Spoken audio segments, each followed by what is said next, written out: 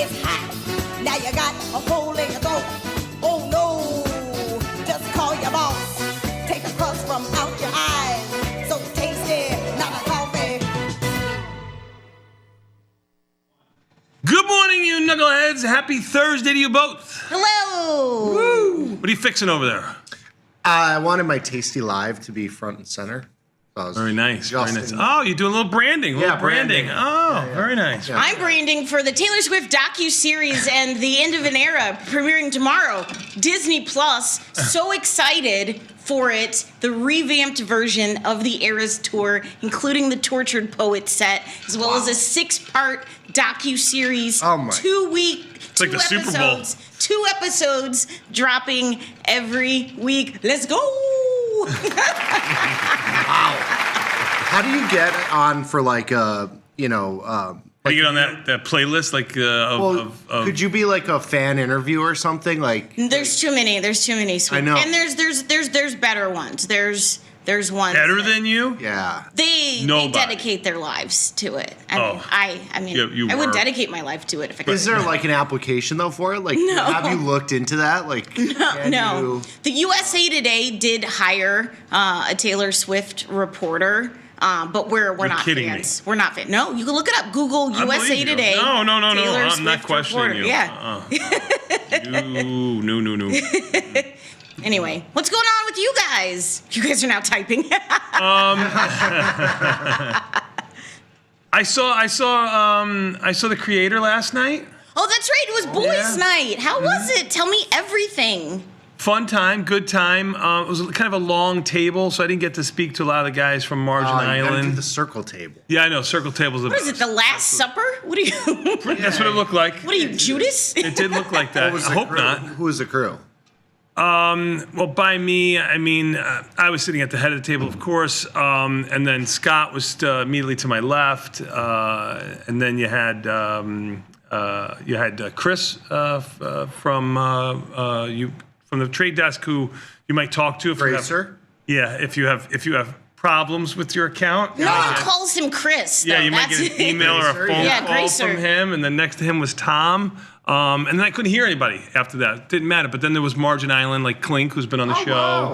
Oh, Yeah, wow. it was nice. And Glenn was down there. Slappy Wow, there? Lenny? Yeah, I don't know. He must have been he must have been lived close to there, is what he must have been. So I was like, is he a pledge? Like, is he, like, he's I you must hazing have him? we have to get missed younger. The table has to get younger. If we That's don't get true. younger, look what That's happens. true. We're stuck with Nick and stuff like Yeah, that. no, And I then- didn't get an invite. Didn't get an invite. Well, I have a vagina, so I'm out.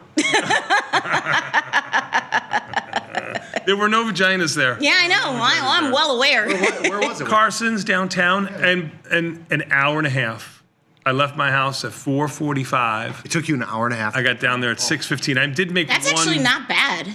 Oh God, I did make one bad turn, which got me behind like a yellow school bus, and that I couldn't juke Yeah. around. That cost me about 8-10 minutes. You know, if you I'm had glad just you- if you just I should've stayed taken Lakeshore here, Drive. if you just stayed here and worked a whole day, then you. You know, I'm the could've first just- one here every morning. You know that, right? With the production team, you know that, You're also right? the first to leave. First in, first out, just like any other kind of FIFO. FIFO. Yeah, well, that's what we should call you. That's your new FIFO. That's my new nickname. No more bat. Yeah. 40 years of bat. Now I'm FIFO. FIFO bat. I'm more of a FAFO kind of girl, but FIFO, FAFO. Yeah, but Carson's is all the way down by the lake, so there's no good way to get to this Sure. Carson's, which is in the city. Yeah. Says a lot that I wasn't invited. Yeah, I had Jason there. Yeah. Why didn't you invite Nikki? Yeah, I'm The trade See, desk now he's gonna be organized upset. it. I didn't organize it. The trade desk organized it. Trade desk. He couldn't walk 20 Licensed feet only. over. And probably not. You can't go past that glass wall. You know, you get electric. Yeah. You get electric shock Yeah. therapy. You go past That's that. what we got. That's my chain. Is that's the actually chain, an that's right. electric Yeah. shock collar. Yeah. That's fun. So what did you order? So I made a game day decision. So I had Donnie to my right, by the way, and then I had I Jason, miss Donnie. and then Slappy, and then I couldn't hear anybody after that, so it didn't matter. But Donnie goes with the marriage, which is barbecue chicken and rib combo.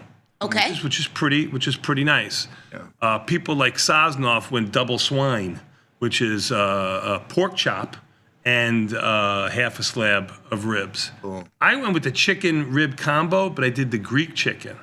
And then when Scott heard me say Greek chicken, he goes, "It's good." I go, "Greek chicken's good." And he went Greek chicken. He was very happy with his decision. So that's what I did. I was going to get a full slab of rib, but I didn't do that. I got the marriage. Interesting. Was it good? 'Cause it's been excellent. It's a always long good. time since you've been to Carson's. No, not really. Not really? Okay. It's like a once every couple weeks, it seems like. For you Yeah, Once a month? More than that? Month? No, once a month kind of thing. I'd say 4 to 6 weeks, maybe. Yeah, 4 to 6 weeks. My wife doesn't like. So Tom's like, these are the best ribs because you chew them off the bone, kind of thing. Oh, I like the fall off. So I look at Scott, and Scott looks at me. I go, "Is he always like this?" I'm like, is he always? Is it always the way he like? I go, "My wife likes them fall off the bone, so she doesn't like Carson's ribs. So we don't get to go as a family to Carson's ribs because she likes the football." He goes, "Well, she's wrong. That's how Thomas Scott's like the same way. I like them fall off the bone too." I like a Twin Acres. You get them and they just you could pull them out and like eat it as a slab of. I get it. I like them all. Don't matter to me. But yeah. Yeah. So that was our in-depth conversation. Aww. Yeah. See, that's good. It was fun. Yeah, it was a nice night. But like I said, hour and a half to get down there. Getting home was okay. Went down Lower Wacker Drive. Haven't been down there in forever. That's like The Walking Dead. That's like They should film the next horror film down there. It would be They great. did Batman down there. Was that where they did it? They did the first the- Christopher Nolan Batman series. The scene where they flip the semi-truck over is in Lower Wacker. Oh, I didn't know that. It was awesome. Yeah. Have you ever been to Lower Wacker? I mean, I've been there. I was not there last night. No, I know, but Yeah. there's actually a lower one below the. Yes. I thought they closed it. Didn't No, they? that's where the. The street races are. Yes, probably, but that's where your car gets impounded. The city pound's there. Yeah, City Pound's there. Yes. Every Chicagoan's been there once. Yeah. Right. I was there in 19. I is- could tell you the year. I know exactly where it is, yeah. 1984. I was there. The workers are they're more pale because the sun can't. Never comes down there, even when Sun, you can't you see the people and you're like, oh god, they need vitamin D. Yeah, they don't have any. And they're just breathing fumes all Yeah, day long. it's it's weird. 1984. I was down there when my car got stolen. 1984. I remember it like it was Got stolen or impounded or towed? Oh, It got stolen, but it was found and it was impounded. Oh, gotcha. 1984. Yeah, 1984. is that your story and you're sticking to it? Oh, that's my story. That's a true. That's a true What story. kind of car was it? It was Not the Jag. no.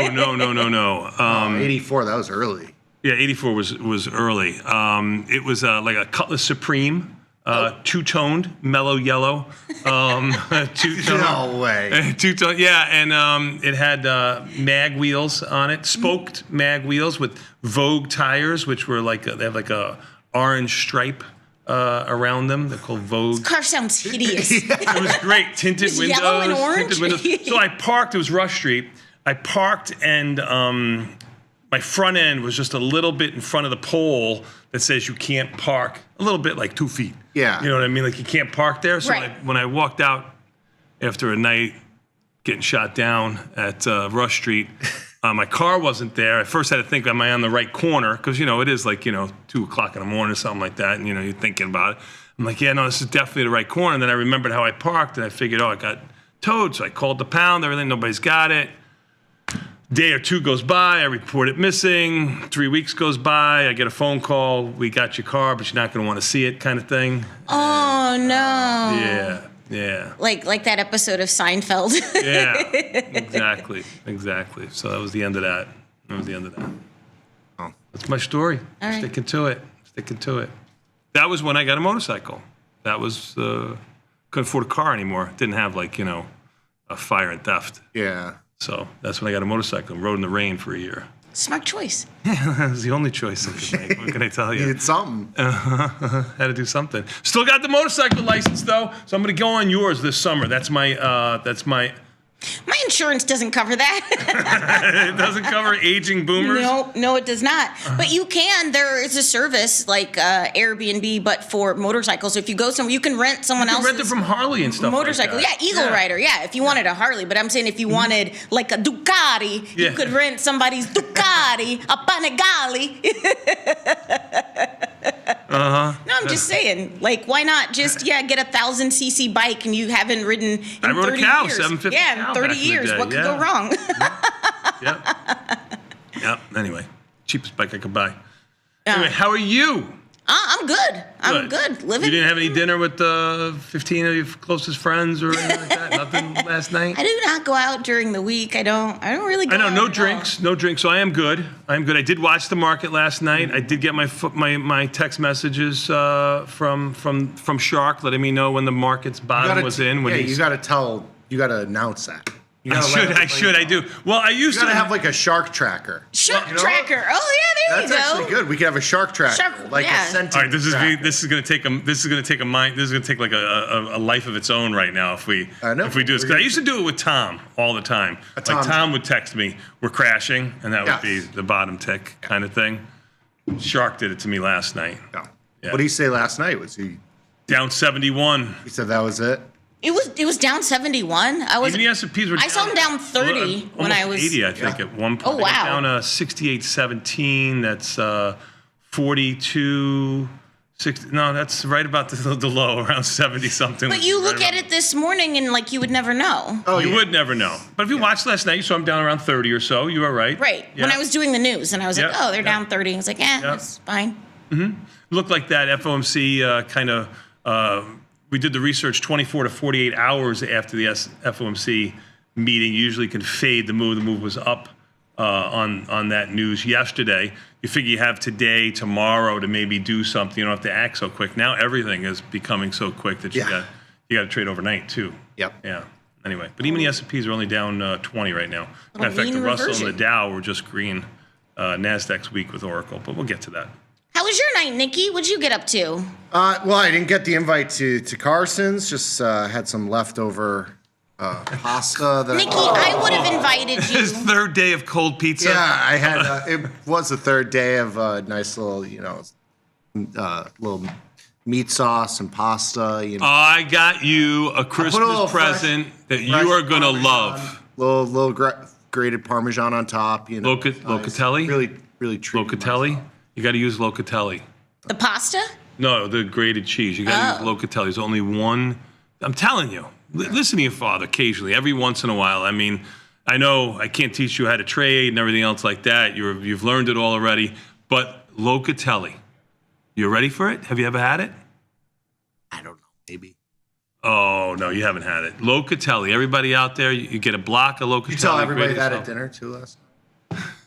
They don't. No, we didn't have any Parmesan or grated cheese or anything like that on our ribs last night or anything. No. Or on your One guy got salmon. I'm not going to out him. Okay.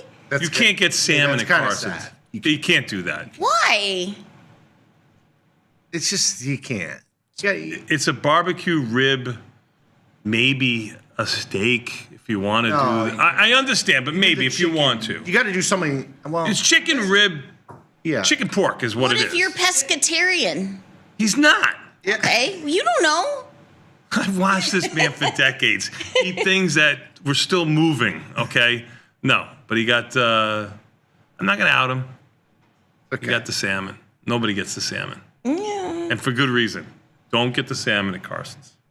All right. Duly noted. I don't even know how to pivot out of this. But hey, we got a great show for you today. It's a thrilling Thursday here on Tasty Live at the top of the 8 o'clock hour. Trades from the research team. The world's greatest financial think tank presents their trade ideas to the bats. Hopefully, it's going to be some post-FOMC market opportunities. That's coming your way at 8 o'clock. And then at 8:40, not like you don't have enough to do, Nikki, but Johnny trades. A little, scaled for smaller account. Johnny trades back. Bat style. Triumphant return. Yes. Nice. How many trades do you have today? 5? 5, 6, 9. Yeah, damn you, fine.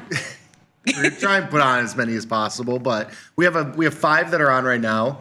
Maybe we'll look to manage a couple of them if they're in the range here, but Mostly just looking for like little small trade ideas. Okay. Somethings. And you can make any stock small when you have options. Yeah, if you got ideas, shoot them in the chat, and Frankie will get them to me. If you got stocks, like we can do like a what's your assumption type thing. So Okay. you got things that you're looking at. What's your assumption? Johnny trades. Oh, I like it. Then 9 o'clock for market measures, we have daily drifts, monthly moves. Nikki, what will that segment be about? I think we have a different one. Okay. Actually. I don't know that one. The one I think we're doing is on like calls versus puts. How many times you get kind of bailed out on those trades? Okay. And you'll see that puts obviously over the last 5 or 6 years have been a lot more two-sided. You get a little bit more of a bounce. We've kind of drifted higher. So it gives you an idea of like what's the probability of a trade going in your favor once it has started against you.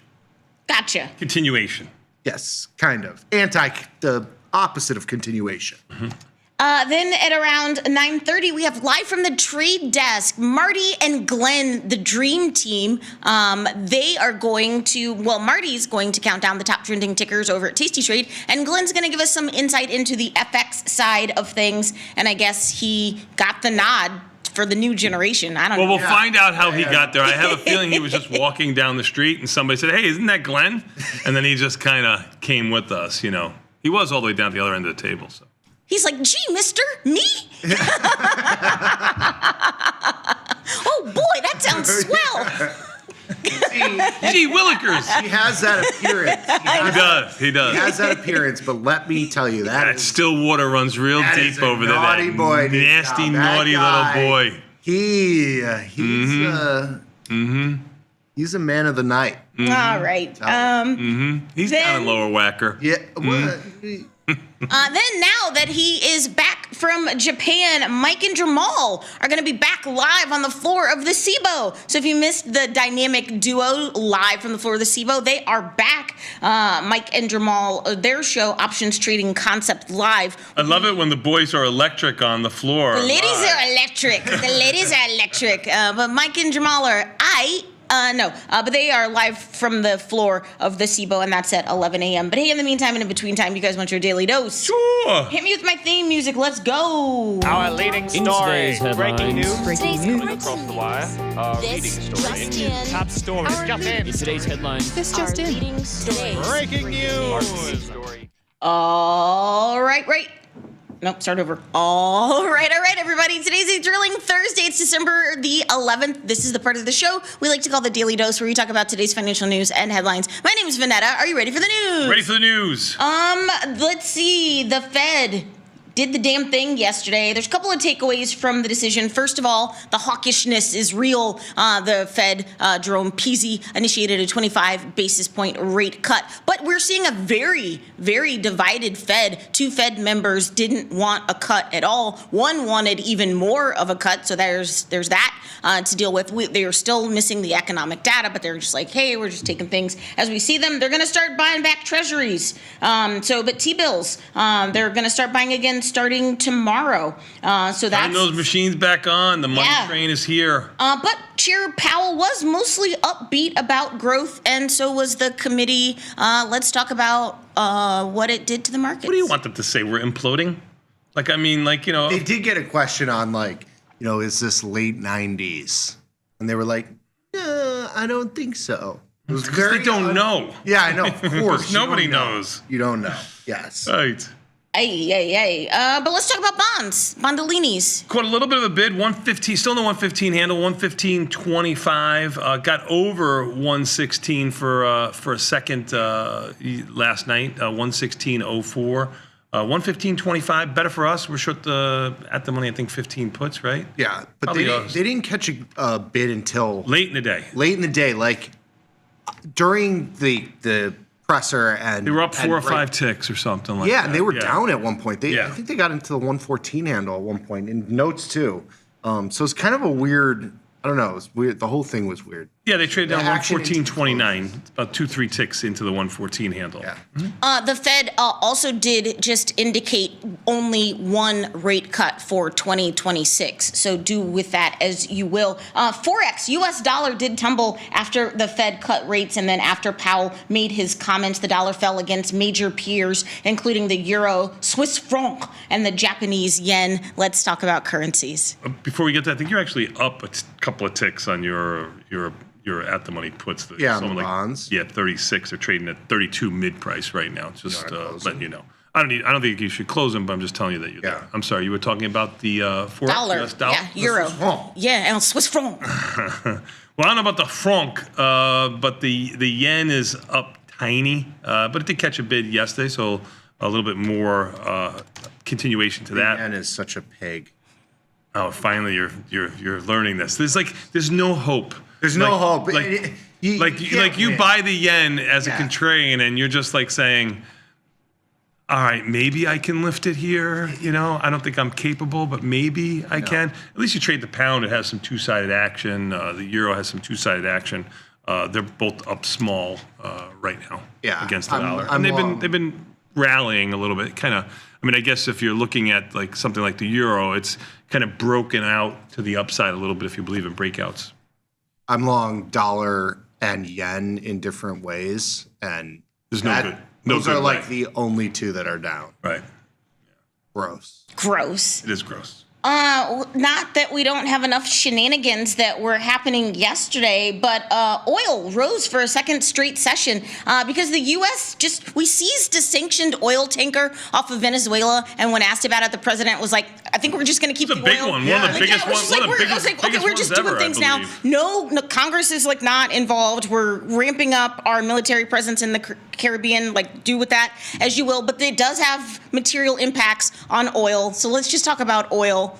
I don't know what else is oil down 63 cents, 57.80 and change. Pump prices have been down too as of late. I will say Vecchio has called it from the beginning.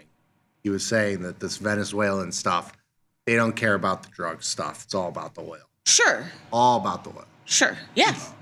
It's at the lower end of its range, but it's been going pretty much sideways for the last 2 months. Yeah. 57, just under 58. We got an iron condor in there.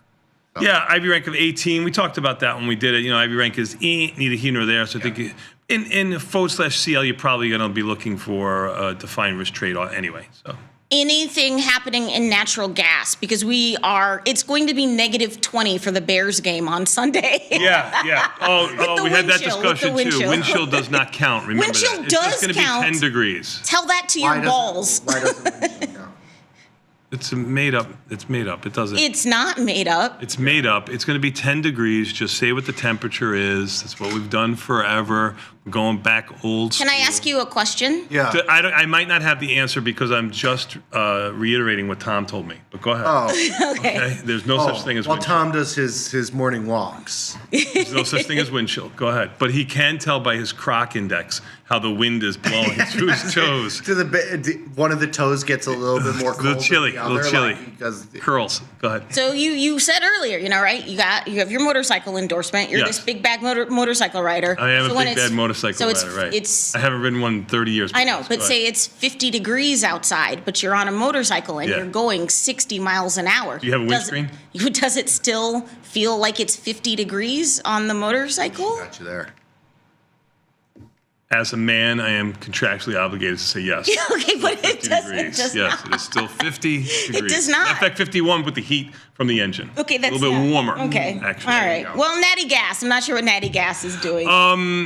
Actually, it's had a kind of a quiet, wild run. I mean, I say quiet, wild run because it's not widely traded. I don't think, at least in the Tasty universe here, because it's just not a product that has great liquidity to it at times, and it has moves that are a little bit too large. But it's gone from around right here, just under 4.5, up to around 5.5 in about a 2-week time frame. And the last week or two, it's come from 5.5 back down to 4.5. So let's just call it back in the middle of its range here. 77 IV rank, but it's too big of a product to trade, in my opinion. We traded it to the short side small, and now we're out. And You do it with a defined risk, probably call spread, put spread, that kind of thing. I think that's the way that you would play it. I would stay away from the future in that. It's a little large. The United States is planning to impose social media inspections on some tourists as President Trump continues to ramp up travel restrictions for foreign visitors. This news came out yesterday, and it is wild. This includes people who do not need visas to come to the United States. So the UK, France, Germany, and they want you, they're proposing this, they want everyone to submit a selfie and 5 years worth of your social media history, as well as the names, addresses, and emails of your entire family. What are the implications for? I'm just China. I'm just saying, would you want to do this? Like, if you had to go somewhere and you're like, here is everything. I don't understand this. I don't understand it either. And especially for nations that we have a very good relationship with, and you don't need a visa. I know, but you got nefarious. Is that the right word? Sure. Okay, you have nefarious people in good nations that we're friends with. I don't get what they're trying to accomplish. It's almost, this administration, in my opinion, has some phenomenal ideas with the worst horrible way of implementing it. The worst possible execution. Yeah, execution. But we're headed into like the World Cup. I wish they would call me. But we're headed into the World Cup, right? Like people from all over. I'm only bringing this up. It has material impacts on hotels, right? Yeah. Airlines, like tourism is part of our GDP. It's part of our economy. Yeah, like I said, I know I'm going to get an email telling me what they're trying to accomplish. Sure. But I don't think this is the best practical application of accomplishing it. So yeah. Stand by that answer. I read some other article. I'm going to butcher it, and you're going to make fun of me now. But I think the World Cup is in like Washington or Oregon, like that northeastern got a couple of games, and it's I'm not sure where the locations are in North America. Yeah, it's like their Gay Pride Week or something like that. So they wanted. Yes. Okay. Yes, in Seattle, you're right. Seattle. So in Seattle, because it is the match is the last week of June, it is their Gay Pride event, and they didn't know what two teams would be playing, and it's Egypt and Iran. Yes. Like kill stone people. Yes. For having that attitude. Come on, Queen, come through. Love that. Oh, you can't. Sometimes life is so much stranger than fiction. You can't write this stuff up. We'll see what happens. Oh, so good. Keeping it moving. Night Owl Bitcoin traders. Soon there will be an ETF just for you. The Nicholas Bitcoin and Treasuries After Dark ETF would trade Bitcoin-linked financial instruments outside of U.S. market hours. Is there a need for this? I think Vecchio sent it to me because he's good at this stuff.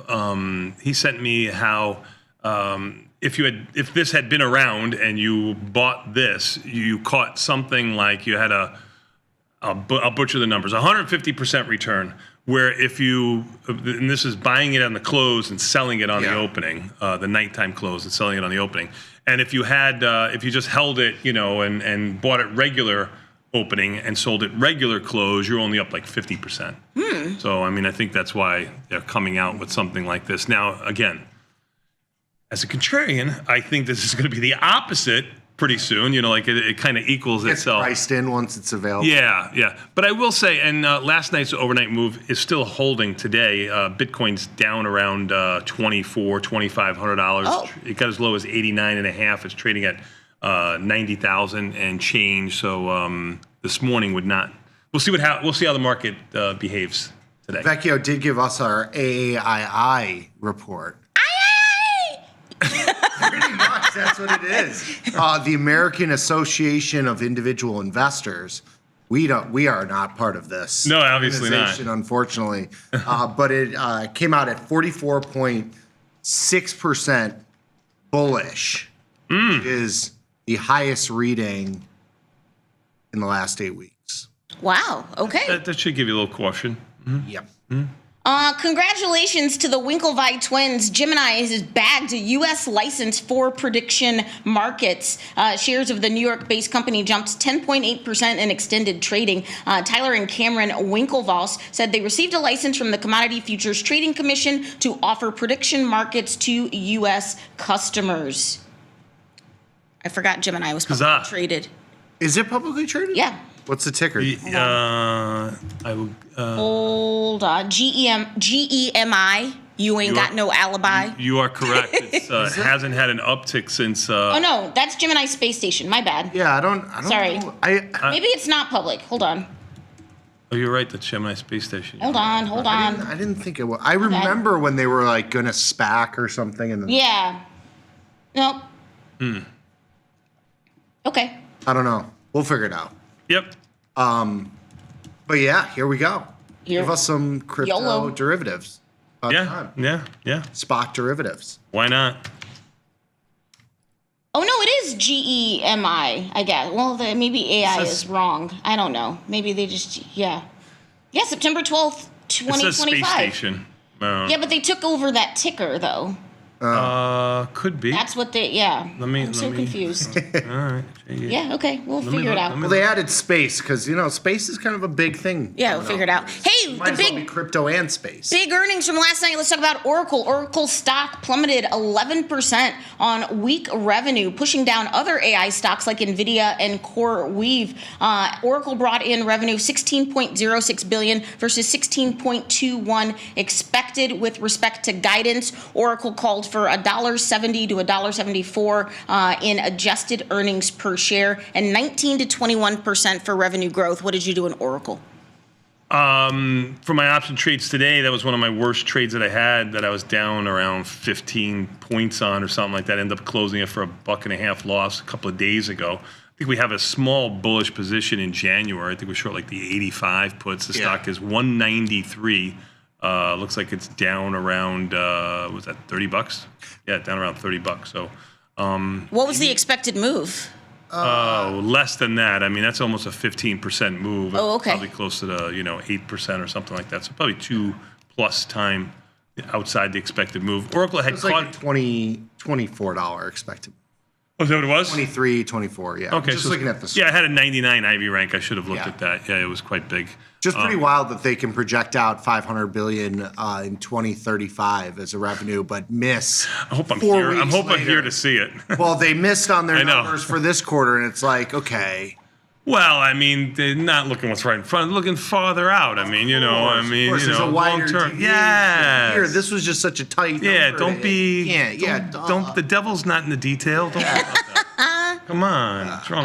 In other earnings news, Adobe's AI-driven earnings beat is not enough to boost the stock. The software company says its record fiscal 2025 results reflect global attention and use of its AI tools. Adobe shares did dip in the extended session. Adobe shares are down more than 22% for the year. Absolutely unchanged right now. It's literally to the tick. It's up like It is a it's dog, up like though. 30. That is wild. Or it didn't move. Another stock that had about $24 expected move went absolutely nowhere. Yeah. Pretty wild. Yep.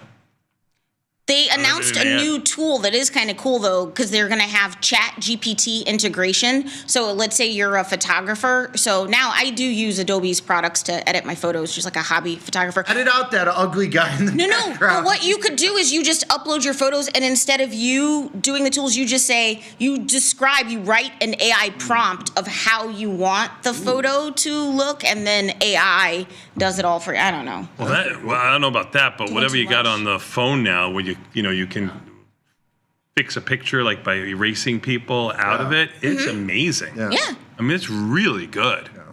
No, it's cool. It's Yeah. cool technology. Yeah.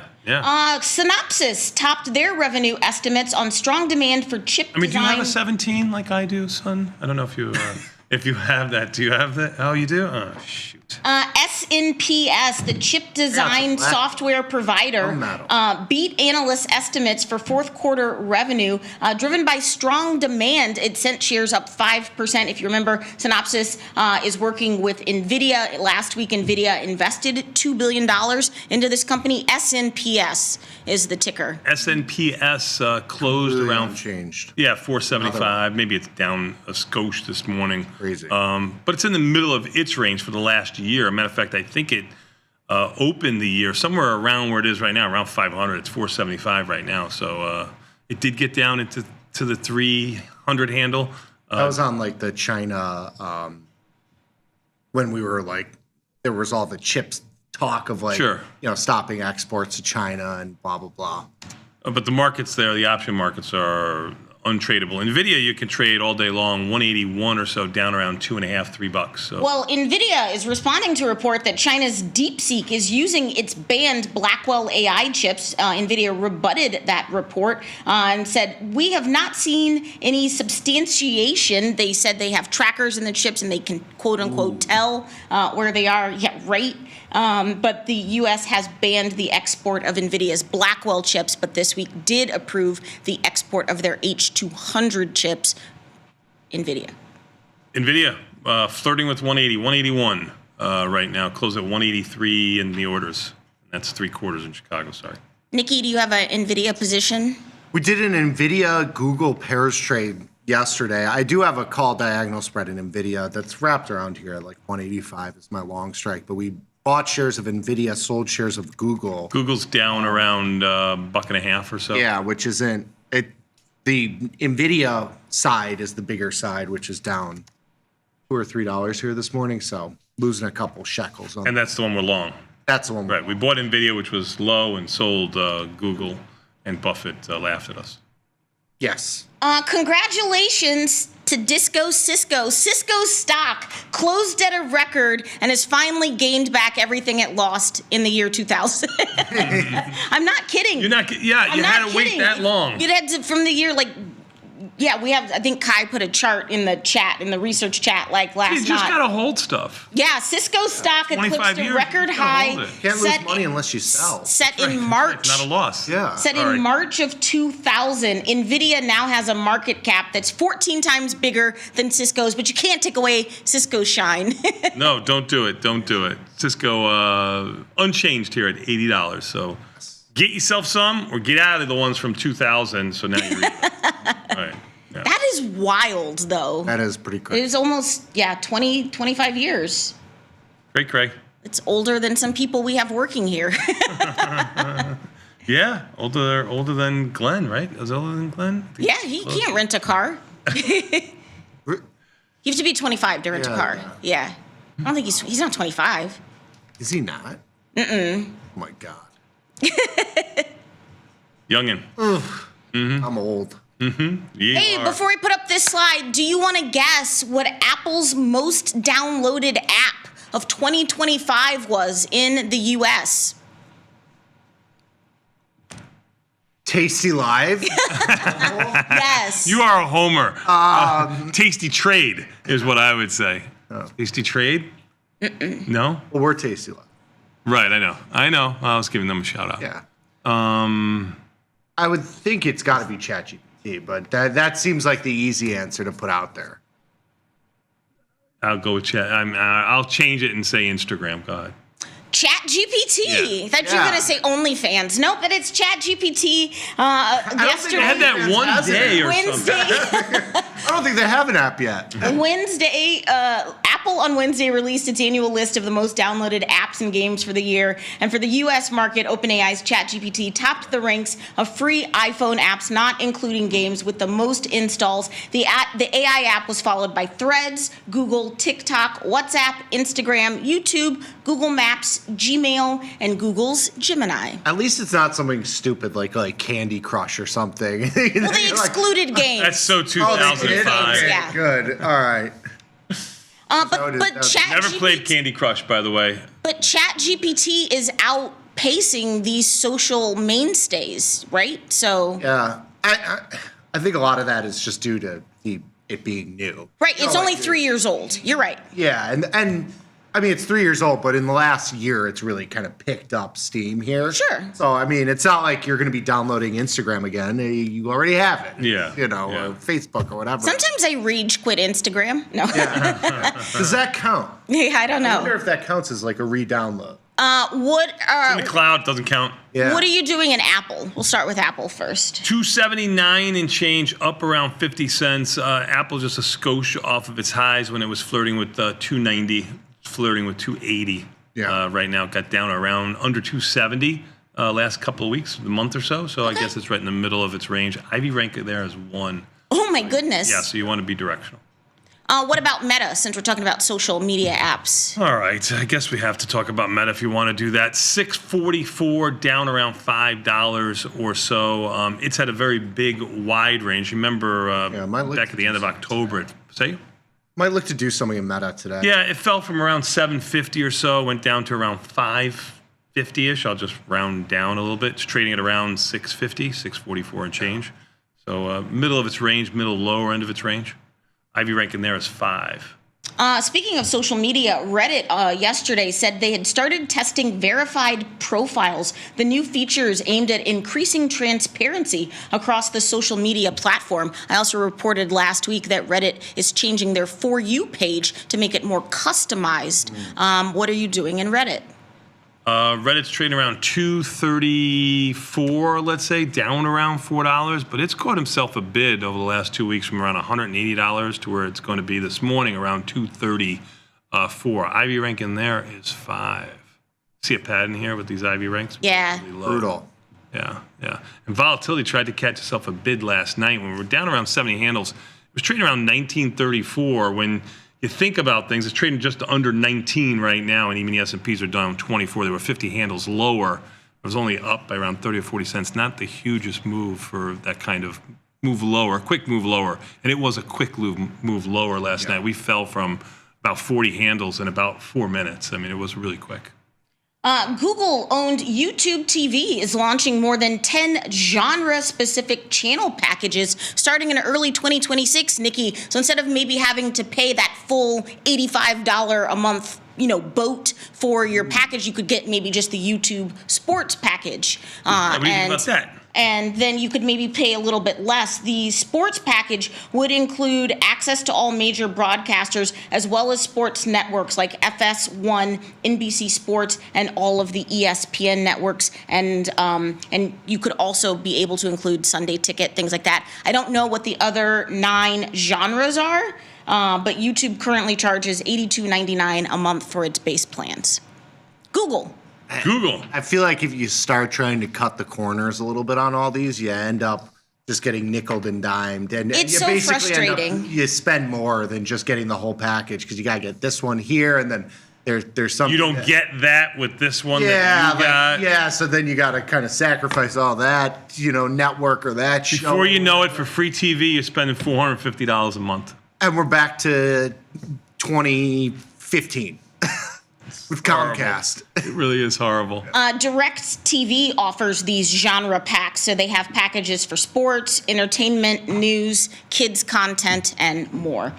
In other news, Amazon has pledged a massive $35 billion worth of investments into India with a focus on AI. Microsoft also announced they were investing billions into India. Amazon said the new funds will target AI-driven digitization, export growth, and job creation. What are you doing in Amazon? Amazon's kind of interesting here. I mean, it got as low as around 215. It got as high as around 260. I'll just round up. It's trading around 230, lower middle of its range. Again, another pattern here with a lot of these stocks that we look at. Ivy rank of 11 here, relatively speaking. The other ones are in single digits.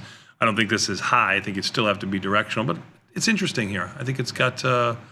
for a stock that has a monthly... No Black Friday bump, no holiday bump. Yeah. None of that. I got to tell you, choppy at 230. I got to tell you something. We've been supporting Amazon in the Batista household pretty well, and the shipping hasn't been good. Like, it seems like things are taking a little bit longer. Obviously, I know they're a lot busier and everything else. Sure. But UPS, I don't know if we've... What's your most recent order? What'd you get? Actually, something for you. Which you are absolutely going to love. Aww. It's a little. You are gonna love it, and Vinny is crying that he doesn't have one, and he's not getting one. Wow. Is it a 401k? I don't know.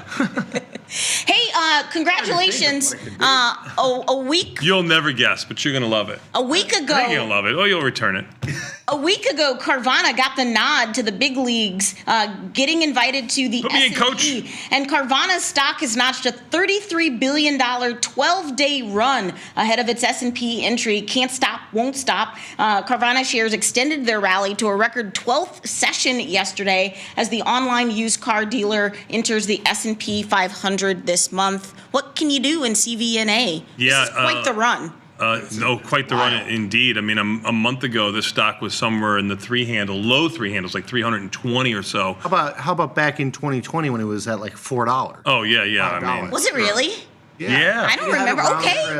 trip. I think it went from like $300 or $400 down to like $2 or $3. There was rumors that it was going bankrupt. Yes. It was like all the gumball machines were empty if you drove by them. Yeah.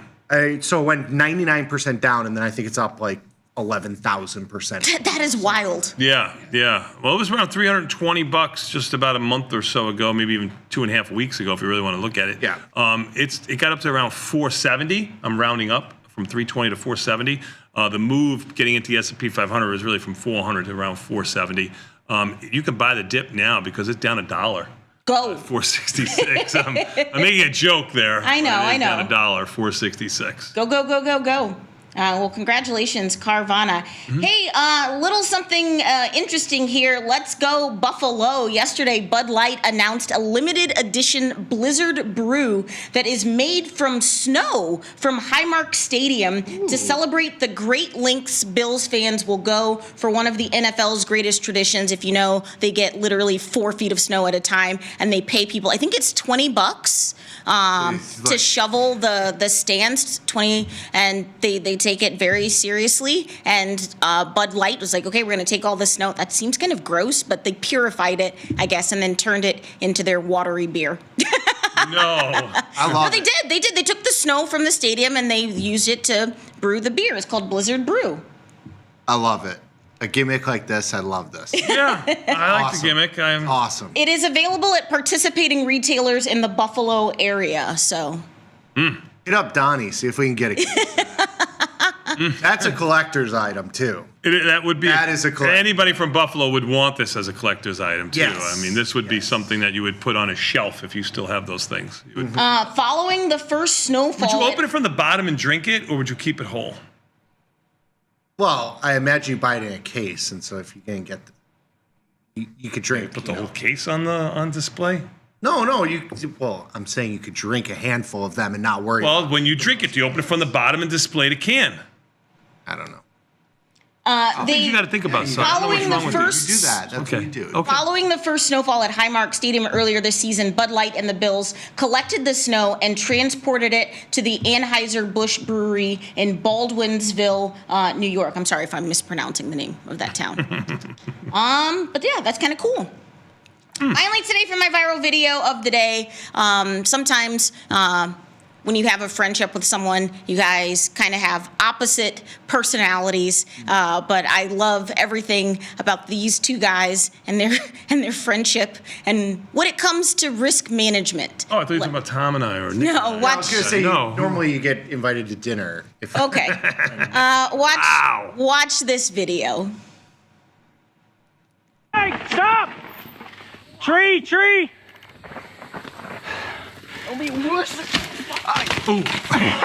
he yells, You good? "Don't be a wuss." You good? I didn't hear that. Play it again. See, your cable didn't snap. Chloe, stop! Tree! Don't be wuss. You good? When you hear it, it's so much better. Yeah. He's like, "You good?" And then he just starts laughing. See, those are good friends. They are. Good friends. That's what you need in life. You need something like that. Those are good friends. Good job. Good job, buddy. And you're a good friend too, Vanetta. But it's time for us to let you go. We're going to take a 90-second break. That's right. We're going to come back. We got more Tasty Live We got confirm and send, where we go through viewer emails. We'll take a quick look at the market. Believe it or not, we had Trades from the research team. Trades from the research team, as you mentioned. Johnny Trade's got a lot of action coming. We'll take a quick 90-second break. We got more Tasty Live after this. Confirm and send next.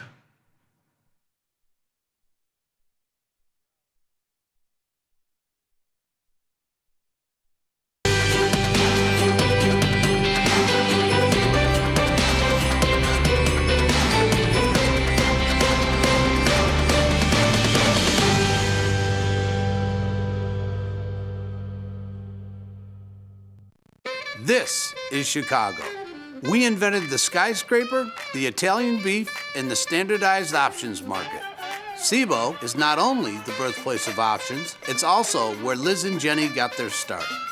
In an industry first, 2 female former floor traders broadcast live from the floor. Hear the sounds of live market action and feel the electricity as they present real-time trade ideas and research-backed market studies live from the SIBO's SPX pit. Watch Liz and Jenny live from the SIBO, only on Tasty Live. Tasty Trade's Money Match event. Unlock 30 days commission-free trading. Plus a 1% cash match on all qualifying deposits to jumpstart your trading when you open and fund a new Tasty Trade account. Level up your trading experience with Active Trader Mode, smart order tracking, risk analysis tools, dynamic watch lists, and more. The Money Match event starts now, exclusive to new Tasty Trade customers. Tasty Trade's Active Trader interface makes futures markets your arena. Built for the bold, not the bored. Trade CME futures with a single click. From micro contracts to major ideas. And go even further with futures options. Tasty Trade lays out multiple ladders and charts for total visibility. Plus, hundreds of built-in indicators for traders who want a broader view. Tasty Trade, pro-level tools, intuitive design, total control. Tasty Trade is now on TradingView. Trade stocks and futures directly on TradingView charts with Tasty Trade's low commissions. Try it out and leave us a review. Your crypto needs a wallet, and crypto is better when it's tasty. You can now do more with your digital currencies with the Tasty Crypto app. We're proud to offer a self-custody wallet for Bitcoin, Ethereum, and Polygon. Transfer your digital tokens directly in-app and access thousands of tokens available only on-chain. Your wallet is your key to decentralized finance. Download the Tasty Crypto app and get started today. Grow a strong community with Tasty Trade's referral program. When your friend joins Tasty Trade, you'll both receive $100. As your community grows, you get more bonuses. The referral program runs through December 31st, only at Tasty Trade.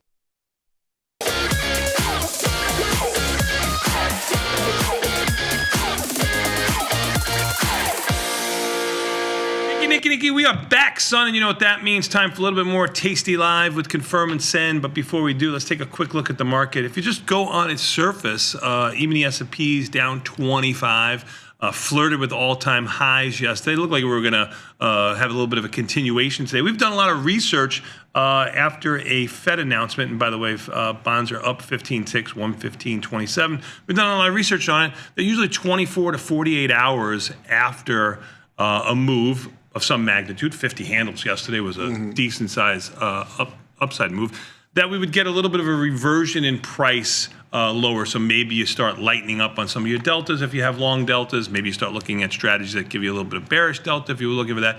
But you had some time, 24 to 48 hours.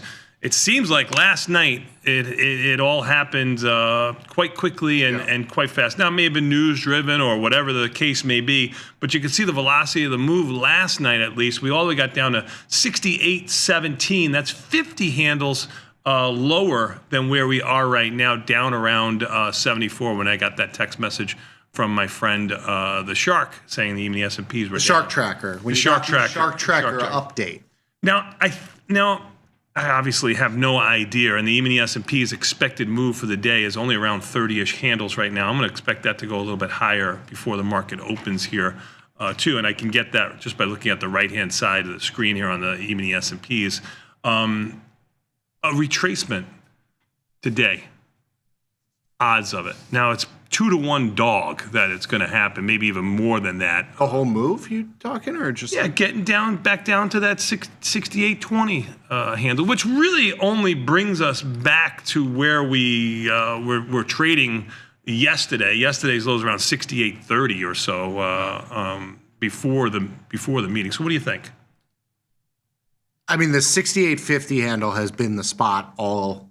We have been kind of oscillating on both sides of that. Yes, 10, 15 points from there. Right. Yesterday was the first day we kind of broke out. If you bought them at 68.50, had chances to sell them multiple times higher, 20, 30 handle. If you sold them, you had multiple chances to buy them back for 15, 20, 30 handle profit. Yes, 68.50 has been kind of the mean. Spot. Yep. Has been the spot. So I think that's like the line in the sand. I think if you can push below that, maybe it's, a sign that maybe we get a little bit of downside. But I think that's kind of the spot. NASDAQ's been the weakest, down around 50 right now with Oracle, and by the weakest, I mean the weakest today so far, with Oracle trading under 193, bringing some of the NASDAQ stocks lower. Russell down 5 and change. Look at the Russell making new highs yesterday when the rest of the market had not made new highs. The rest of the market, I mean S&Ps, NASDAQ, and the Dow. Dow is actually up 4 right now. Volatility up 10 cents. To 1897, but you can see here volatility at the very low end of its range. I would expect the action that we had last night, a little bit lower action today, that even if we go higher, volatility doesn't contract that much. I don't think so. Yeah, so I think you're going to get more vol expansion today. I agree with you. I think. And a little bit of a downside move. It'll be interesting to see what happens with the NASDAQ here once the market opens, because I think the Oracle situation, a little bit of like a kind of not good vibes. Yeah, not good juju, right? Yeah. Microsoft was lower yesterday too. It's kind of on a 50 handle move on the E-mini S&Ps and the NASDAQ rallying. Microsoft definitely not rallying. Apple did rally yesterday a little bit. It's actually up a little bit today, bucking this move lower. But you're getting the whole like kind of AI complex. You got SMH down 4, but it was making new highs yesterday. If you look at some, what a difference a day makes. Yeah, some of the like CoreWeave down, $5 or $6 here. Nvidia is down. No, they've all had nice rallies over the last week or so into this market when the market wasn't doing anything. For sure, but a lot of these stocks were rallying into the close yesterday pretty bigly. TSM as well, another one that's kind of in that group, and now they're coming off a couple percent from those marks. So. Yeah, I mean, it made new highs yesterday. It's off by about $6. Yeah, but that's on Oracle. That's on Oracle. That's what I'm trying to say. Is like you have this small little piece of the puzzle that's moving, affecting the rest of the stocks. Yeah, sure. The whole complex is probably $1 trillion move today.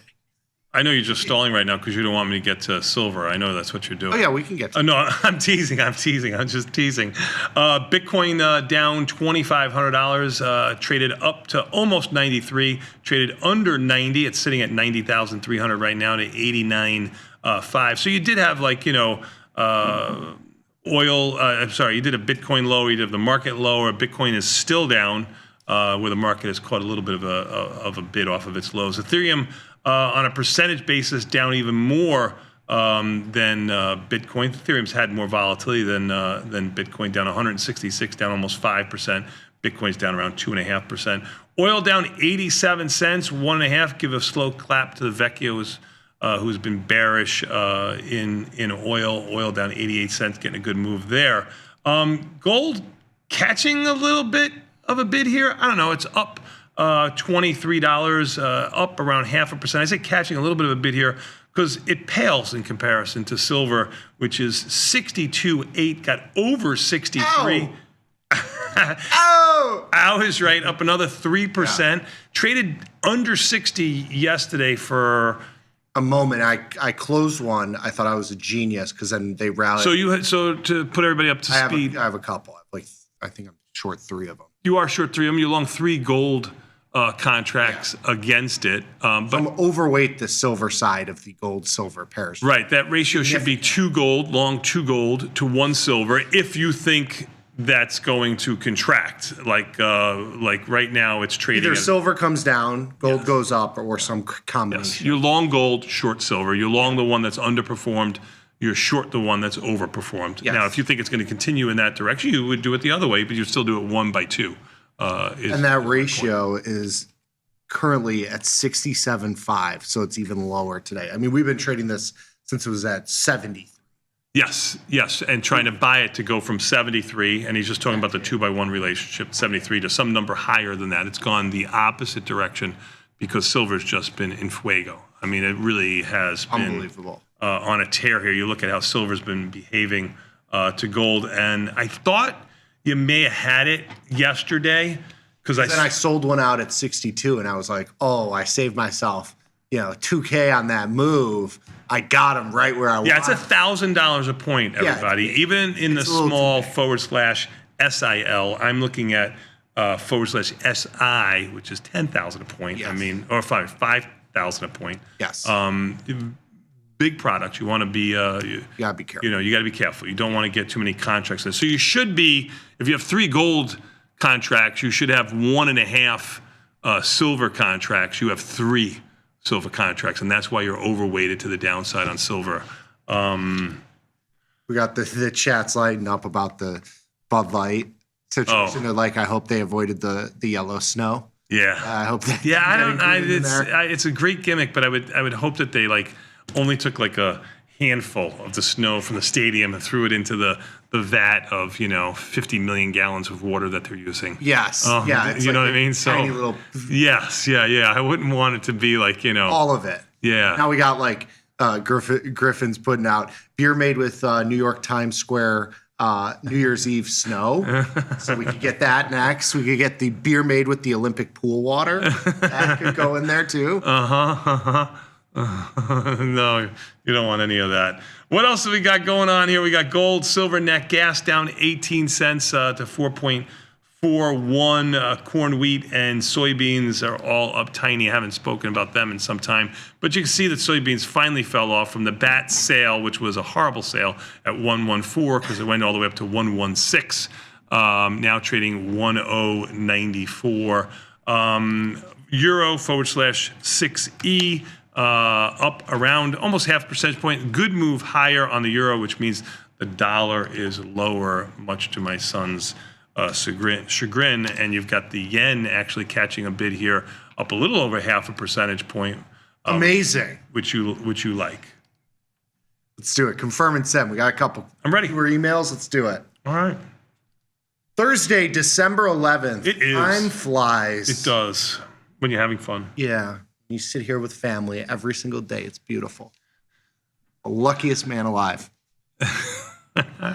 I say that seriously. I know you do. I'm kidding you. All right. I was looking at individual strike IVs in 0 DTE SPX. My first question would be why, but I'm going to digress. We're going to go on with the question. Why does the IV on the further out of the money puts increase, but the IV on the further out of the money calls decrease?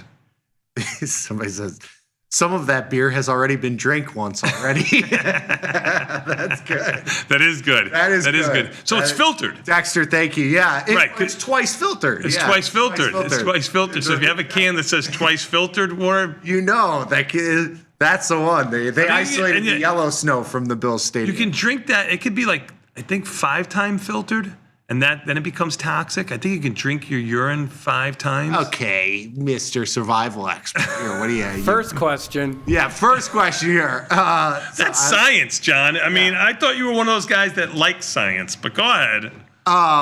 So you'll see IV per strike IV. It's not something that we talk about or look at all that much because it's kind of like an intuitive thing. But when you look at implied volatility of a single option on the chain, you'll see that it has either a smile or a smirk shape to it, whereas like the at the money options have lower implied volatility than the further out options.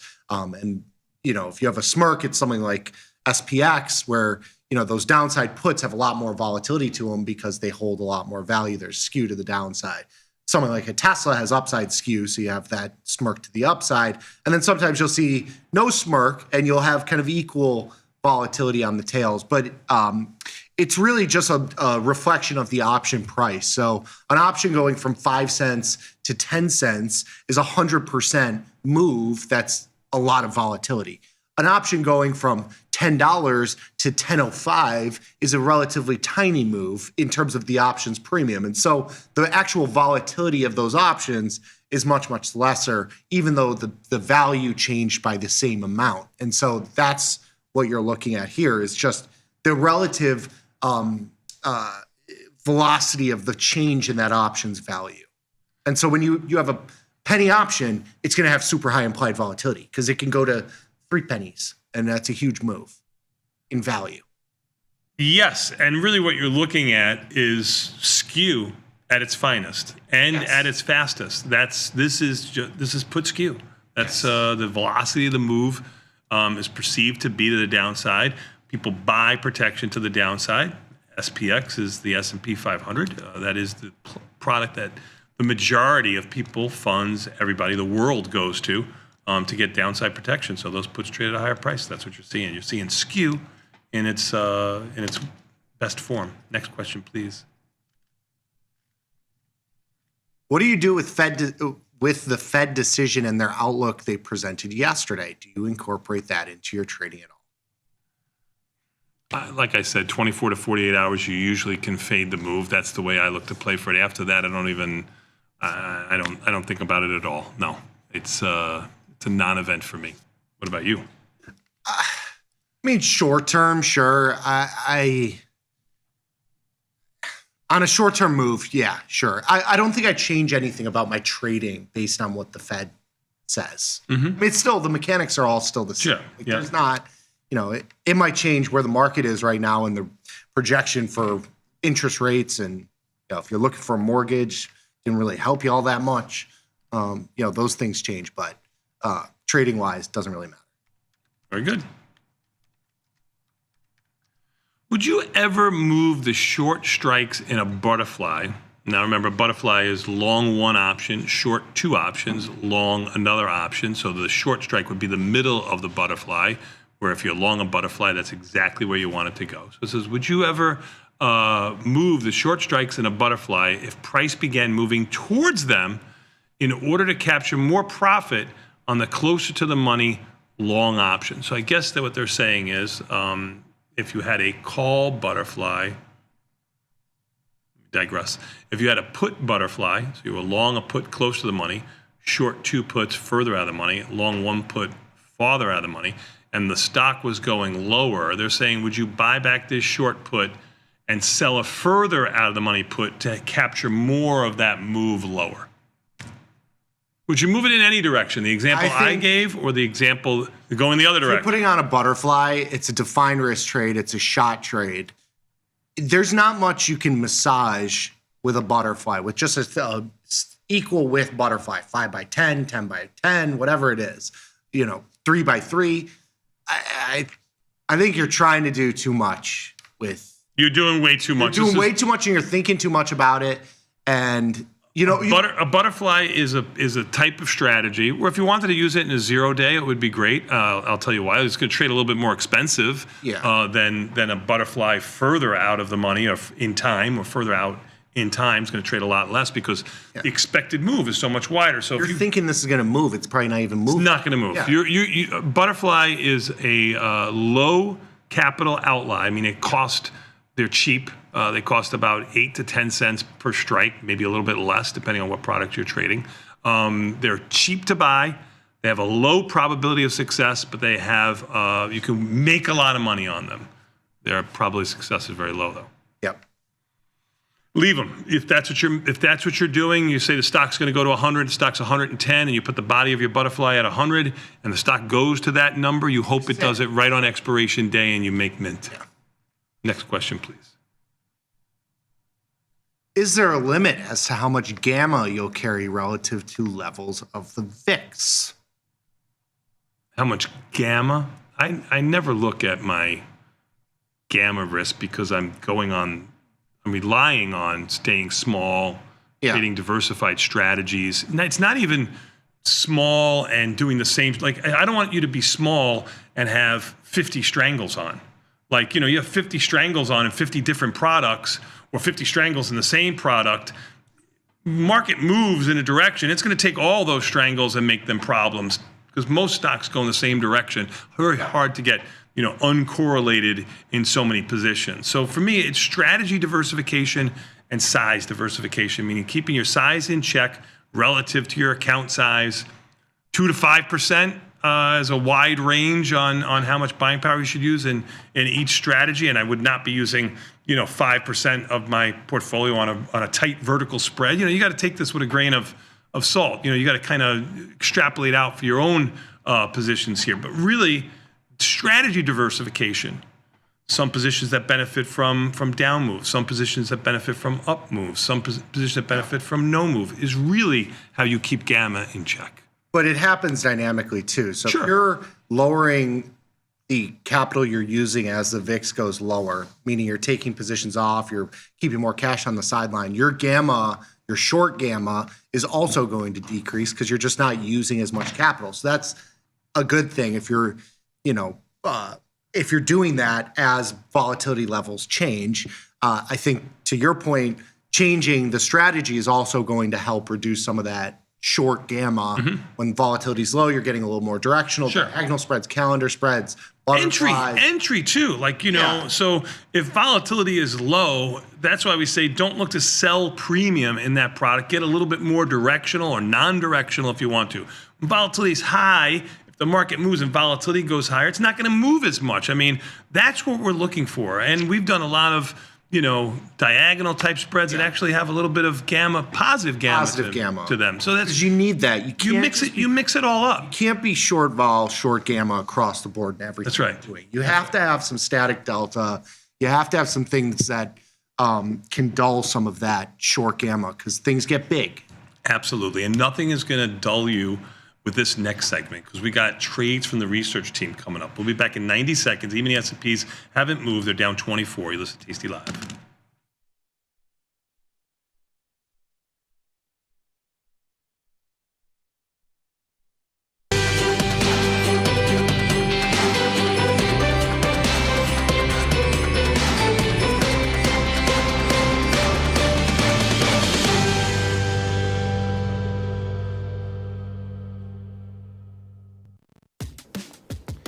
Look who's back testing.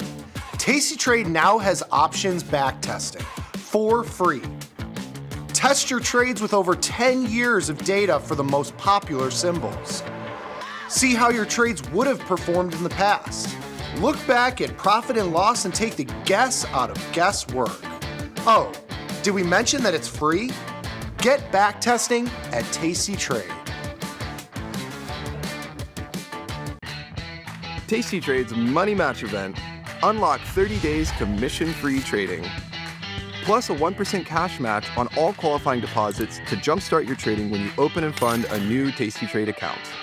Level up your trading experience with active trader mode, smart order tracking, risk analysis tools, dynamic watch lists, and more. The Money Match event starts now, exclusive to new tastytrade customers. Finding where markets meet politics, if you will, is kind of a passion of mine. We're changing cycles right now. We're moving into a different political complexion down in Washington, D.C. We're moving into the end of a potential Fed rate hike cycle. And as you change these economic and political regimes, asset prices behave in different manners. So I do think what's worked over the past, say, 1 or 2 years may not work so well in the future. I have like a kind of a core satellite portfolio mix where I keep some assets for multiple months, even quarters, years at a time. But then I augment that with some options trading in order to help provide a little bit more convexity to my portfolio. Risk management is the most important thing. You can't control where the market's going to go on a day-to-day basis, right? No one individual investor has that capability. But what you can control is where you get in the market, where you get out of the market, how big your position size is, and learning that the market is not always going to move in your direction. You have to appreciate the fact that you will make mistakes. But the idea is that you make enough of these trades with a consistent enough edge that over time, as you stockpile some results, then ultimately you are profitable over the long haul.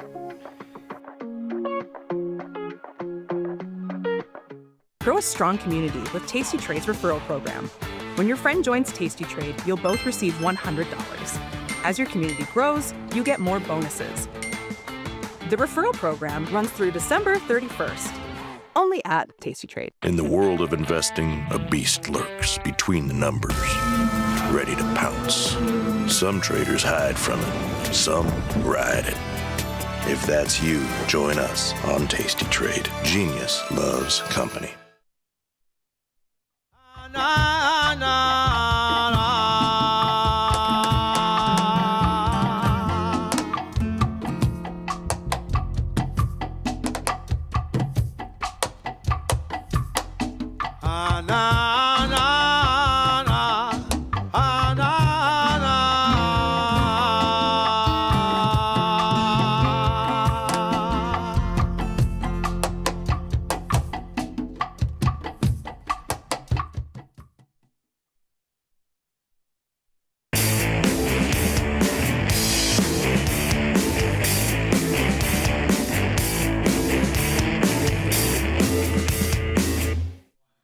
Nicky, we are back some, but enough out of you. We've got our first researcher, my man.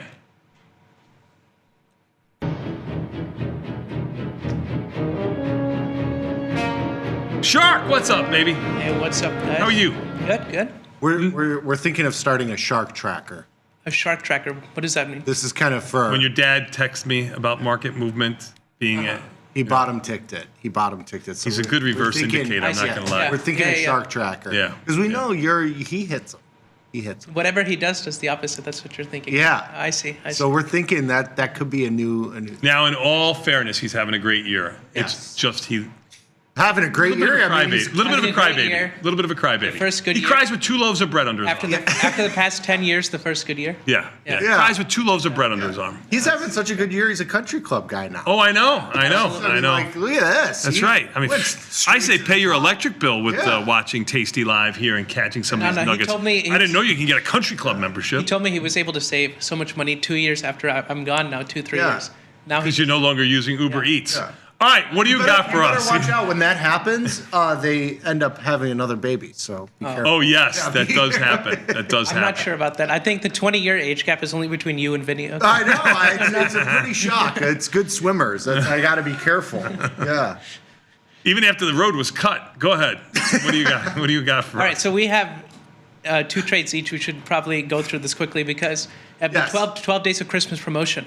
So instead of doing the normal strangles, iron condor stuff, it's all different trades. So the first one I have is a long call vertical spread in IWM. Ooh, I like it. The IVR is only 10, which is perfect for a long strategy for a debit. Okay. 255, 260, 238 debit. So hoping that it goes more than 260 within the next 36 days, which it should. Okay. I'm on the opposite side of you. So I would be on the opposite side too on this 50-50 shot just because our research shows 24 to 48 hours after a Fed movement like this, which was to the upside, we get a fade the shark though. You be careful. Yeah, you got to play the opposite side, which we just discussed, okay? Next one, please. You're 100% correct. All right, you might like this one a little bit better. This is a covered call. Okay. In Ethereum, ETHA. ETHA. I think he's locked and loaded in here too. Locked and loaded. Yeah. Bought a little bit of a bid last couple of days. The internet money not doing well. It went, and goes down in the past like 20 days, but it's been slowly climbing up a little bit. What the hell? You know, we got the money printers back on. Buying bonds. You know, rates coming down. Everything's fine. Why not this? Yeah. Why not this? Not working. Yeah. Not working. Yeah, but down around $1 and change if you are looking to do a covered call on this and you are bullish on it, now would be the time. Ivy rank is good at 60. Stock's a little bit lower. Yeah. That's when you want to buy it. You're selling a little bit of premium and delta against it, so you're reducing your size. Sure, I think it's the right timing for it. I know. The long spreads you don't really like too much. This one, okay. Well, long spread. So all right. So you're trying to make a little joke here. As long as you pick the correct side. No. You're trying to make a little bit of a joke here. The correlation in ETH to the market is 0.26. Yeah. So my market opinion in IWM, which is probably a correlation of close to 90, is I am a little bit more bearish than bullish just for this short term. So I don't want to do your debit spread. All right, fine. Next researcher, please. Thank you, my friend. Who's next? Oh, man, that music means we got that smooth operator. That's right. My man Gad, how are you? I'm good. How are you? You are good, sir. You are good. Uh-oh, I see your first slide here. You're picking a stock that's gotten me into trouble, and I skated with just a little nick, just a little wound. I can fix with a Band-Aid. Yeah. What are you trying to do to me here? All right, Iron Condor. So I'm doing Iron Condor here. In Oracle. $10 wide. I used to 175, 185 on the put side and 250 to 60 on the call side. It's 10 wide Iron Condor. The thing I love about you is your mechanical approach to things. You're getting that $3-ish credit. Market's a little bit wide in here, so it's subject to change. So you'll have to watch that. And the stock is moving this morning, so you might have to move your strikes up or down, 1 or 2 or something like that. But the thing here that you take away, at least for me, is that $3-ish credit. Unlike your friend who didn't, have any use any of his research that we've done. I know, right? Or, it's a shame. Yeah. You are mechanical, and I love that about you. He used to be mechanical. I know. And then he just went rogue. We're I think taking he's over. trying to make a name for himself. Find himself getting slappy poo-poo doing that, but that's another He's story proving for another himself day. to be a shark. He's He's trying to be a he's shark. He's trying to be a shark. You keep messing with him, you can get the job. That's right. Do you have another one for us? Yeah, I have another one. Oh, beautiful. Yeah, I have a short put. Bullish in IBIT short put. Okay. Oh, So you guys, 47. We're all in the same boat, guys. I don't know if this is good. We need to keep one on land, as like our insurance policy. We're all in the same sinking ship here. Isn't that always how it is, though? Like, don't you find that, we all seem to prosper together? We all seem to fight together when it goes. We see it in all of our trade segments. Fast market, what's your assumption? We always have kind of the same basket of stocks. And that's not a shock either, because the universe of tradable tradable stocks is probably 100 to 200 stocks. Right. I mean, there's way more stocks that have options, but they're just not liquid, and they're not interesting to trade. It's really the same basket. So I made a joke, but I like this. I'm with you on this. I'm locked and loaded. It's a cheap one and high IVR.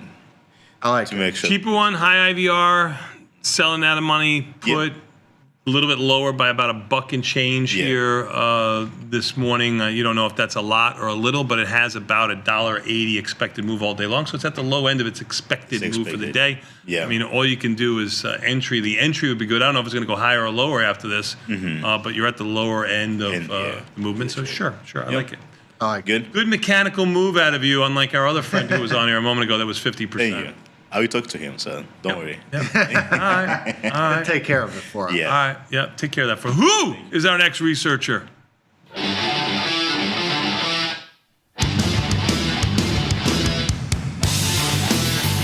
I love having Kai last because of the music, because it gets me going for the opening bell. Because of the music. Right? Yeah. Definitely not because of you.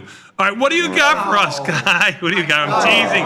Kai, I'm teasing. Kai, you had one of the best, I don't know where you've been for the last 10 years, but you had one of the best research pieces on 0 day earlier this week. It was absolutely phenomenal. I get that every week now. Yep.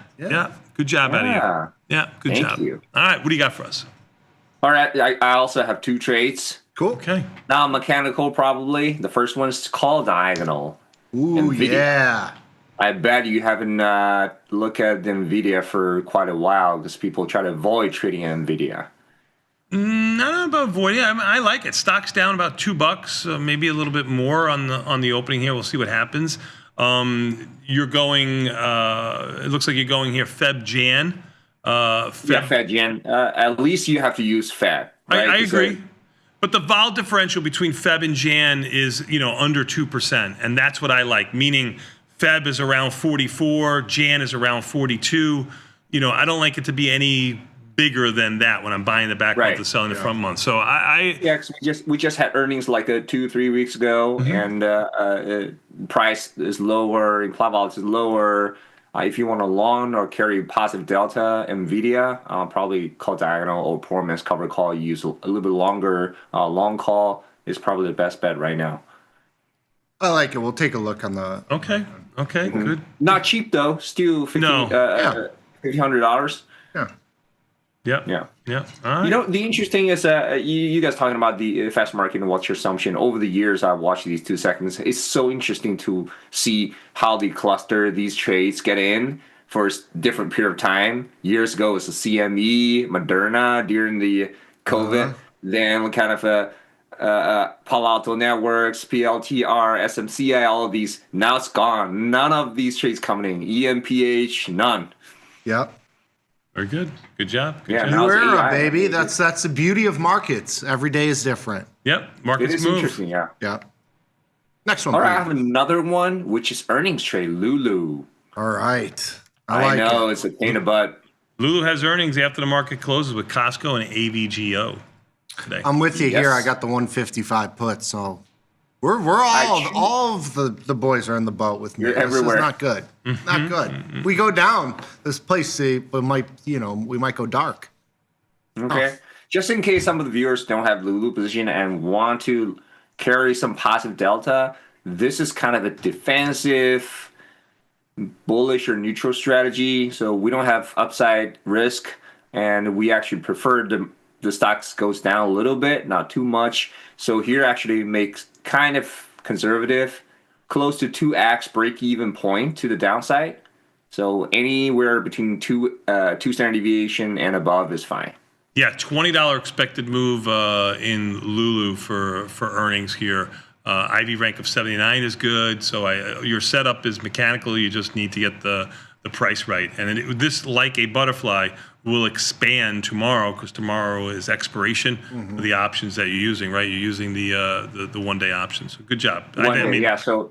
What? Yeah, $1,600 buying power. It's a little bit high for small credit, but I only hold overnight. Break even approximately 150 with the stock trading at around 184 and a $20-ish expected move. So you've got the whole expected move. If it stays inside that, you have a profitable trade. Good job out of you, Kai. Good job out of you, Gad.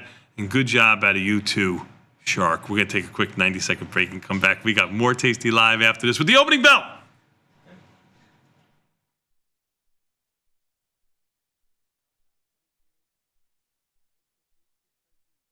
In the world of investing, a beast lurks between the numbers. Some watch from the safety of the sidelines, but others saddle up and ride that one-ton rowdy ribeye for all he's got. If that's you, join us on Tasty Trade, named best online broker for options trading. Genius loves company. Tasty Trade is now on TradingView. Trade stocks and futures directly on TradingView charts with Tasty Trade's low commissions. Try it out and leave us a review. Tasty Trade's Money Match event. Unlock 30 days commission-free trading. Plus a 1% cash match on all qualifying deposits to jumpstart your trading when you open and fund a new Tasty Trade account. Level up your trading experience with active trader mode, smart order tracking, risk analysis tools, dynamic watch lists, and more. The Money Match event starts now, exclusive to new Tasty Trade customers. Global markets never sleep. Explore them with Forex, now available on Tasty Trade. Get in on over 80 Forex pairs, 24 hours a day, 5 days a week, with the Forex platform that adapts to your style and speed. FX marks the spot. Trade it on Tasty Trade.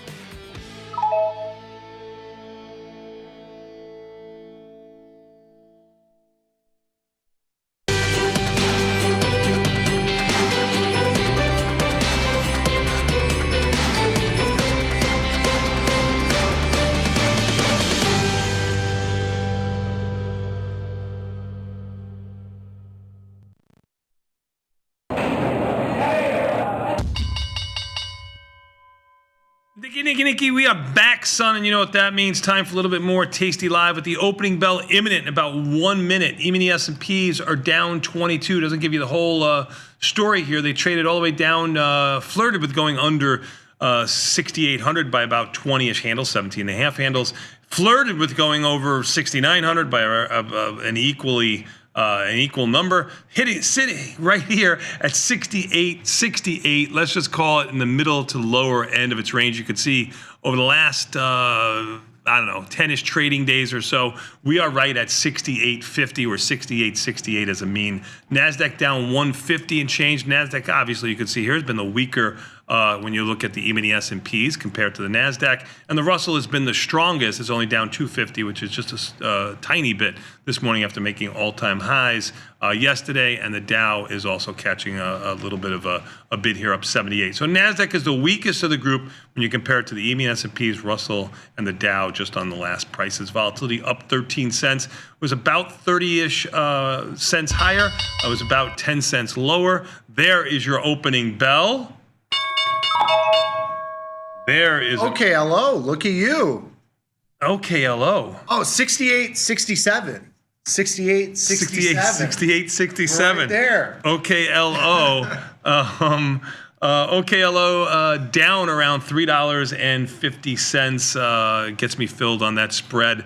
I liked trading it, OKLO, because it was a good, it was a profitable trade and a quick profitable trade from my option trades today. I hated trading it because the markets are just so wide in there. Look at where I had a resting order in. I didn't even get price improved on it. I had a 107 bid in. The natural is a 71-cent credit when you're buying a 1-by-2 ratio spread. You're rarely, if ever, going to do it for a credit. Hard, especially with 36 days to go, you're never going to do it for a credit. And look at the natural is 235. So the mid price is just so hard to figure out there. But anyway, I got filled at 107. I think I sold it around 207 not too long ago. But that's that trade. You just bought back some of your bonds, correct? Yes. Bond options. You were in December with only 15 days to go. I think we sold them at around 36. They're finally moving. I mean, they didn't. Yeah, 116.06, up 26 ticks. You bought them back at 24. Nice profit on those. So you've got those two trades. Let's see what else is moving in this market to the upside. I bought in the risk on my Broken Wing Butterfly and Adobe. Okay. So that Butterfly, I now have so I bought in the risk for like 10 cents. Yes. Yeah, I have this on for free because I did this for like a 9-cent credit. You certainly could close the trade. I'm now I'm long the 330, 325 put spread, the 315, 310 short put spread because I bought in that risk, freed up the buying power. So I have an equal with Butterfly now that's between 330 and 295 for a $5 up to a $5 shot. Free shot, basically. Free shot. It does trade right now for about $1. So that is so when it's a free shot, you can't lose any money on it. But if you held principal money, like money that I put out there. That's correct. You get house money. You're kind of standing up. That's notes too. Oh, notes at 10. Beautiful. Yeah. So I'm leaving that $1 out there to see if we get a little bit more of a pullback and. Right, and really, shot. What's your real risk on that? Probably around 30 cents. Yeah. Like if the stock rallies a little bit, you'll give up 30-ish cents for that shot. Then you'll probably look to close it. It'll be so far out of the money kind of thing. You'll probably end up closing. It's always going to hold some sort of small value on that. So yeah, your real risk is $1, but for the next week or so, probably about 30 cents. In realized risk. Good scalp on the notes. Good scalp on the bonds. E-mini S&Ps still down 25, just hanging in there. Let's go back to this list real quickly. UNH up $3. Lilly up $17. Adobe ADBE up around $7 and change. Carvana can't buy that tip now. It did trade down as $4.69. It's trading $4.71, up $3.40. J.P. Morgan, some of the banks, Goldman Sachs up 3, J.P. Morgan up 2. I had somebody tell me that Starbucks is a bank because they have. It was up like $2 yesterday. Yeah. I mean, that stock has gone pretty much. Gone nowhere. Yeah, up 84 cents. Let's see what's moving this market a little bit lower. I'm assuming it's going to be some NASDAQ stocks like Oracle. It is. Oracle down 35, big move in Oracle. To 88, traded as low as 86. That's 186. We're going to have to hold that put a little bit. What are we out on that? You short the 185 puts, I believe, Yeah, right? I sold them at like $4. They're at like $9 right now. I've been there in Oracle. This is what Oracle does. So out a couple bucks there. I sold some extra calls against IBIT yesterday, short-term calls. I'm going to try and buy those back. IBIT down $1.36. So if you have a little bit of long delta in there, which Nick did, sold some shorter dated options, hoping for well, you're not hoping for a move lower, but expecting that maybe the market's going to go lower in IBIT or possibly go higher slowly, not in a big fashion after a nice and you move just like had this. you had a little bit of a move. Yeah, after a big nice move like this, you're just trading, right? Yeah. So now you take off your risk again, book that little profit, still net on the spread from last night, probably a loss, but a much smaller loss unless you would have just had the long delta in there. So you're just trading. I mean, that's what you're looking at. Let's see what else is going on here. I'm going to close out one of my NASDAQ shorts too. Oh, yeah, look at you. NASDAQ down 200 and change, about 200 handles off of its lows from last night. One of my E-minis as well. Oh, look at you, just trading. You're learning. I think we close out. I bought the dip in JP Morgan into that big move. JP Morgan, like I said, call diagonal spread. It's February, Jan. I might just hold that. Bank stocks doing well with this interest rate play. Now you closed some of your MNQ and your MES was about 25% or something. Yeah, I still got some. Perfect. Very good. See. And Netflix catching a little bit of a bounce. That's nice to see. Netflix, you said? Yeah. 60 cents.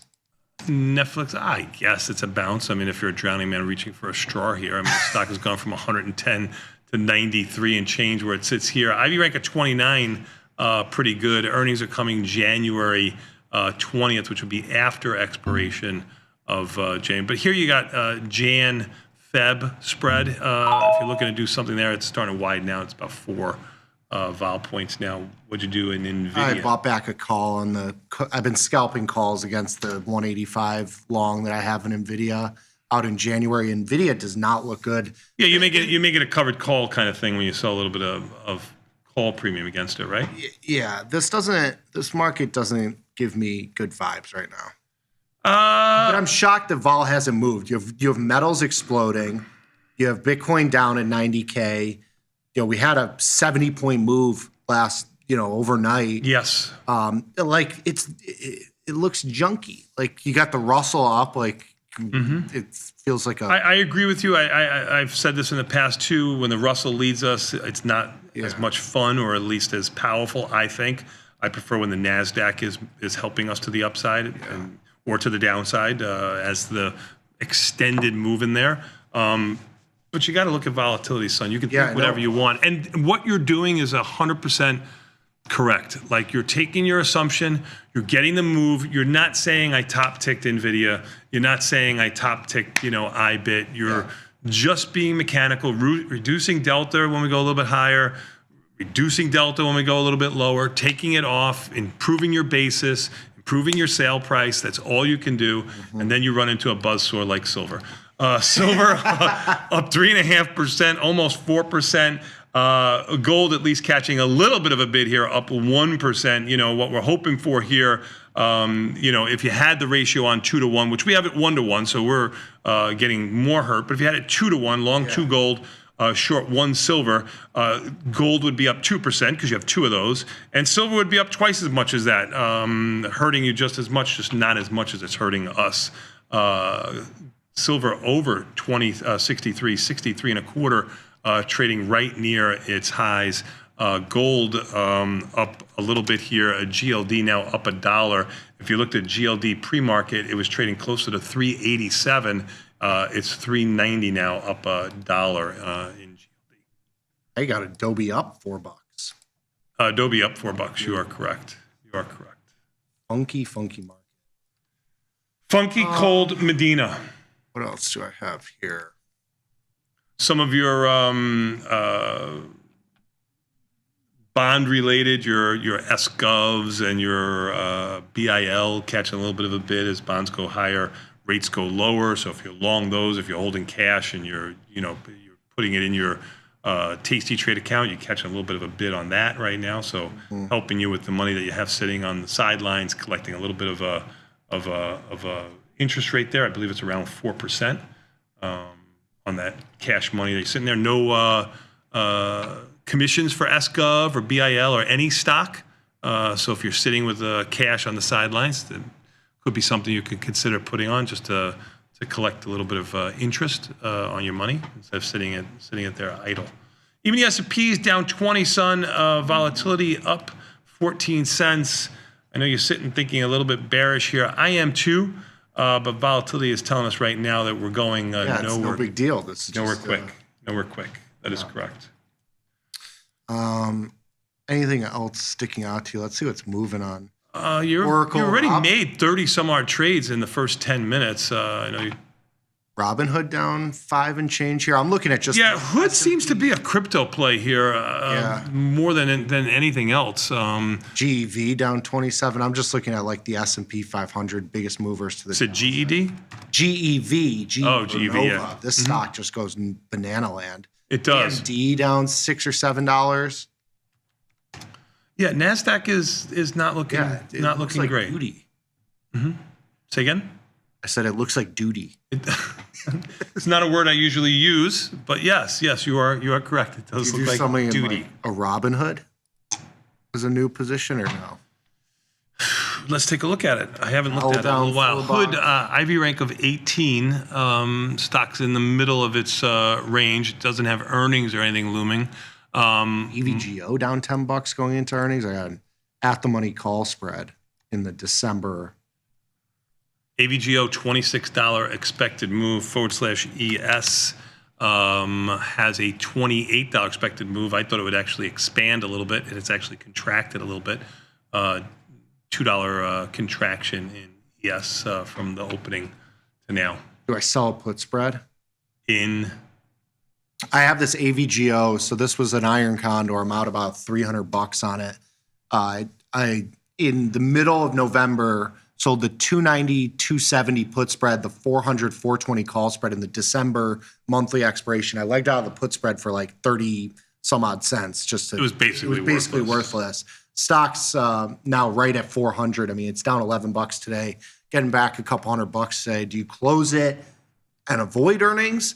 Do you close it and roll? Do you sell the put spread against it? You got an IV rank of 32. You know, it's kind of in play as one of the bigger chip names. What do you think? AVGO has been one of the horses to this market, and you can tell by the chart there how it's been behaving. Kind of looks like an NVIDIA before earnings. It does. It doesn't have the volatility that NVIDIA had. So IV rank of 32 is pretty good. I think it's tough call. If you think the market, I'm asking. That's why I'm asking you. If it was an easy call, I would have just done it. $26 expected move. You can sell calls and you can sell puts, but I would sell my puts further away from the money than my calls. If it goes higher, I think the move is going to be well inside the $26, and if it goes lower, it might be at or above the expected move. So I would put on both sides, but I don't think it's one of those stocks that goes down $50, $60. So would you sell the naked put against the at-the-money 20-point wide call spread? So you got a $20 wide call spread that's basically a 50-50 shot that has very little delta to it. Very little delta to it. I'm out about $200-$300. I would probably look to do a $40 wide put spread, something like that, against an at-the-money $20 wide call spread. I'm not going to overweight myself. Like, what's your delta? I've basically no deltas. So it's I'm short 15 deltas. Right. 20-ish delta. 15 to 20 deltas. So I can do like the 360. And you're in December with 8 days, right? Yeah, with 8 days. So I can let's take a look. And this is nothing you have to do, at this moment. You can do it I'm going to do it now because we're talking about it. Okay. So you're short at the money with 15 deltas. If you did something like, let's take a look at let's do 70-55 would give you 9 long deltas, or 70. I was looking at the 65-50 25. 65, 20, 25? Yeah. All right, 40 points wide. Yeah, I kind of because it was I misspoke when I said 40-point wide in 8 days. I was $40 wide in something that had more like 30-ish days. Yeah. Since you only have 8 days to go, you can get like here. So going from 325 to 340 cost you 50 cents.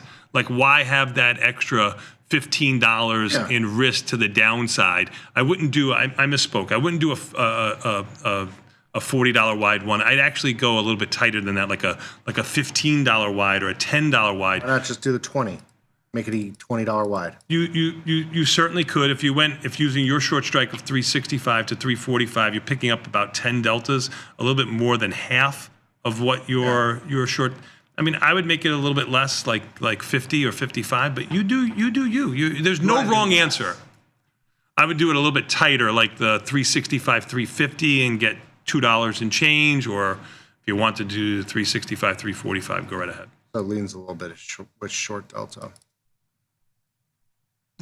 So the $15 wide, 350, 365 brings in, about half, 50% of your delta that you have. So I'm reducing my delta by 50%, staying mechanical like GAD and not like. I'm gonna try 250. Baby shark. I don't think. We got more of this talk coming up. Even the S&Ps are down 24, and not only the talk, the implication of it too.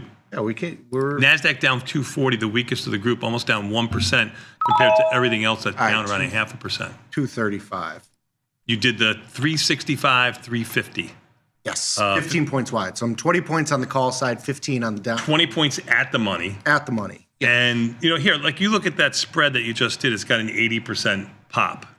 Now, it could certainly go down there, right? But again, if we go to 300, you're going to get hurt to the downside. But if we go inside or at the expected move to the downside, your call spread is going to collapse nicely, and your put spread is going to expand, but not that much. You'll probably be net profit on the overall trade from where it's marked at today. If we stay inside the expected move or go higher, you're going to like having that extra, $2.50, $2.35 on the spread. So this would be a hedge trade on an existing position that you have.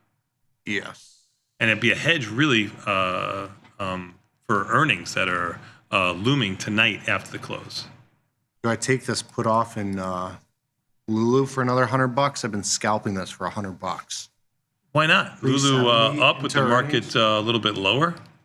I'm gonna try and get filled at 3. Oh, that was easy. That was really easy. All right. Good job out of you. Yeah, I scalped that twice. It's the same one. Taking trades off, putting trades on, one day after the other. Rinse and repeat. You know what? This market has really lent itself to that kind of trade because, we're up 20, 30 handles. We're down 20, 30 handles, 24 hours later. So you've been trading it nice. Now if you're looking at the Dow, which is catching a bit up 300, and Russell up almost 10.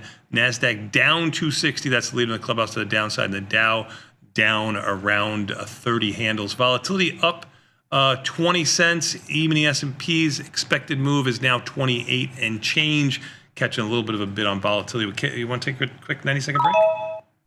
I just took off another of the NASDAQ, so I got. So leave you about 50%. Yeah, I got scalped. I got 2 left. Beautiful. 2 bullets in the tank. Good job. Good job out of you. That's what you're supposed to do. Yeah.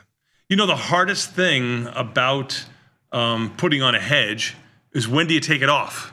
It's the ultimate question. Because there is no good answer to it, but you got a 1% move. You're outside or at the expected move. What are you supposed to do? Certainly you go down another 1%, but how do you know? I don't know. Do you know? No. If anybody knows, let me know. We'll take a quick 90-second break. We'll come back. We got Johnny Trades. If you like this conversation, what he's doing, well, now we're going to do it with opening trades, which would be really nice. In Johnny size accounts, that just means somebody wants to use a little bit less buying power. That's all. Mm-hmm. We'll take a quick 90-second break and come back. We got more Tasty Live after this.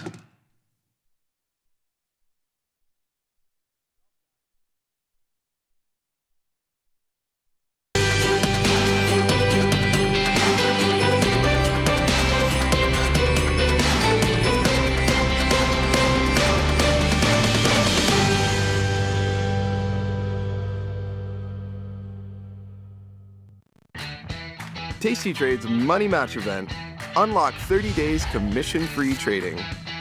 Plus a 1% cash match on all qualifying deposits to jumpstart your trading when you open and fund a new Tasty Trade account. Level up your trading experience with Active Trader Mode, smart order tracking, risk analysis tools, dynamic watch lists, and more. The Money Match event starts now, exclusive to new Tasty Trade customers. When the market moves, traders need to move faster. Tasty Trade Active Trader Tool offers full depth of market visibility, one-click order entry, and instant position management so traders can react in real time. While others charge for professional tools, Tasty Trade provides them for free. Opportunity can move fast. Seize it with Active Trader. Try it now on Tasty Trade.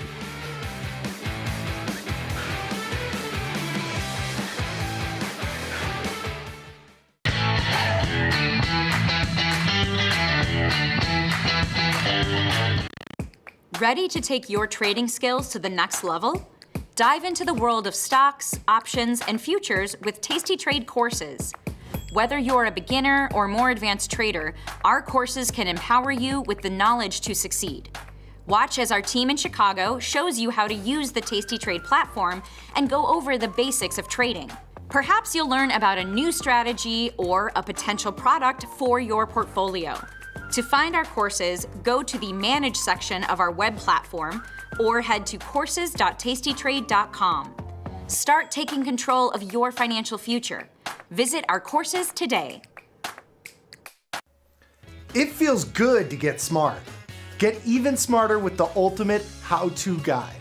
Learn 31 different option strategies, covered calls, iron condors, jade lizards. Become a trading mastermind. Get the guide at tastylive.com/guide. Grow a strong community with Tasty Trade's referral program. When your friend joins Tasty Trade, you'll both receive $100.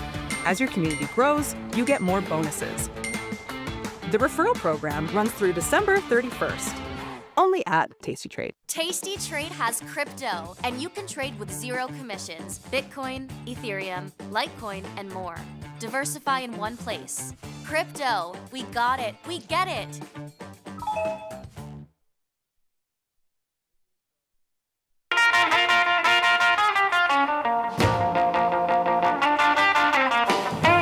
Nikki, we are back, son, and you know what that means. Time for a little bit more Tasty Live with Johnny Trades. That's right. We just played the music. We're back. So let's take a look at the market real quick. I know we just took a very quick break here, give you a chance to catch your breath, but you've got even the S&Ps trading right at where you say was the mean, that's 68.50. Right there, right now. NASDAQ 323, and the mean by over this longer haul. You can see the NASDAQ is lower than its mean. I would say its mean is closer to 65, 75 or something like that. Just eyeballing it. Russell's up 2, and the Dow is up 220. I always talk about how I prefer to have the E-mini S&Ps and the NASDAQ taking us in the direction of the market. That direction of the market does seem to be like there's a little bit of a crack here. With the E-mini S&Ps down 41. Volatility up 30 cents, about 15 cents off of its highs. E-mini S&P's expected move has actually rallied a little bit too. It's now 30.5 or so, back to where it was on the opening, almost a half an hour after the market opens. We caught the bonds, which I think we're out of now. 116.06 took that off. Same thing with the notes, 112.22. Nice move in the notes. Notes were lagging behind the ZB bonds to the upside. They've caught that. Bitcoin, this two-sided action continues. I think this 90-ish level has been its mean since we've been talking a lot about that over just the last short period of time, 2 weeks or so. Ethereum's a little bit higher than its mean. Look at oil down at $1.19. Good call on Vecchio. I will say there are some haters out there. Like, look at PLTR was down around $6, which takes back the move from yesterday. I mean, the stock has rallied from 165 to 180. Coin doing the same, down around $10 or so, taking back last couple of days or two. But I think the move here for the short term seems to be a little bit weaker. I think the NASDAQ and the E-mini S&Ps will beat out over the Russell and the Dow, trying to hold the market up. That's just my assumption. I don't know. Watch volatility. It continues to uptick. That would bring the velocity to the downside of the market move. Cool. All right. Johnny trades. Yeah. So I think one stock that's had a nice little dip over the last couple weeks here is Netflix. I think that's an interesting spot to put in a little wide iron condor, maybe a 5 or 10 point wide iron condor here in a Johnny Trader account. We jump over to my platform here and just take a look. Netflix obviously fallen out of bed here since the split. You have a lot of news baked into it. Ivy rank of 29 right now. You know, it's a $93 stock post split, so it's approachable now. If you're in a little bit larger sized account, you might be able to consider selling naked puts. I think for us, we can look at just a put spread. Now, it depends on how bullish you want to be here. I typically go somewhere between the 30-ish and 20-ish delta. So 35 delta here at the 90 strike. You can move this to, the 88 or the 89. It's all kind of the same. I'll stick to kind of my normal $30 30 delta option here. Make this 10 points wide. It should trade somewhere around $1 to $2 when you do this as an iron condor, if you wanted to be a little bit neutral, which I think we could do here. Okay. Go to like the 100, 111. It should trade somewhere around 1/3 the width of the strikes. I mean, this is pretty mechanical. When you sell a 30 delta option on either side, and this is your risk profile here, you go, $5, $10 wide, you're usually collecting somewhere around 1/3 the width of the strike. So, good job. What do you think? I like it. Pretty mechanical approach to something that wants to use a lot less buying power on the trade. And you'll see this will use about $700 in buying power. I'm putting this in a little bit above the mid price, 295. We'll see if we get filled. You have a little bit of volatility perking up in the market here. So maybe if we do get a little bit of a move here involved, this should move in our favor. Okay. I got another idea for you. Ooh, look at this. How about the diamonds? I know we don't trade that much, but I'm trading price here, right?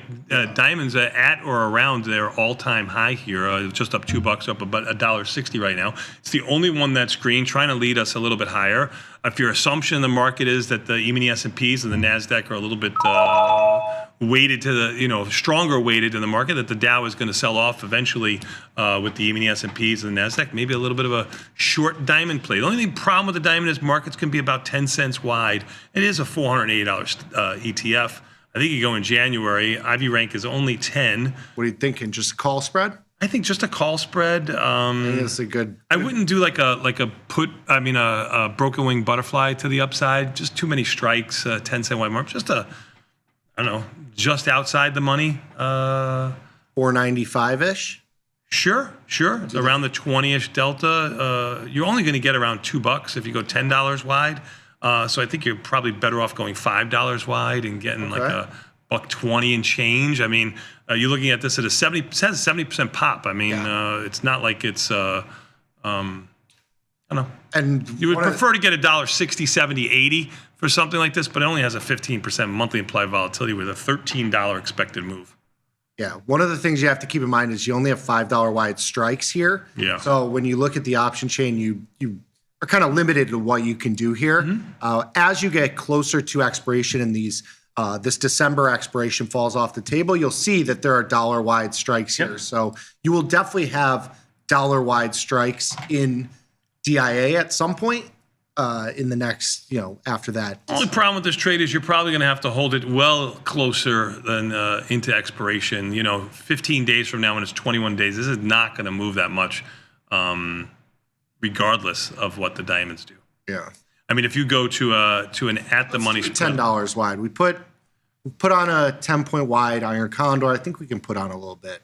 Okay, if you wanted to use your buying power because it's a Johnny trade, if you want to do the 495, 505, you can do a $5 wide put spread, but you're only going to get around 20 cents for that $5 wide put spread. The same short strike around a 20-ish delta, you're only going to get around 20 cents. So for that reason, I probably would not sell a put spread. That's because you have put skew.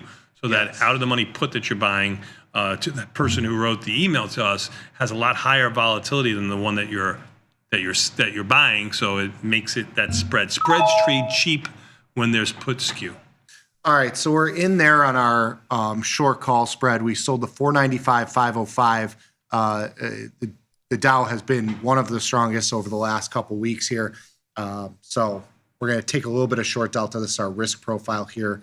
You obviously have a little bit of a buffer to the upside, 70 some odd percent probability of success. Same thing as kind of the Netflix position too. So we're always keeping that 60 to 70% range there.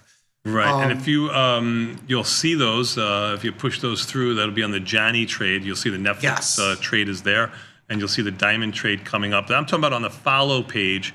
If you go to and those will come shortly. I'll show you right here. If you go to Johnny Trader and you click on Johnny Trade, you'll see there's a Netflix trade that he made just a moment ago, and the Diamond trade will pop up here. You'll see right here. Show one. I'll just sign off and sign back on here just to show you that there's the Diamond trade that just popped up, and then he'll put a little description on here for you. You mentioned Hood. I don't have a problem looking at. I was hoping I could find something that we could sell just a naked put in. Well, Hood, $125 stock. That one is a little too down almost 8%, 7.25% today. It is a crypto type product. It seems to follow crypto. So if you're a little bit bullish on crypto, you can get that. Ivy Rankin 19 is not great in Hood. But again, you're trading a little directional. You do have $5 wide strikes in Hood too, and not the greatest of markets either. So one of the things that I like to do if I'm looking for like naked positions here is I go to you can either use the S&P 100 or the S&P 500, but these are in the market indices drop down. I like the 100 just because it's a smaller set here. Okay. And then I sort by the price. So, when you're trading a smaller size account, buying power is going to be a reflection of the. That's why I was mentioning Hood at $100 and something. It's right there. I think you could go into Hood, but going into a $40, $50, $60, $70 stock, you should be able to do something there. And you've got a list. You've got some on the list here. Like you've got GM is at 80. PayPal is in here. You got Nike here, which is the one that I was kind of looking at. Maybe even Intel. Maybe we could look at like puts in Intel. Okay. What do you think of those? I don't have any problem with that. Yeah, I like that a lot. Intel puts maybe somewhere around like a 30-ish delta. We could look at like the 37 strike puts here in Intel. Okay. Use about $500 in buying power. You're collecting $1.41. Now this buying power can change and likely will change if you do get a move, a big move in either direction. Yep. Do we sell the strangle? Do we make it a strangle? You can. We got one short. Let's make it a long position because we got the short delta via the diamonds. So we have the diamond call spread. We have the iron condor in Netflix. Let's do a slightly bullish lean position with the bullishly bullish lean. Oh, bullish lean. Got you. Bullish lean with the Intel. Maybe we sell these 37 strike puts at $1.40-ish. Okay, let's do it. Or do you go to Nike at lows? That's the other one that I was looking at. Or Nike on lows. You look at NKE here. Its correlation to the market is supposed to be 0.84. A little bit more buying power used on this one. Yes, a little more buying power to use in Nike. Stock's had a rally and it's up today. I don't know. You don't like that? Not a. Let's do the Intel put. Okay. Got no earnings coming up. I think this makes sense as a small. Goes with your whole. One bullish, one bearish, one neutral. Yep. We'll start here at 141. We'll see if we can get filled on this. I wanted that round number. 140. Even the S&P's down 45. They were just down 50. They were down 50, we'd be getting filled on this. Now we're going up to 3 cents. Yes. What a difference just a couple of pennies make volatility up 30 cents. There we go. So we're in on that short put. So you can see the risk profile. We're down at 37. Our break even here at 36 and change. If we do get that move lower, we can always sell the call out without using much additional buying power. So one bullish, one neutral, one bearish. So we've covered them all. So far, so good. You ready to take a quick 90-second break? Thank you. No applause needed. Let's take a quick 90-second break and come back. What do we got coming up next? Even the S&P's down 44. Russell up $1.50. Dow up almost 200. Volatility up by 29 cents. Bonds up 23, 116.03 after trading 116.09. Gold up $38. We'll take a quick 90-second break and come back. We've got a market measure next. Back in 90 seconds. Tasty Live.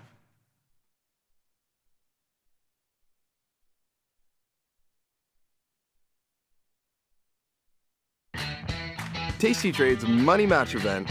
Unlock 30 days commission-free trading. Plus a 1% cash match on all qualifying deposits to jumpstart your trading when you open and fund a new Tasty Trade account. Level up your trading experience with Active Trader Mode, smart order tracking, risk analysis tools, dynamic watch lists, and more. The Money Match event starts now, exclusive to new Tasty Trade customers.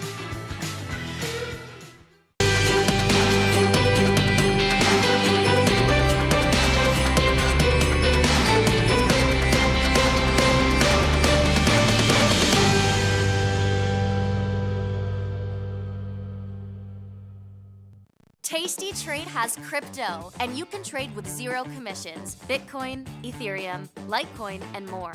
Diversify in one place. Crypto, we got it, we get it. Feel like your wardrobe is missing something? Like style, purpose, and maybe a dancing dog? Can I pet that dog?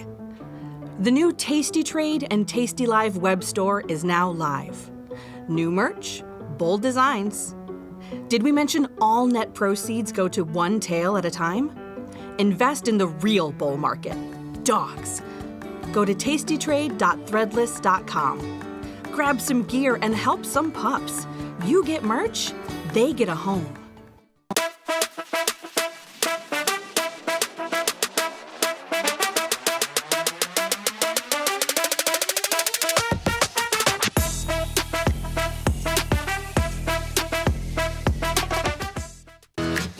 Tasty Trade is now on TradingView. Trade stocks and futures directly on TradingView charts with Tasty Trade's low commissions.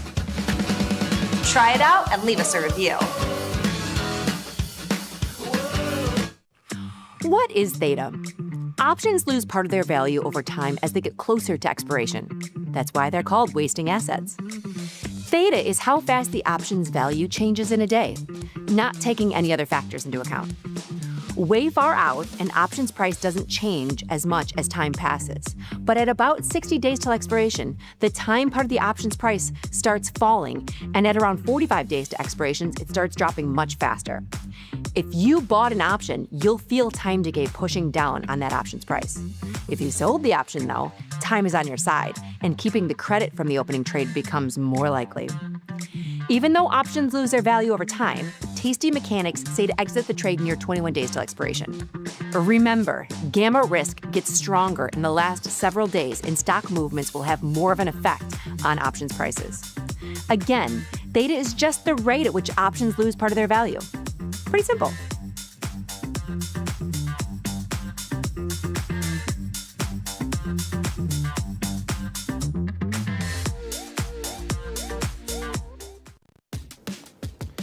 Look who's back testing. Tasty Trade now has options back testing for free. Test your trades with over 10 years of data for the most popular symbols. See how your trades would have performed in the past. Look back at profit and loss and take the guess out of guesswork. Oh, did we mention that it's free? Get back testing at Tasty Trade. Diversify your portfolio with stocks, options, futures, crypto, and more. Focus on the markets that matter to you. See the odds before you trade using curve analysis, IV rank, and more tools. Tasty Trade. Download today.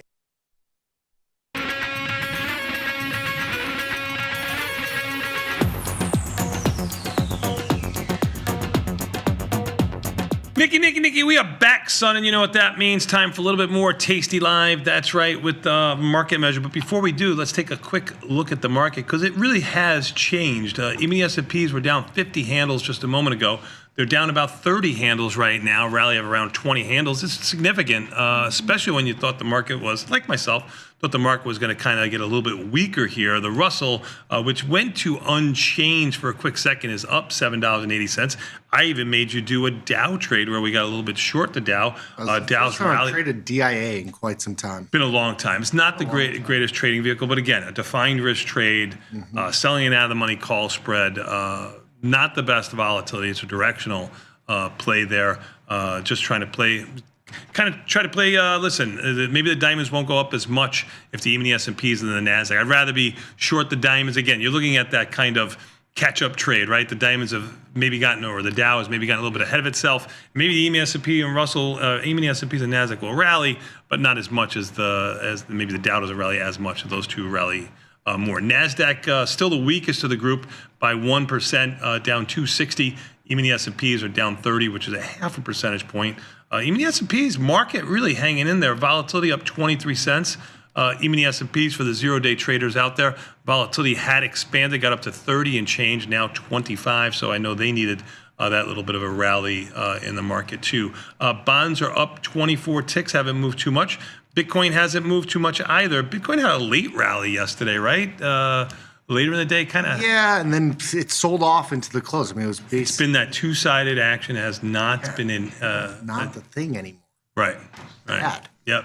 Totally agree. Ethereum down even more than Bitcoin, down almost 5.5% to Bitcoin's, I'll say 3%. Oil down $1.08. What do you think about oil here? Trading 57.38. Ivy rank is only 16. I know you have a iron condor on in there. Yes. I'm short the 55, 53, 64, 66. So I'm leaning a little long delta here. You did it for, you're leaning a little long. You did it for about 60 cents. Yeah, you did it for 0.64. It's trading for around 0.59. You're up trading at 50 cents. Of course. Well, now it's down almost 2%. I mean, today. I'm also long one on the micro crude contracts. Oh, so you're already you're already locked and loaded in. I'm locked and loaded. I'm bullish, neutral to bullish. Is my net position here. That's correct. Somebody just wrote to me, isn't the silver gold ratio 2 silver to 1 gold the opposite? 2 gold to 1 silver. Yeah, and why would you explain that to them real quickly while I sent them an email? Yeah. So it's volatility adjusted. So gold has much lower volatility than silver does. So if you adjust it by volatility, you'll be a little bit less short silver contract-wise. In volatility terms, as you've seen over the last week, it does grow some teeth. It does have some volatility. So if you are, if you're 2 to 1, this is even bigger, and this was a good example. Now, if you put it on that way, you've been doing really, really well, though, right? Especially if you were long silver, short gold. Right. Then right. you hit them. If you're doing it the way we're doing, you'll be short 2 silver contracts and long only 1 gold. You're really getting getting hammered. So volatility adjusted, as Nick said, it's 2 gold, whatever you want to be, long or short gold, but 2 gold to 1 silver, and we're using /SI versus /MGC on there. Back to the market if we can, since we just talked about gold and silver. Let's take a look at it. Gold is up $40, which is a significant move, a 1% move. When you compare it to silver, which is up almost 3.5%, silver is off of its highs by about 20-ish cents, but man, that does not seem like a downtick in silver at all.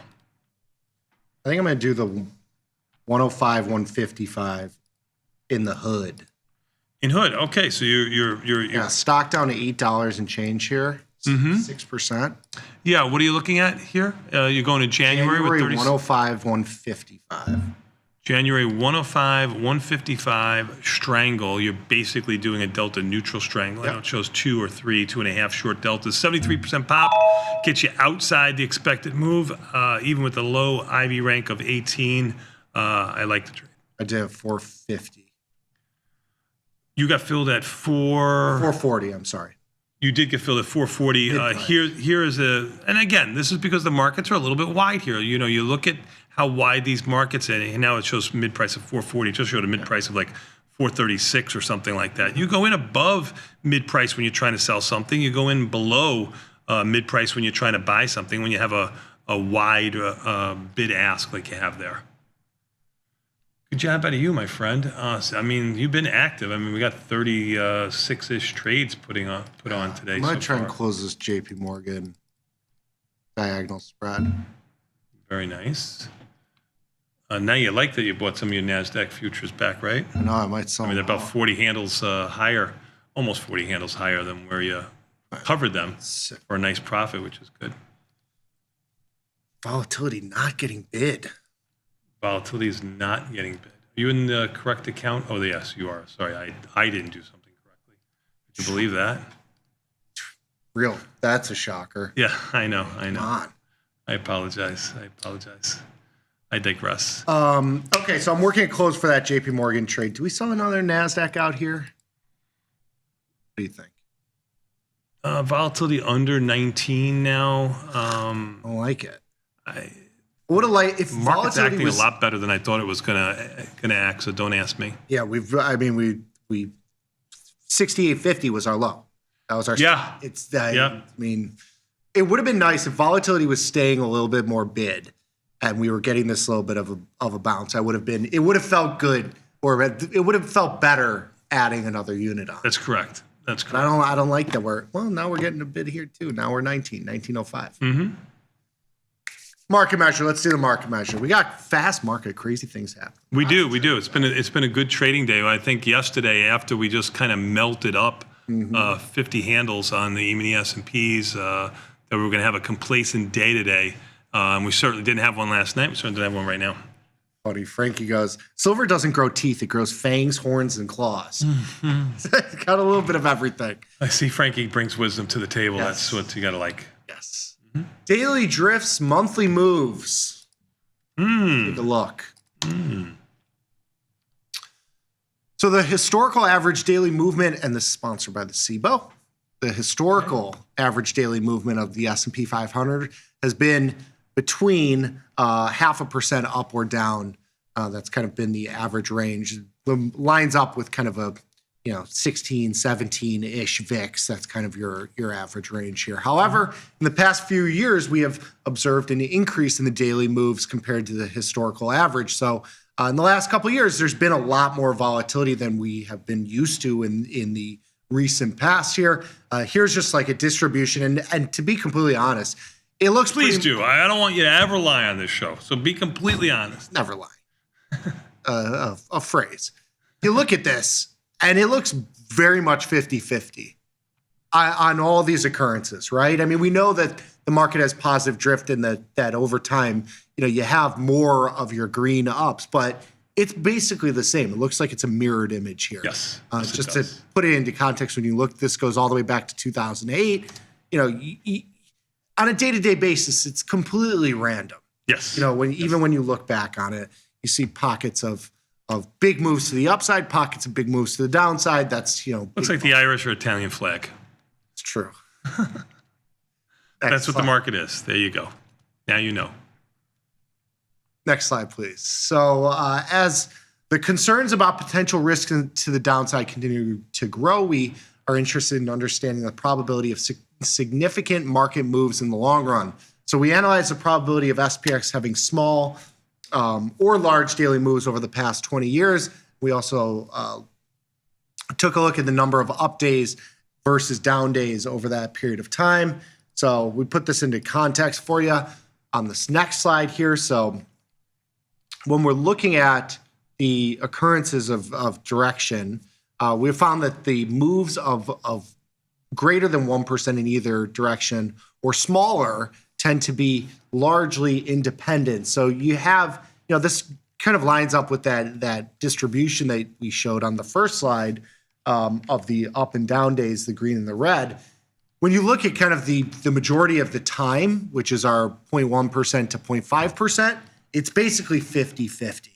Once you start getting into these bigger moves, the greater than 1%, you see a lot of these have occurred so we're looking at chances of occurring directly after the move. So you're saying chance of occurring on any day, and then we're looking at after you have a big day, is there another big day? Is basically what you're seeing. So when you have these sideways movements, you tend to have lots of sideways movements. Correct. When you have these big moves of 1%, you tend to have you continue to have big moves, usually at least one more day. On a 2-to-1 basis from a regular any other day, right? That's almost 2-to-1, right? Yes. I mean, that's what they're looking at here. We always say, day one, this would be a day one type thing. When you have a move like, even the S&P's expected move was around $30. Not really. This is an inside move. This is an inside move, but I'm saying we were down 50 at one point. Even the S&P's expected move was down 30. If we had a larger move lower, we would say it was just day one. But you know what? It has not worked in the shorter time frame. We've had this two-sided back and forth choppy market. Haven't had this as of yet. We haven't had big moves either. Yes. Getting over to the next slide here. So the percentage change in SPY, Qs, IWM, and diamonds over the past month. Each ETF had similar percentage swings, which goes to the correlations. All these products, they're kind of decoupling a little bit in the last 48 hours. Yeah. You have the diamonds and the Russell, really the strongest of the group, the NASDAQ, and the E-minis, kind of bucking that trend here. So, but you see over, periods of time, you usually have a high correlation between these. But JP Morgan getting filled. As a call diagonal spread. So for you to get filled in JP Morgan on a call diagonal spread. Right, had to go up. Yeah, right. Stock's up $1.80. That is correct. Even the S&Ps are only down 18. NASDAQ down 211. How do we sell one out? Volatility 1895. Really no indication there from volatility, although it is up almost half a percentage point. Market's a lot stronger than I thought it would be. I know. Kind of a surprise here. Metals, just face ripper. Metals are a face ripper. Gold up 45 and silver up $2.23, up almost 3 times as much as gold. Much to our chagrin. Yes. Next slide here. In the past 1 month, the indices started by trending down, but have been slowly trending up ever since November 20th. So you had a little bit of a downside move. Now we're back up. We're near, just skosh off all-time highs here. The number of up days and down days have been about even for SPY over the past month. And how does this compare to overall, monthly up or down days? You can see the number of up days that we had in November through now, or November 2024 through December 2024. Half and half, basically. You're right. Yeah, not too much to look at. You're really coming out with that first slide where things just look to be random. And when volatility upticks, you get a big move in a direction, usually to the downside. Maybe have a little bit of continuation, but not for long. I mean, that's really what it's showing you. And if you've been doing any kind of trading here for any period of time in 2025, these results are just echoing what's happened in the overall market. Now, individual stocks, have this. We'll look at the SPY, which is the S&P 500, a lot more steady, a lot less volatility, expansion and contraction, a lot faster contraction on volatility when it does expand, as opposed to NVIDIA, Google's, Apple's, MicroStrategies of the world, where we kind of live and apply a lot of the strategies to these studies that we look at SPY. So maybe in the coming future, we can look at, the Mag 7 stocks, or maybe from our our list that Marty and the rest of the team come in and talk about, maybe those top 10 stocks. Maybe we take that list for the beginning of the day and see those top 10 stocks, which 5 are always in the top 10, and maybe look at those, because that's what really people are trading. SPY, I know, has the cleanest information. That's why the team likes to use SPY. It's harder to do in some of these other stocks, especially with wide markets. And the dynamics of the stocks change so much over the years. I mean, It's hard to look at, Apple from 10 years ago, it's a way different market cap, way different volatility. You've had splits and all those things come into play, so it's a lot different. Yep. Definitely. Next slide here. So since 2000, there was a low chance of seeing mostly down days or mostly up days in 1 month. So it's kind of, this just goes to the fact that the markets most of the time are 50-50. Whether you look at it on a week-to-week basis, month-to-month, year-to-year, you see a lot of two-sided actions despite the market drifting higher. A higher chance of seeing an even number of up or down days across the board. So you can see here, since 2000, the percentage of the months where you had mostly up days versus the percentage of the months where you had you could see it's a distribution here. You have 40 to 50% of the time, or 40 to 50% of the occurrences being up days, 31%, 50 to 60% being 37%. This is a distribution is what it is together. Yep. Don't have too much to add there. You're 100% correct. Next slide here. So about 68% of the data was clustered around the 40 to 60% up days. And so this is of the months. So of the months, it was a standard deviation. Yes, and it was yes, exactly. I mean, it was exactly 50-50. Yes. Kind of weird, right? Yes. How the numbers play out. This means the majority of the time the market will experience a similar number of up days and down days in a month. It's usually 50-50 or close to it. What is it? Positive drift is 53%. Yeah, maybe 54 at this point, and at all-time highs, but around. Seems 53. like it's like 80-20. It does, doesn't it? That's what it does. It feels like. So it's useful to know in trading, as this means that markets do tend to come back, where I at least have two-sided action, despite what the feeling is of some of the positions that you have on at that moment. So a couple takeaways here. Smaller moves tend to cluster. Big market moves are usually rare and independent. But once one large move occurs, when you get that 2 or 3% move, the chances of it happening the next day are higher. And you know what? I think everybody wakes up at some point going, oh, man, look at what just happened. And, you get that, FOMO, especially in a market like what we've had recently, which has been straight up to one side. Hey, that's it. This is the bell that they ring. I've been leaning in the right direction. I'm going to take it off now. And then that's been the one that's bit you the hardest. Yeah. Even the S&P's down 10, NASDAQ down 180. Still weak relative, down like 0.75 percentage point, with the Dow up almost a full percentage point, 400, and the Russell up 0.5 percentage point. I think we got to put a little extra, a little one. So you're throwing a little. What? E-minis. Even the S&P's down 9. Yes. So you're scalping. Well, you're not scalping your NASDAQ. You had scalped your NASDAQ, and now you're putting it back out to half of what you had coming in. So you made you bought them back nicely. Yeah. Put an extra E-mini on there too. This is where do I need to remind you about silver?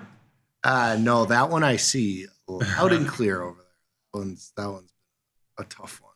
At least oil. I mean, at least gold is helping you a little bit on this relative. I mean, cool. All right. Did you read the last takeaway? Yeah, we're done. Is there a low chance? Okay, beautiful. Even the S&Ps, as Nick, let's just take a quick look at this because it's a little bit surprising action, in my opinion. I didn't think even the S&Ps would be down 7.5 this morning. NASDAQ, I thought it'd be acting more like the NASDAQ down 0.75% or something like that. NASDAQ down 170 and change. Russell up 14. The Dow up 400 and change. Volatility completely unchanged at 1890. Bonds hanging in there, right up 22 ticks over 116. So you bought the dip nicely in bonds and note. Bitcoin catching a small little bit here. You can see it's about $1,000 off of its lows, still down 2,000 for the day. Ethereum catching a small little bit here, up about $50 off of its lows. Oil still down $1.07 here. about 20 cents off of its lows. Gold up 41 at the higher end of its range. Silver 63.15 at the higher end of its range, up 3.5%. Let's take a look at some of the market movers here. Lilly still leading the group to the upside, up 30. Goldman Sachs up 16. AppLovin made a big reversal here. Was down trading under 700. It's 718 now, up $15. So it was down $3 or $4. It's now up $15. Adobe also traded down to 633. It's now trading 650 and change, up $7. So a couple of these stocks making a big reversal. In the Meta up $2 and change after trading down at 640 is 652. What's that? Missed that one. We did miss that one. On the downside, it's just so low. On the downside, you still have Oracle down 29, Hood down 8 and change, MSTR down 8 and change, Tesla down 7, Nvidia down 5. Let's take a look at what Apple is doing. Apple down 260 and change, but it has rallied $3 off of its lows. Let's take a quick 90-second break and come back. We got more Tasty Live after this with, Marty and Glenn. Marty from the trade desk and Glenn from wherever he lives. We'll be back in 90 seconds. It's Tasty Live FX. Just kidding.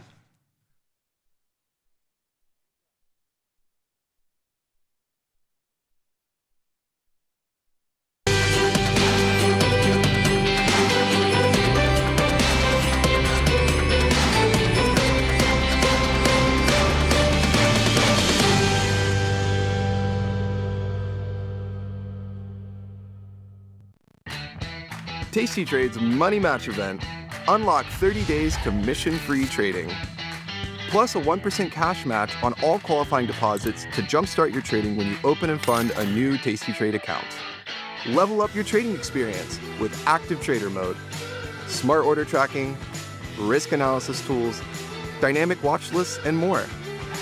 The Money Match event starts now, exclusive to new Tasty Trade customers.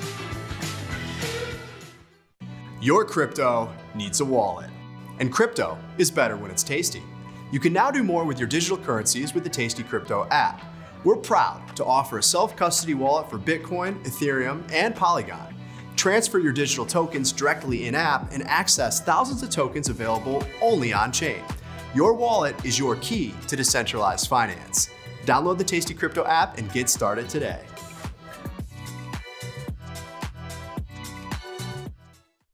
So I see you're taking an interest in open interest.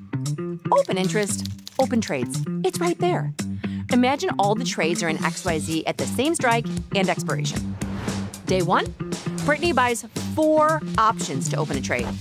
Dean also opens, but he only buys 2 options. And then, closing bell. Day 2, open interest is 6 because of yesterday's trades. Now, Jessica gets in on XYZ, and she buys 2 options. Day 3, since no one has closed any trades yet, open interest is at 8. Watch this. Brittany closes her trades, Dean closes his, and Jessica keeps her eyes open. On day 4, open interest is now down to 2. That's because Brittany and Dean closed their positions, and there are only 2 still left open. That's how open interest is different from volume.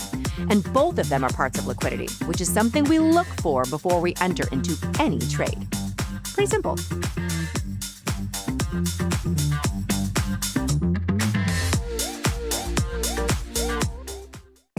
Ready to take your trading skills to the next level? Dive into the world of stocks, options, and futures with Tasty Trade courses. Whether you're a beginner or more advanced trader, our courses can empower you with the knowledge to succeed. Watch as our team in Chicago shows you how to use the Tasty Trade platform and go over the basics of trading. Perhaps you'll learn about a new strategy or a potential product for your portfolio. To find our courses, go to the Manage section of our web platform or head to courses.tastytrade.com. Start taking control of your financial future. Visit our courses today.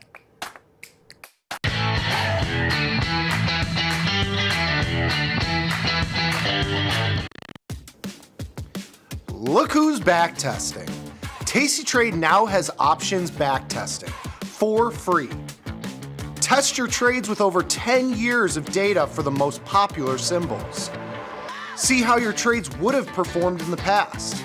Look back at profit and loss and take the guess out of guesswork.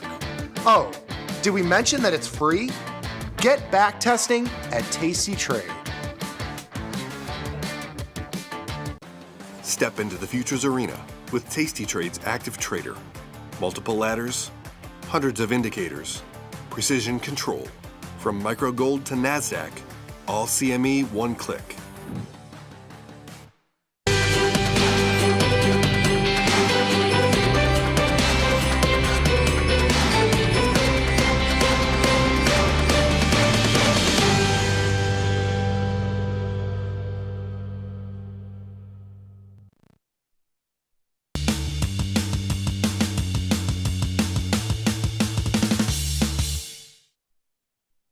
Nicky, we are back, son, and you know what that means. Time for a little bit more Tasty Live. That's right, with, let's see who it is.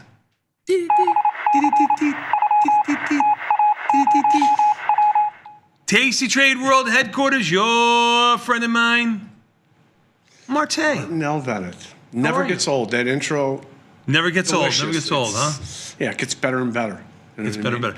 You've been feeling, some of the guys from the trade desk say you've been feeling a little bit like, now that you're coming on the show a little bit, you got a little bit like local celebrity star status to you, that you're even... Scoopy on the NASDAQ. Scoopy. Oh, you covered the NASDAQ that you sold. Oh, very nice. Very nice. We're still holding. You remember when you were a trader on the floor, right? There's no patting on the backs, right? I mean, no. They only want to get patted on the back when they have a big loser, because that's all they would ever talk about. Oh, losers, my silver position. And nobody ever admitted to their winners, Never ever, right? No, the demonstrative vernacular for losers was just Well, but that's the whole thing. That was the first thing my dad taught me was just never false humility. Never tell the wife about the winning trade. Never, ever. Yeah, Never. Always losing trade. Never ever. How'd you do today? Yeah, okay. If they wonder how the bills are being paid, you're doing your job out there. Okay, guys? That's it. How'd you do? Yeah, it's okay. Had a good day. Well, enough about him. Let's get back to you here. Let's get back to me. So, you want to spread the love. You got other guys on the trade desk, and you surrounded by talent. Surrounded by talent. Literally surrounded by talent. Surrounded. Got to give Alyssa a shout out. She just passed her 3. Awesome. So now she's fully licensed. Awesome. Good Another job. 22-year-old genius that I get to compete with, right? Yeah. So took him like 15 tries. I mean, I heard the rumor was he got a 97 on the 3. First time he took it. That's the rumor. That's the rumor. There were some I had to take multiple times. I know. When I was registered. I'm no longer registered. To get practice. You didn't really. Anybody can pass on. You fall asleep. I know, it's tough. During the practice test. I mean, it's like an 8-hour test. The practice test, not the 3, but the practice test would be like 7 hours or something like that. The Series 3 was quite a bit different in 1984. It was a little different. A little easier. Is that how you guys all got on the floor? Well, we didn't need those. I didn't need those licenses when. Well, you had to at the Merc, but at that time, I'm not even. It was a 20. If it was I multiple correctly, choice open book. It was pretty much open book. Frankie will know for sure, but I think it was. Frankie was the first. Well, you know about the OEX, but you weren't in the OEX. You were at the Merc. This was the CBOE, CBO. Sorry. Frankie was the first broker, the only broker, I think, in the OEX, which got to about 500 guys in it at one point. I think he was the first broker in there. But I think our CBOE test was around 20 questions, and it was basically, it was an open book. You didn't have it was a book they wanted you to study, but a guy would walk around, and I've told the story before, you go, number 8? Yeah. You really want to pick I mean, I wouldn't answer number 8. B, and you go, See? And then he'd walk away. It was a little bit different. You see, I mean, it was kind of exaggerated, but it wasn't too exaggerated like that. But anyway, let me get back to your trade desk, friends. You want to share the love. I think you have a picture that you want to share with us. Let's go over some of the thing. Remember, though, we are surrounded. I'm literally surrounded by talent. There's just one of many. So this is Gus. Right, he's representing the new breed, if you'll notice, of guys that work out. They want to be on top of things. They want their mental clarity. And he's developed this new workout. It's called the Fisherman Knit Sweater Boot Workout. Because when you're on your treadmill, you want a little weight. Well, you want to have your calf roping boots on. The tightest jeans usually he recommends that you can find, and then something really thick and woolen on the top. Hey, listen, this is a reflection of our generation, how hard we work. Okay? Right. You know, we don't even have time to go to the gym. Now, are there gerbils underneath this thing? How big is this? It's quite the. I mean, I thought they were little thin ones that you just fold up, you know, like, and they just fold it down. This one's not fitting under your bed, unless you're like Henry VIII or something. This is a contraption, we like to call it. Okay. Wow. He's got a contraption. Hope you got it on sale. Might get you one of them. Yeah, if I told you the price of that treadmill, you wouldn't believe it. Take a guess. Nick, go. $1,500. Excellent guess. Not even close. Tony. Damn. $350. $350? Yeah. Oh my God. Yeah. So what costs $350 now? Okay, I'm going to give you one more guess. You're going to want to go a teeny bit higher than that. It's $2,500? $7,000. And Really? worth every penny because it can stand up to woolen sweater sweat and cowboy boot traction, right? Oh, we got people in the chat saying 6K. 6K, 6 to 7. 8K, they're right there. Yeah, there you go. $350. I don't think Gus is walking on anything for $350 except for one of those boots he's wearing. Treadmills for sale. Lowest prices guaranteed. Walkolution. $206, $479. Temu, $100. Not interested. Gus was not interested in those. Is that a Gus sponsored? He might as well be sponsoring it. Oh, good one. He should definitely. Good for Gus. If I had Gus's money, I'd burn mine for worthless. Gus has got the 3 him. coming up on Friday, so let's give him a shout out to pass that thing immediately. All right. Yeah. Nice work. Good luck. Nice call on the spooge too yesterday by you. After the delay, you I'm got the delay. Kind of getting cold today, but yeah, nice call yesterday. Cold today. Yeah, we got them. I know. I've been trading them nicely. They're not behaving as I thought. You're going to make us wait through the weekend, I think. Sound of making money. You covered a silver. Sound of making money, Nick. I covered the short put spread in silver, which means that was a hedge, right? That was a hedge I put on yesterday. You didn't want to get filled up. I wanted that to be You wanted that to be in the money. Yeah, I wanted that one to You not sold be a put spread. You don't want it to go higher, but you want it to go higher, but you wanted it to go lower for the because heavy part. That's the small part of the right. That's where you want you to take your loss. Yeah. This is where you're saying to the silver gods, look. Yeah, like please. Let this put spread be a full loss. Please hurt me. Test me on this. Hurt me. Don't make me make money on this silver spread. Oh my God. You think we're going to set off a treadmill office revolution? Probably not. Although I think they're a great idea. Yeah, I think they have their place in the office, especially like this. So I'm making fun of you, Gus, but I'm actually secretly jealous. Yes. Both for the number of steps you put in, and the quality and price that treadmill generates. I sit here on my arse and right. Well, what do you got for us? Let's go through this list, and then we can get to the other talent. I got a bone to pick with the next guy. Oh, you do? Ooh. All right. Who is the next guy? Not going to be as friendly to Glenn as we have been to Marte. Prepare yourself, young man. At number 20, we have Amazon at a 9%, 19 Intel, 31, 18 Google L at 11%, number 17 Microsoft at a 13, 16 is GLD at 36%, 15 Meta, 3, 14 AVGO at 32%, 13 we have the TQQQ at 20%, 12 IBIT 43, Palantir number 11 at 2%, Netflix in the top 10 at 28%, at 9 MSTR 36%, at 8 Robinhood at 15%, number 7 Apple at 2, 6 AMD at a 20.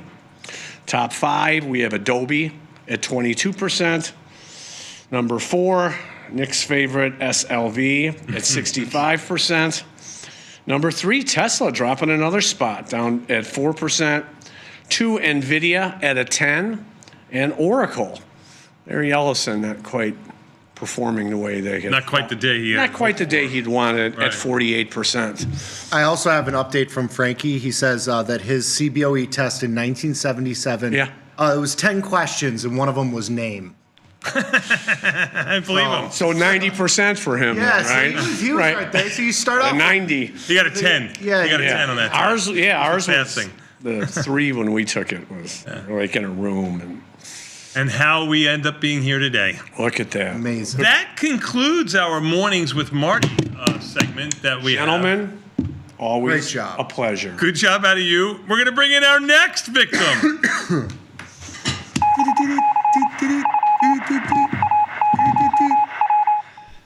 Oh, my dinner buddy, Glenn. What's up? Mr. Batista. How are you? Good to see you again. Good to see you again. Oh, Nick, long time no see. Hello, sir. Nick was not at dinner, What Glenn. are He you didn't doing get to denied. climb this corporate ladder? You get the dinner invite. See, I don't know. He was filling in for Pete. All right, truth be known, It's we been a invited little Pete. while since I got invited to the dinner party. I think there's, I'm actually glad we're talking about this because, Mr. Batista, I feel like you're a very good mentor to me in terms of etiquette. Oh, and you were about to say that he gave you ordered the salmon personal invite. No, I would have. I think that would have been. I would have to change. I think I would be like Jon Snow. I'm I would not- have to I'm be not- Nick Snow after this and just disown him. No, not trying to cause any strife or interpersonal conflict, but you have a way with do's and don'ts. Invites to accept and reject as it pertains to sleepovers and whatnot. And so I was invited to this dinner as a friend of Margin Island. It was a Margin Island Christmas plus. Yes, I was an add-on. It was not my Margin party. Plus. Okay. And so I feel like those are my boys over on the desk, and I had a little bit of back and forth. Am I intruding on this Margin Island Christmas? Because once I learned that the heavy hitters were going to be there, the Bat himself and the creator, it's like, oh. It takes a lot to get me out at 4:45 and drive an hour and a half. I'm not gonna lie. Yeah. So Glenn, you should feel like you were privileged. So I always, and I thought, should I really go? But then I remembered I got the invite from Mr. Rashis himself, and he's kind of He was the organizer of it. He's a godfather figure, and so I thought, if that's genuine from him, then who am I? You know what? If you wanted a Godfather figure, he's a much better one than me. So you have picked the right one. Is that? Did I look at a place? I'm more like the uncle with the pictures and kind of thing. You have a problem, you go to the uncle, to help you get out of it. Yeah. Not like a Godfather would who wants to protect you, somebody that puts you in harm's way, but we'll get around it, kind of thing. Sure. I'm that guy. But were you shocked to see me that you were like, what the hell? No, we got to get younger or the party will die. I was shocked that you didn't invite Nick. See, again, that's another thing that I struggle with is I know why you didn't invite Nick, because Nick has a bone to pick with you. No, that was my bone to pick. Oh, that was it. That was the not bone to his pick. not his FX trades that he's got you in. No, he's been okay there. All right. Oh, look at that! But no, my bone to pick No was, pointing. No pointing. You pointed at me. When you point at me, you got 4 fingers pointing right back at yourself. Noted. It's okay. You were saying? I'm sorry. No. My bone to pick was, the dinner invite and just the fact that. Okay, question though. Invite for me. Tony, is that in that situation? Do I have invitations to extend? Absolutely not, right? No, you do not. You do not. Nick, you would have been my first call. Matter of fact, I noticed, which by the way, I don't like. I know it was probably Donnie who did it. Like maybe even Donnie or maybe even your side of the table over there, like the head of the table. Yeah, like Clink, maybe you. Like you guys ordered dessert. Like when you're at a table of 15 guys. Okay. You don't order dessert. Okay. Like we're not getting 15 spoons and we're all sharing. That's exactly what happened. The dessert. Like guys don't do that. Okay? Like when the server comes over and asks, "Do you want dessert?"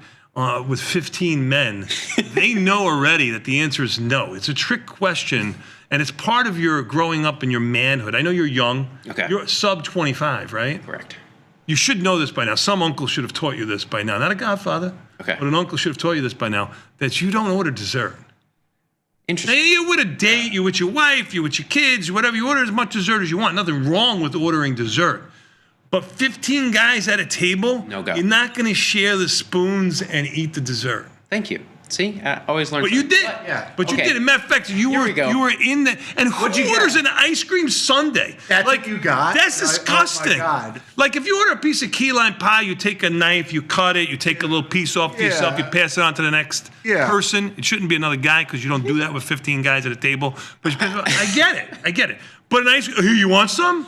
Okay, understood on the ice cream front. When it came out, it was a little wild. But do you actually? Did people actually on your side of the table? Because I couldn't hear you guys talking down there. And I was very happy about it. Did people actually take some of the ice cream? Oh, it was between me and Clink, and I was like, "Are you sure?" Yeah, Clink. That was the other one. You don't want more hot fudge? Oh, do you guys spoon feed it to each other? 100%. But how do you? Guy, listen, Okay, guy but you etiquette. know exactly you don't do that. who it originated with. It was Bob Groves, the king of desserts. He said, before she even asked if we wanted a dessert menu, he said, "Do you have a dessert menu?" I could figure Groves for that too. Exactly. Groves for that. Key lime pie was. But he very see good. He Groves probably is, went with a pie, though. But Groves is old school. He's smart. He knows he's not supposed to order dessert, but he knows if he's going to order dessert, he has to be the one ordering the dessert, so he gets it first.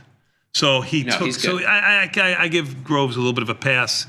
And plus, he was trying to trick you. He's waiting for you to say, "We guys don't order dessert when there's 15 guys at the table." You know that, Groves. He tested really you. good. You failed again, and you ordered a sundae. I cannot for the life of me. I wanted the tiramisu. That was pretty good. The key lime pie, also very good. Yeah. You ate all Donnie that wanted and the sundae? Donnie wanted the brownie sundae, and then It Terry's was the other off- guy I told you. I mentioned Terry- Donnie. you did. Groves is the only one I Terry's missed. off sweets, but I think he put the sundae order and just watched people eat it. Did you notice Tom, Scott, myself, Chris? Should have known. You're right. Right? I tried to pass you the tiramisu a few times. Right. We don't do that. You didn't Guys hear me. don't do that. All right. Well, you live and you learn. Now, what do you got for us in FX Yes. before? Where you get yourself in trouble. Doesn't Groves have diabetes too? I think he does. Does he? You definitely track something. I think he does. Or he did back in the day. I don't know if it disappears. I don't know. Maybe he's taking ivermectin. Who knows? Go ahead. What do you got for us for FX? I mean, Super Bowl yesterday. It was fun. Fed Chair Powell and the FOMC. Super but Bowl it wasn't a crazy day. Markets got what they expected, but we did see some dollar selling on his commentary. Traders latching onto the dovish signals that a hike is nowhere near in the picture. Cuts coming, but not to the extent that anyone expects for 2026. Just one priced in, but dollar weakness throughout the U.S. session that snowballed into the Asian and European session. Now we wake up this morning to a much weaker dollar. We're seeing euro above 117.5 for the first time since start of October. Similar extremes across the board. And the outperformer of the day is the Swiss franc, who had. I just got long it too this morning, so I'm just adding long the dollar. Okay. Yeah. So we had. So you're selling the franc. Yes, buying dollar. Right. Yeah, so we had a Swiss National Bank interest meeting overnight at around 2 a.m. and nothing in the headlines around rate hikes or cut. Yeah, 1.5% in the past 2 days. Huge for FX markets, and especially a historically low. So you're long volatility that pair that's trading near its lows. Yes. Being a contrarian on the whole trade. Yes.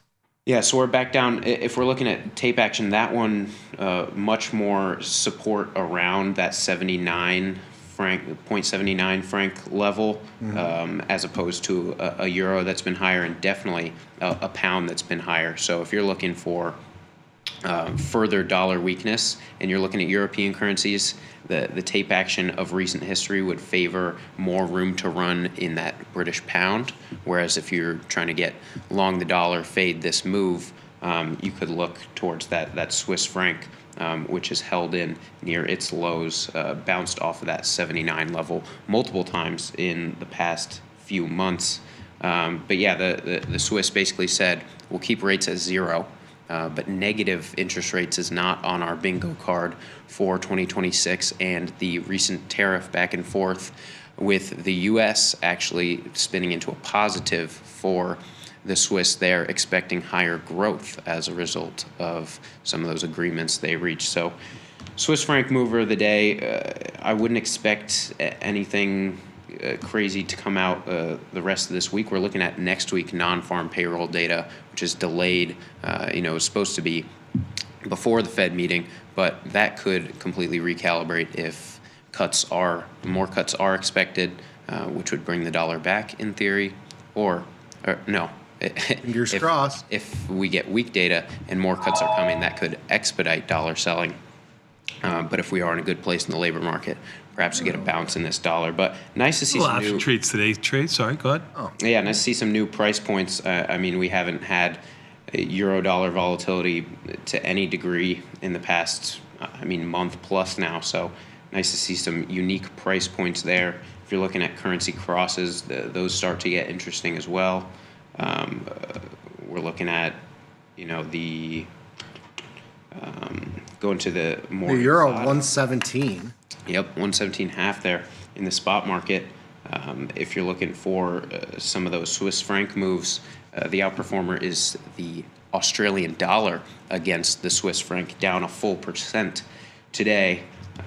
That, from a chart perspective, looks interesting to get long the Swiss franc. That's coming off of recent highs.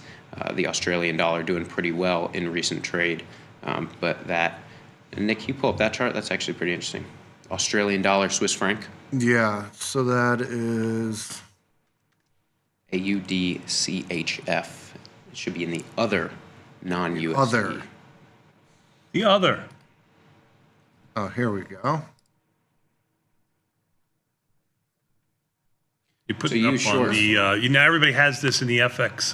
Yeah, it's the FX tab here on the left. Platform part of Tasty Trade. So this is nothing. If you haven't seen it or know how to get there, please just, who could they email, Glenn? You can email support at TastyFX.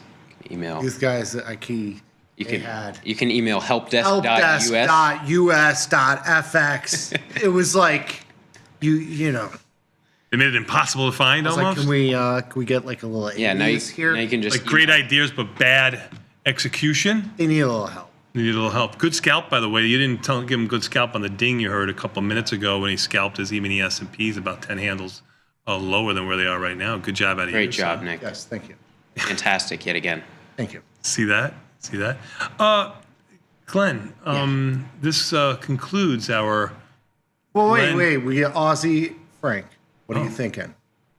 Well, that one's interesting because we were just talking about the dollar Swiss franc as hitting its lows and a possible rebound. But if you're looking to get long the Swiss franc, I think the chart on the Australian dollar Swiss franc is more interesting because if you can scroll in, tighten that chart up a little bit.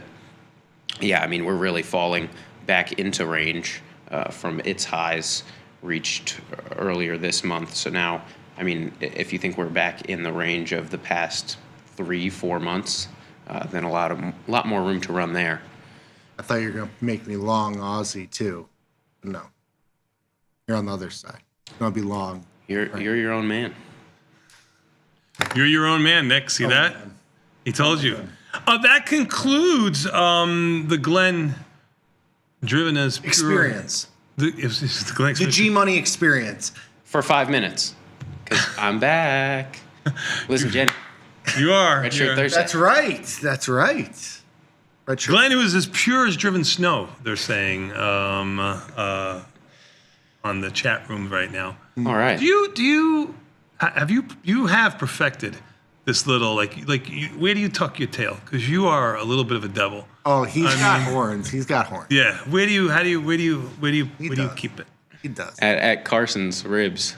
We're going to take a quick 90-second break. We're going to come back. Really exciting day for what I thought was going to be a boring day when before I went to bed last night or after the market closed. I figured we'd open, pretty much unchanged. We've had a huge move in the E-mini S&Ps overnight. We've had a decent-sized move intraday. E-mini S&Ps are only down 18. Oracle for earnings down 31. The NASDAQ down a full 1 percentage point. The Dow up a full 1 percentage point. You got a real mixed market here. You got silver in the stratosphere, just traded over $6,400. I'm sorry, over $64. It's $63.70, still up 4.5%. You got gold catching a bit, up 1 1/3%. You got opportunities abound. I just put on a Euro Iron Condor, and I got back into another short. in the micro E. Been nice scalping in between here, 100%, 100%. It's been a nice market. I mean, I think you put almost 50 trades on so far. They're probably the most active. How many you got? I'm not looking. A lot. Okay. Okay. A lot. Okay. 45. Okay. I was just doing it from Close. memory. So good job out of you. We're gonna take a quick 90-second break and come back. We got more Tasty Live after this with Liz and Jenny and Glenn. Liz, Glenn Jenny, experience. and Glenn. See what I'm talking about? You just slide your way right into their DM. We'll be back in 90 seconds. Tasty Live. Peace.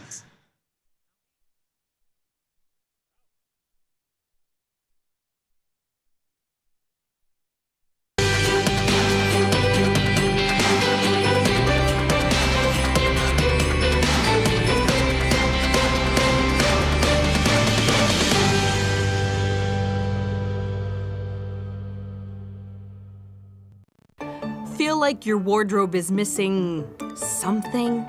Like style, purpose, and maybe a dancing dog? Can I pet that dog? The new tastytrade and tastylive web store is now live. New merch, bold designs. Did we mention all net proceeds go to one tail at a time? Invest in the real bull market, dogs. Go to tastytrade.threadless.com. Grab some gear and help some pups. You get merch, they get a home.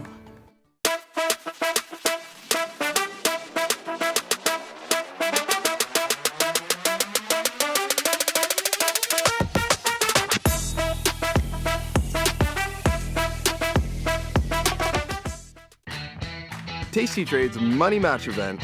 Unlock 30 days commission-free trading. Plus a 1% cash match on all qualifying deposits to jumpstart your trading when you open and fund a new Tasty Trade account. Level up your trading experience with active trader mode, smart order tracking, risk analysis tools, dynamic watch lists, and more. The Money Match event starts now, exclusive to new Tasty Trade customers. Delta, Vega, Gamma, Theta. It's all Greek to you. Well, guess what? Millions of people speak Greek, so you've got no excuse. Here's your alphabet. Theta is time decay. Time itself has value in the options world, and that value slips away the closer you get to expiration. Theta is how fast that happens. Tick-tock, time value drops. Delta is difference. How much does a $1 move in the underlying affect the price of the option? Long options have a positive delta because their value moves with the stock. And short options have a negative delta because their value moves opposite the stock. Gamma is get up and go. It's how fast delta changes. Gamma increases when the options start trading much more like the stock. Like the closer to the at the money and the last few days till expiration. Vega is not a Greek letter, but it does start with a V, and so does volatility. Vega measures how much the options price is affected by the changes in volatility. Now you know your alpha, beta, gammas. Well, gamma anyway. Pretty simple.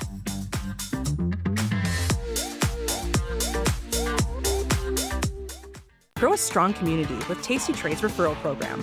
When your friend joins Tasty Trade, you'll both receive $100. As your community grows, you get more bonuses. The referral program runs through December 31st. Only at Tasty Trade.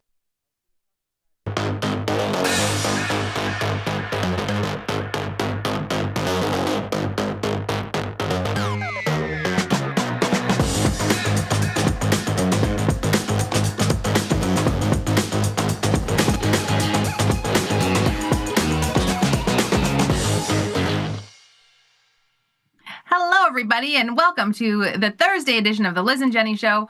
I'm Jenny Andrews. That beautiful blonde in that lovely red holiday dress is Liz Deerking, and that handsome guy in the maroon top is Glenn Freiberger. Welcome, Glenn. Hi, guys. How are The we doing? crowd goes crazy. The crowd goes crazy. Liz, Did I that's a- pronounce your last name right, Glenn? Sure. I mean, I did blacked you not out. hear it, or did she not no. pronounce it right? I was already thinking about what I was going to say. I was freaking out. Oh, excellent. Sorry, guys. Excellent. That's a really cool shirt, though, Liz. Thank you. That's what I said. I really like it. It's a dress. She's going to a Christmas concert. It's a maxi dress. It goes all the way to the floor. You can borrow it at any time. Thank Glenn. you. That's very kind of you. What concert? She is on her way to a Christmas concert. Oh, it's a Christmas concert. It's the Lamont High School Christmas concert. Very cool. If you'd like to come, you're more than welcome to. Is it like classical? Like a band? Yes. So the band will be there. The choir will be there. All of Very our nice. orchestra will be there. It's candlelit. It's very nice. It's actually a good concert. Need Yeah, you'll have a choir for wonderful- Christmas music, I Yes. think. Yes.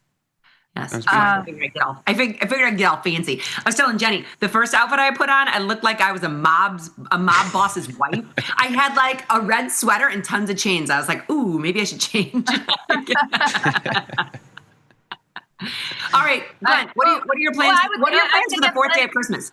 I was going to ask Glenn a question because I've got the firstborn son returning for Christmas break today, and I've been busy getting the house ready for his return. I'm making one final run to the grocery store. Glenn, when you would return home from college for Christmas break, like, what would you walk into? What would be going on at your house?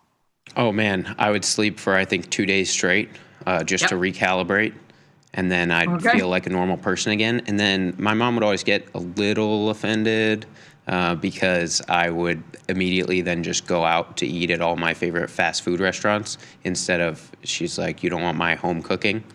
It's like, yeah. But I grew up in the South, came to school up here, and so the fast food chains, barbecue is all very different down there. So that's what I was most deprived of.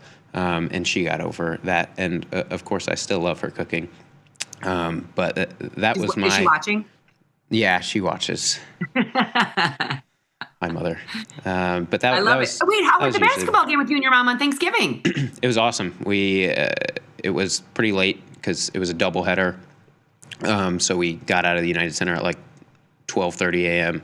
The crowd really dwindled down after the first game, but that got us some courtside tickets. Some guy came up to me and was like, "We're leaving. Do you want my tickets?" I said, "Sure." That's cool. So yeah, it was awesome. very cool. That's very cool. I love it. I love a good mother-son time. Yeah, it was a lot of fun. That's nice. That's nice. I'm sure they were so excited. The parents get so excited when their kids are returning. Yeah. Or you're having a nice visit. Yeah, and it's nice that she's going to be. I mean, I know we're all being nice here, but my son came home for Thanksgiving and he was out till the wee hours of the morning. And I was like, I could do this for Thanksgiving, but I was like, do not think this is happening for the month that you are home over Christmas, young man. that always is, I think, the main point of contention. But we haven't seen our home friends for a long time, so. And so it's it was exciting. his first time home, so I was like, okay, yeah, you can do it. Like this time, you're going to see your friends. You haven't seen me. That's fine. I get it. It's fine. Like, have you ever seen those TikToks where it's like, no, it's fine. It's fine. It's fine. Like, I'm going to fill the fridge for you. It's fine. But I was like, we are dropping the hammer when you come home over Christmas. Yeah, but at least it's a nice long break, so I'm excited for you guys. That sounds fun. Wish I It's was super cute. The chat is like, hi, Glenn's mom. Hi, Glenn's mom. Yeah, so she's a crowd favorite. Oh, that's sweet that she watches every. And honestly, I can see that. I can see that mom watching every day. Then she can keep up with you. Knows what's going on. What are you doing this weekend? What are your plans? She actually, that is her main thing. She's like, yeah, I watch it because then when you call, I already know what you're doing every day. It's nice keeping up with you. So, Glenn, my mom watched every single day too. that's awesome. She did every single day, and to the point where sometimes Jenny and I would do things. I was like, "Well, that was fodder for the show." That I was like, we exaggerated slightly. Don't worry, Mom. 100%. And my dad has always watched. My dad watches every day. Although we've been on for so many years now, sometimes he misses. I'll give him a few. Once in a while he misses, but he still watches. Very fair. Okay, Glenn. Wild night, right? Wild night. Wild day. Oh, we have to talk business. No. Let's pop into the platform. And I'm going to go into FX, but you could just see here with our position 6E, 6J, the moves they're having today, right? Yeah, very nice. What do you got in the futures side there? We just have some. We have a short put spread in 6E. We have a short put spread in 6J, and they're all very nice. They're all having big moves today. So I can go to FX here and take a look at. So 6J would be this USD JPY. Yep. Yeah. And what went on? I mean, it looks like. I guess it doesn't look like that crazy of a move, but our put spread is going to come off today. Yeah, no, a big move in these FX markets, which on a percentage basis don't move as much as some of the other crazy futures out there. I mean, looking at silver, that's been ridiculous, and some of those metals, but still pretty big moves here over the course of yesterday and today, over 1% in a lot of these major currencies, which is a big move as a result of yesterday's FOMC meeting. Not too much interesting there, but enough for traders to latch onto on some US dollar selling across the board and giving us some unique price points. So that euro dollar, that we have up right now, seeing 117 for the first time in a month, now back up above 117.5. That one's really running away today, up 58 pips today alone, which is more than we've seen in recent months. That volatility's really been compressed in the euro dollar market in particular. So nice to see a big move there. That's outside its one standard deviation daily change for sure in back-to-back days. So I'm a little bit hesitant. You can think about this in two ways, really, that since this has been so compressed, this may have a lot more elasticity continuing, and this could now have a lot more momentum to see something like 118 in the near future. Or you can play the contrarian, 2/3 of a time. This will revert back to what it typically sees, which is around 40 to 50 pips of change in a day. But the good news all around is that a lot more price points for active traders to get involved. And it sets up, our calendar pretty nicely too. We have this meeting, which we were all waiting for. And then next week we have non-farm payroll data, which will be the freshest of labor market data, which presents just for a while, since a while, right? Yeah. And so hopefully a little more gravity to that market participants may latch onto. And that could, categorically dispel what the Fed just said yesterday. And so that presents the opportunity for a little more chaos here. So I'm looking today just at different time horizons and looking at... I feel like you're not going to sleep for a week. Yeah. So I'm looking at different time horizons and looking at these different dollar pairs for different possible opportunities, because when you open yourself up to looking at multiple different time horizons, different trades, you have so many different instruments here in this spot FX offering to position yourself both long dollar and short dollar over different time horizons, with the possibility of being right multiple times over. And so the mover of the day that I'm looking at, talked to Nick and Tony about, is we also had a Swiss National Bank meeting overnight. So that dollar Swiss franc, USD CHF, is now down 1.5% in the past 2 days, which historically this pair is not as volatile, and it's filled, its complete range just about. And we've seen strong bounces right around that 0.79 Swiss franc level. And so not necessarily needing to step in front of it here. You absolutely could if you think that this move is overdone. We'll see how the U.S. trading session shakes out. But a big repricing here, and I'm looking to that 79 level in particular for a possible reversion, or at least monitoring how trading occurs there. You think it's going to go down just a little bit more and then revert? Yeah, I mean, if you're looking at the tape action there, we see the strongest bounces, no closes in the past, 2 months below that 79 level, even though it's stretched below it on 2 occasions. So pretty strong bounces there historically.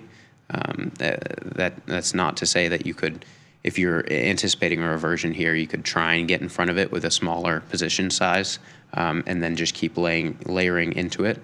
But could you put in an order? Can you put in an order to just like buy at a certain price? And if you absolutely can. Let's do that. Yeah, let's do that. Looking at that. Let's do that today. At that, your trade ticket on the right, just looking at trade type, you'll see that it's the drop down is market order selected. So order would be a limit order.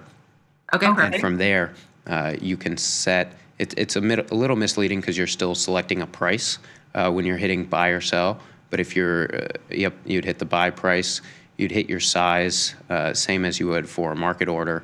But then if you scroll down to price level, that's where you would there we set. go. Okay. Let's see, if I do 5.5, how much is that going to use? Yeah, so put in your price level first, and then that'll tell you your. Where do I set? Oh, right down here. underneath that. And Yep. 0.079000. Yep. So yeah, you could either hitting the minus would. Wait, would I'm get you sorry. there. It's 0 points. It's Jenny. It's 0 points. Oh, yeah. Yeah. 0.79. Do we want to get 7 point? Yeah. There you go. Yep. But too big of a Funds position size for available, you. margin required. Oh, so I put in too big of a size. Yeah. So your typical sizing, I think, is 0.05 or 5 microlots.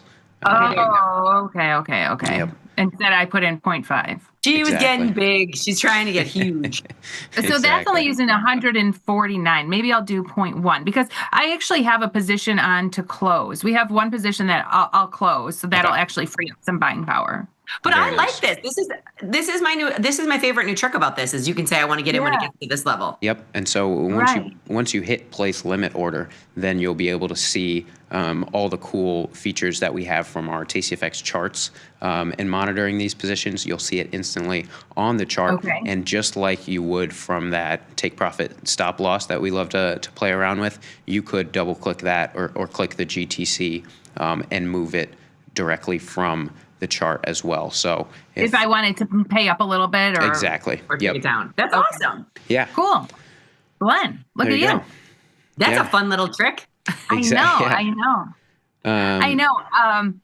Nice. So we've got that. In our positions, but don't look at the shekels. That's just Man, that was.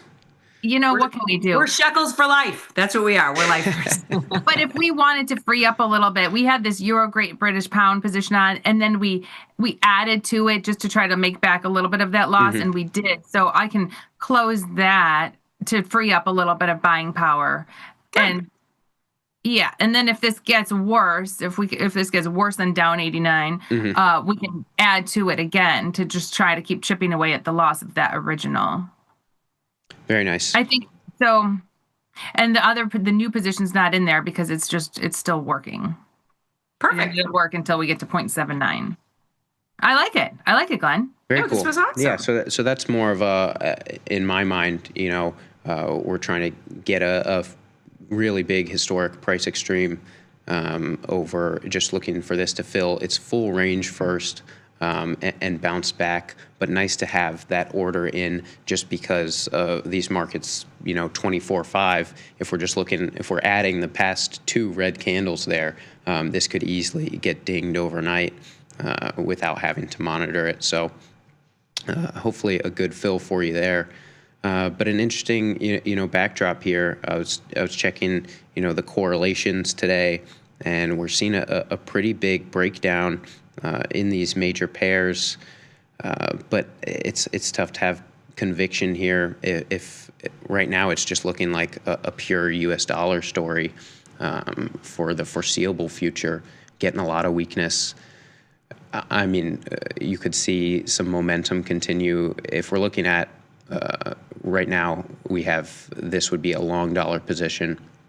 But if we're looking to trade some further dollar weakness against a European currency in the short term, we're waiting on this to get filled, then that British pound US dollar looks interesting to me from a price action perspective or a tape action perspective, looking at recent history. This one, as you know this directly from your euro dollar British or euro British pound pair, that you're waiting for a pound reversal, right? And so that this pricing is favoring the euro over the pound right now. But this one, if you zoom out a little bit more, this one's been a lot higher.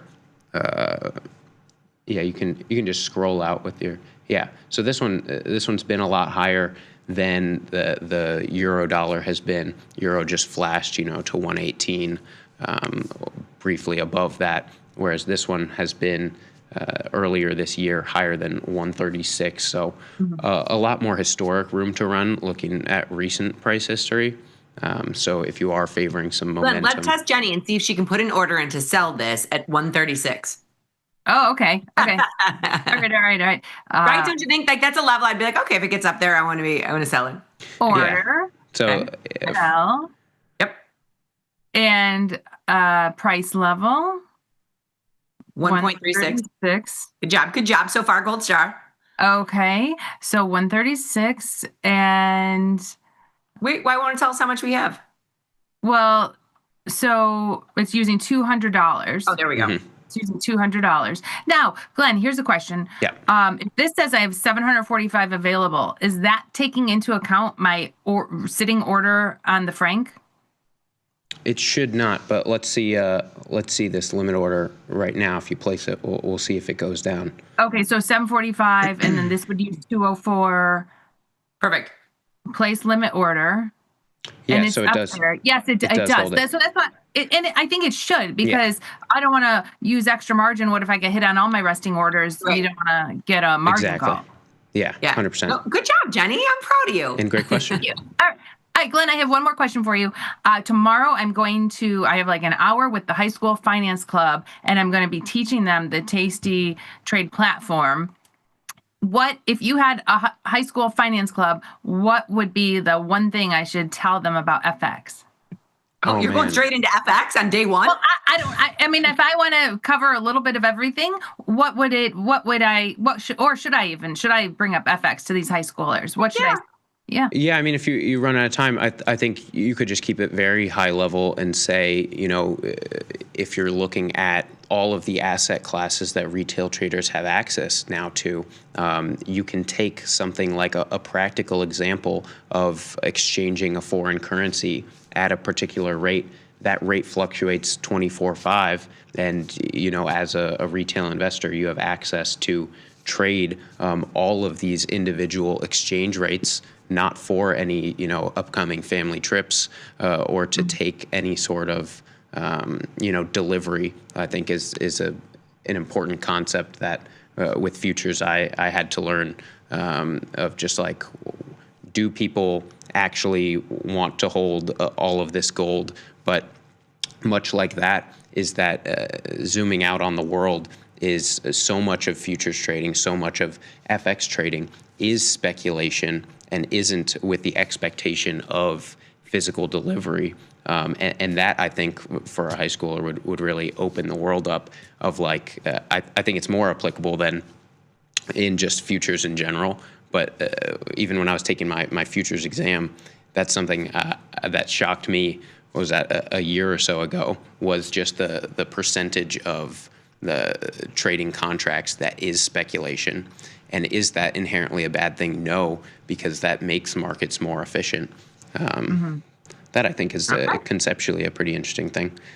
Okay, I think they'll like that. And then there's also an upcoming trip to Italy for school. So not everyone's going, but whoever wants to go, there's an upcoming trip to Italy. So I thought, too, I can say, you can keep an eye on the Euro USD here, because as you're nearing your trip, this will play a role in how far your money will go when you're exchanging your dollars for euros. Exactly. Yeah, I too am going to Europe pretty soon, and I was thinking about putting in a little hedge, and silly me did not at 115. So.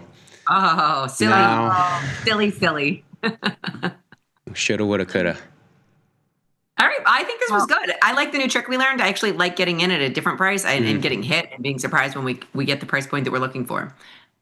Thank you, Glenn. Thank you so much. Have a wonderful weekend. Yeah, thank you. We'll see you next week, or are you off on the 18th? I will be here on the 18th. All right, wonderful. We will see you then. Thank you very much, Glenn. Have fun at the Bye, Christmas Glenn. concert. Good to see you. Oh, thank you. See you guys.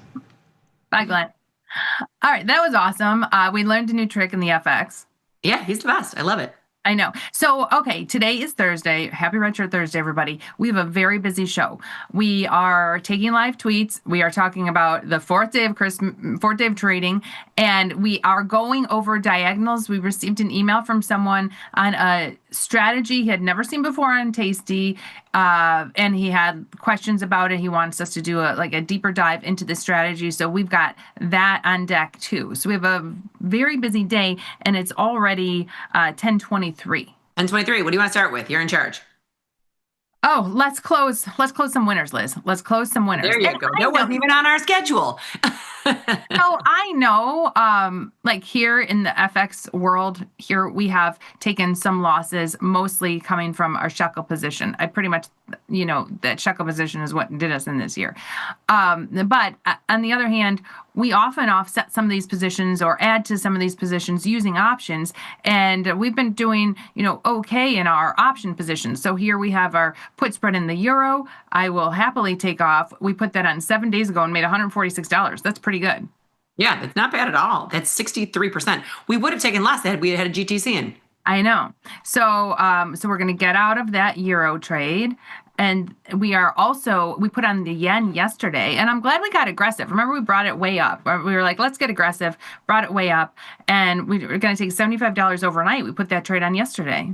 You know what? I'm going to close mine too. Remember, I carved your market? I closed mine too. Yeah, so, right, why not? Let's get out of that yen position. Yeah, absolutely. Okay, so we're out of the yen. I'm going to lose a tick on this because we're up 63%. So I don't mind giving up a tick. So you can see 150 to 137.50. So a tick is 12.50. It's kind of a lot, but we're up so much. I'd like to get out of this. I agree. What? And it's still not filling? It says, did it say rejected? Did it? No, let me see. Activity, 6E, working. It's in the working orders. There's the one that I canceled. Okay. No, it's working. I mean, just let it sit for a minute. Maybe it's wide markets. I don't know, because it's 0.00000 something. I don't know if it's wide or not. 0.00000. Yeah, but we made so much on it. Pay up for that. I did. I gave up $12.50 to move it up a tick. Let that work for a minute. But I guess this could get away from us because this is a big move. And it was 1 day. Oh no, this is the 7 day. 2 days. Well, yeah, this is our 7 day trade, but still in 7 days, we got a pretty big. That's not bad. Okay, so right now at 0.00062, we're up $146. At 0.0007, subtract $12.50 from that. But okay. I don't know why we're not filling. What I'm gonna do? I'm gonna cancel that entirely, put it in, close position, tick it up. Look at the bottom. I want to see it's 50 at 85. That's a good 50 at 85. So yeah, 0.07. And this is far out of the expected move. Let that work for a little bit. Can you go back? Wait, how much time is left? Can you go back to the trade page? I just want to see something real quick, only just because we're looking at this. What if you butterflied it off? Now this is where the numbers are going to get tricky. Okay, we took in 0.0018. Okay. Okay, we took in 0.0018. Okay. I got it. And it's 1.5, 1.16. So if I sell one, buy one, we're gonna give up all of our. Yeah. No. Don't like it. I'm not banking on that. I just wanted to give it the old college try in this. Sure. I'd rather take $100, and I know it's worth $140, than put that on for even. I'm gonna give up. I'm gonna pay 0.0008 and just get filled on this because. There you go. There you go. There we go. It was still a nice winner on it. Yeah. And that little exercise, I definitely wouldn't give up $100 for that. No. Okay. A good thing we added our puts in Bloom Energy again yesterday on the down move because it's up a little today. So we've got a working order in for that. Any other big movers? SPY looks like a bigger loss today, but yesterday SPOOs were up 52. Today they're down. So this diagonal's not that far off from where we put it on. No, it's really not. I mean, we were up so much and now we're not down. I mean, we're down 24, which is nothing. We gave up half the move from yesterday. Yes. Okay. Can we jump in, because I know he's waiting, can we jump into the viewer question we had on diagonals? Heck yeah. Guide me, Jenny. Guide me. All right. Now I'm going to pull up an example. I'm going to pull up an example and it might not be. We look at it in anything. We're going to use, so we name things so we know what they are. So this is going to be very, very different. You're saying diagonal because it's spread over 2 different cycles. And I'll pull up an example. Now, I'm just going to win because this is one of the examples he sent me, but I'm not using the exact example because I'm adjusting for days. I'm adjusting for days as far as his the days till expiration he had. And I want to make sure I get this right. So pretty much brace yourself. We're going to walk through this and we have to think about it. Okay. Because if we think of diagonal, we would set them up differently. And it's like diagonal ratio spread. So in around the 15-day shorter term, buying right around an at the money put. So it's the exact opposite of what we would do, because we would be selling. This is the ratio spread too. So like I said, brace yourself. So 15-day buying the at the money put. Okay. And then in the 43-day, so selling 2 out of the money puts. And this is one of the examples he sent where he's buying right around the at the money put in the short term, selling 2 out of the money puts in the long term. Said he's seen some videos on this strategy. It's a diagonal where you're not paying for it, you're taking in a credit for it. How wide is the spread? So let's break this down. So you've got it, you do have a diagonal where you're taking in a credit. You're taking almost in the width of the strikes. I get it. Okay, so I'm just breaking this down. We've got days in between. You've got a $5 wide spread. You're taking in $4. So if you think about it in reverse, what do you want with the first option? You want it to go down a little bit. It's interesting. This is a really interesting trade because it's a positive delta. It's a positive delta. So you would say this is a bullish trade because it's a positive delta. Not necessarily. That's what I'm saying. Your Greeks are theoretical. Like, where do you want it to be a positive delta? You want it to be a positive delta after 15 later. days. Yeah, I was going to say the weird thing about this is it's a positive delta trade, but you want this stock to plummet in the beginning. You want this maybe not plummet, but you want this stock to go down in the beginning. You want this stock to go down so you can close your long, take a win on your long, and then you want the stock to rally. Yeah, it's like you think it's going down and then you think it's going up. Right. It's like if someone said, "Oh, I really think in the next 2 weeks the stock's going to go down," and after that it's off to the races. So the other thing too about this is it's very capital intensive. That's what I was going to say if you had that, if your assessment or assumption was, I think it's going down and then up, I would be doing a different trade than using $9,000 for this. Or I guess it's even with the ratio spread. Let's say the ratio spread was all in one cycle. It's similar, right? All in one cycle. So here's ratio spread where it's all in one cycle, and you maybe think it's going down and you want it to go pin 120. Great. Well, here's what you want it to go down and pin 120 at the 15-day, and then then go up after that. And instead of putting this on for even, he's putting on for a big credit. But if you're willing to use the buying power and willing to take the risk, and you're happy with selling these 2 120 puts, I might just say, just sell the 2 120 puts. Why pay for that short-term option? Because if it does plummet, I just want to talk through this really quick. So hypothetically speaking, win goes to 100, okay? In the 15 days, your one is going to you can only make so much because you're capped out at your shorts, and your shorts will then have so much extrinsic value. So on paper, it won't look good unless you're planning on closing your long and being like, the long is the long and the short is the short, right? I would say if you're doing this trade, you have to manage it separately. Because if this is going, your long is your long, your short is your short. They're two separate trades. Yeah, if this is going down, this whole trade's going to be a loser. If this goes down to 120, this whole trade is a loser in the 15 days when this expires. Because even if this makes money, the 120s and the 40-something day are losing money. So the whole trade's going to come off for a loss. So the only way to win on this trade is for the trade to sit right here or go up or just stay right here, and you're making your money from the decay of those longer term options. I almost see no point in buying that short term option. I agree. I'm glad we talked through this scenario. I love getting random scenarios like this too. But I don't even know in what world you would respond to this email with all that information that we Well, that's why I said I'd talk about it on air. And they saw this in a video.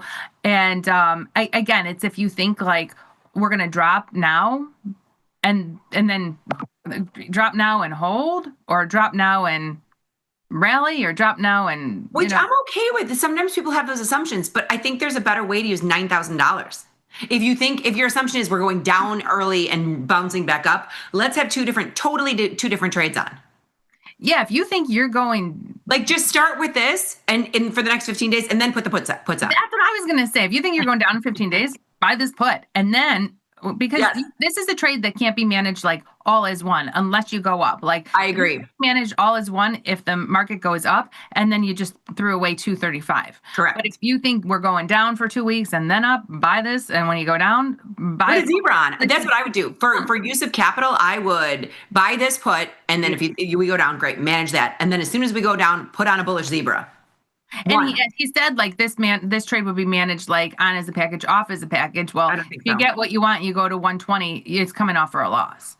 And if it goes up, you haven't made any money because you took. Yeah, what you're making on the 2 short puts in the 43-day, you're losing on the long. Yeah, it's interesting. No, I like it though, and I'm glad that somebody shared it with us. It's kind of fun. I like talking through scenarios. Yeah, I like looking at different trade. And again, he didn't make this up. He saw it on a video online. And I'm sure there's something that we're not catching from this, but just our lame view of looking at just breaking down the options, that's what we would say. Yeah. So not like we're lame. I meant like layman view. Like we haven't been watching the videos. Anyway, you're not lame, Jenny. You're not lame. You're cool. Are you ready for, and I don't even know if we're on the 4th day or the 5th day. Okay, I believe it's the 4th day. Are you ready? Are you ready for the 4th day of Christmas? On the 4th day of trading, my traders gave to me the top 5 option strategies. It's the first time it ever rhymed. Top 5 option strategies. Let's take a look. Let's walk through these strategies. Okay, hold on, Jenny. I'm going to see if you can guess what the crackpot team that we have has put together as our top 5. And I'm crackpot meaning like they're the best in the business. What are they? The top 5 option strategies. Top 5 option strategies. Okay. Top 5 option strategies. You can't really ask me because I already saw this. Well, that's what I'm saying. I can't play this. I can't play this game because I saw the list. Well, and that's what I was going to say is I never would have guessed these strategies. But from that perspective, they're taking it from what people in the Gen Pop use. How about that? Because that's exactly what it is. Because one on the list is cash secured puts. I mean, okay. If you're watching Tasty Trade, you're probably in a margin account, or you're in an IRA and you're on watching Tasty Trade, you know how to sell a put spread or do something to define your risk to release the capital. So yeah, maybe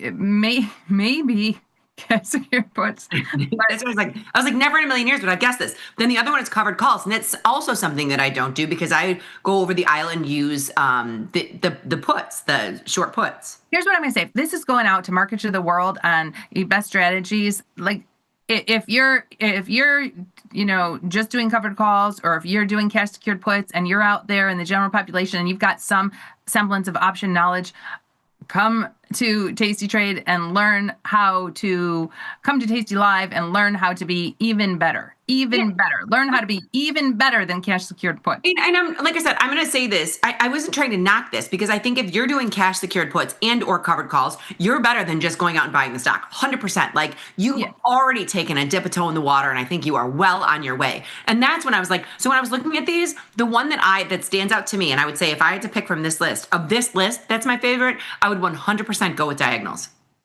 Yeah, diagonals, right. Nice, efficient buying power strategy to, dip a toe in the water in options trading, certainly. So if I had to list my top 5. Okay, yes. Now we'll list your top 5. Top 5 trading strategies. Top 5 trading strategies. Naked puts, number 1. Okay. Jade lizards, number 2. Zebra, number 3. Diagonals. Yep.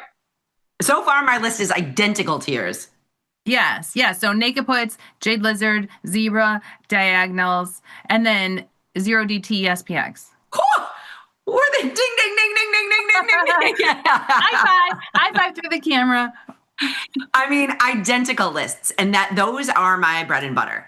Now they all have their time and their place, and in whether you're longer term, shorter term, but that is exactly what my list would have been. Nobody consulted us when they put this list together, Liz. Nobody. So on the 4th day of Christmas, which my traders gave to me, my top 5 trading strategies. We made our own list. I like it. So in honor, the one that crossed their list and our list is the diagonal. Let's put on an earnings diagonal. Okay, sure. Let's see. Let's take a look. Here's the earnings list for today. Today we have AVGO, which is Broadcom, Lulu, Costco, Restoration Hardware. I'm going to tell you, Liz, Costco, madhouse. Like, I'm telling you can't go to that Costco. I drive 30 minutes out of my way to go to a different one.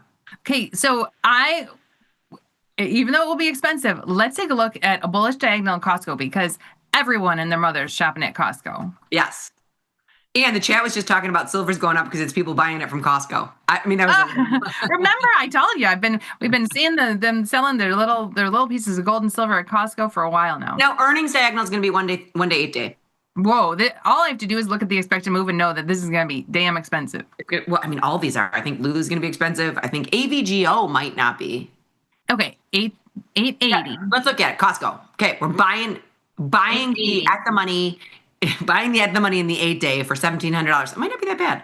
It's honestly not going to be as bad as I thought because if we can just let's sell something for $8 and then we know we're paying $1,000. Are you willing to risk $1,000 in a Costco earnings trade? Yeah, sure. It's kind of like my bill when I check out at Costco. It's just like my bill. I don't know how it added up to be so much. And they're like, no, with my reverse Costco bill where they handed me $1,000, I don't know. Okay, then if I want $8 here, it's $8.95. So get $15 wide. No, all you can make is $500 here. Yeah. But this is your day, so we're kind of talking about this. You know what? We could do. So let me just look at the crap. Because if it goes above $8.95, you're not going to make anything. I just it's a way to still. We're going to find a way that we could still make something. So hang on, hold your horses. So if we've got $8.80, $8.95, that's $15 wide, right? $15 wide comes up. We hit that. If I can't go $15 above it. I have to go just $10 above it. So if it goes, we've got $15 wide. We're paying $7 for it, which means if it goes up to here, we're only making $7.50. $7.50, and if it would go to here, we'd lose $2.50. Okay, we could do this. We could do this. No. If we're teaching a diagonal, let's just show how much it is. And if we want to make a bullish trade in Costco, it's not going to be this. So the true diagonal, if you're going to do a true diagonal, you're probably risking about $1,200 because you'd be at the money of the expected move. You're selling the 905 in the 1 day. Yeah, you're gonna buy the. This is a diagonal in its truest form. You go to the expected move, you sell it. You're spending $1,200 on it. now you're spending $1,200 on a how wide is that? $25. At $25, you're paying half the width. You're paying $12.50 to try to make $12.50 if Costco blows it out of the water. Whereas, look at that. Let's do it, Liz. Let's do it. Let's do it. Well, okay. I mean, I'm in. Whatever. But Costco, it's Costco. It's Christmas time at Costco. Like Costco is off the rails. The one by me. I don't know about you, but the one by me is off the rails. You can't even go in. You can't even get a parking spot. Yeah, you can't get a parking spot. You can't get in. The line, after you check out, the line to show your receipt, the last time I was there, the line to show my receipt was like 50 people deep. Yeah. Yeah, true story. Who's in for $1,200?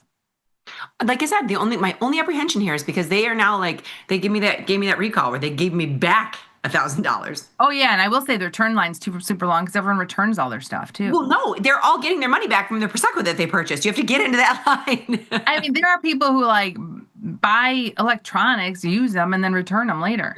Yeah. Okay, so how am I doing it now? But I know we're talking about diagonals, but let's just to be in the game. That's what I'm saying. Let's do a bullish trade in Costco. Let's just do a baby put spread, $125. Sure, great. Ship it. And we're risking 375. Wonderful. It's our baby Costco trade. Now, can we take a look at AVGO? I just want to see what price it is. I haven't looked at it in a while. Sure. I think that's down today, if I remember correctly. It's weird, with the market down, it's like a lot of things are up.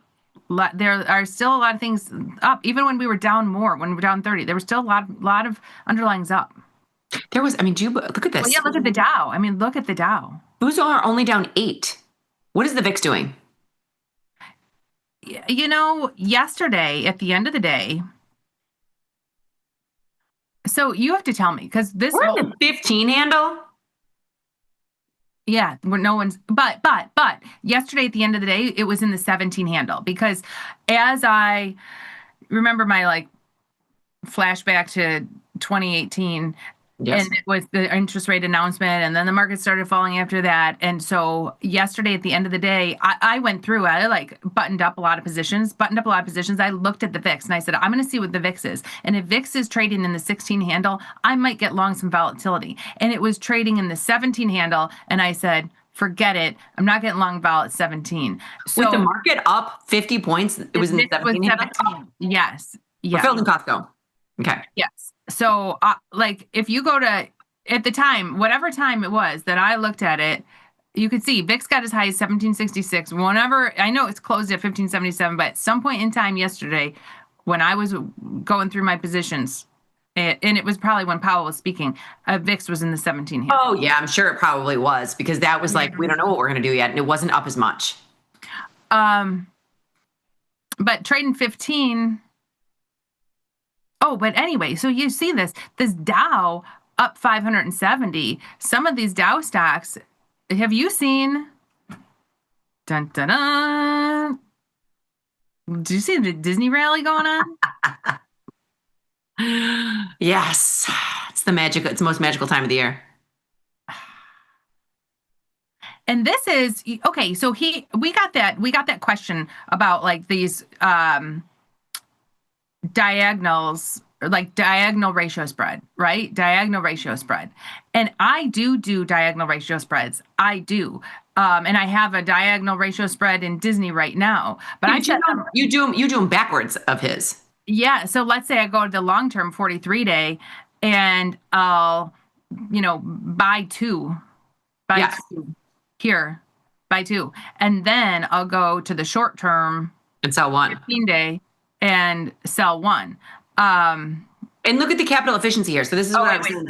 Sell one. Yeah, but looking at the capital efficiency here, you're using $500. And I think that was what was throwing me off with the other one too. You're trying to time the market there and not here. So in this situation, what you're saying is I'm trying to, I know why you would do this is you're like, okay, well, I want to be long them, but I want to take a little bit of a discount on it. I don't think it's going to skyrocket in 15 days, but I just want to chip away at the cost of my longs. Yeah, chip away at the cost. And then every week, if it goes up to 113, great. Then the next week sell the 115 and the next week sell and have it slowly go up and slowly sell something against the two. And the reason I do 2 by 1 is because in case it really jumps, I want that extra long. I agree. What time is it? It's 10:46. 10:46. I put my put spread on at 9:15 and it just got butterflied off. No, another high five? High five. That's for you, Patty, because I put it in exactly where we put our money where our mouth is. I put it in at 8:30, butterflied off at 10:45. Now I got to move. Otherwise, I would say it would used to be like 11ish, 11:30. I am going to pop it in Twitter just to make sure we get to everyone. So AVGO. Well, let's see. We were going to AVGO. Yeah, I just want to see what price it is. And then we can go, let's go back to Twitter. The problem is it's $400. Yeah, that is a problem. And then Costco, we put in a put spread. Lulu. I'm not touching it. Okay. All right. I'm not touching it after I went through all my Christmas presents. Then all the things I ordered for Annabelle were from ALO. Look at Ash Finn. Not a bad morning. 185 up on closed trades. 5 naked puts, 1 naked call. Let's go. I like it. Let's go, Ash Finn. I love Ash Finn. Oh. Yeah. Nice. Yeah. Good job. Once it's closed, it's yours. You get to keep it. Eric, Blue Wackadoo. He's killing me. Look at this martini glass. I started my liver cleanse yesterday. Wait, we have to be totally honest about this because there is nothing that she started the liver cleanse to continue to drink through the liver cleanse. It's my new, again, it's the first day, yesterday I started my workout class, went to my workout class, started my liver cleanse, cut back on, I said, are you doing a cleanse without alcohol? And she's like, no, I can drink with cleanse. Yeah, but cut back. All right, how's your FOMC hangover? I'm riding and so I don't know, when he says FOMC hangover, I don't know, was Spoo's up 50 something at the end of the day if it went through some of the 0DT SPX positions. I really don't know. I'm telling you, Eric, it was FOMC anger for me because I closed a freaking call that I could have made thousands and thousands of dollars on. But it's but yeah, I don't know that I can keep it. It's too hard to hold on to. I'm riding the 1DT SPX one line. Okay, somebody in the chat warmed the cockles of my heart. They're cleansing their liver with a cold beer right now. I was like, this is great. Oh, it's so funny. Okay. Riding the 1DT SPX one line Jade Lizard. I like that. Exiting VX, managing Oracle, shit show. Oh, Oracle. Oh, Oracle. Yeah. Oracle was bad. So when Oracle brought down, that's why I want to see AVGO. So I just heard that Oracle had brought down all those players because it was down. Whoa. Yeah. Whoa. Yeah, that's a big.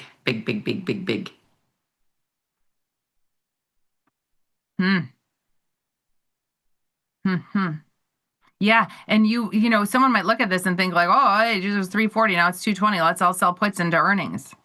Yeah, and I bet this hurt a lot of people. Yeah, for sure. Interesting. Very, very interesting. Okay, sorry, Eric. That stinks. This came from YouTube. So if you're on YouTube, Frank the Great will share it with us. So this came from eMedia. Why are the ladies not showing vol or open interest? We move them around. So thank you very much for posting this. I think we pulled up. Can you go to our platform, Jenny? Sometimes we have, sometimes we change it to whatever we're looking at for the time because we can, whatever, you can open it up. Yeah, we were looking at implied volatility when we were talking about skew, but sure, we can.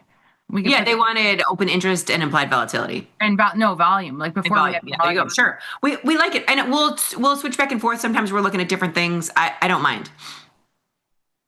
Yeah, I mean, we kind of look at that when we're looking at what's active, what's trading today. You go to these. Let's take a look at 0DT SPX, see what the volume's looking like in the 0 day. Are there a lot of out of the money calls trading? Yeah, there are. Today's volume. Well, look, there's a lot of out of the money puts though too. Right, sure, both. But this is when we get, Frank's report on like calls leading puts. And it does look like calls leading puts, but the puts aren't anything to shake a stick at. I mean, you go down, you've got 39,000 of the 6850s. Got 60,000 of the 6900s. Ooh, 60. Are we going to touch 6,900 today? But you know what? Honestly, these could be. It's cool. Not. You never know. Yeah, like this morning, I sold call spreads this morning. I Was just it had yeah, I sold 60. I sold like 2x1. This morning I did sell call spreads because I just had a feeling that I just didn't have a good feeling about the market today. And we bounced. We were probably down like 20 something on the open when I sold them, but they came off. So like I put on a bearish trade that came off. Let's put on a bullish trade that is butterflied off. Like it doesn't. If you get two-sided movement, great. That's why I like one side. But that's why I like also taking the profits. I think leaving them, which, like I said, I was kind of kidding about my anger. I took profits on something, and I could never be mad that I could have made more if I would have left it, because you could have made less too, or you could have lost all your profits. So it is with these 0DTEs, because guess what I can do? You can go right back in and trade it again if you wanted to, Jenny. No, but yours expired yesterday, Liz. Yours expired yesterday. No, I know, but I closed it the day before, but I could have held like that. What I was trying to do was YOLO it into the announcement because I thought it was going to be a big move up, and it was, but I couldn't, in my heart of hearts, hold on to it and give up my profit because then I could have given it all up. So I'll make you feel better. So we closed at 68.86. So if and you paid what, $14 for it or something, and you had the 68.45. So $4,000 minus the 1,500, it would have only made 2,500. Yeah, thanks. I would have likened that 25. I mean, I'm just saying, you're coming off a two $1,000 pins on the butterfly. You can't get lucky every day. No, I do like that. I do like pinning the butterfly is my favorite thing. It doesn't even matter if the rest of my account is down. If I pin that butterfly, I'm having a good day. It makes your day. Hey, yeah, you know what? I was having a good day.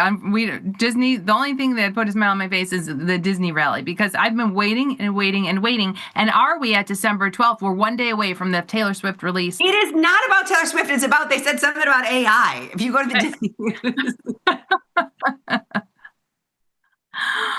All right. What else is? Hey, let's take off. Let's take Bloom Energy. Took back off again. Yes. We put it on yesterday. We're taking it off today. Done. Bloom Energy. Wait, and go to the, can you do me a favor? Because maybe I can't see that well, but can you go to the chart, or not the chart? I want to see where Bloom was today, because I thought it was down big. Oh, it's had a reversal. It was down. Yeah, that's what I'm saying. It was down. So take that thing off. It got down to 97, and now it's 104. Yeah, close that thing. Oh, got to make sure I'm pushing things out. Hold on. Have you done it yet today? No, I've got, the last thing I have is Costco. Have we done anything since Costco? So we're good. I got it. Because Costco and then Bloom Energy. So sometimes we forget, we're busy, right? No, I've got it all. It's been, you haven't traded anything since Costco. No, but this is what I'm going to tell you, which you probably don't remember this, or realize this. When we'll do show tags, titles, show tags. The last time I remember doing show tags was when I had TP on as a guest and you were in Vegas. Oh, you're fun. You're fun, Jenny. I do it every day. Oh, you've been doing it. Yes. I thought because we were in the photo shoot, we were out and about yesterday. Check the tags. Yesterday's tag was amazing. Yesterday we were on the train. We got a sidetrack. Oh, I don't do them until 2:30. I do them when I'm watching the end of the day market, because they haven't been running until then. And what is with? So did you see Bitcoin back to 89,000? I know. Way to bring it up on the closing end of the show. I'm just kidding. Well, I was going to say we did. So it's interesting because zebras here, we have a zebra and ETH, but it's not there yet. If you ratchet it up, you keep an eye on these zebras. We keep an eye on these zebras because we did ratchet ours up. Yeah. Jenny, the fastest hour of the day done and dusted is approximately 10:55. Well, it's actually 10:55. But do we want to first close TLT? Do we want to close it? Because we put on we get back in. Yeah, Close we put on a TLT Zebra. We can't close our bonds yet because we're short the 116 and the 15-day, but we could at least close our TLT. I like it. Close it. And then that is it. Okay. Even though it's kind of right there, it's still up $70. I'm working it, and that's it. We're done. We're done for the day. I'm going to make sure I didn't miss anyone. Make sure I got to. Patty, thanks for answering my question. Appreciate you both. Oh, thanks, Patty. She's the butterfly now. Yeah, she's great. Yeah, she's amazing. Okay. All right, Jenny, you enjoy the rest of your day, and everybody out there, remember. Oh, good luck on our Costco earnings. Remember to trade small, trade often. Thank you. Laugh with us, learn with us, and watch the Liz and Jenny show. I've got the cat. The cat is on its way. I can't wait to see the cat. We need pictures. All right, bye. Bye, everybody.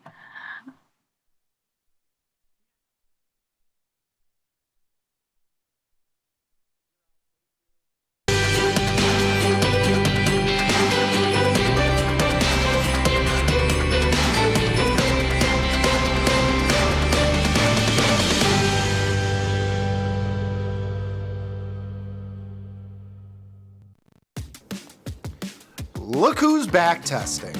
tastytrade now has options back testing for free. Test your trades with over 10 years of data for the most popular symbols. See how your trades would have performed in the past. Look back at profit and loss and take the guess out of guesswork. Oh, did we mention that it's free? Get back testing at tastytrade.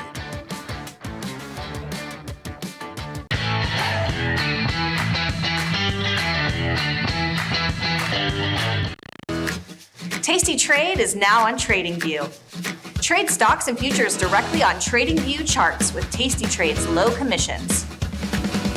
Try it out and leave us a review. Global markets never sleep. Explore them with Forex, now available on Tasty Trade. Get in on over 80 Forex pairs, 24 hours a day, 5 days a week, with the Forex platform that adapts to your style and speed. FX marks the spot. Trade it on Tasty Trade.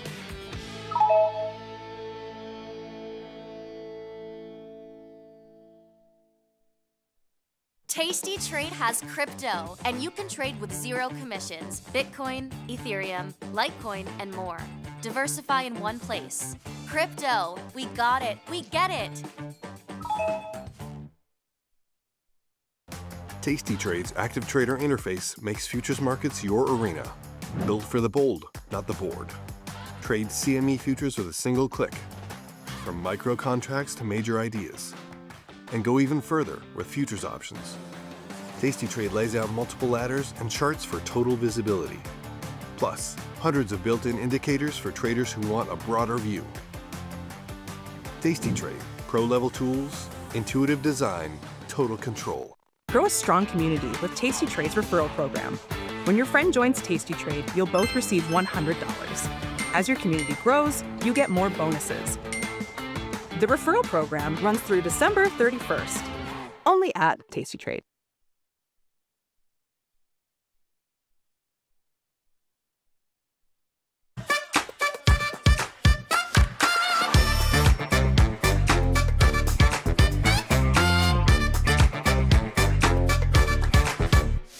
Let's celebrate, dance to the beat. Forget the walls and stop the feet now.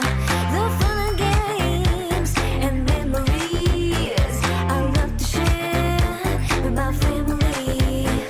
And everything is better when we get together. Everything is better when we are side by side. Hey, side by side. Side by side, side by side, hey, side by side, when we are side by side.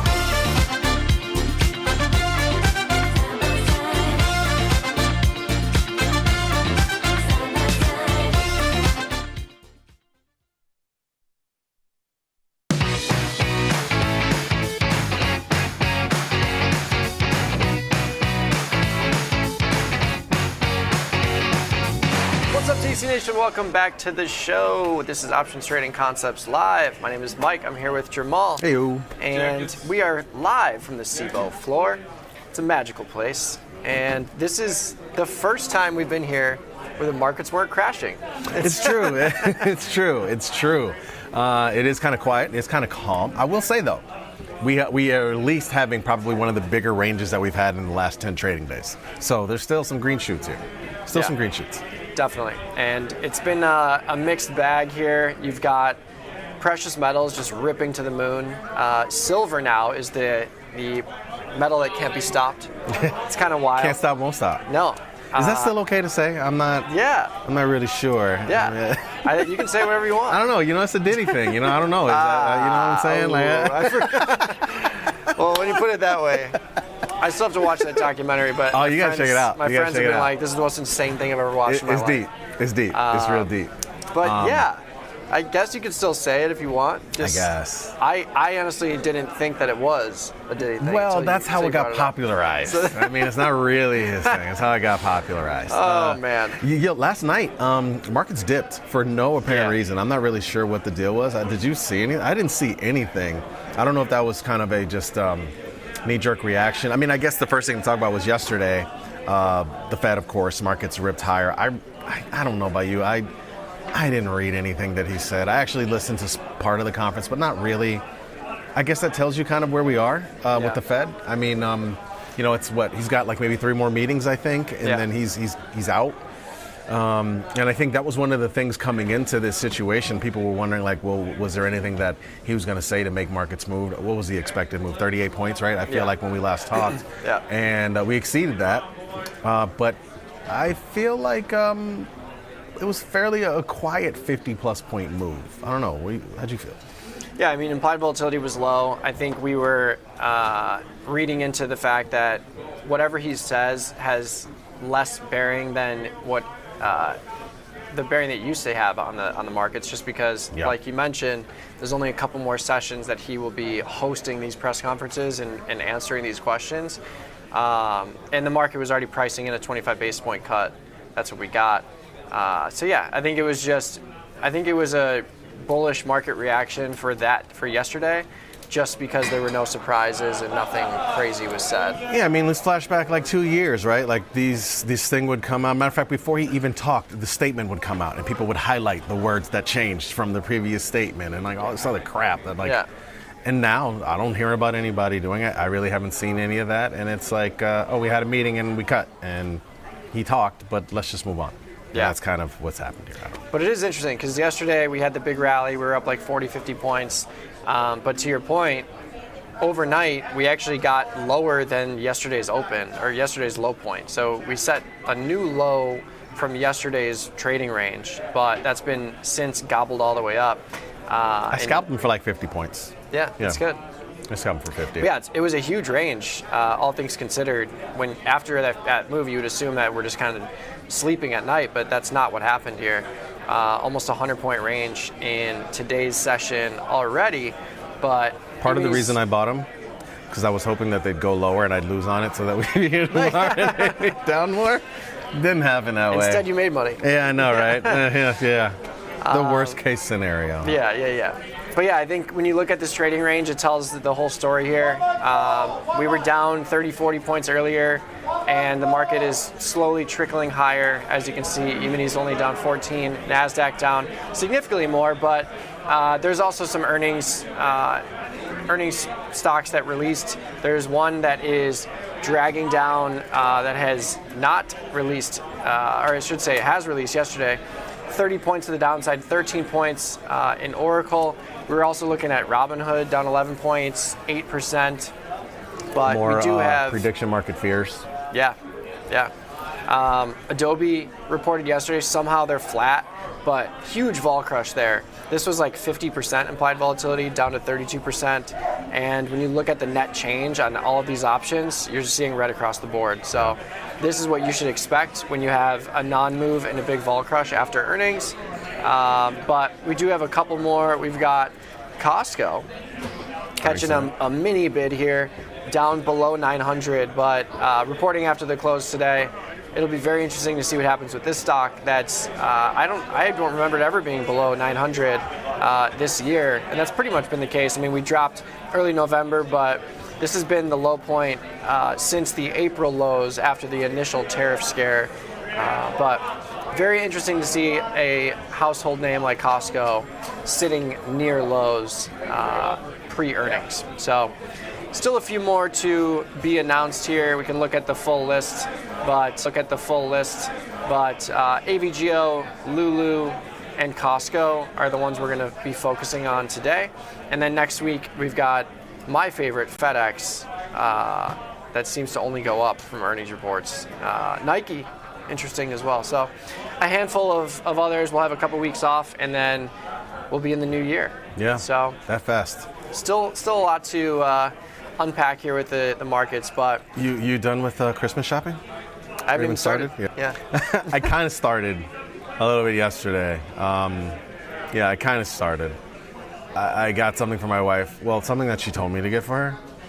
So does that matter if like we I mean, obviously we have a family Amazon account and it came through the Amazon account, even though I ordered it, but I'm sure she saw it. Does that matter? Even though she's the one who told me to get it? It's the thought that counts, right? Yeah. I just answered my own question. It's the confirmation. Yeah. You know those memes where it's like, oh, honey, you took $8,000 out of the checking account. Like, is that for our savings account? And then it shows like I bought a Super Bowl ticket. Like, that's how I feel right now. It's like, what is the generosity level for me? And it's like, was there a Santa Claus rally at the end of the year? Yeah. That does determine it. That does determine it. But no, I actually lied. I did do a little shopping when I was on my trip, but I have a long ways to go here. Mm-hmm. But yes, if the E-mini said 7,000, those gifts are going to be looking a lot better. Listen, they're going to be looking real good. But all kidding aside, futures moving to the downside. Natty Gas, 8% move to the downside. Kind of crazy to see. Ethereum, Bitcoin, crude oil, still having a hard time staying near 60, sitting at 57 right now. So we're seeing a lot of movement to the downside in terms of the futures market. Plenty of these products are down over 1%.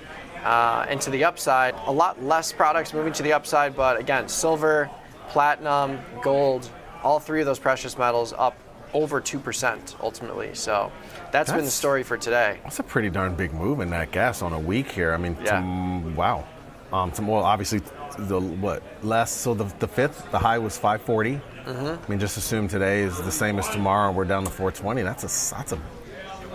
That's a big move. I mean, that's almost 20%, close to. Yeah, that's a big move on a week.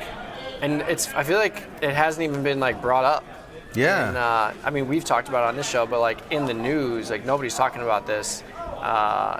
In the Twitter sphere, nobody's really talking about this. It's all about the Fed and the tech space. But it is kind of crazy to see that this range that we've dropped from has been bigger than the range we dropped from during that tariff sell-off. So, wild that was a much longer time period too. Yeah, for sure. So we'll see if we can catch a bottom here, but I'm very interested to see what Thomas Westwater has to say next week. Maybe we can nudge him to give us a little Natty Gas update and give us some explanation as to what's happening here. But yeah, lots of products moving. We've got a couple trade ideas for you that we can get into right now, but if you want to join us on the YouTube channel, we're streaming live there. Just head over to tastylive. You'll see this video streaming front and center. You can throw in your trade ideas questions along the right-hand side chat, and we'll get to them shortly. But yeah, give us your earnings trade ideas. I would love to throw something on. We've got Costco. We've got a handful of others. So yeah. Yeah, I would like to hear some too. I feel like I'm kind of, like, not in a bad way, but I feel like I'm kind of stuck in a strategy rut. Yeah. Like I just, been putting on the same type of strategy, and they've been working, but I'm interested to hear some like new stuff. So yeah, for sure. Give us your trade ideas on some of these earnings. Let's take a look. Yeah, and I've been in kind of a risk-off mode. I mean, the market's recovered nicely, and volatility is super low right now, all things considered. So I am very light in terms of portfolio exposure, but I still do have to get on that micro E-mini position for my year-long trade for next year. Yeah. I'll probably do that over the next couple weeks, closer to the end of the year. Yeah. But I'm going to join you in that. And I think I decided I'm going to do, I know you were talking to do an MES. I think I'm going to do MNQ. There you go. Yeah. That'll be fun. We can compare and contrast. Obviously, those products are going to be moving a little bit differently, still positively correlated, but good this one elevated after earnings is gone.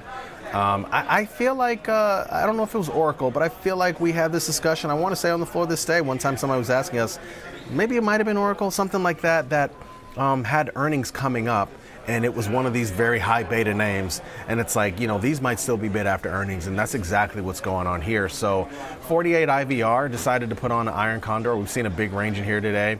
It's funny because I was thinking about and analyzing the idea of maybe getting long something in here this morning when stock was down to 187. I was like, if this thing goes lower, I wanted to see if it was going to go down to 180 and just have some ridiculous move, 20% down, where maybe you could actually play a little upside and maybe sell a little upside vol too. But it didn't happen. So cool. I just decided to, as it's kind of stabilized here, put an Iron Condor on, 220 short the upside and 175 to the downside with $10 wide wings. Pretty good pop, 63%, collecting 305, so 1/3 of the strikes, we'll take it. Yeah, pretty big range here. I like it. 50-point range ultimately. Love to see it. And yeah, risk is defined, so even if something crazy happens, you can hold this position for a month, see what happens. But I like the range. that's set here with the heightened implied volatility post earnings, and you might just see a chop here given the magnitude of the sell-off. Maybe you have some scarcity of people that are eager to jump in here, which can help out this position for sure. And I still got the we still have the 250 call upside. That's real. That's pennies on the dollar at this point now. There's no reason to get rid of that. I'll hold on to that in case something happens to the upside. Yeah. If it falls lower, well, I'm SOL. I like it. So I'm sticking with SPX. Pitt's right behind us. Feels good to throw a trade on. This is obviously not getting filled by any of these guys. What's that? Okay. Yep. But going back to the market's down today. Volatility's down. I don't see any reason to be fearful of like a big mega sell-off here. Knock on wood. But with volatility low, and we saw the intraday rip. The markets were selling off pretty aggressively overnight, and that's been bid up this morning. So I just want to get in here and throw something on. Still defined risk, still a small trade, but I'm going to be biased to the upside when we have the VIX in the teens. And even though the markets are near highs, we can certainly go higher. We have historically when the VIX is super low or relatively low. So positioning myself for that with a 10-point wide short put spread that completely finances the cost of a 5-point wide call spread here. So this is a Super Bowl. Some people call it the stupid. It's been working out nicely though. So sold the 6,800, 6,790 short put spread in the end of the year cycle. So December 31st, bought the 69.45, 69.50 call spread, routed this thing for a 25-cent credit. So between these strikes, I've got a 25-cent profit potential, the full risk of the 10-point wide credit spread to the downside. But if we do get a rally, we're going to see this long call spread. Oh, you're long that call. I'm long the call. The 69.45. It says short on there, but you're long. Oh, yeah. I forgot to flip it. My bad. Yeah. So yes, flip this, reverse it, and you'll have this position on. But long call spread here, financed with the sale of the short put spread, and $500 max profit to the upside. Nice. But really just looking for $150, $200. That can easily be had if we get a move to 69.50, because this call spread will be trading for about $250. Mm-hmm. The short spread will lose a ton of value, and we can hopefully capture that prior to expiration. But yeah, just a nice little defined risk trade, playing for a bounce to the upside. I still think the Santa Claus rally is a potential thing that can happen. I'm still a believer. If that happens, I think we go to 7,000. I think that would be just the nicest narrative of the year. Just end on a nice round number and call it a year. So Can you hear we'll those see what sleigh happens. bells ringling, jingling too? Yeah, I always do. And just like that, E-minis are only down 8. So I love our chat, man. Somebody was like Missy Elliott, flip it and reverse it. Yeah. Yeah, exactly. So love it. Seriously, when I was in Japan, it's hard to understand the time zones unless you understand flip it and reverse it. So it's 15-hour difference. So right now it's 11 a.m. here. It is 2 p.m. in Japan right now, unless I'm flipping that. But JPT, right? JPT? Yeah. JPT type? Yeah. So what I would do is just flip the AM PM and then reverse it 3 hours. So it's flip and reverse it. Like that's it. That's all you got. I mean, did you sleep the whole way there? On the way there? Or what'd you no. do? I got maybe 4 hours, 5 hours. It's 13 hours there, and then 10 hours back. So you catch a tailwind on the way back. True. But yeah, I got maybe 4 or 5 hours each way. Okay. What do you like? Will you just time up? You get all your content? Do you read? I mean, what'd you do? I watched all of... I haven't been on a flight that long in a very long time, actually. Yeah, I watched all of Stranger Things. So that was like 5 episodes. Still need to watch that. And slept for a little bit, and then I did read a little bit, but I usually just peruse the movies they have and just zone out. You got to get up and walk around, right? Yeah. Right? Yeah. Like you got to drink Gotta water get your a steps little bit. in, Yeah. And then they feed you like 3 times. Yeah. So it's hard to actually sleep because they keep interrupting you with whatever. Yeah. But nonetheless, flip it and reverse it, and you'll have your Japanese time. Flip it and reverse it. E-minis are about to go green. I'm not sure about the NASDAQ going green today, given the big sell-offs in some of the big names here. But Yeah, plenty of powder dry if you want to give us some trade ideas. But Same. Yeah, I actually did close some other things yesterday. So I put on a bunch of futures positions, closed them yesterday. M6B, closed that for an 80-cent winner. That was just a long contract that I had. I followed Katie into that one from her trade idea. HG Copper, closed that for a $150 winner. That was just a 6-strike calendar spread, long Feb, short Jan. And I closed Natty Gas. I guess that was a really good decision. I had the 4-4-1 short put spread, bought it back for 70 cents, and that was just really just trying to remove risk into these markets that were kind of dull. And a lot of times removing risk for me means closing winners that might not be at 50%. That I've had on for a little bit, and I feel like I don't necessarily need them anymore. But yeah, now I've got plenty of opportunity to throw on some more stuff. Yep, that's what I did on Monday, Tuesday. As of today, I really haven't done a whole lot. I just closed out my long dollar trade, which I had as a long put spread, short delta, long put spread, and the euro. And look, I mean, I'm not surprised. Obviously, the dollar's going down today after we cut rates. That's not surprising, but it's just it's time for this trade to be done for the time being. There really isn't any clear sign of dollar strength coming in the foreseeable future. So I'm just going to mail it in on that trade for now and move on to the next thing. And sometimes it's just the best thing you can do. So yeah, I hear you there. What do we got in the YouTube chat? Anyone? Oh yeah, anyone chat is giving us hot. Chat is hot. Some trades here? Chat is hot. H. Montero announced his presence early on. I'd like to see him. What's up, buddy? How you doing? I guess we'll go to, I know somebody we'll start with Lulu. Somebody wants us to check out Lulu earnings. All right. As much as we talked about the demise of this stock, it's still one of the bigger names market cap-wise in the space, in the consumer space. I don't know, I'm a little gun-shy here, given that I thought Adobe, not that I lost money, I lost more money on Oracle than Adobe, but Adobe I thought was going to go down. It didn't. I'm telling you, man, every time I go calendar put spreads, it just doesn't work out. It doesn't work out. Most times, majority of times. It works a whole lot better on calendar call spreads. I just don't know a bullish case for Lulu. I don't know. Yeah, I think it's tough. I mean, just looking at this chart, it's hard to buy into a product where when you look at the gaps, there are no gaps to the upside except for before this year. Like late November, you had one gap to the upside.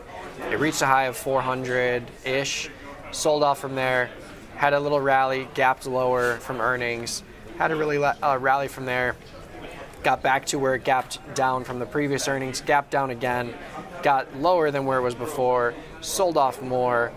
Then now you're at 200. It gapped from 340 down. Now you're at 200. Gaps down to 150, and it's been trading in this sideways range ever since. I have a really hard time buying the dip here. Me too. Especially when you consider the factors that are hurting Lululemon. I mean, a lot of it is tariff implications, but there's also other players in the space now. Like Lulu is no longer the vogue product to buy. Like it's Aloe, it's Viore. There's just so many other competitors in the space now that I don't think Lulu has the same stranglehold on the market. I mean, still a great product, don't get me wrong, but I think they're having a real hard time. It's crazy. I mean, this I tell you, to be totally honest, product agnostic, this is actually, and I never sell earnings, this is actually a good candidate for selling. I mean, when you look at the Jan strangle, the 150-240 strangle, that thing is $6 and change. That's actually really damn good. Tiny bit wide on the markets, but I mean, that's really good, honestly.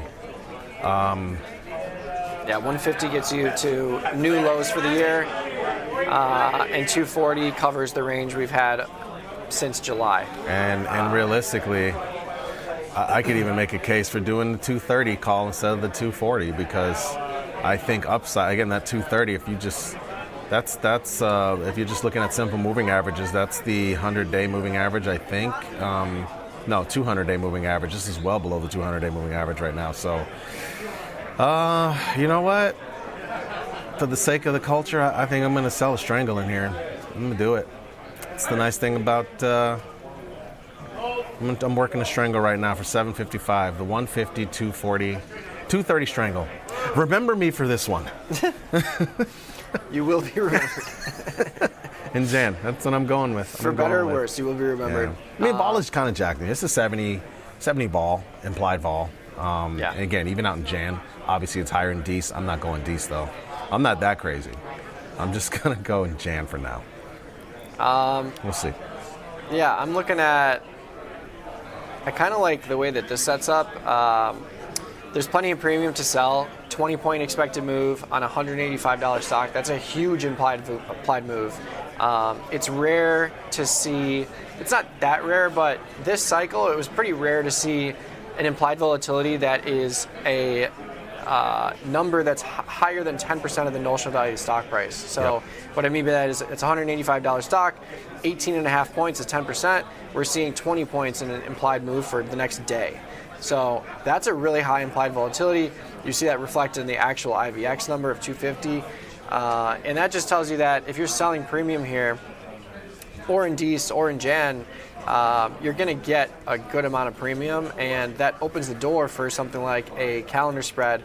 I know you just mentioned put calendar spreads haven't been working out, but if there's ever a stock that I feel more comfortable doing that in, it's when I look at a chart like this, where it's been cut by 2/3.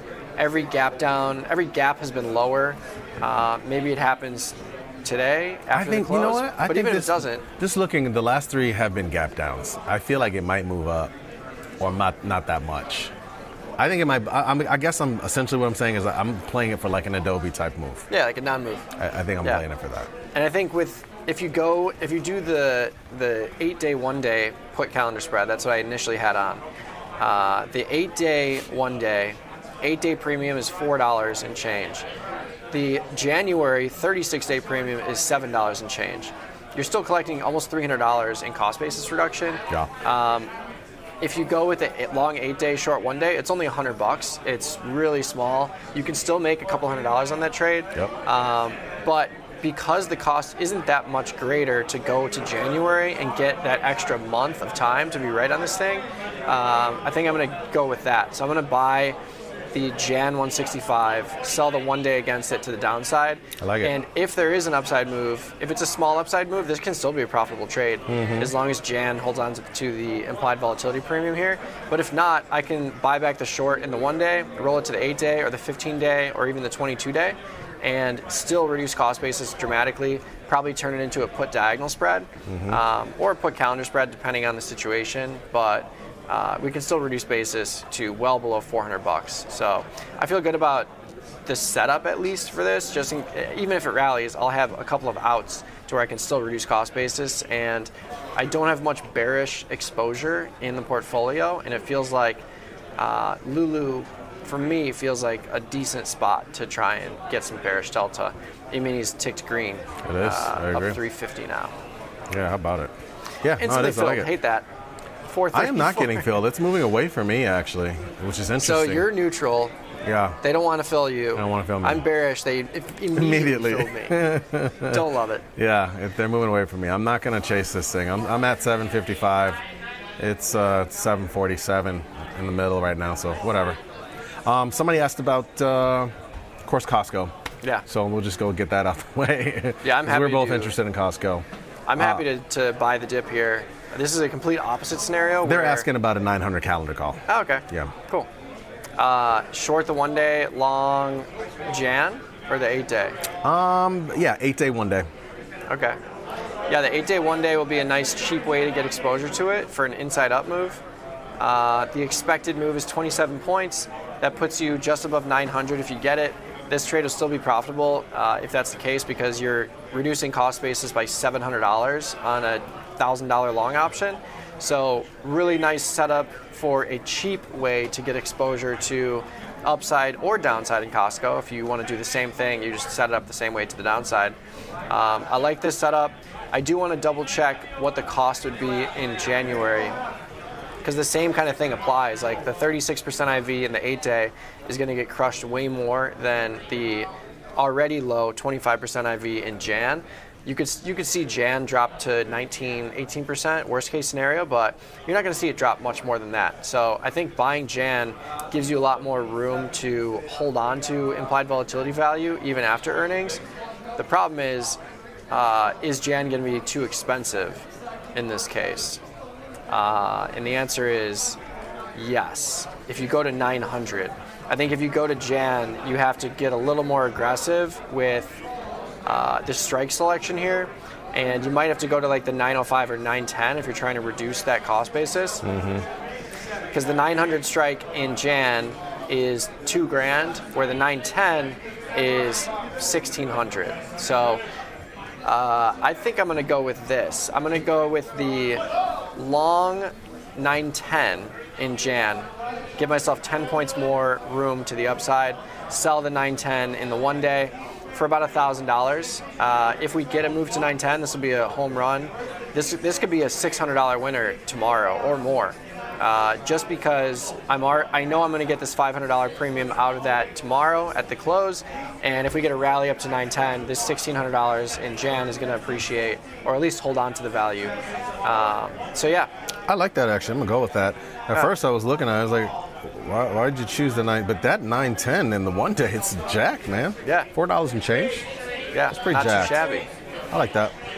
So yeah, a couple of calendar spreads for earnings, but that's been kind of the MO. Just keeping risk small. I've been burned many times by huge moves in some of these products, so I like to keep it defined risk, but you're still checking the boxes. You're defined risk, you're exposing yourself to short-term implied volatility crush by selling the 1 day, you're inventorying delta in that long option in January, so it's definitely a nice setup regardless of your directional assumption here. Amy's at red now, crashing, down 2. Crashing. What's the other one that we were going to look at? Earnings, AVGO. Yes. No, before you get in that, because I know we'll have some fun with that one. Somebody's like, is it the bottom in Cracker Barrel? Cracker Barrel. I don't even know what the ticker symbol is. CBRL. CBRL. You know, it's funny, we were talking about the great Victor Jones earlier and how he always had a call on silver to the upside. He's probably somewhere smiling in Singapore right now, but I hear Cracker Barrel, and the first thing I think of Denny's too. So we can talk about the good, we can talk about the bad. I used to love cracking up with him. One of his things, especially coming out of the pandemic, was like, I'm telling you, man, Denny's. People are gonna start going to eat at Denny's a lot. I love that. And I was like, what? Like, how did you get to this train of thought? You're just seeing the Matrix. Yeah, it was funny, man. So short Cracker Barrel, long Denny's? I guess. I don't know. Cracker Barrel, I don't know if they're low. We don't have to spend time on Cracker Barrel, but who knows? Who knows where Cracker Barrel is going? Who cares? AVGO, let's move on. Yeah, Cracker Barrel, can't buy the dip here. Although I do have friends that love Cracker Barrel. I used to love it. I mean, look, the cheesy grits, eggs, it was good. Yeah. The little store, actually, they don't need to get rid of that little store. It was actually really good. I liked it. Yeah. AVGO, $400 stock, down 10 points pre-earnings. That's a little interesting. I mean, I think you're getting an AVGO downside move because of Oracle. I think you'll see sympathy moves in these similar spaces regardless, but down 10 points pre-earnings. Still plenty of implied volatility here. 26-point implied move for 1 day relative to 45 for Jan, 62 for Feb. So lots of premium to be had if you're selling premium. I think this is an interesting spot when you look at where Broadcom is. It's at highs. It's down 10 points. Maybe you see an inside move because of Oracle's sell-off. AVGO is already selling off. So if they report decent earnings, maybe they have a hard time rallying to new highs. And maybe you see an inside move, 26 points. I mean, this one, I'm a lot less confident in buying the dip here than I am in Costco, especially with a longer term position. But at the same time, if this is cheap enough, I actually kind of like the idea of placing an inside up move call calendar, like long the 8 days, short the 1 day. Yeah, it's a good point. Like, I'm not as excited about the idea of doing something crazy upside because I don't expect that. I think it's better to do something a little more tame Yeah. Yeah, like that. I mean, yeah, I don't know. Doesn't excite me as much as if it were lower. Yeah, you can get a pretty neutral exposure here for $300, $400. So I think if it fits your risk profile and you're comfortable with it, you can do well with an inside move in AVGO. But if you think it's going to continue selling off, then I think you could do a very similar setup to the downside here. Still go inside the expected move, go to like the 390, 395, short the 1 day, long the 8 day. But I think this one, you got to stay defined risk, $400 stock. We're already seeing Oracle drop dramatically. Yeah. So, yeah, maybe I've talked myself out of this one. I mean, I don't know. It's just not that exciting. This one actually might be better. You know what's funny? Oracle was one I was thinking about prior to, the nice 385 calendar call, which we ended up putting on. I was like, this one, maybe I'll just see if something happens on earnings and put a trade on after.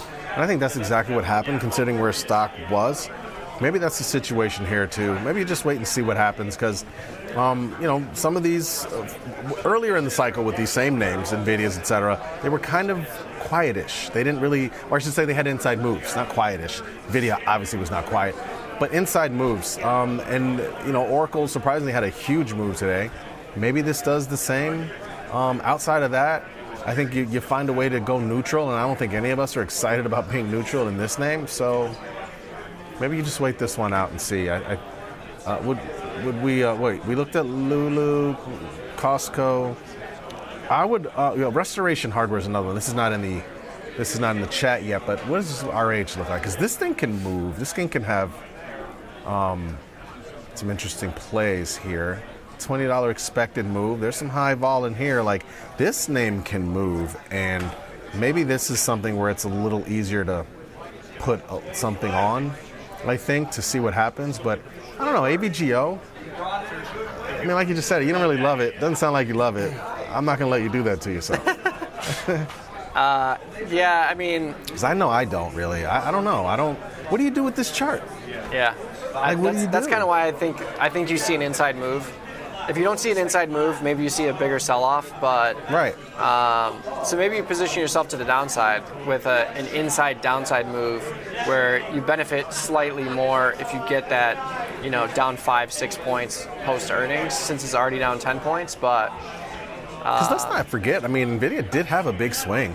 Yeah. Maybe this has a big swing. Maybe you're able to play around that. Yeah. That'd be a lot more fun, honestly. And sometimes it's easier to do clear-headed if you don't have anything on. Yeah. I think I'd rather not have nothing on in AVGO and just watch and see what happens. Yeah, Restoration Hardware, I like the implied volatility, but just looking at the bid-ask spreads just now, I didn't realize that it was so wide here. Yeah. If you want to get something on, you can, but the one day bid-ask spreads are pretty wide relative to the monthlies. Maybe you stick to the monthly if you're doing something in here. But I feel pretty happy with what we've got. We've got short Lulu, long Costco, and that's about a $1,500 net position with both of those. So, just so you know what our clearing firm thinks about RH, I showed you the strangle that we were looking at in Lulu, and the cost of that is like $1,800. If you did the 120, 200 strangle in RH, just pull that out and see what happens. Booyah. That's what our clearing firm thinks about RH and risk. It tells you a lot. Crazy. Yeah. Crazy. Same price point. $150 stock. Okay, so somebody's got they got a M6BZ contract. The M6B, so that's a micro pound, right? Micro pound contract that expires in 4 days. It's finally back in the money. What does the mechanics say related to how to close expiration? Sorry, what does the mechanics say related to how to close expiration? Can I hold it? I assume you got the future contract. Yeah. 4 days to go on your future. It's just gonna settle the cash. Yeah, it's just gonna. I think I'm pretty sure the micro settle the cash. So yeah. you need to close it or let it settle the cash. It's up to you. Yeah, if you hold it, it'll just settle to the settlement price, and you'll see the adjustment in your transactions in your portfolio. But yeah, if you want to close it prior to that, you can certainly do that. And for 6B, so with 6B positions, if you have a options position on like the Jan 9 cycle, 29 days out, if you have let's say a short put that's in the money here, this will convert to the contract itself. So just got to be careful with futures options positions. They will settle to the H contract, all three of these. So that's the nice thing about the Tasty platform, is it shows you the organization that if you're trading these three expirations, they settle to the 6B H6 contract, and this is the price of that. The 113 day is the next one, the M contract. If you're trading any of these three options, they will settle to the M contract. So futures options with an underlying product, you have the ability to acquire that contract with options. But these micros that don't have options, you're just going to settle to cash. Yeah. Simple as that. And for some reason, we don't have any. I guess I don't know if the options are still live in the Z contract. Well, actually, there are no options, in that M6B contract. So that's not how you're seeing anything. But if you had it on, it does have 4 days. I'm seeing the 4 days expiration for that Z contract, which makes sense. Let's see. Another idea, Meta 750 March Feb calendar call. Yeah, I hear you. I mean, Meta's obviously that's $100 away. If you're going Feb March, that's quite a ways away. But I don't blame you for doing it if you want to do it. Yeah, You're giving yourself some time. I have the 750 on right now, long Jan, short D's. There's really nothing to do here. It's the long is trading for $190. There's nothing to sell against it that makes any sense, really, unless we get a big rally. But yeah, I think if you wanted to get something new on, you certainly could. You just need a rally. Yeah. Simple as that. You need a rally. I think I put on a No, I did that a while ago, actually. I put on a Super Bowl in here. How long have I had this trade on? I did it in Feb. I've had it on for, yep, this was another one that I did. Yeah, it says 21 days ago. So the day when we were down here, which was the 20th on November, I think that was NVIDIA earnings day, big move in market. I went not long, right before I left, I ended up reorganizing and doing a bunch of longer trades, and that was one of them. Spies and Qs is also one. Tesla, I talked about these for a while. I actually closed them out earlier this week ahead of this move. So, but yeah, I still have the Meta on. That's my only trade. I have the Super Bowl. 690, 590, 700, 720. So looking for a move there. That's how I'm playing it. Yeah, still there. Still there. Still probable. But yeah, I'm not going to do anything with this position. But again, if you want to throw on a calendar spread, nothing wrong with that. There is earnings projected to be in the February monthly. You can see it priced here, 29% IV, 28%, 32, and then it jumps to 38. So even if you didn't have this purple flag here telling you that there's an earnings announcement priced in, whenever you see a spike in implied volatility, that tells you all you need to know, that there is some kind of binary event priced into that expiration. SoFi took a hit with that share announcement. Yep, they did a share offering. Is it prime for a 30-strike calendar? Sure. As Tony would say, sure. SoFi. If I were doing it, I would get long the Feb, honestly. I'd get long the Feb 30. Yeah. And short Jan. Yeah. Agreed. Yeah. Anytime you can afford to, same story here. Definitely going to be earnings priced into Feb. You can see this implied volatility jumps from 60 up to 70, and this also tells you like the premium is priced into the Jan 30th, but it's also jacked up in Feb. So this expiration or this earnings announcement isn't confirmed because there's not a bell pointing to the right or left. That's when you know that it is confirmed here, but it's projected to be January 26th. But anytime you can afford to buy the earnings cycle and sell something prior to earnings, that helps you maintain extrinsic value, because extrinsic value will stay bid in the earnings cycle until the announcement. So it helps you out for sure. And yeah, I think if you go long Feb, short Jan, it's a real cheap way to get exposure to the upside. And SoFi, $100 debit here, and you can make $100 if you get a rally up there. I kind of like it. Huh? I'll throw it on. Yeah. Why not? I like it too. I like this name. It's interesting to me. Yeah. What are you working? SoFi What price? and NU are What price both you working? interesting. $1.10. Oh, $1.10. Yeah, okay. That's what I thought. $1.09. $1.10. I got filled $1.10. There you go. Immediately. We'll see if we can we'll get in there at $1.10. Oh, now they're not giving it to me. Some what else we got here? Let's see.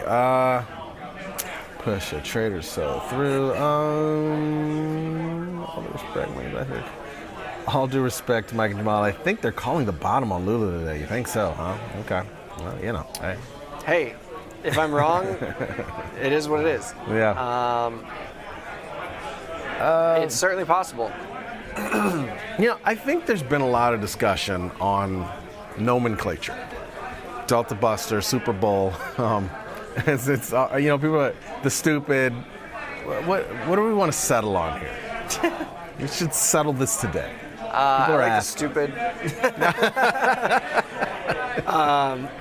No, I think the Super Bowl is. The Super Bowl makes the most Super Bowl sense. makes the most sense. Super Bowl makes the most sense just because you're doubling down with the same position. So looking at SPX, I've got a bunch of positions on in here, but the Super Bowl, you are buying a 5-point wide call spread, that's a bullish position. Selling a 10-point wide put spread, that's a bullish position. All you're doing is shifting where your profit potential happens. So if you just did the put spread, you would pick up about $2, and you'd have a static $2 max profit potential to the upside. With the purchase of the $5 spread, you are giving up that credit for the ability to make twice as much on a rally. So it's just a more dynamic delta position, but I think the Super Bowl makes sense because you are essentially buying a call spread and selling a put spread in the same expiration on the same product. I agree. I do like the name Delta Buster. It is interesting, but Super Bowl is totally makes sense. Yeah. And again, obviously, we're doing the opposite thing with Super Bear, which I think I still have on. I do. No, do I? No. Yeah, I have it on. Wait, where do I have it on? You're right. I got so many positions on in SPX. I think I took it off. I can't remember. I think I took it off. Yeah. Let's see here. This is simple, but thoughts on 1DT SPX put vertical. They want to do the 68.70, 68.50. Are you selling this, anticipating a higher opening? So you want to sell this thing then? Okay. Yeah, I don't mind it. I mean, with the one-day trade, you just have to be willing. You have to be available to absorb a $1,500 loss in one day. Because, if there's a gap down, and remember, if you look at this chart, we were significantly lower earlier today. We had an intra-trading session low of 68.17, so that's almost 100 points lower than where we are now. Mm-hmm. So just keep that in mind that you can definitely see a ton of volatility here, and you have to be sized correctly to be able to just wake up and see a $1,500 loss on this position. If you are not sized in that way, I don't mind doing something a little different. Maybe you go with a call vertical spread, where you make the same amount of profit on a upside move. Like if you think we're going to open up 20 or 30 points, a call vertical with one day to go, where you're risking a third of your short put spread, can work out. Or you could do something like the short-term calendar spreads we're doing, 69.25, 4-day, 1-day. What does this look like? Yeah, what's it looking like? Same thing. So you're paying a debit for these trades, but if you think we're going to open up 30 points tomorrow, this trade can be a nice trade. And we can look at this on a curve analysis mode.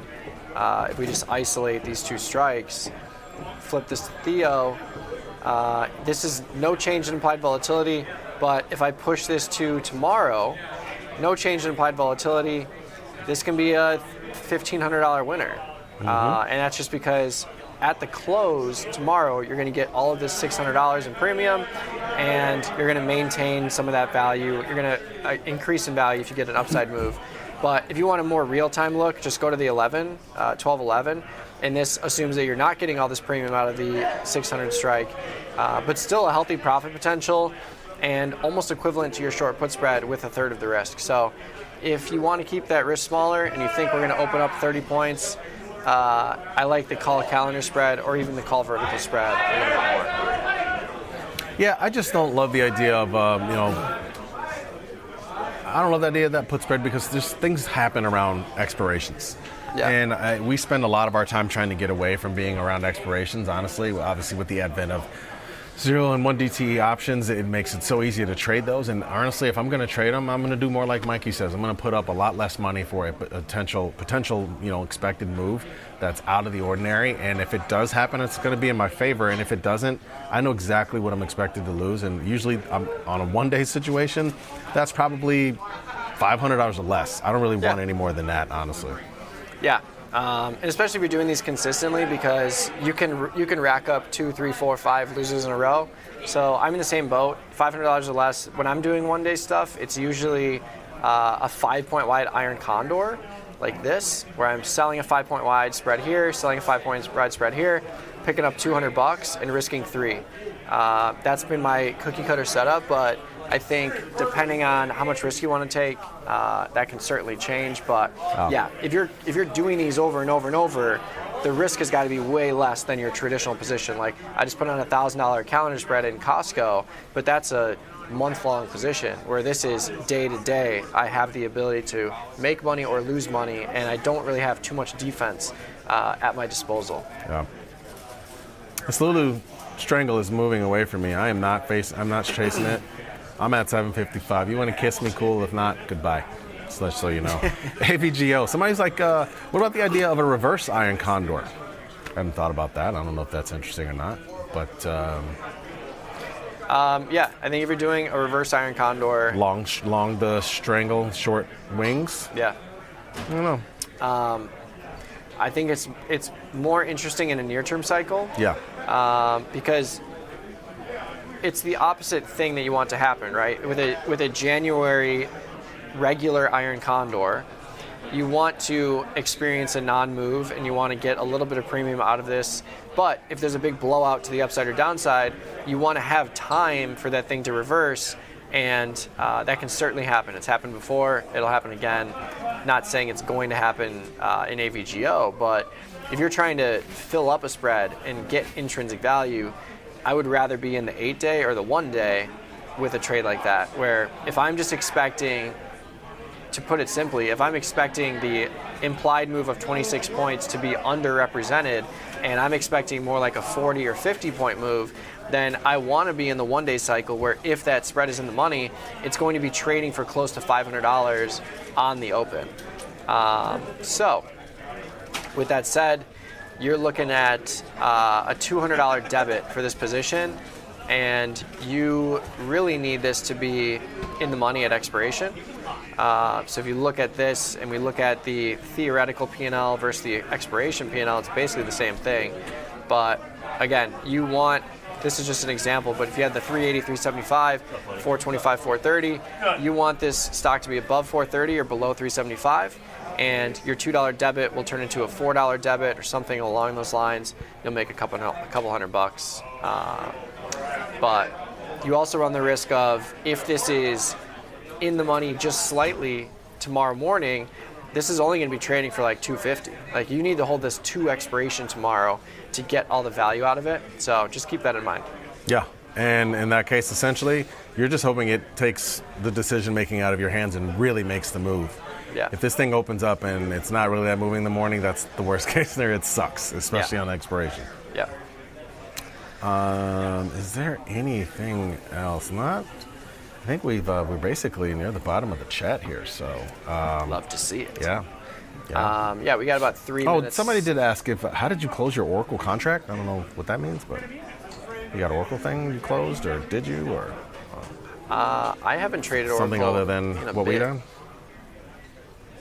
Okay. Yeah, I don't know. Yeah, the last time I traded Oracle was with this calendar spread, the 220, 230, closed it for an 80-cent winner. Okay. And then prior to that, I had a 320 calendar spread. That was a nice one. This was an earnings trade that probably landed right at 320 or close to it. Maybe it was a different mic they were adding. It's not a mic in the chat. I don't know. Whatever. But yeah, I don't have an Oracle trade on. But downside move here, 30 points. And yeah, you threw on the Iron Condor. Yep, I threw on the Iron Condor. I did have a calendar yesterday that ended up getting filled on that somebody mentioned, the 250. So I'm still the 250 calendar. So I'm still long the Jan 250 call. We'll see if that even matters or anything. But the main position now is the Iron Condor. That's what we're living with. Love it. A few minutes left in the show. Yeah, SPX expect to move the rest of the day. Only 13 points. Not too crazy. Given the intraday range we've had for the last hour, it's been pretty flat. We've been ticking from red to green, green to red, but we are almost exactly flat in the E-minis, only down 25 cents here. So yeah, tomorrow could be more interesting, 37-point implied move, but it's looking pretty light through the end of the year. I mean, we only have a 145-point move implied through the end of the year based on current implied volatility, but current implied volatility is super low. One thing I wanted to look at, we did mention this yesterday, the VIX one day. So remember we saw that big pop? Yep. And we were talking about how sometimes it's not necessarily about VIX one day ripping because volatility is ripping. Yesterday it was more about premium staying bid in SPX because there was a binary announcement at 1 p.m., which is later in the day. So that's going to inflate implied volatility. And even with the 50-point rally we saw, even if it wasn't that, if there was a non-move or a small sell-off, you would have still seen this same sort of action here. But still interesting to see that yesterday VIX one day was up at 18, now it's down at 9. So that represents your implied volatility crush from the Fed announcement yesterday. I mean, that'd be fun to have a couple options on this thing. I'm sure it'd be perfectly priced. It'd be hard to really make a ton of money on it, but yeah, that's a pretty big move in a one-day situation. Yeah, definitely. Well, that's it for us. Thanks for tuning in. If you got any further questions, you can find us on Twitter. I'm at Trader Mikey B. Jamal is at Jamal Chandler. We'll see what the rest of the day brings. Hopefully we get some kind of volatility because this is kind of boring. Honestly. Yeah, it is. I mean, again, most of the move was done in the overnight, essentially, it would seem. 80 handle range today, but I feel like about 25 of that has been since trading hours have started. Yeah, definitely. We will see what happens with those earnings positions. We'll post those trades that we were just filled on to the tastytrade follow page, so check those out. But yeah, we'll be back same time, same place, 11 a.m. Central tomorrow. We'll see you then. Peace.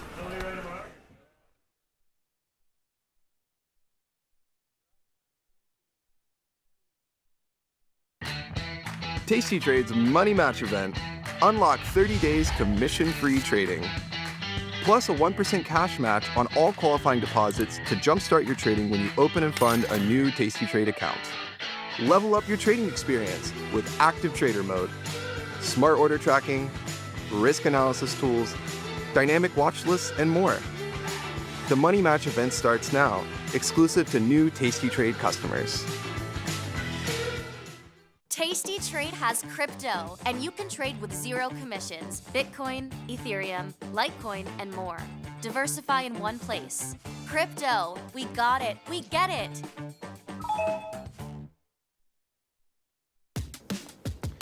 Look who's back testing. tastytrade now has options back testing for free. Test your trades with over 10 years of data for the most popular symbols. See how your trades would have performed in the past. Look back at profit and loss and take the guess out of guesswork. Oh, did we mention that it's free? Get back testing at tastytrade. tastytrade's active trader interface makes futures markets your arena. Built for the bold, not the board. Trade CME futures with a single click. From micro contracts to major ideas. And go even further with futures options. tastytrade lays out multiple ladders and charts for total visibility. Plus, hundreds of built-in indicators for traders who want a broader view. tastytrade, pro-level tools, Intuitive design, total control. Ready to take your trading skills to the next level? Dive into the world of stocks, options, and futures with tastytrade courses. Whether you're a beginner or more advanced trader, our courses can empower you with the knowledge to succeed. Watch as our team in Chicago shows you how to use the tastytrade platform and go over the basics of trading. Perhaps you'll learn about a new strategy or a potential product for your portfolio. To find our courses, go to the Manage section of our web platform or head to courses.tastytrade.com. Start taking control of your financial future. Visit our courses today.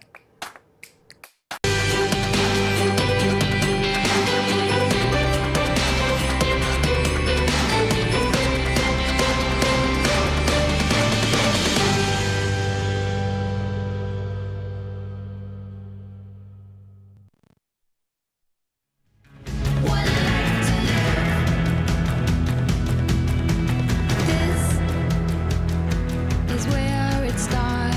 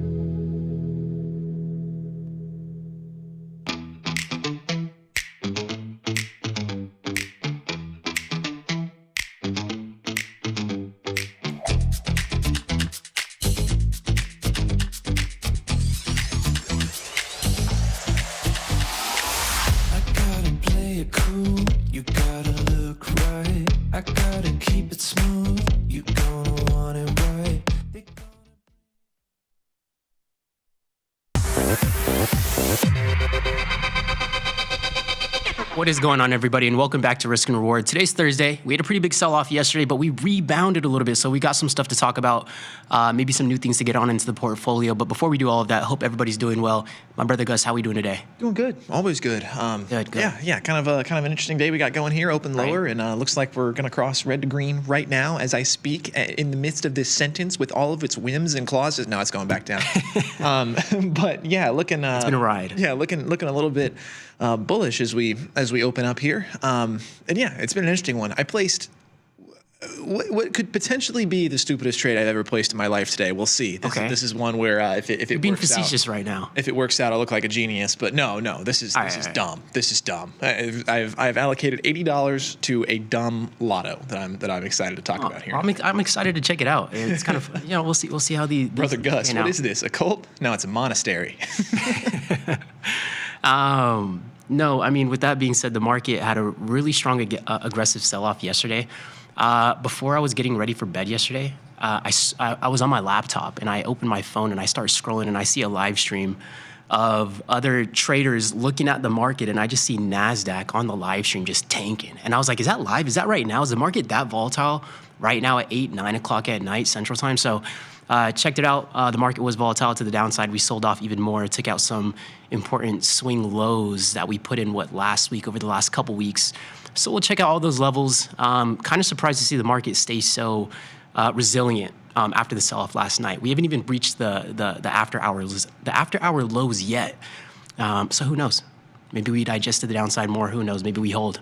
Yeah. Who knows is right. I mean, especially in this market. I never get it right. I am so happy that my trading style is not similar to yours, because my guess is at close what will happen at open the next day, and off open what's going to happen after that. I've just been directionally wrong. Like the past 5 days in a row, I feel like I have no handle on this. So I think who knows is apt for now. Yeah, no, it definitely is. I mean, the sell-offs look convincing. The rallies to the highs look convincing. It's been that way the last couple weeks. And I mean, I'm excited to see how we pan out, especially into the end of the week. We got the FOMC yesterday. No surprise there, right? A quarter point rate cut. And it doesn't look like the market has really moved much since. I mean, the announcement really. I mean, we're almost flat since the announcement took off. I mean, I think we're actually a couple points away from when the announcement took place. So it kind of just speaks to the fact that the market has gone nowhere. We've done a lot, but have gone nowhere. Yeah, it's that's a good way to put it, and it's really weird because before this whole week it felt like it was easy to say, oh well, market's kind of chilling, we're waiting for this big FOMC event on Wednesday, and that'll be the catalyst, and things will probably get to moving again, and then today that just does not seem to be the case at all. I mean, we seem to be just treading water. We have now flipped green on the S&Ps as I sit here speaking, but mostly just treading water. So we'll see where we go directionally the rest of this day. But yeah, we kind of have just been running sideways to an extent. Gus did an RZLT trade on the follow up page. I tried to copy, but it's closing only. Oh, I didn't even realize. My dearest apologies. My account is whitelisted, so I don't notice. If you're really dedicated to getting it on, you can call the trade desk. Mm-hmm. But that is the stupid trade that I was alluding to at the beginning of the show. So it might not be the worst thing in the world to miss out on. I also have shares as well. If you're able to get your hands on shares, but I know closing only sometimes prevents that as well. Let's jump into the Tasty Trade platform. Check out RZLT, right? RZLT, yes. I mean, we could start there. Resolute. Checking them out. Yeah, go for it. It's So you'll see the chart action here. Okay. Now we're not at all-time highs. Do not miss the fact that our actual candle is way down here at the bottom at $1.30. This thing took a 90% gap down on open today. This is a pharmaceutical company. The extent to which I understand all of this is about to be exposed a little bit, but essentially it is a pharmaceutical company, and they had a giant clinical trial going for like the last 6 months, which is why they had that steady increase over the course of the last 6 months. Things looked optimistic, and then they dropped the results this morning, and they were terrible. It was, I forget. It must be terrible. I mean, I forget exactly what they were trying to cure. It's a late stage disease company is the deal, okay. But they were trying to cure some kind of late stage disease, and they found that their treatment method had 42% efficacy and the placebo had 40. So it was pretty much a categorical failure for them this morning, and it tanked 90%. My line of logic is simply that it can't possibly get that much worse than this is sort of my feelings here. And also, these options contracts were so cheap. I picked up 150 shares as well, so I'm $200 of overhead in here.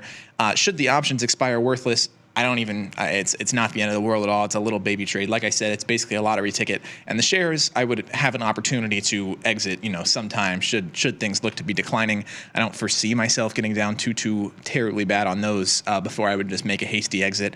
But yeah, really beaten up, about as beaten up as you can possibly be. This is the same logic that I applied to Firefly Aerospace some weeks ago, maybe 2 months ago now, when they had a rocket blow up. And so then I got long because how much worse can it get than a rocket blowing up? I still have that position open in my account. It is green. So yeah, I'm applying that roughly the same line of logic here, especially as it pertains to the options. I have them really long dated, and if they ever just have some kind of catalyst that could push this up, they have 100% day the way that penny stocks do all the time. Suddenly, Gamma sends my things through the roof, and I can get out with some good premium. Get a nice pop. Yeah. So that's my line of logic. I thought Nasdaq was taken to the woodshed last night, but apparently it was RZLT. Nasdaq was just a scapegoat. RZLT really took the brunt of it. No kidding. Yes. Yeah. And Oracle earnings were what caused the Nasdaq situation too. Sheesh. Yeah. So CEO Nevin Elam blamed the large placebo response on an inherent problem in conducting trials in ultra-rare pediatric populations where families closely monitored glucose levels. Okay. I see that placebo effect. Yeah. Him stating that again there. I'm excited. Probably going to get a lot of volatility out of this. This thing was chopped down. I mean, it's crazy to see this thing go from 11 to $1.30 over the course of a rally from last May. No, yeah. It's not what you would expect at all. And yeah, I feel like it just has to be too much. And I will say as well, like, the severity of this test failing is not lost on me. To my understanding, this drug essentially was their entire company. So, like, I think the sell-off could perhaps be justified. They're essentially just resetting to early 2024 levels when this drug that just failed was basically just an idea. But they will have to pivot and move on to the next thing. And if they can get people even a tiny bit excited about whatever their next thing is, and this moves to $2, I'll be out with a 100% winner probably. So, it's an interesting spot. And this is a situation where, and I almost never say this, but they could just go bankrupt. Like, this could go to zero. This is one of those, how worse can it get? Oh, yes. This one can get worse. Yes, I was not concerned with Firefly Aerospace in that regard. I didn't think that there was any chance they would go bankrupt. This one could go to zero. That is in the equation, so be warned. Love it. We'll circle back around to that. FGen in the chat. Let's check it out. Cheaper stock, $9.05.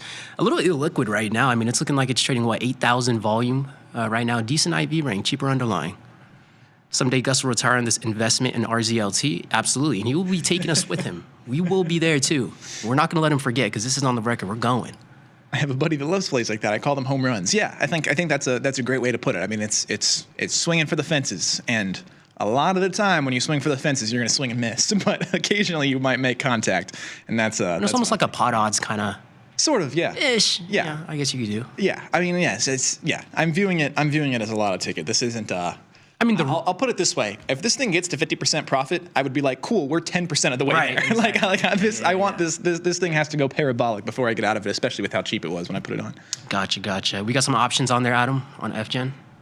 FGen is $9 now. It was sub $1 for a really long time. Man, that's actually a great comparison, Adam. I appreciate that. I can't say I was particularly familiar with this company, but yeah, from $15 to $1.70 to under $1 and then back out to $1.09. $9.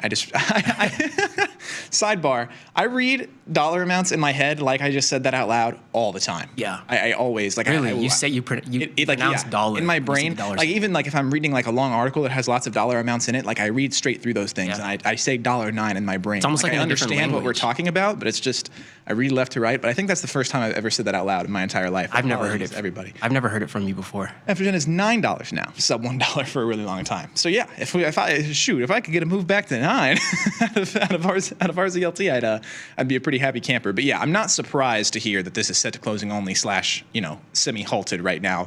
That probably is for the best. I would expect tides to maybe change on that sometime soon. But in a volatility event like this, I'm not surprised to see that.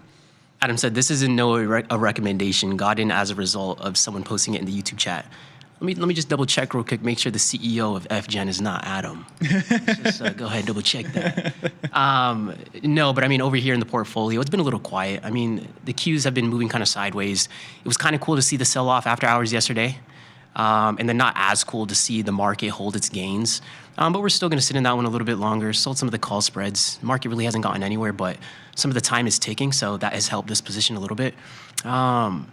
One of these I did sell at 624, and then the others sold at 602. They both expire by the end of the week. So, I mean, QQQ at 602 or break even is sitting at like 603, 604 on QQQ. By the end of next week, that's a stretch. I think that's a stretch on QQQ. So, I mean, we would need a few more Oracle earnings to the downside. So, yes, we would. We'll manage those. This morning looked like a good start. It did. I mean, we rallied. We pulled back, almost took out the pre-market low, and now we've kind of gone nowhere. So we'll be patient there. We will be patient. Yeah. A couple other things to touch on here. I know you talked about AVGO arguably being in the Mag 8. How are you feeling about them coming into earnings today? I would say pretty good. I actually can't say I have any particularly strong convictions one way or the other about how this earnings call will go specifically.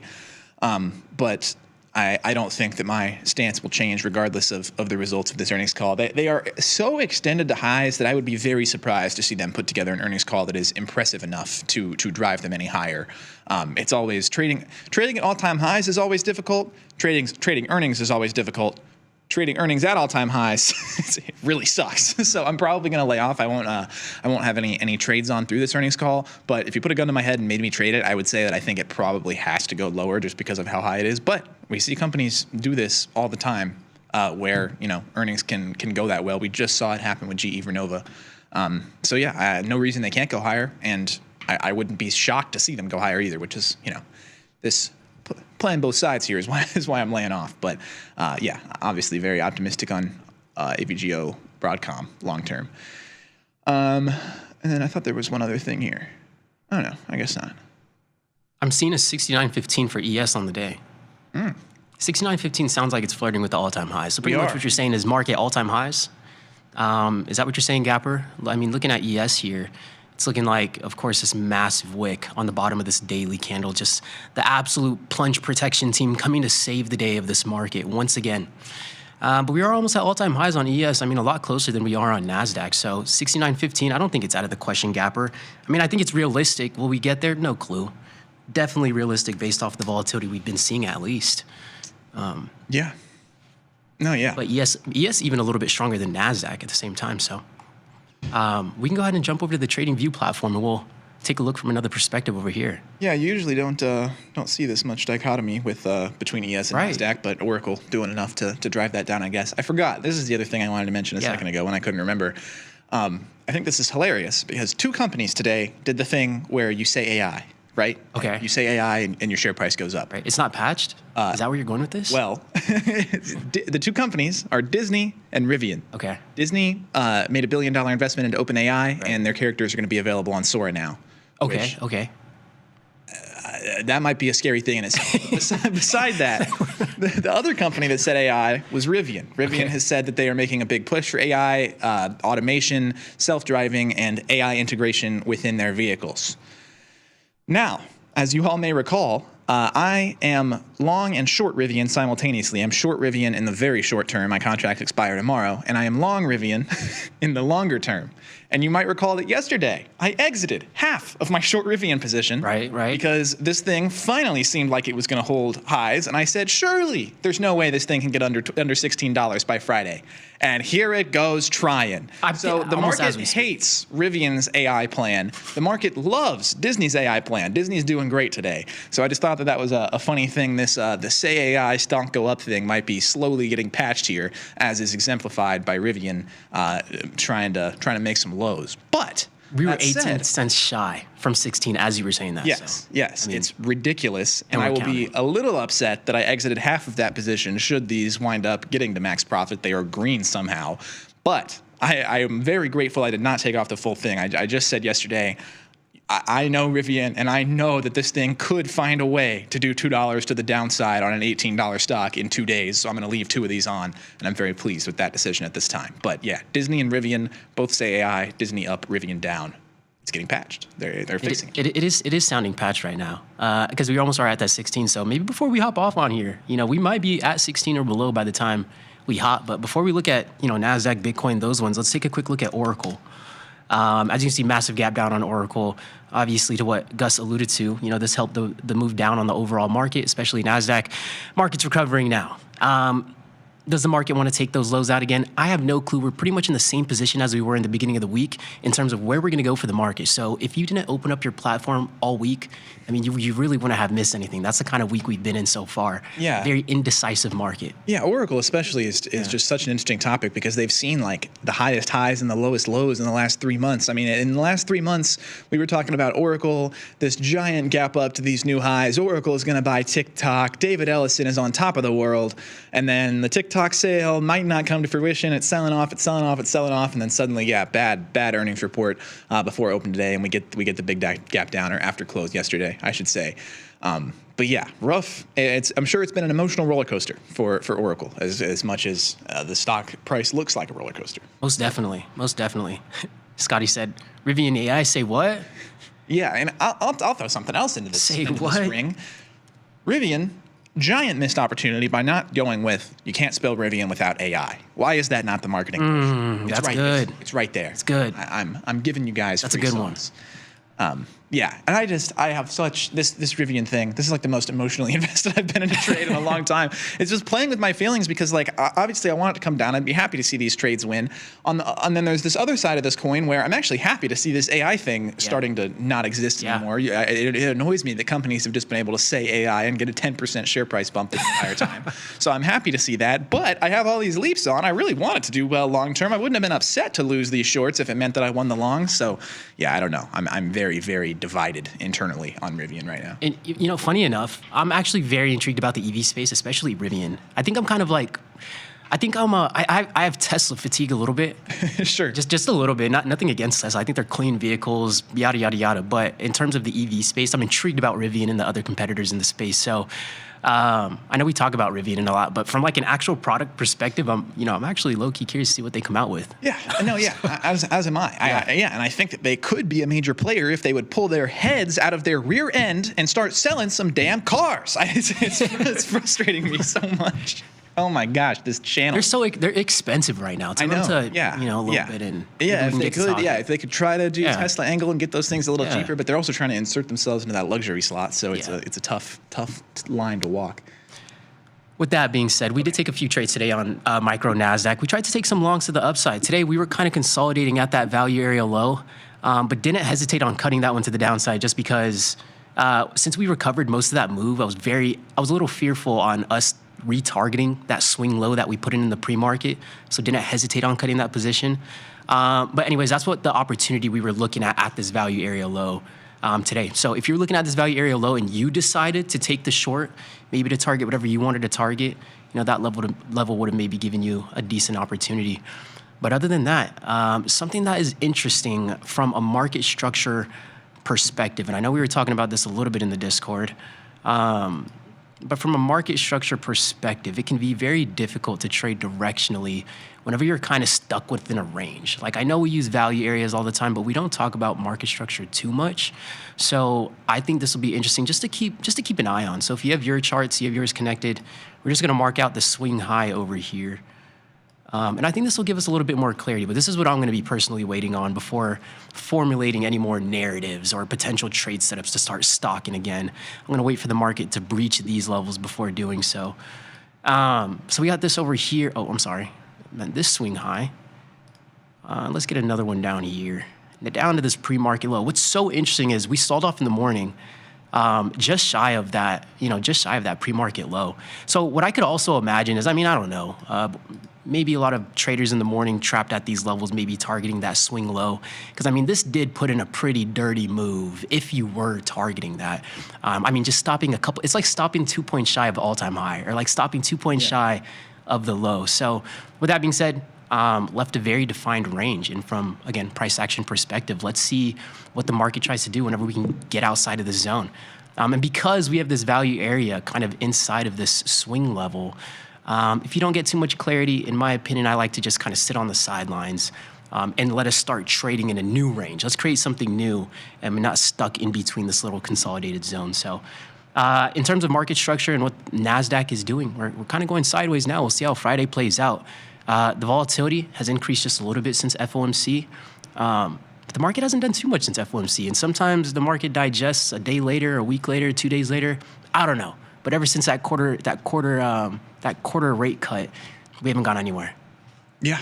No, yeah. We are treading water. We are. If you want an EV, truck Rivian is the way to go. Looks like an actual car, not a gaff. What's a gaff? A gaff is like a prank, I don't know, a gaff. Oh, it's like a F up, like a prank car? You made a gaff, like it's a mistake, I guess is a good word. But he's making fun of the Cybertruck. I see that.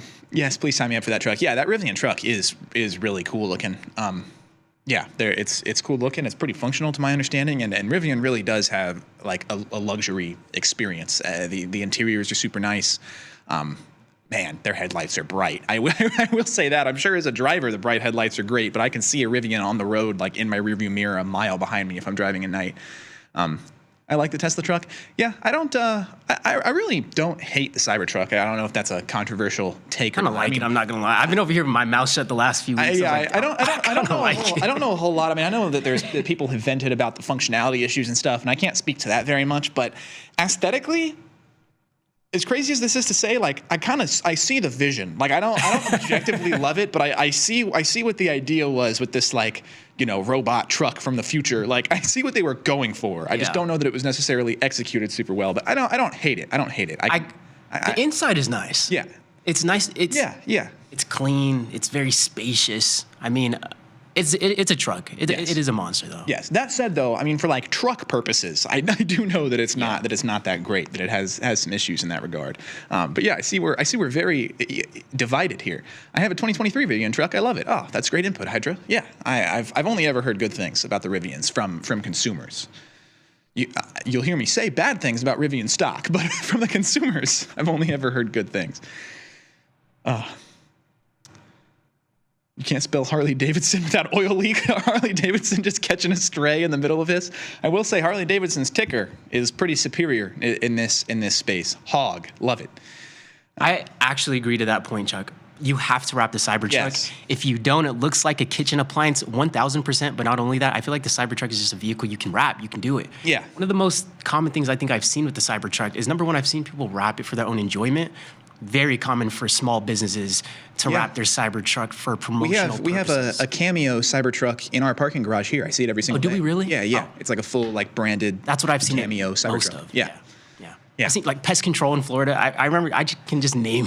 We also so it works. Yeah, we also in the parking lot right now there's two Mini Coopers that are for Dude Wipes, like the brand of wet wipes. Yeah. And they have like large poop emojis on the top of them. No way. Dude Wipes is over here? I call them the Mini Poopers. I don't know if they're in this building or if they're just using the garage or what, because I don't think Cameo's in It might be close though, huh? I know, off-air conversation. Yeah. But yeah, it's the branding on the vehicles. And yes, I will say the Cybertrucks, I do not love the stainless, but the ones that I've seen, and there used to be one in my neighborhood in Texas that was wrapped matte black, and I thought that looked actually pretty clean, the matte black. Yeah. You got to watch Whistling Diesel's durability testing. I've seen clips of that on Instagram. Yes, I do know that the durability is not all the way there, to say the very least. That might be an understatement. And then to acknowledge these two tickers I saw way up here, I didn't mean to let these get lost. Any thoughts on Poet and Zoom? I believe was the other one that I saw mentioned. Let's pop around here. Poet and Zoom. I believe Zoom is ZM. Yes. I think ZOOM caught a bit of a bid, I think, in 2020 whenever we went offline, started using Zoom and all those video conferences. I think Zoom popped off because everybody got confused with the actual ticker of Zoom. Yes. I'm not mistaken. Yes, I do recall that happening. And then, yes, actual ZM obviously had a sustained upswing in 2020. But, man, I'm zoomed out looking at this chart in the macro, and this has done amazingly little since mid-2023. I mean, we're at 89 right now, and in November of 2022, we were at 89.02. So this is pure sideways. If there's anybody out there who has been just putting on 3-month-long inverse ion condors on Zoom over and over and over for the last 3 years, congratulations, ding, ding, ding, you are the winner, because this thing has not moved. That said, does look like we're kind of looking for a breakout right now, but to me, this comes down to, has Zoom done anything to justify this breakout, or is this just a happenstance move? Because if it's a happenstance move, I would fully expect this to come back down and return to the channel that's been in this entire time. If it's just business as usual, the efficient market has very clearly stated that what prices they are comfortable with if Zoom is business as usual. But if they've landed some kind of new contract, or if there's some kind of catalyst to justifiably drive them higher, I could see this continuing to move higher. Zoom, 2020, October. We were trading at $560, and Zoom has not made a recovery since. But with that being said, guys, we are running out of time. E-Media, what's going on? Why not GM? Let's check out GM before we move on. Oh, yeah, I wanted to pull up Poet real quick as well. Oh, yeah, Poet as well. GM going ballistic. I know we didn't have time to talk about gold either, but gold looking to flirt with all-time highs. GM going ham today. Not sure what the news was today on General Motors. But let's go ahead and check out Poet as we wrap for today. $7 stock, a little bit of a cheaper underlying. Not sure what's going on over there, but it's moving. It's volatile. Head and shoulders. Head and shoulders. Head and shoulders. There we go. It's forming a head and shoulders. No, I see something this else. This is legit like the therapy thing with like the blob drawings, and they say like, what do you see here? Yeah. That's what we're doing right now. Oh yeah. We got head and shoulders forming. If you zoomed out, they're there's kind of a cup and handle that happens there into this most recent breakout. There we go. We got all kinds of stuff. Whatever you want, we got it. Astrology, man, we got it. Whatever you want. No news on GM. They're just having a great time. How about that? GM going ham to the upside, and it's looking like it's still putting in highs for the day. So we'll circle back around to that. Honestly, if anything with GM, this does look attractive if the premium is there. So maybe even just wait around, maybe stock some of those premiums a little bit, but we'll touch on it tomorrow. That we will, yeah. Cool. And and I saw somebody say thoughts on race, which I believe is Ferrari, right? Oh, yeah. Race, yes. Yeah, this one kind of weird too. Well, I'll have to get off air and look at what caused Ferrari to even have this whole move. I wouldn't feel like Ferrari can really I might have something to do with that. I'm just kidding. I wouldn't feel like Ferrari can really just increase their revenues with the snap of a finger, but it's what it looks like they did. I don't know. I got to look into Ferrari's business practices and how they manage this growth. I didn't realize Ferrari was a brand that was growing so much. I thought these luxury brands. No, I do what I can. Sell small. I do what I can, man. I try. No. Anything else top of mind? No, that's all I got. Cool. Top media, Rancher, Stan, Big Deal, Grumpy Mike, everybody else, thanks for taking the time to hang out with us. We'll see how some of these moves in the market pan out. Be sure to stay tuned for more segments coming on next. Thanks for hanging out. We'll see you guys next time. Peace.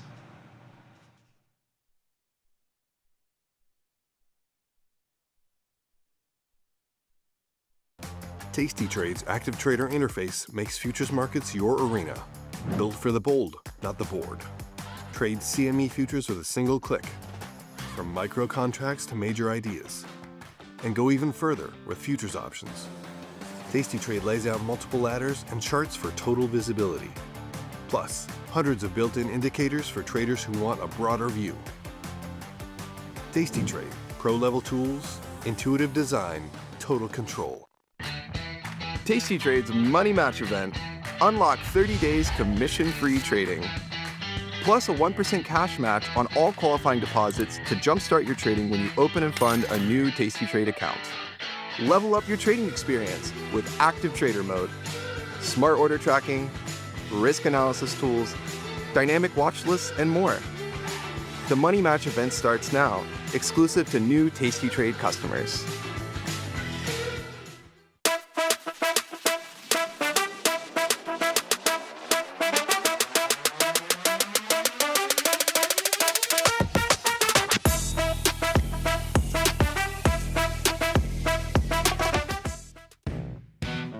Got trader's block? We've got the cure. Get data-driven trade ideas with Cherry Picks, our weekly newsletter that gives you insights into the market. Sign up at tastylive.com/newsletters.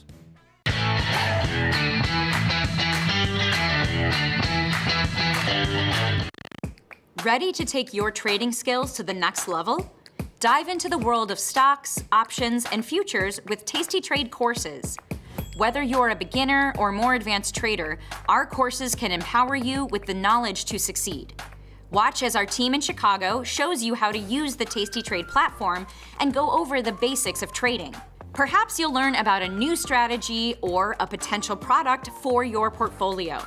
To find our courses, go to the Manage section of our web platform or head to courses.tastytrade.com. Start taking control of your financial future. Visit our courses today. What's up, everybody? Check out my new series, Life Cycle of a Trade, where I show you my real-time trades with insights into strategy selection, adjustment mechanics, all the way to the closing order for all of the tastylive core strategies.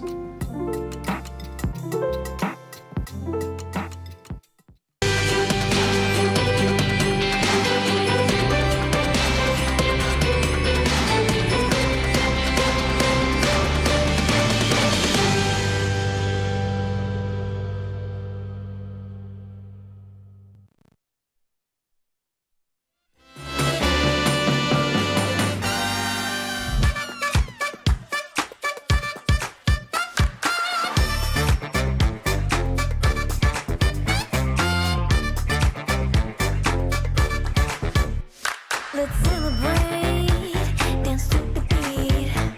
Forget the wars and stop the feet now. The fun and games and memories I love to share with my family. And everything is better when we get together.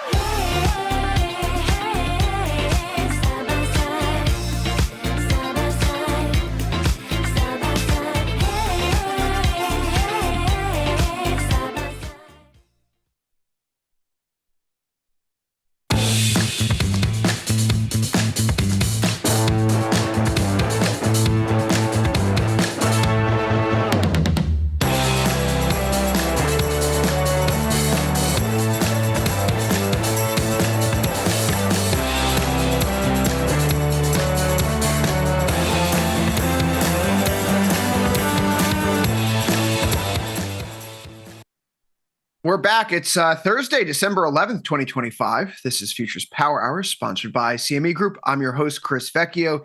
He's Ilya Spivak, back for a second day in a row. Ilya, thanks for stepping in. And what a day to come back to. It's been quite the ride this morning. I mean, we might as well keep our Fed conversation going here because, hello, this is not what was on anybody's bingo card. I mean, I was going into the Fed yesterday thinking they're going to disappoint. Stocks aren't going to like it. Then they didn't disappoint. Stocks couldn't make hay of it anyway. And today, who knows what in the world this is. The market clearly didn't like Oracle. I'm learning another lesson in why I don't trade earnings reports. Nick and his siren song yesterday on last call lured me into a short trap. You did it again, didn't you? I did it again. But thankfully, we're metals people around here. And what a day for the metals, because it's ho-ho-ho market. Yeah, I'm really insufferable around the holidays. That's not going to stop. I hate that I got out of silver as a responsible character yesterday ahead of the Fed going, this thing is near the highs. It's kind of stalling. What are you, dumb? Just get out of the way. And yeah, not great. I mean, I caught most of the ride the past several weeks. You and I got in together, but boy, do I wish I was still in it. Yeah, I'm not a responsible person when it comes to the metals, so that may be serving me well here. Metals are on fire today, and that's really the most astounding move in this market. Bonds are up slightly here. We just had a 30-year auction, which we'll review in a moment. The story of stocks, though, is the turnaround during the day today. Truly, we've seen the S&P 500 go from being down a full percent from yesterday's high to basically back to break even and fighting back as the session goes along. The VIX has dropped below yesterday's low. And Ilya, when I look out along the VIX futures curve here, I can't help but notice that this is a market that's back in steep contango. The difference between the front month and the back month, depending upon where you're measuring from, is 6, 7, maybe even 9 points if you're looking out from the 1368 to where we are at 22.86. Yesterday was a big adjustment there. This is great news if I'm a bull, right? I look at the decline in volatility. I look at the strong breadth in the market right now. I see rotation going on, and it's not great for the NASDAQ, but everything else is moving up quite strongly. Another great day for the equal-weighted S&P 500. Why shouldn't I think that this is everything I want to see here? Is this a market, and I can't help but feel this myself, we do have a lot of data next week that almost says that we're perhaps getting complacent if the VIX falls below 15. Well, I think you just said the magic words, and there were 3 of them. Four, let's be precise, except for the NASDAQ. Where is all of the market's market cap? It's in the NASDAQ. And the thing that's not doing well here is the NASDAQ. Now, you could say, I think, with some reasonable argument, this is Oracle. This is a one-off thing. This does not poison the well for the entire market. And that's fair. You could also say that yesterday, before there was an Oracle, in the performance going into the Fed and in the aftermath of the Fed, NASDAQ was the laggard, and in fact has been the laggard for a while here. So for a few days. So can you have a meaningful market rally without the NASDAQ? Doubtful. And so Nick I said think that earlier. your biggest risk here. Yeah, he's like, I just don't believe the small caps and equal weighted S&P are going to lead us higher. And I think that's a fair. There's just not. I mean, the market cap allocation is too skewed. There's too much. If the NASDAQ, I mean, those things can be going up, but if the NASDAQ is heavy, I'm not sure you find a whole lot of momentum. I mean, you might get this thing where if you're long Russell, you're fine because it's running. But if you're long the S&P, which, and I'm simplifying ridiculously here, is basically take the NASDAQ and the Russell, shake them together, and the cocktail that comes out is the S&P, it might be stalling. If it's stalling here today, it's showing a good deal of resiliency. We did dip below yesterday's low, which was a point of concern, but now we look at a market 68.98. That's well off the low of 68.17.5. So I was much happier with this morning. Not me, but we do have this. I'm feeling much happier now. Thomas this morning messaged me. He says, the depths of my dark bearish soul were much happier with this. Yeah, Thomas goes, oh, you must be having a good day. And well, I've been taking care of some other stuff. I haven't looked at charts in a little while. I said, oh, that's 60 points higher from when I last saw the S&P. But now it's at 68.97. We're getting close to yesterday's highs. The NASDAQ is still off by 0.5%. And so it hasn't quite broken through, breached those key swing levels, right? Yesterday, you and I were discussing on overtime. Well, and both of them, actually. I mean, the S&P has come back, but it's still in that same range. Right. And ideally today, and we're in this window, there's twofold here. First off, on the technical perspective, the line in the sand, 25,900 in the NASDAQ, 6910 in the S&P 500 have not yet been cleared. And consistent with that, we did enter the bearish seasonal period for the month of December, if there is one. Okay. From the 10th through the 15th, you typically see the market decline. And then the 16th onward is when you get your gains, if you go back to 1950 and you believe in that sort of thing. So yesterday we were saying, like, really all the bulls need to do now is kind of just like survive here for the next week. Any gains to me is gravy. I have to be particularly encouraged by this price action, at least in ES, which that is a very long lower wick, Ilya, bouncing right off of kissing that 1 month moving average and immediately using it as a springboard. Yeah, I mean, I don't have a lot of time here in my position. I mean, again, my position is from higher levels than here, but just very narrowly so. So I'm not terribly opposed to waiting, but also I'm running up on expiration in 8 days. So I'm going to need to do something here. I would love for this thing to make up its mind. Either it turns here and capitulates or it breaks out. Frankly, at this point, whatever. Just pick a side. So if it's all the same to you, I prefer if it breaks out.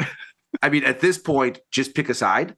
And I'll keep my bearish exposure in the crypto space where, against all odds, it continues to work. You know, and that is one of the wrinkles of today's market, because we have been looking at crypto as somewhat of a bellwether here for broader risk appetite, and it's not having a great day today. It had a really terrible session yesterday around the Fed. If you were to look at something like Bitcoin, where it briefly traversed 94K, looked like it was going to get into 95, and that has been a level of resistance in a number of past sessions over the past several weeks. It just fell flat on its face. But the Fed was bearish, they said. Fed's bearish, or dovish, bearish, whatever. I mean, you look at this and you go, just how dovish can the central bank be when gold couldn't rally and Bitcoin fell? Interesting. Although I might be getting long gold today if it continues this way, because we could be looking at a breakout here. Oh, gold is very tantalizing right now. It finally joined the party, which silver's been leading the way there, 5.9%. But we're sticking with stocks very closely. We're sticking with stocks for the moment here. So ES is up at 6,900 again. It's an 11.65 ER. The volatility crush over the course of today's session is noteworthy. We fall below yesterday's low, which we gapped open higher following Oracle's earnings last night. We now find ourselves sitting at 1531, which if we were to close down here, this would be the lowest close that we've seen in the VIX going all the way back to the middle of September. And so right now, vol crush on the other side of the Fed, Ilya, I mean, there's a lot of data that's going to be coming out next week. Yeah. But there's a lot of data that's going to be coming out before the next Fed meeting in general.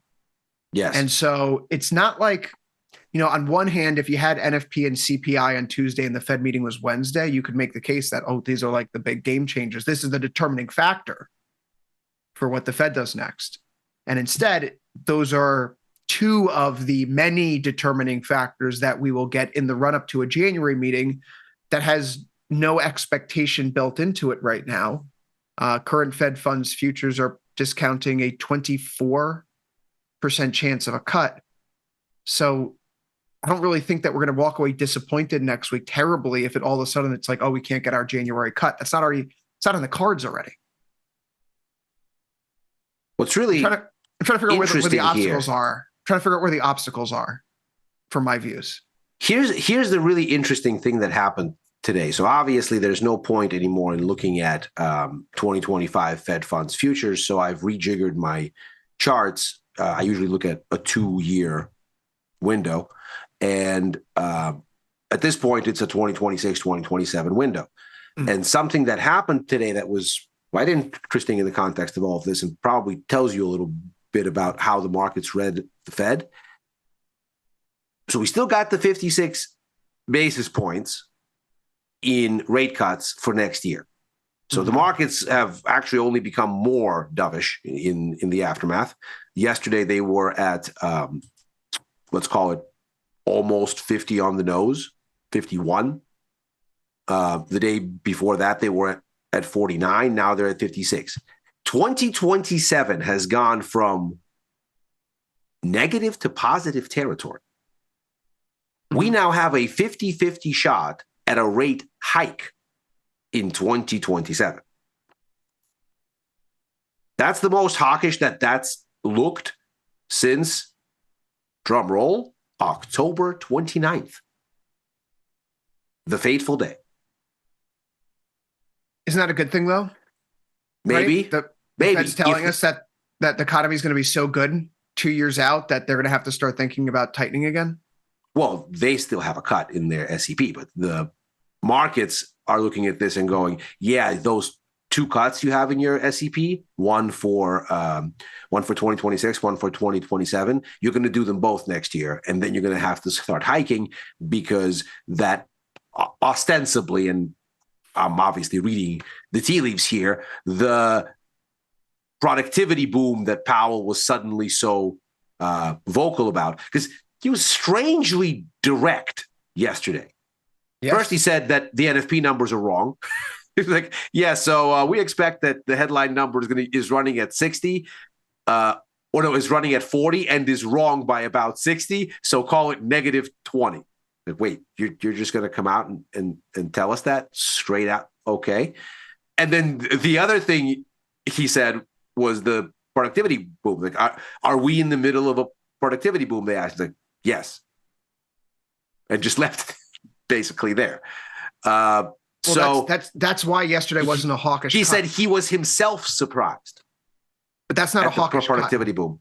Right? Like there's a case to be made. Oh, they upgraded GDP and they cut rates. That's a hawkish cut. But when you listen to what Powell said and you see that they're downgrading inflation alongside an uptick in growth, you're effectively imputing productivity. Yes. And so that's productivity is deflationary for an economy. Mm-hmm. So not really worried. And he said they're seeing signs that the inflation in goods is cresting and it should roll over next year. So maybe if their base case holds. Well, what's driving the productivity boom, Ilya? It's not AI, according to Powell. Is it CryptoKitties? It's something. But it could be that the productivity boom is really a demographic thing where you have the aging out of baby boomers. Their labor force participation is absolutely cratered, and they're also the largest cohort. So overall labor force participation has not looked great. It's probably why we have our labor market kind of in a holding pattern. Obviously, COVID put these demographic changes on steroids because a bunch of people retired early during COVID, during the lockdowns. And so while the pace would have been slower, it's faster now, or it's faster as a consequence of COVID. And that means companies have to squeeze out more out of their employees. So perhaps this productivity boom that we've been seeing is companies basically tightening the screws and going, you know what? Everybody just has to work harder. And there is surely some wedge in there where you go, not 100% of people are burning fuel at the maximum possible rate 100% of the time. So if you're going to have this demographic shift and companies need to do more with less, they're going to try to squeeze where they can. And of course, now we're starting to look at layoffs because ostensibly companies are trying to do more with less by resetting wage commitments, having hired aggressively during COVID at very steep rates. So I can see why Powell would look at this and go, this has been running longer than we've had LLMs. So it couldn't be them. They're helping, maybe, but although there's no evidence of that at this point, I would argue. But that's not what the main thing is. Russell here is at the top of the pack with the Dow Jones today. So you see the Dow, the Russell leading. I would point out that RSP here, the equal weighted S&P, is up 0.7%, and this would be another fresh all-time closing high. Even the equal weighted NASDAQ fighting back and almost out of negative territory, only down by 0.17%. But the Russell, Ilya, that's the one that keeps on going. It did have its breakout yesterday around the Fed. We had a nice little retest of that breakout level around 25.45 overnight and then sprung up into new highs. So if you were thinking this was something a little bit toppy or bearish, that has since been eradicated. No, volatility. in fact, I'm circling around the long side, as a matter of fact. IVRs sub 10, right? This is just, it's a strong market right now. Sectors across the board today, part of this shakeup that we're seeing here right now, the biggest losers are tech, XLK, SMH, which had been a leader to the upside and closed at a fresh all-time high yesterday. It is fighting back. It is off the lows. That lower wick says a lot. That's the gap that Oracle helped produce. Moving back above its 1 week moving average as well, I think is the important note there. And then tech, broadly speaking, maybe some leadership changing hands. I know the Russell isn't everyone's favorite index to lead the way to the upside, but an S&P and a Russell, while people rotate out of the concentrated NASDAQ, it gets some of those folks who have been chirping loudly about the concentration risk in the indexes. It quiets them down for a little while. I'm not saying that we're taking bricks out of the wall of worry, but it does get rid of that risk to a certain extent and lets the markets perhaps breathe a little bit better on a longer term horizon. So Ilya, I'm very comfortable sticking in my ES call spread looking for 7K by the end of the year.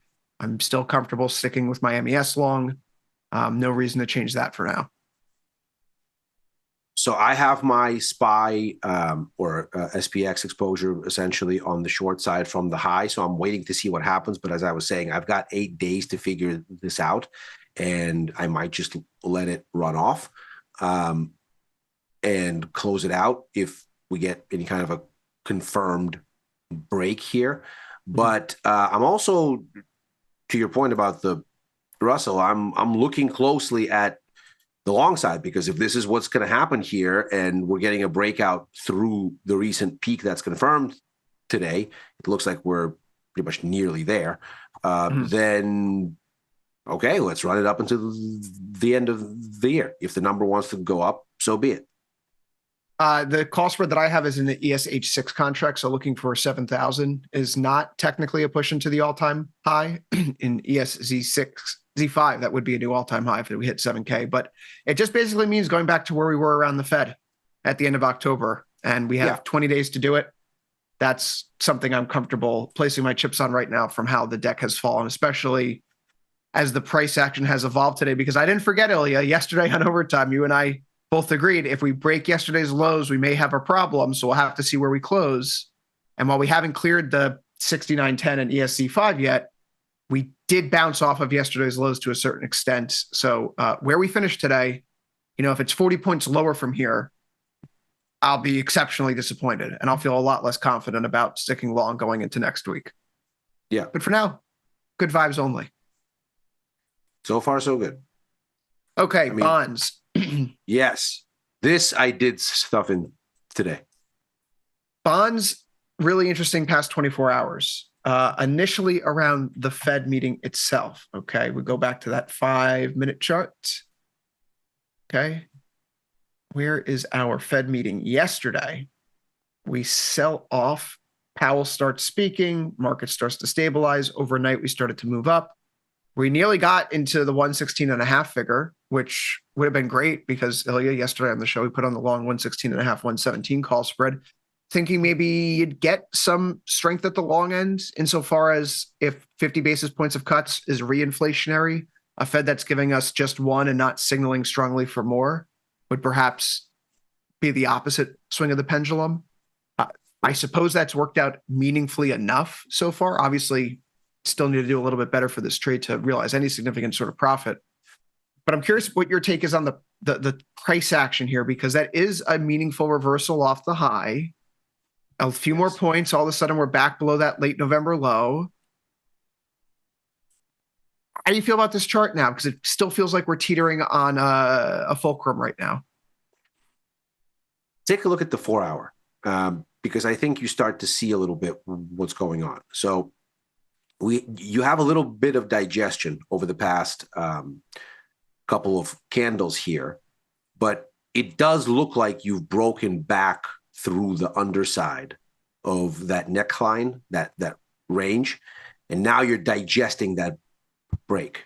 So if you look at it on the daily, it looks like a wick that's capitulating. If you look at it on a 4 hour or an 8 hour and you sort of dig into the price action, it doesn't look like that at all. It looks like you've made a break, you've had a pull back intraday to digest, but the break's in. So I'm long here now. I've actually reestablished vol is so absurdly cheap that it doesn't make any sense to be a premium seller. So I'm just outright long calls. Vertical. We did have that 30-year auction, and I think it was a pretty good one. The 3s and the 10s this week were both good. Today we see that, yeah, we stopped through. That's great. Not great internals though. Okay, so indirects were awarded 65.4%, down from 71% in November. The foreign demand is the highest since January. That's nice. Okay, that's really good. There's been some concern about funding of the U.S. government and particularly around Trump's tariffs being potentially removed. That's interesting. So 3s, 10s, 30s this week, decent. This stopped through by 0.1 basis points. It looks like the bid to cover ratio was just a touch under the most recent 6-month auction average of 2.38. This was 2.36. I mean, it's C plus grade, but I guess it doesn't really change anything. It's not like anyone is pulling any fire alarms after the Fed is the point. Right. And there's a little bit more stability there at the long end of the curve. I feel like this is a really tough market right now. I felt like we were bottoming. It then looked like that we were topping out for a little bit. We've since rebounded here. I don't know. I'm getting chopped up a lot right now in 30s. I definitely got chopped up here. It broke down. Thankfully, I didn't sell. I just got out of my longs. And now I've gotten right back in. And so I ended up taking a small loss that I didn't have to take, and that's annoying, but so it goes. I mean, I think I'm going to stick with the situation that I currently have. So hopefully we get another little bounce here, 0.5 point in ZB. Can make good on that 116.5, 117 call spread before tomorrow. And then if this market wants to fail from here, that's fine by me too, because that comports with the longer term view. ZN is a little bit more frustrating insofar as vol's not going anywhere, minus 1.1 IVR, although we're getting a bounce. And the way that I have my trade constructed is that reverse iron fly. That's effectively looking for price to just move from its current level. I needed to get away from 112. I'm agnostic. When you're at a very low volatility level like this, low IVRs, it's prudent, in my view, to think about trades that are structured where you're effectively looking long gamma. And that's to say that we're looking for, over the duration of the trade, realized vol to exceed implied vol. So as long as this thing moves, right? As long as this thing moves, we're good. It just can't stay here. There's 71 days. I'm comfortable having something like this on. A lot can change over 71 days. It's a little bit better than a 2-to-1 risk to reward, 67% pop. it's something to do with low volatility, because quite frankly, if you're going to go out and do something like a short iron condor right now, I don't know if you're going to find much of anything that's truly fantastic in here in terms of risk to reward at that 60, 70% pop. You're talking about risking a little bit more than 4 to make 1. I hate that. I hate that. Yeah. So I can't jump on board with doing things in the typical tasty way, so to speak, when it comes to notes. You just don't do that when you have negative IVRs on the board. And the better trade for most people, Ilya, may just be not trading bond futures or bond futures options at the moment. Yeah. Yeah. I mean, if you're going to do something,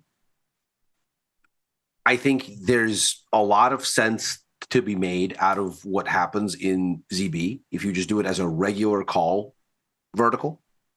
And you can look there, just a regular sort of straightforward at the money, and going back out to basically hit the top in early October. So taking us back to, let's say, in the vicinity of 119, something like that. Now, you could, I mean, these are obviously large sizes, but if you looked at this, you could, and this is a futures show, but you could look at ETFs and do it smaller. Mm-hmm. The TLT might be the more appropriate vehicle. Yeah, you could do that. It'll have better risk reward. Futures may not be the vehicle, because the way that this cost structure is set up at this point, it's just a different kind of just a different kind of mechanics. So you could have the directional view in that market, but full-size futures contracts may just not be how you do that. And I would say look at the micro rates futures, so 10Y, 2YY, but they're very liquid and kind of tough to deal with because of that.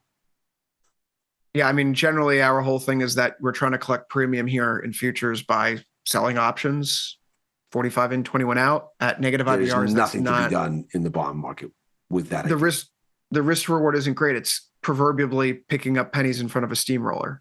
Yeah. Now, that said, if this thing's bouncing, right, I already have some exposure. I just need this thing to move. But if I wanted to treat this as the low, if I wanted to go in a ZB right now and say the lows that we just saw here north of 114, those will hold. We will be making our way back up towards the October highs. Mm-hmm. You could go out to 71 days right now. You're still in the ZBH6 contract. It's better than a 50% pop for better than a 1-to-1 risk to reward. Long the 114, short the 119. It's a heck of a position, though. Takes a lot of buying power. Something similar could be executed in a TLT-like product, Ilya. But you got to be a little bit more creative when you approach bonds in this type of world. Shameless plug, I suppose. If people are wondering how to read a bond auction, because we did have 10s and 30s this week, straddling that Fed meeting, you could always just go over to your Google machine and type in tastylive how to read a bond auction, and you'll get this explainer that I put together a few years ago. It's a simple read. I don't think anyone's reading the bond auction results to trade around them, but when you hear people use this lingo or they're looking up information about what's going on in the treasury market, at least knowing what people are talking about is having a compass is a good idea. Yeah. Let's go to the section of the show that's about the namesake of the show.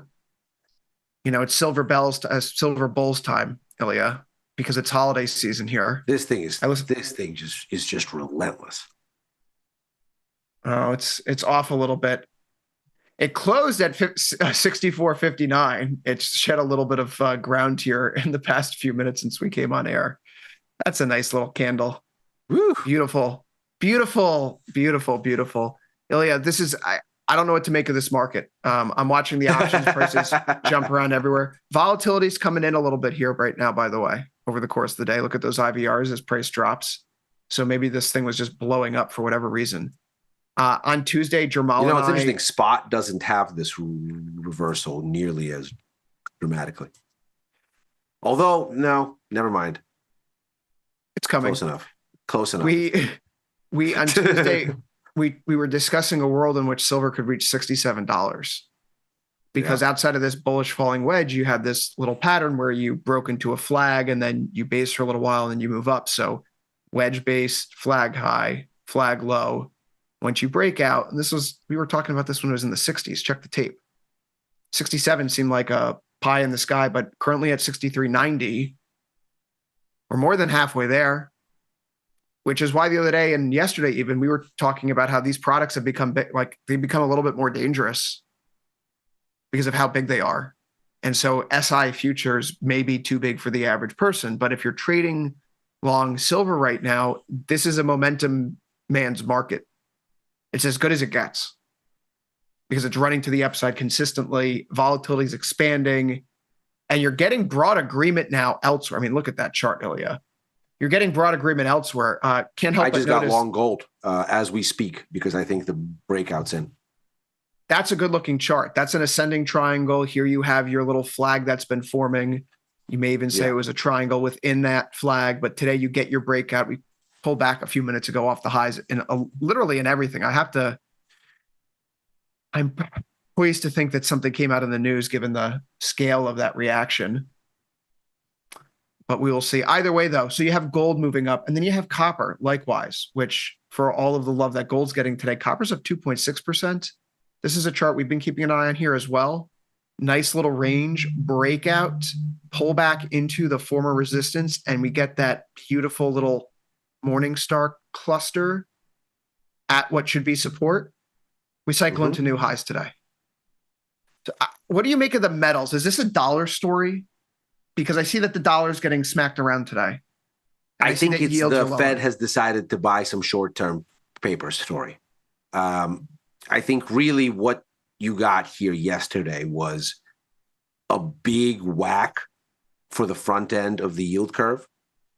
Yields at the front end were really the big tell yesterday. If you look at what happened yesterday in the wake of the Fed, you did not get conviction from stocks. You did not get conviction, certainly, from crypto. You did not get conviction from a whole bunch of things. But where you did get conviction was you got conviction from the front end of the yield curve. And as a consequence, in very kind of classic currencies form, when short-term interest rates for your currency go down, the currency follows just on pure carry spread logic. And the dollar got whacked. I flipped over my whole dollar book.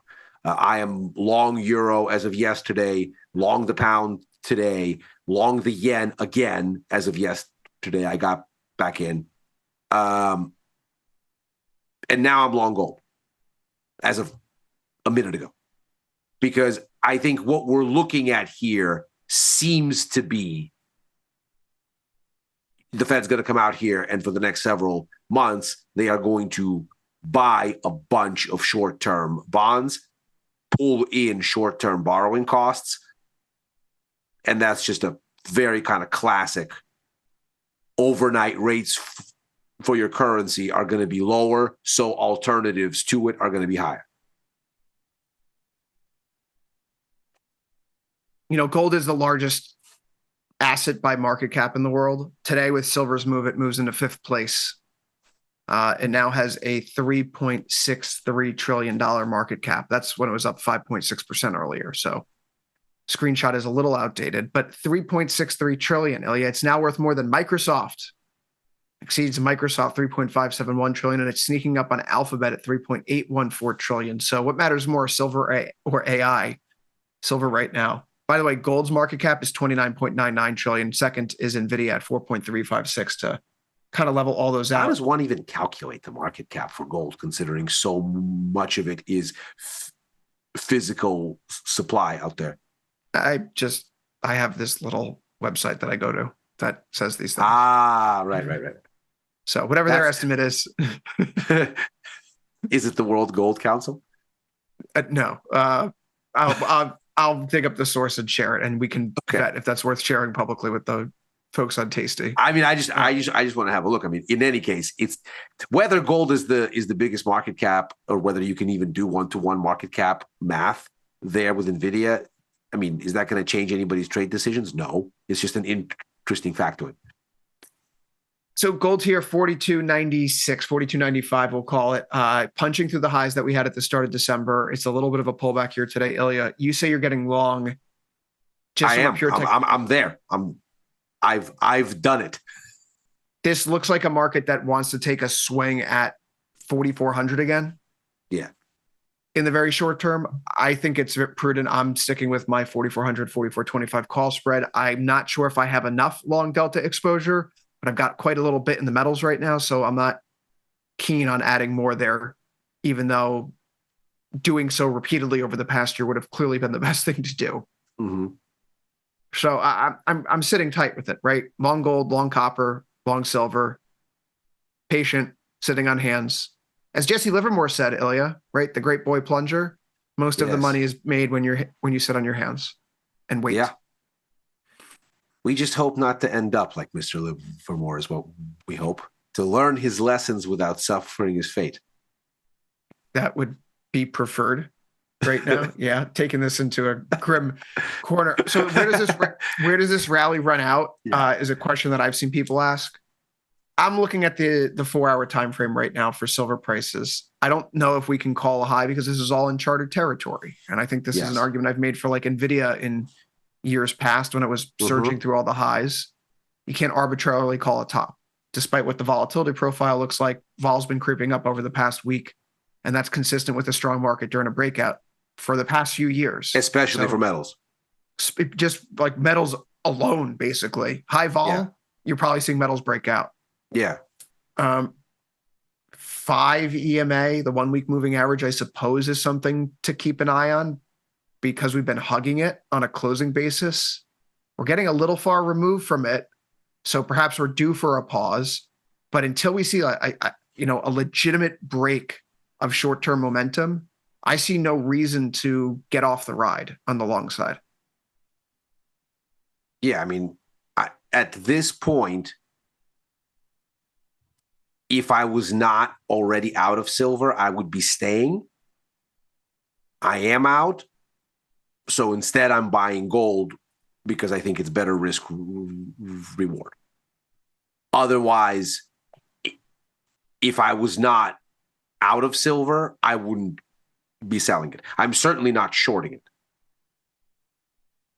No. I did see a fun chart today about gold and silver. Is it going to pop up here on the screen? Say yes. It is. This comes from the guys over at All Star Charts. I think it's JC Perez who put this together. It's gold and copper, log scale, copper on the right-hand side, gold on the left, and it's the cadence of the markets in recent years. Gold has broken out. Copper may just be getting started. Maybe. It tells a story I want to hear, though, because copper is a position where we're looking for a move up into about 570 or so. We have those call spreads sitting at 47 DTE when the market started to break out, so 5758. I still think it's a good trade, particularly with the action today. It's a little bit, risking 1 to make 2.5. I think of how the metals are moving and copper is playing catch up. A simple doubling of this trading range, you tack on 40 cents, you're going to get to 575. So not going to overthink things. The metals are great all year long. Yeah. Still 2025, so nothing changes, Ilya. And we enjoy days like today. Okay. I mean, I really enjoyed today in metals, but not in that gas. Yeah. Metal. Yeah. I mean, I had 7 days left, speaking of energy, on my crude, and it came back into a profitable space. And finally did enough to where I'm like, okay, you know what? I've made my money in crude. It's a small gain, but it's a gain. Thank you very much. Good night. Now gas, even uglier. What an incredible turnaround. To think that this was 20% higher. Do we blame Zelensky's revised 20-point plan that he apparently shipped back to the White House today for these shenanigans? No, I blame the polar vortex that shifted and now we're going to see warmer weather than expected. And so we're going to have a ton of mud and everything. I'm actually I learned something this week. I saw a lot of people, and we mentioned this on air a few days ago. I saw a lot of people that are Chicago-based folks who are traders complaining about weather model shifting and mud season coming. That's not a term that I ever use, but apparently it's a Midwestern thing. Yeah. Well, what would mud season mean? It means that the ground has thawed and weather has warmed up. And in that kind of world, is there going to be such significant demand for natural gas? I think that's what they were hinting at.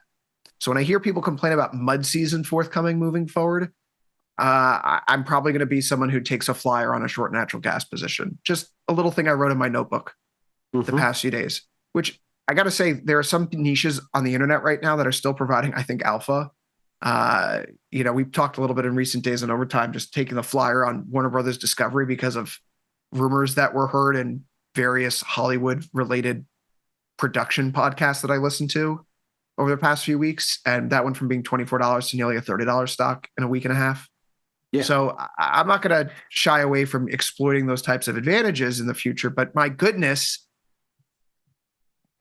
what to do here? Ilya, yesterday at 47 DTE, this was looking okay because we were at the midpoint. We were 90 cents away from either side. And now I'm looking at a position that is causing me a fair amount of trouble. It is the troublesome trouble one in the book. Silver options are all sorts of messy. That's not the real pricing. But where is natural gas here? Natural gas, this went from being a winner to now a small loser for me. And it's driving me up the wall. Do you just stay away from it despite the volatility? Yes. Just stay away? I just stay away. This is just not a thing I trade. I look at this and I go, there is no way that I can shoehorn my deliberative macro approach into this. It would be kind of like going down San Francisco's famed Lombard Street in a turbo-powered go-kart. It's just not going to work out well. So, I'm okay. This is just not a product that I need to approach. I mean, the way that I trade markets is just not going to survive. There's going to be too many fits and starts, too many reversals, things that would look like conviction in the euro, even in Bitcoin, would be like a day's reversal in nat gas. No, thank you. I'm okay. Well, crude here is leaking a little bit lower. The U.S. administration announced more plans to seize Venezuelan tankers off the coast. The one that was seized yesterday, they were able to trace to using some sort of frequency jammer.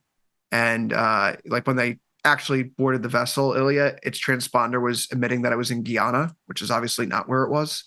Right. And to that point, it was previously it's been potentially on a sanction list related to the IRGC and Hezbollah. So, there's an interesting web being woven here. What does it mean for actual conflict? The market is still telling us either I'm trying to reconcile this. The market's always right. It wasn't right in June. It was really underestimating the risk of an Israeli-Iranian exchange of missiles. I mean, we were too. Yes and no. We made money. We made money. But see, this is why I don't trade nat gas. We made money because we're nimble. Because we thought they wouldn't come to a real shootout, and then they did, and we quickly turned it around and made money, frankly, on both sides. I can't help but continue to put money into the machine of buying slightly out of the money calls in oil sitting at a week. 59.60 here. It's going to be, this is in the third week in a row. So actually, these have all been losing money. These haven't been good trades. But it's insurance, because I feel like if we wake up one Sunday night, it's first call, and we've launched Tomahawks into Caracas, then stocks are going to be lower, and a bunch of the things that I'm holding on to right now are going to be hurt by that. So having some sort of hedge there, I mean, maybe not gold and silver, but having some sort of hedge there makes some sense. Either way, though, it's just a slow bleed right now. I don't know if you've seen a bunch of the forecasts that are coming out from the banks, from various financial institutions, or participants in financial markets to some degree, right? No one is optimistic on oil demand for next year at all, from what It I've actually read. makes me start to think that maybe there's a long position here. I'm not going to take it until I see it. But if you look sort of across this chart and you just sort of do the mental horizontal line here at let's say 56, and you can see that going all the way back basically to the Liberation Day kerfuffle, you have a support level here that's very clean. And you're getting pretty close to it. We hit the previous swing low today, which is why I got out of my short. I've been holding it since equivalent of about 61, right when that spike petered out. Mm-hmm. I faded that per our usual fade random and inexplicable geopolitical spikes in crude manifesto. And so it just took forever to come down after. So I was very happy that I gave myself a ton of duration, and I ended up using almost all of it. So it took a really long time to get here. But yes, it's at the low at this point. So I took it off at the swing low from late November. Mm-hmm. And so now you could see it extend into 56, but if it shows any kind of signs of life at 56, I'm probably a buyer, because this is a very unloved market. And that's usually a recipe for some kind of a rethink. You know, I would love to take a look at positioning. And we just don't have that data available, and we're not going to have positioning data available that we can rely on in the manner that we're used to relying on it until the end of January, till like the third week of January, Ilya. CFTC COT is backed up for another month and a half. So how do you measure sentiment here? It's a good question. It would be really good to get a look at some sort of a reliable CFD positioning thing from a big broker where you might be able to see something, but I don't even know who produces something like that at this point. Yeah. Well, I'm going to hold on to the natural gas one. So that's basically back to break even. Maybe the bleeding stops, but what an evisceration the past 5 days. This is the market that intrigues me the most. We talked a few days ago about going into the Fed, reducing beta weighted deltas across the book. And the way that I did that was I cleaned out a lot of the single stock names. I cleared out all of my dollar exposure.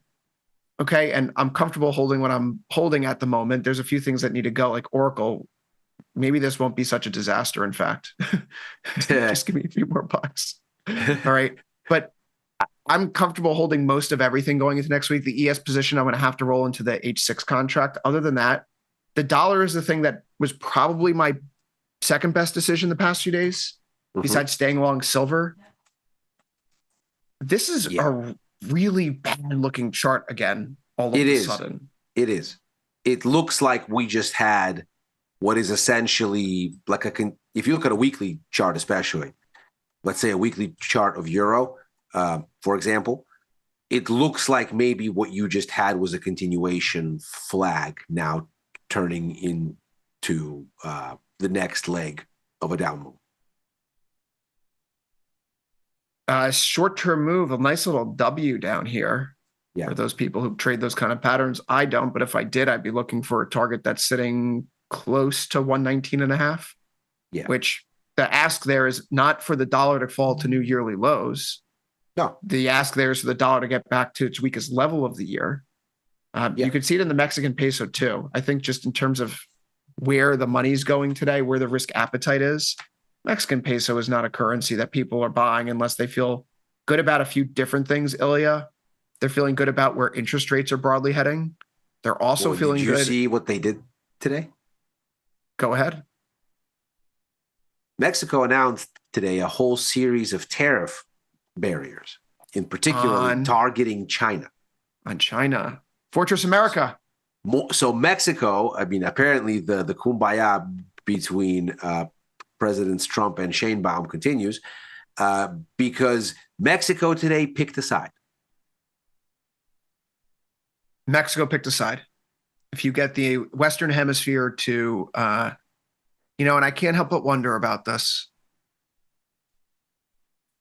Argentina is obviously now in our pocket after we bailed them out and bailed out Malay before the election. She got to get Brazil right, although it looks like they've picked the side and it's not ours. Well, they're not on the West Coast. But given what we're doing in Latin America, right, couldn't you see the United States, given the current administration, moving assets to take Panama, take the canal back? Don't think that's necessary. We've already spooked the bejesus out of them. They've canceled their contracts with Chinese port developers. It's all reverted to de facto American control. Reverted to de facto American control, but not actual American control. So I don't think anybody needed anything other. Again, sure, but just armchair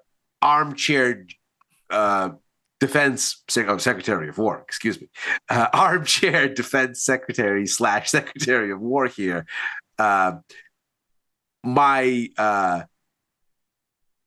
sense is you probably don't need to actually take the canal, as long as basically everything has reverted to American control.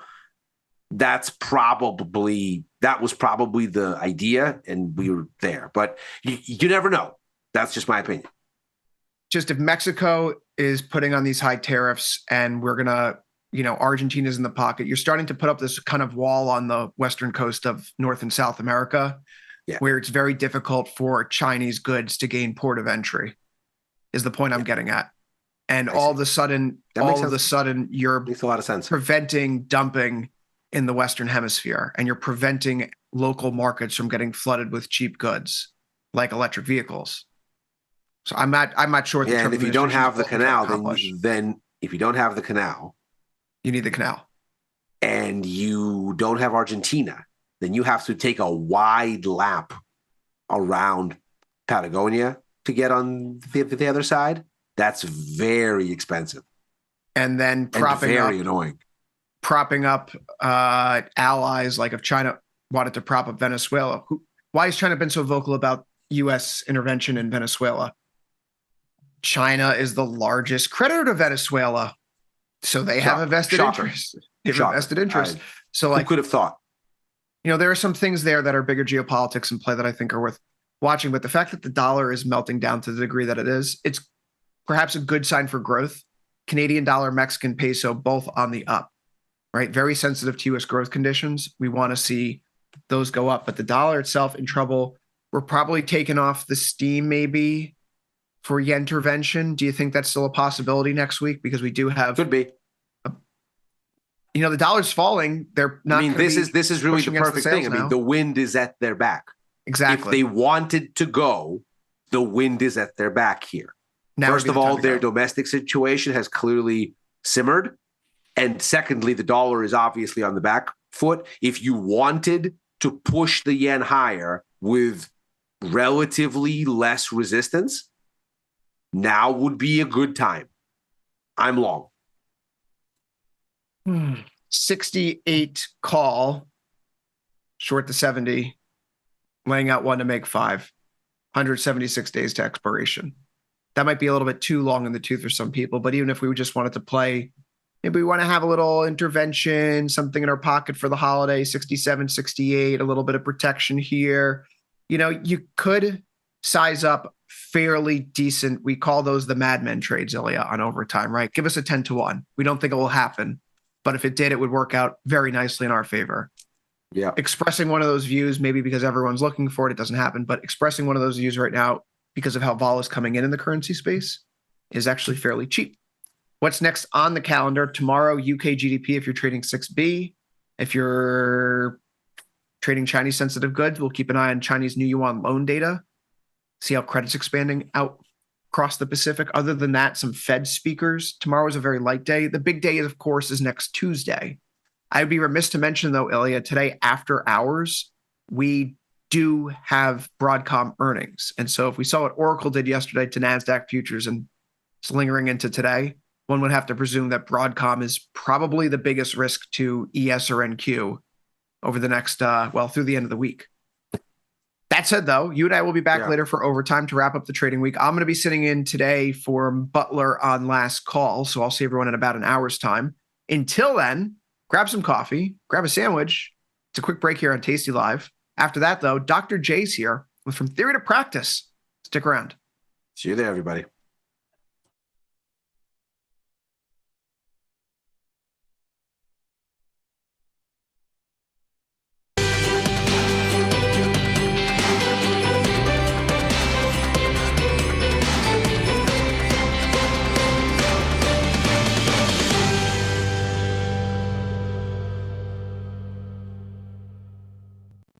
Global markets never sleep. Explore them with Forex, now available on tastytrade. Get in on over 80 Forex pairs, 24 hours a day, 5 days a week, with the Forex platform that adapts to your style and speed. FX marks the spot. Trade it on tastytrade.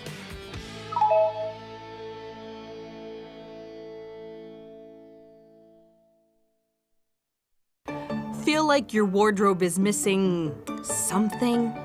Like style, purpose, and maybe a dancing dog? Can I pet that dog?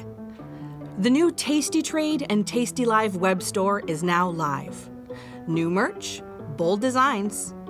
Did we mention all net proceeds go to one tail at a time? Invest in the real bull market, dogs. Go to tastytrade.threadless.com. Grab some gear and help some pups. You get merch, they get a home.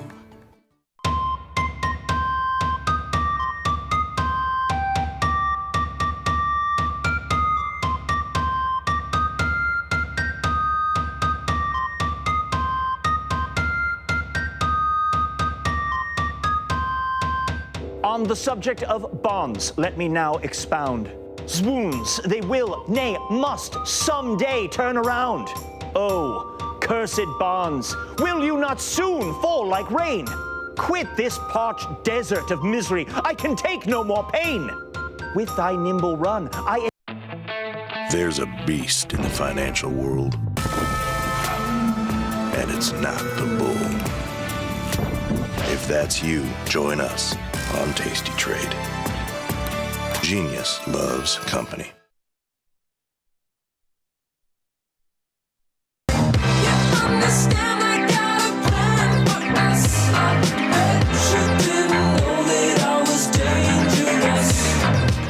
And this is From Theory to Practice. Welcome to the show today. Welcome to the broadcast. Now, welcome to the Thursday edition of what it is that we are trying to do. And today we are going to shoot from strength and celebrate the 12 days of trading with my favorite strategy. So, Paul, bring us here into the slides.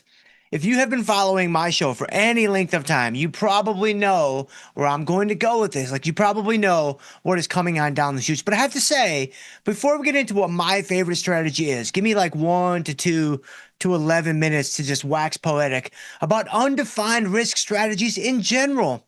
Man, it's hard to choose. It's really hard to choose like what my favorite or your favorite strategy might be, because at the end of the day, you know, there's so many good things that you can do.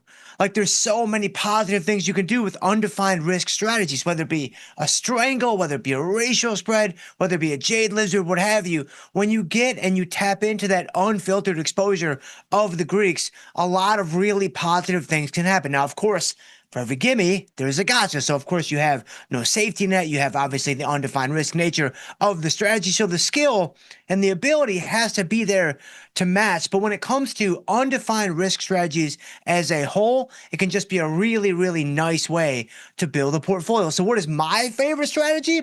Well, I'm a little bit I'm a little bit partial to expected move butterflies that might be winners in Oracle, but we'll get to that in a couple of minutes. Generically speaking, my favorite strategy, Paul, bring us into the slide here, is the short put. So you knew this. If you've been following the show for any length of time, then you already knew where I was going to go with this. Again, for undefined risk, you could choose so many good options here. You could choose a short strangle. You could choose a Jade Lizard. You could choose, a number of positive strategies in the undefined risk category. But I would go with the short put. I'm going to give you 3 reasons why the short put strategy is my favorite strategy. And as you can see, reason number 3 has not been revealed yet. So let's build in just a wee little bit of drama here into the show this afternoon. So reason number 1, positive theta. I mean, this is going to apply to any undefined risk strategy. This is even going to apply to many defined risk strategies. Nobody knows where the market is going to go. I don't know. You don't know. Nobody knows where the market is going to go. And so putting ourselves in a position where we can now benefit from the simple passage of time, I mean, that's a really favorable trade in my opinion. Like that's a really advantageous position to be in when it comes to how am I going to structure my trades? How am I going to structure my portfolio in a manner that is maybe less reliant on direction? To where now I can simply trade. Hey, tomorrow is Friday. We've got the weekend, then we've got Monday, Tuesday, Wednesday, and what have you. Like that's a really, really successful way to build the foundation for a portfolio, in my opinion. So of course, that would be positive theta. And that is reason number 1 why the short put is my favorite strategy. But that would, of course, apply to essentially any undefined risk strategy that is, of course, short premium. So again, short strangles, Jade Lizards, even short straddles for my shooter McGavins that might be watching the show. You guys are positive theta too. That's going to be the common denominator across all undefined risk strategies. Okay, number 2. You are also, with a short put specifically, you are positive delta. Now, why is this important? Well, again, go back the last 20 years. Go back the last 50 years. Go back the last 175 years. And what do you see? You see a market that wants to go higher. Now, could it be the printing press? Could it all be fake and made up? Could it all be, creativity and innovation? It could be a number of things, right? But you see a market that wants to go higher over time. And that's not my opinion. It's not your opinion. This is an objective historical fact when it comes to the market wanting to move higher over time. And it has moved higher over time. So when you sell a put, when you have a positive delta position that you have with a short put, you are benefiting from any upward movement in the stock, any upward movement in the index, if it should be an index strategy that you're using the short put on, or an index product, I should say. And so being positive delta in a market that wants to go higher, where I think most of us probably have a longer term bullish perspective on the overall market. Of course, there are some doomsayers, there are some doom scrollers and some naysayers out there, of course. But by and large, I'm going to say 80 to 90% of you out there probably have a longer term bullish bias, which isn't to say you can't, slip on over to the dark side from time to time and play the market on the, from a short bias. But I think generally speaking, most of us are going to be longer term bulls. Well, a short put fits really well with that type of directional bias longer term. Which brings me to reason number 3. And this is not something that you have with every undefined risk strategy. If it comes to it and the option goes in the money and you're like, you know what? I like this stock. I like this index. I like the long-term prospects of fill in the blank, whatever it might be.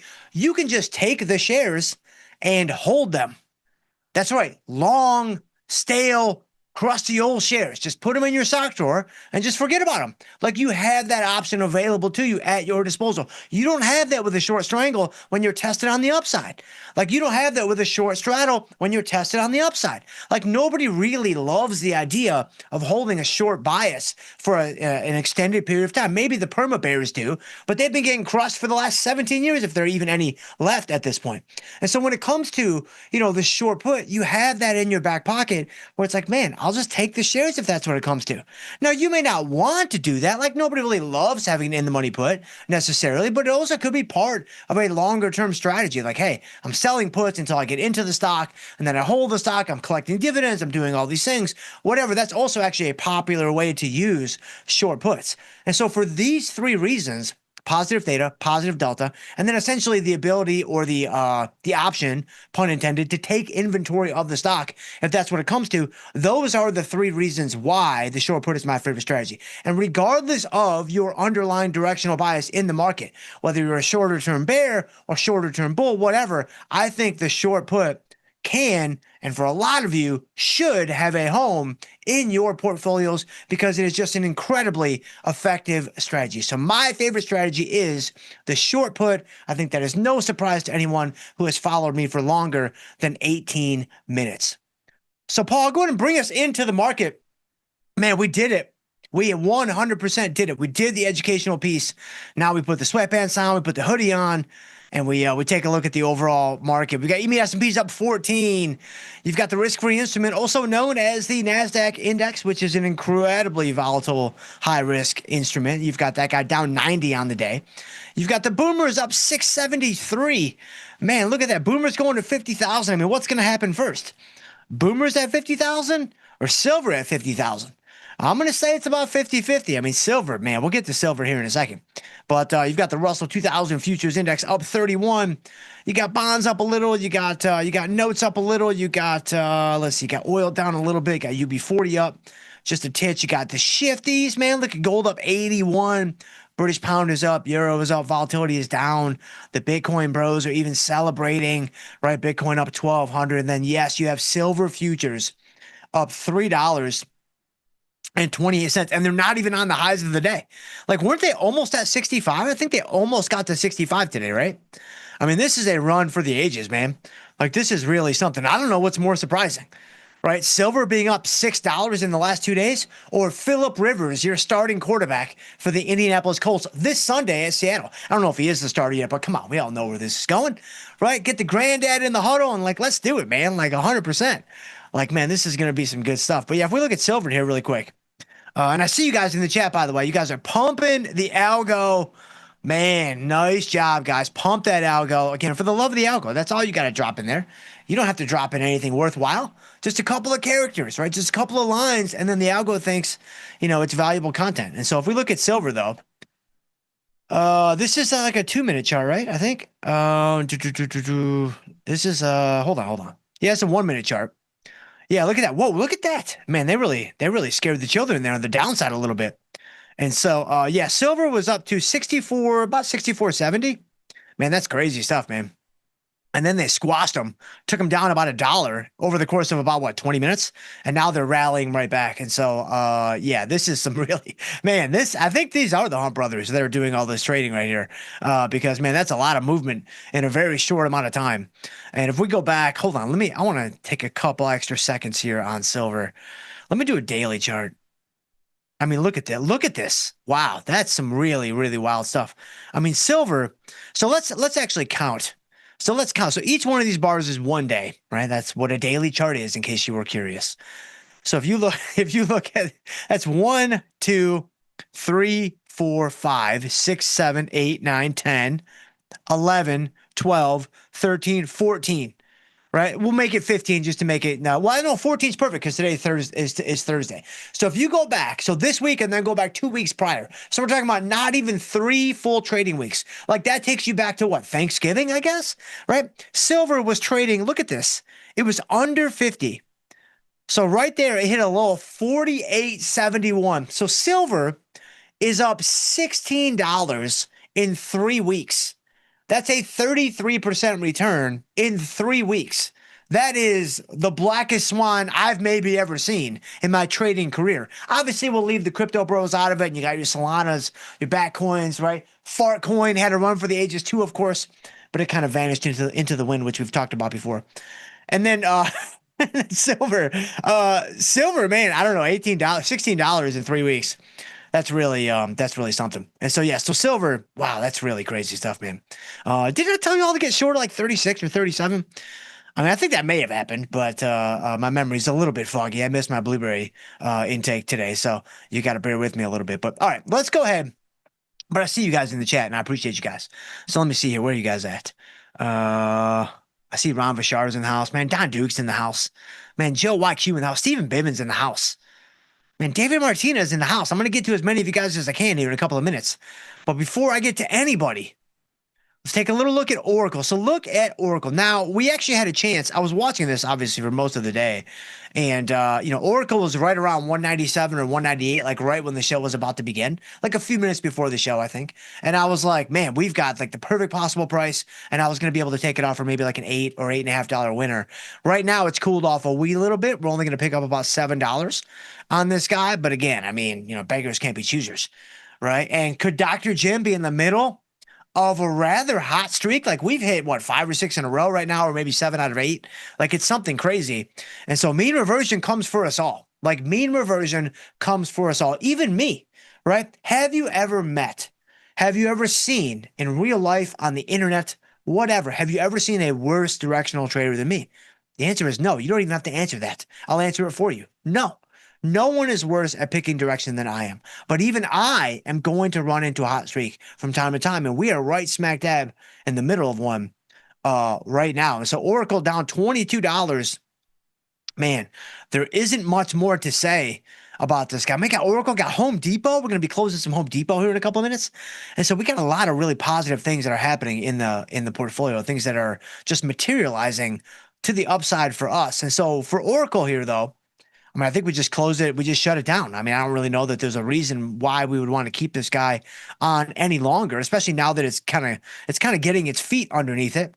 And so the last thing I want to do is kind of, again, snatch defeat out of the jaws of victory, which I don't know that anyone does it better than I do. But let's go ahead. I mean, the mid price is 1082. Let's do it. Let's see if they give it to us. I mean, I'll take it. That's fine. We can just be done with it. And then that's going to be that. And so let's see here. Let's try I'll try 1068. That's fine. There you go. We got filled at 1073. So there you go. There's your Oracle trade. The butterfly worked out well for anyone that maybe followed that trade, which I don't know that you should be doing that. I still think that the fade Dr. Jim sight unseen strategy is going to be long-term very profitable for you. I think the Sharpe ratio on that is like 4 or maybe 4.5. Which is like that. I mean, that's a unicorn. Like that's a mythical beast.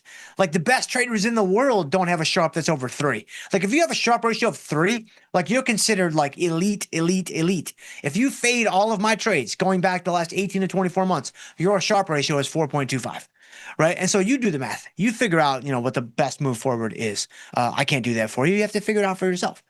But there's Oracle. And so there you go. All right. Let's now go to Home Depot. So Home Depot. We've got a similar situation in Home Depot from a winning standpoint. But what's really cool about this Home Depot trade is take a look at the DTE. So take a look at the expiration on Home Depot. Man, this thing, we had to take it all the way to the end, essentially. We've only got 8 days left, right? We've only got 8 days left on this trade. And so we were running out of time. Like the crystals in the hourglass, they were evaporating rather quickly. But now we're in a situation where we're actually able to take it off for a rather nice profit. Now, we're not quite at 50% of max profit.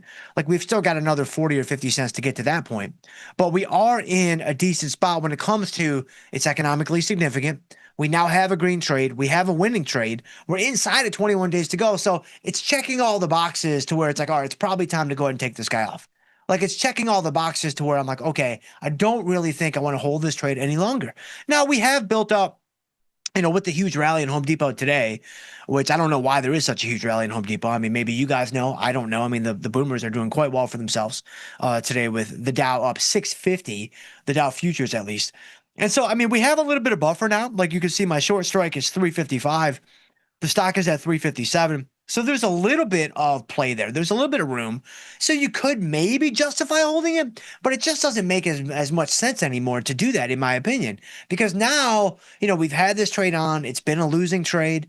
It's been something that hasn't really worked essentially from the very beginning. Now we have a chance to finally get out of this trade. Like there's an off ramp. It's very clear. There's an exit ramp that's coming up. And it's like, man, if we drive by this guy and we don't take this, it's our own fault if this thing blows up in our faces in the next couple of days. Like it's our own fault if all of a sudden we're stepping in piles of doo-doo left and right because we didn't take it off and we, banked $1.40 profit. Like that's a pretty significant profit. I mean, $1.42, that's nothing to sneeze at, man. Like that's nothing to shake a stick at, or maybe it's something to shake a stick at.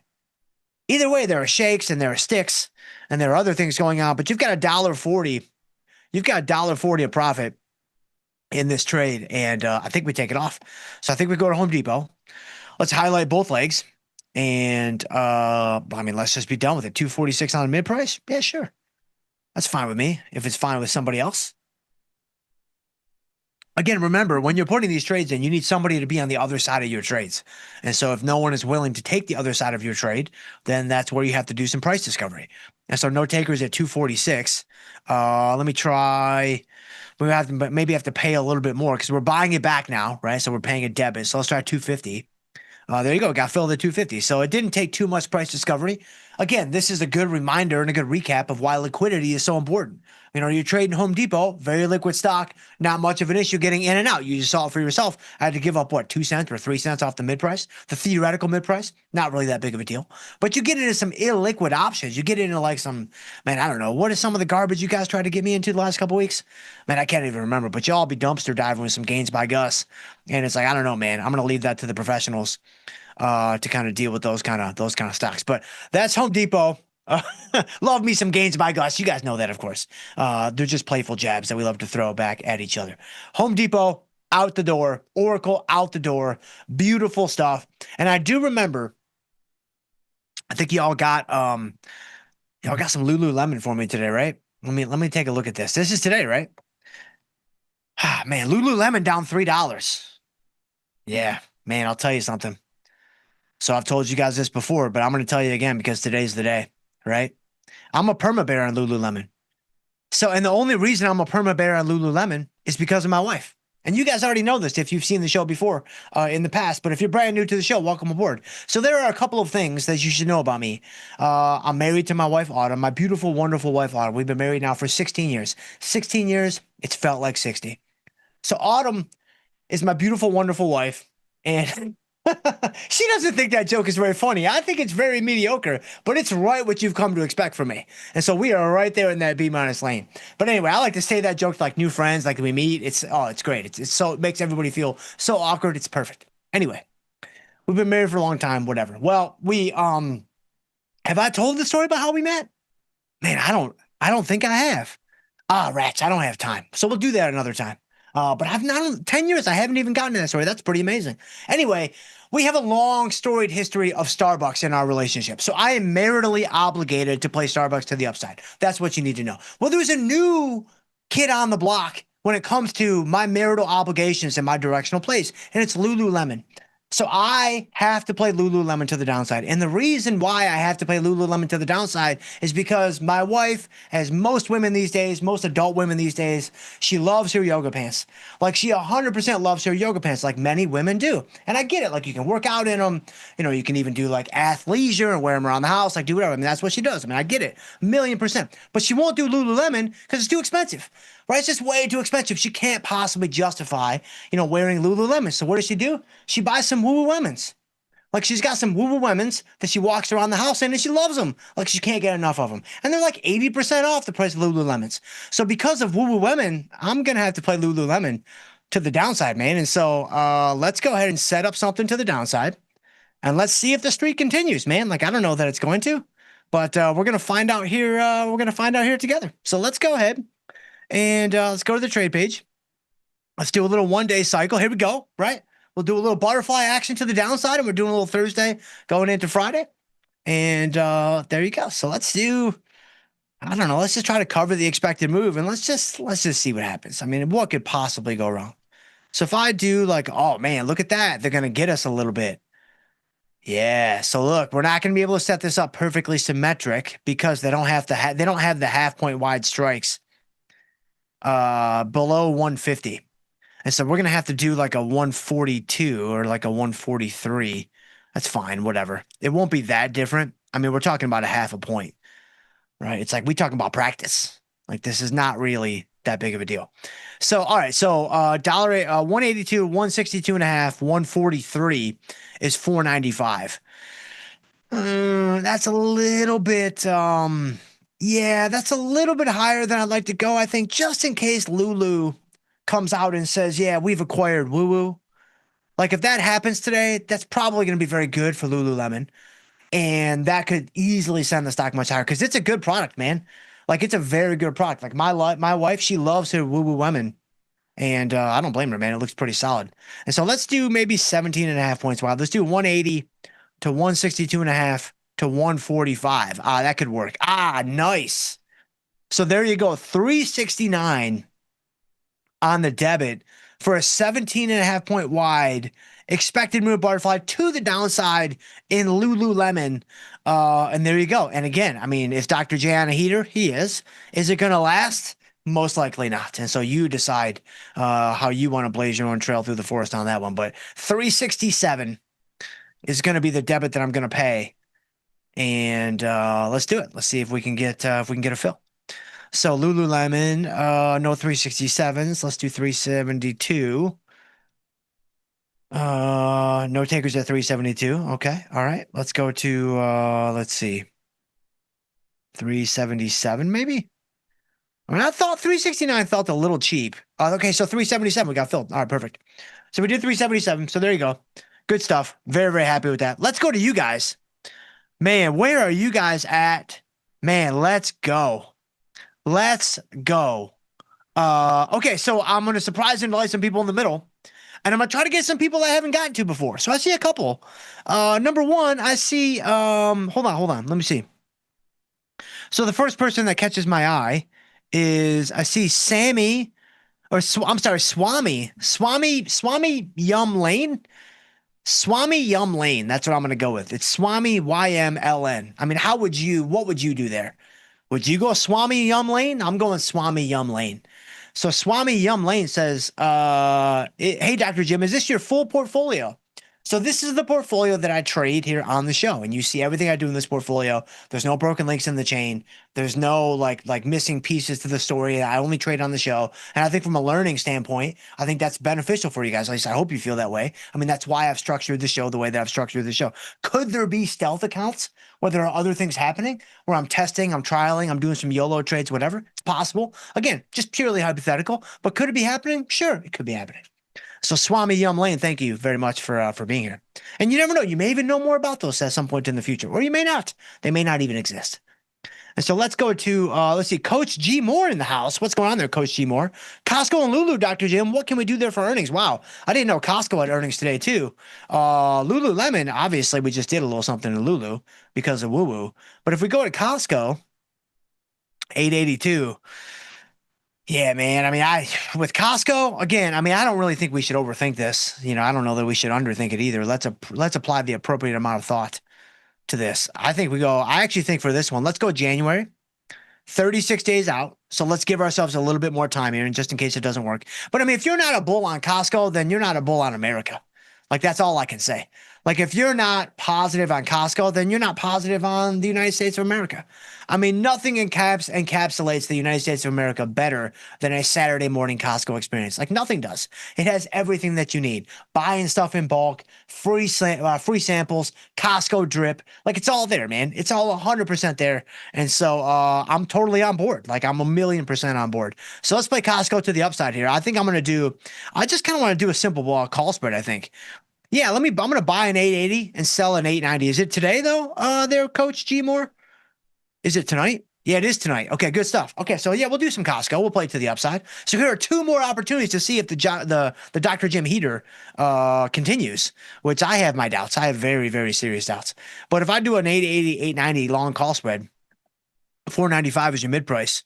There you go there, Coach G Moore. Again, it's Costco to the upside because we are pro the US of A. And so if I go in here, we go 502 maybe. That should work. No takers at 502. They got us. 505 maybe? All right, so we got filled at 505. All right, perfect. Okay, so we're in a Costco. Very nice stuff. So thank you there, Coach G Moore. And then let's see. I'm going to find one more person that I don't recall having been in here before in the past. And it's Thomas KT6663. Just says, for the love of the show and for the love of the algo in the comment. And I just appreciate you there, Thomas. So thank you for being here very much, my friend. If I can ever help, man, please drop it in the chat. You can email me. Sometimes I fall a little bit behind on my emails, but I try to be super responsive. If I ever do fall behind, by the way, you don't get a response within a day or like 2 days at the most, send it again. Because again, a lot of times my email inbox becomes like a Google search, although nobody uses Google anymore. Do you use Google anymore? Of course not. What are you using? You're using Grok. You're using ChatGPT. You're using Gemini. I haven't used Gemini yet. Is Gemini any good? The Meta one is kind of garbage. So the Meta one is clearly my least favorite of the bunch. Grok and ChatGPT are kind of both probably neck and neck. I haven't tried Claude yet. I haven't tried Gemini. Is it worth it? Is Gemini free? Like, let me know. That's Google's deal, right? And so, but if you have a question that you need an answer to, are you going to Google? Of course not. This isn't 1989. Like, you might as well pull open the Encyclopedia Britannica. It's like, no, man, I'm using AI. Like I'm going to the future. I'm going to the present, right? I mean, the robots are taking over anyway, so at least let me use them for a little bit before they're finally in charge. I mean, this is just basic AI strategy. Like I don't really think I need to explain this to you guys, but just in case you're a little bit behind the eight ball. But all right, let's go to the beginning though. So thank you, Thomas. Thank you for being here, my friend. Let's see. Sam L in the house. What's going on there, Sam L? Doc, you absolutely nailed your nemesis Oracle, as I said, as it was foreshadowed. The Oracle owed me some money, and so we got a little bit of it back today. We only need about, if I did that 11 more times with similar results, I think we would cut our losses in half, and so that would be super nice. But Sam L says that there's way more than a 5-minute victory lap. Yes, we need a full breakdance routine from McDoc at this point. No, you're probably not going to get that.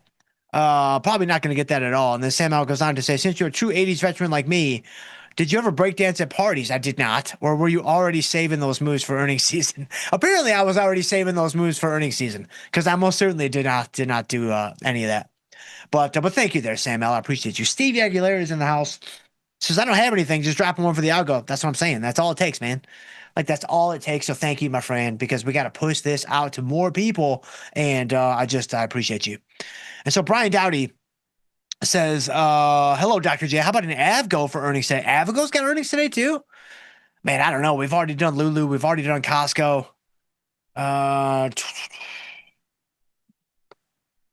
Avgo, yeah, I don't know, man. Broadcom, $400. Weren't they way up there, even much higher than that recently? I thought they were like 1,000. Right? No? Am I misremembering? I could be. Let me go back like a year. Did they split? Maybe they split. Oh, no, I could be totally misrepresenting this stock in every way, shape, and form. Because this is doing quite well for itself at 400, actually. And so maybe they did split. I'm not sure. I thought I remembered them being at like 1,000. Maybe that was Netflix. I don't know. I mean, Netflix was obviously at like 1,200 and then it split down to 100 or whatever. And so now we've got Avgo in the mix. I'm going to pass on Avgo there, Brian. And so I appreciate you though, my friend. Yeah, we've already got Lulu in the mix. We've already got Costco in the mix. And so let's just kind of see where the wind blows us on those guys. But Wolf is in the house. What's up, my friend? Ash Finn in the house. What's going on, my friend? Appreciate you so much. Appreciate both you guys so much. Org Denu in the house. Hello, Dr. Jim. With the Oracle trade, you got all the gimmies and I got all the gotchas. Oh, man. So are you on the fade, Dr. J strategy? Yeah. See, you got to just make sure it's no different than when you buy a stock, right? Like when you buy a stock for the long term, like what are you doing? You're in it for the long term, right? You're not looking for today's move. You're not looking for a flash in the pan. Like you're trying to build long-term generational wealth, right? When you fade Dr. J, it's a generational wealth play. It's not a today play. This is a long-term, like you're thinking about the family tree, like you're thinking about the lineage at this point, right? And so I would encourage you to continue to think about it in those terms. And I'm quite confident you're going to be just fine. And so Sam L, and if you've seen the show for any length of time, trust me, you guys know what I'm saying. If you're brand new to the show, then the people in the chat can back me up. I am on a heater right now, but it most certainly will not last. You know, I might catch 1 or 2 or 17 more in a row, but that'll be about it. And so let's see, where are we at? Oh, Sam L, Doc's favorite strategy is back. Sell something, manage nothing, and celebrate everything. That's right. That is a good strategy. I like that a lot. Let's see, YesV96. Dr. Jim, bless us with a Lulu butterfly. We did it, man. We did it to the downside. And again, I'm maritally obligated to do that. And so I didn't even require any extra analysis on my part. Like, that's just the way I've got to play it. Right? Like now, if Woo Woo Women had earnings tonight, we would be mega bull. And I mean mega bull. We're buying stock. We're selling puts. We're buying out of the money calls. Right? But as far as I can tell, they're a privately held company. As far as I can tell, they're just a small little shop from overseas that's just shipping these things out. And so, yeah. But if they ever become a publicly traded like an ADR or something, I'm going to be right there, man. 1,000,000%. As Vince does a short put. Brian Dowdy short put. Stephen Bivens says his is short put. Those are some good choices, or good guesses, I should say. And then Stephen Bivens, 1,000,000%. I know you and I chatted about this in Detroit. And so it's just a great strategy, man. Like the flexibility, in my opinion, is second to none. Like the adaptability is just, it's unmatched. And, you know, the thing about undefined risk strategies is across the board, there's a tremendous amount of flexibility and adaptability. But the short put specifically, because of reason number 3, it puts it in a category all its own. Now, you could actually say, A short strangle is similar because you have the short put, you get tested on the downside. The same principles kind of apply, and I'm not going to fight you on that. You could also say a jade lizard is kind of the same because you have the short put on the bottom, you get tested, the same rules apply. I'm not going to fight you on that either, right? But if you want something that's simpler, that doesn't have as many moving parts, and in my opinion, I don't know that you're losing too much effectiveness, I would just go simple short put. Now, again, you could go with any of those strategies, and I think you're in good hands, but that's how I see it at least. Anderson Homestead says, I like the green strategies. Yeah, I'm kind of partial to those myself.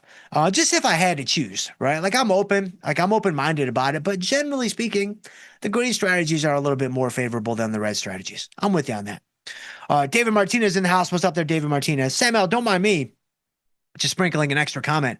So the algo thinks I'm learning something. That's what I'm saying. 100%. Thank you there, Samuel. I appreciate you, my friend. Brian Dowdy.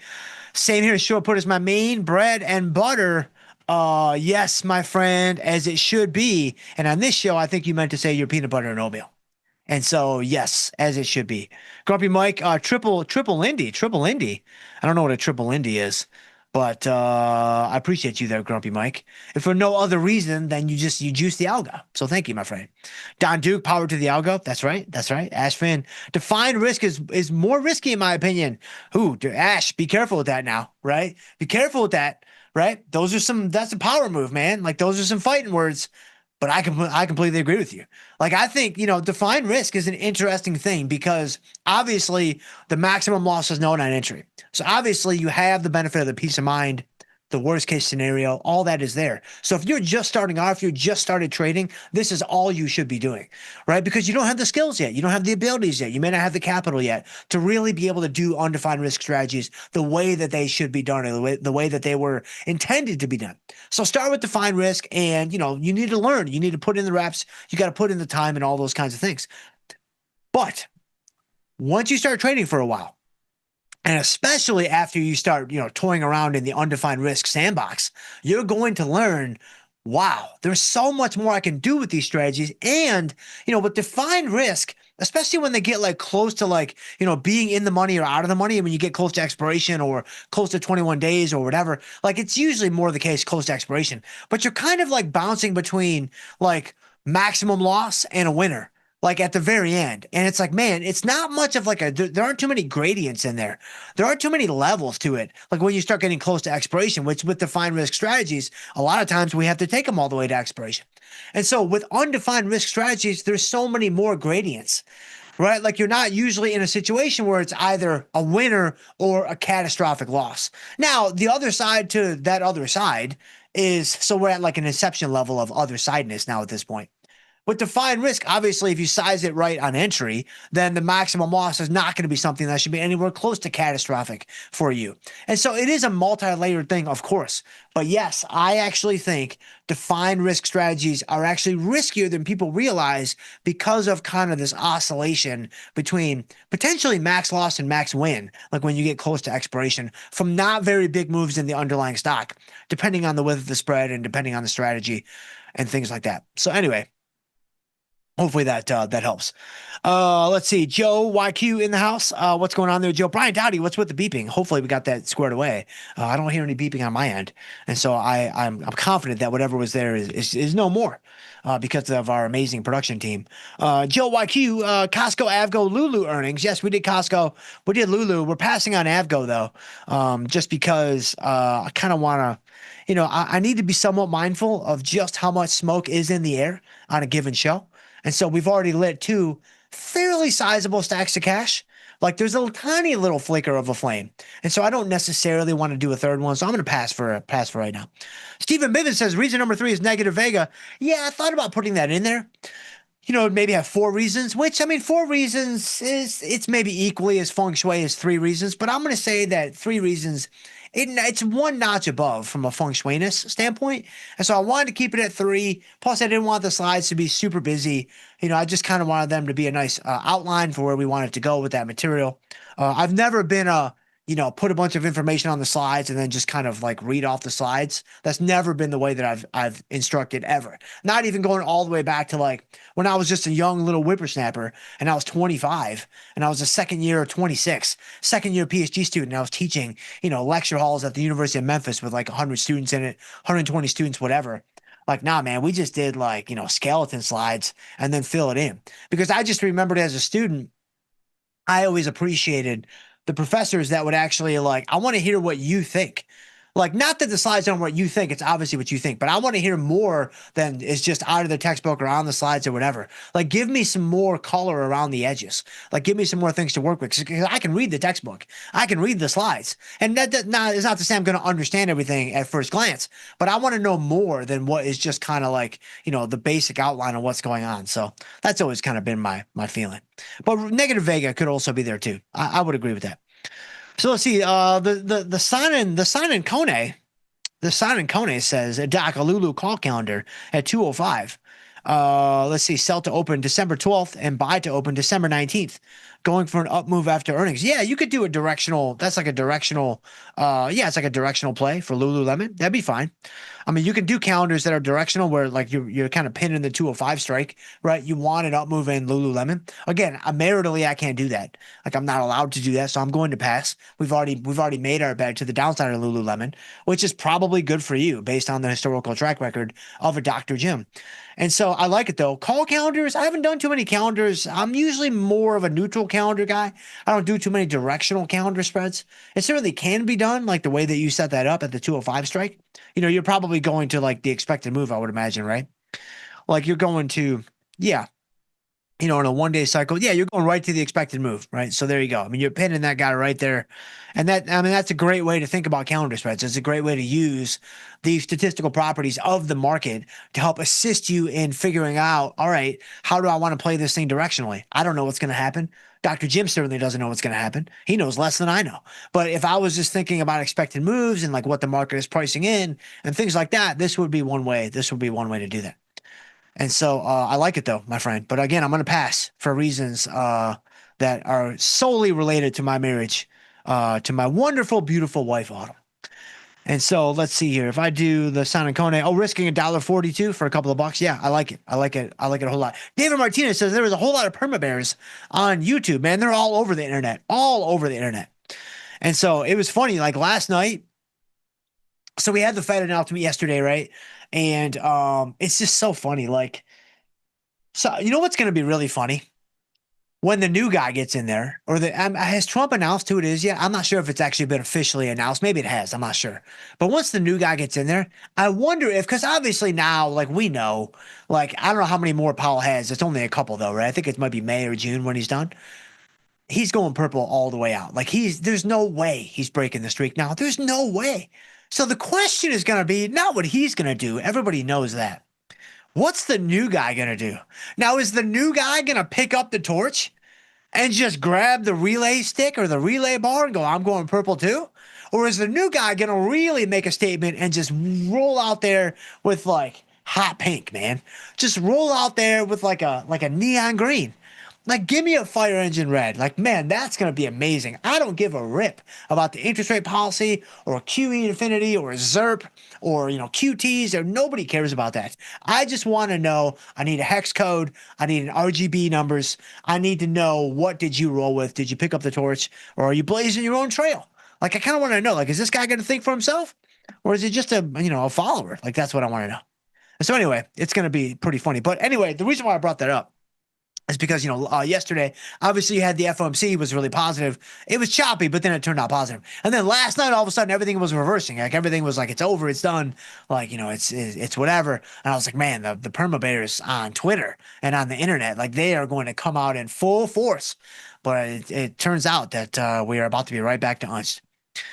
And so let's see, Scramble, everything in the house. Got here late to the Dr. Jim Power 3/4 of an hour, and it looks like I ran right into the gotchas. I'm going to need to ask Papa Powell about his hexadecimal code to unlock the money printing gimmies. Now, it's purple. Like, you don't have to worry about it, man. Like, it's 100%. 100% purple. But all right, I got to go now. We got to get you to Tim Knight. I appreciate you guys so much. If I can ever help you guys in any way, please shoot me an email. I'm jschultz@tastylive.com, or we can connect on Twitter. I'm at jschultzf3. I would love to hear from you guys on there as well. But stay tuned. We do have Tim Knight coming up next with engineering the trade. No, that's not right. We've got Tim Knight coming up next with trading the charts. That's what I meant to say. And so stick around for that. But in the meantime, guys, trade them small, trade them heavy, and stay generous. We'll see you guys tomorrow.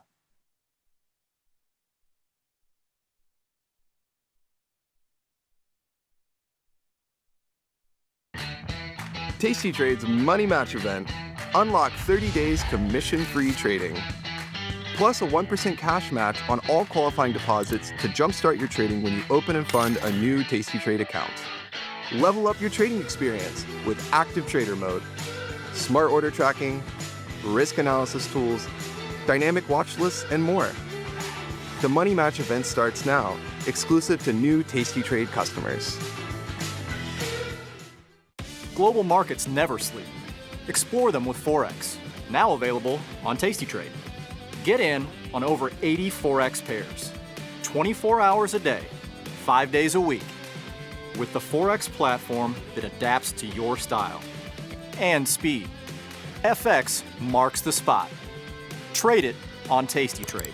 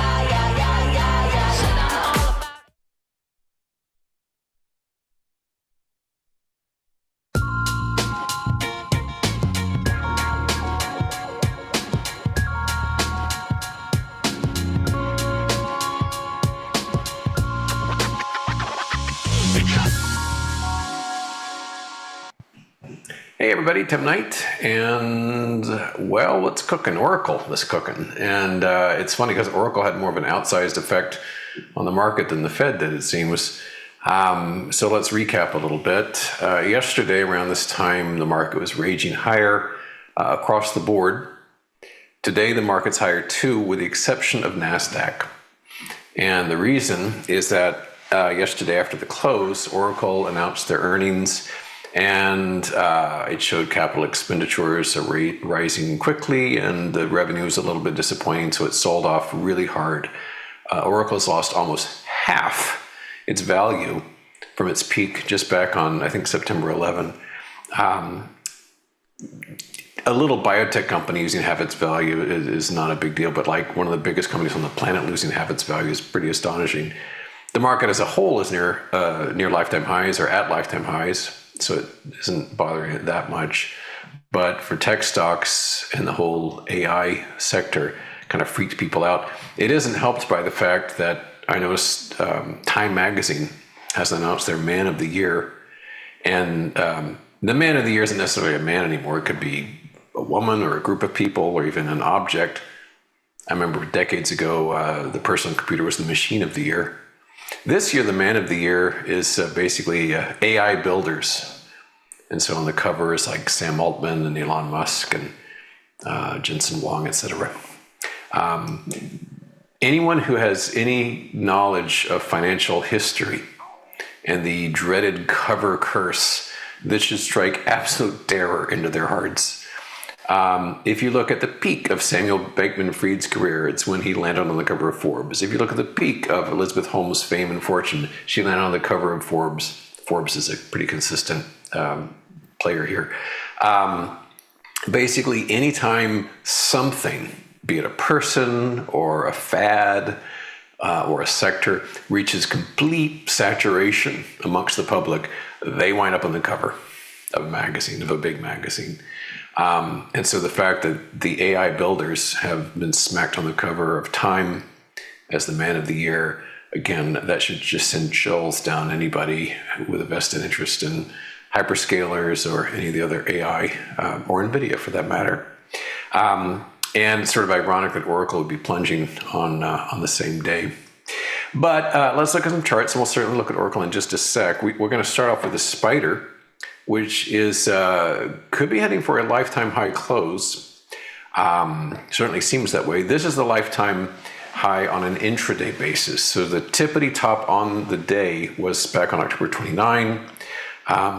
If we closed right now, we would still have a record. It'd be a record close. And on an intraday basis, hasn't quite beat it yet, but it wouldn't take much. Just as Oracle was the earnings event yesterday, Broadcom is going to be this evening, and so maybe that'll do the deed. But Oracle has been getting smacked. It hasn't been bouncing off of it. It's been bouncing off of its lows today. So just to review a little bit, back on September 9th, I think that was the earnings.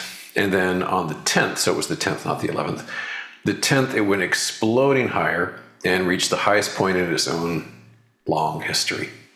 Got up to 345.72. That was the peak. And then it began this just dreadful slide, hundreds of billions of dollars wiped out. And it started to recover some. And yesterday was the peak of that recovery. And then I was all smacked down. So we basically have undone the recovery that took place. And we are roughly in the same area that we were at the bottom of November 25. So nasty time for Oracle, and the lifetime highs here, as I said, just about a negative 50% change from the tippity top there. This has weakened the cubes a little, although they're also off their lows for the day. We can see here a couple of things going on. First, the gap remains unsealed. The closest we got is yesterday, and we've backed off that. If Broadcom, and Broadcom's a really boring chart to my eyes, but let's just make it binary here. If Broadcom does well and goes higher, it would be pretty easy to see the stock market at new lifetime highs and for this gap to be blown away. If Broadcom pulls an Oracle on us or something even close to that, we could see more and more space between the gap and where the cube's going. So, with so little else going on, I mean, the Fed's done. There's no economic data to speak of. Earnings is like, I mean, who cares about Broadcom? I mean, this is the most exciting thing going. There's just not a lot moving the market right now. So that's all the fuel that's going to push it one way or the other.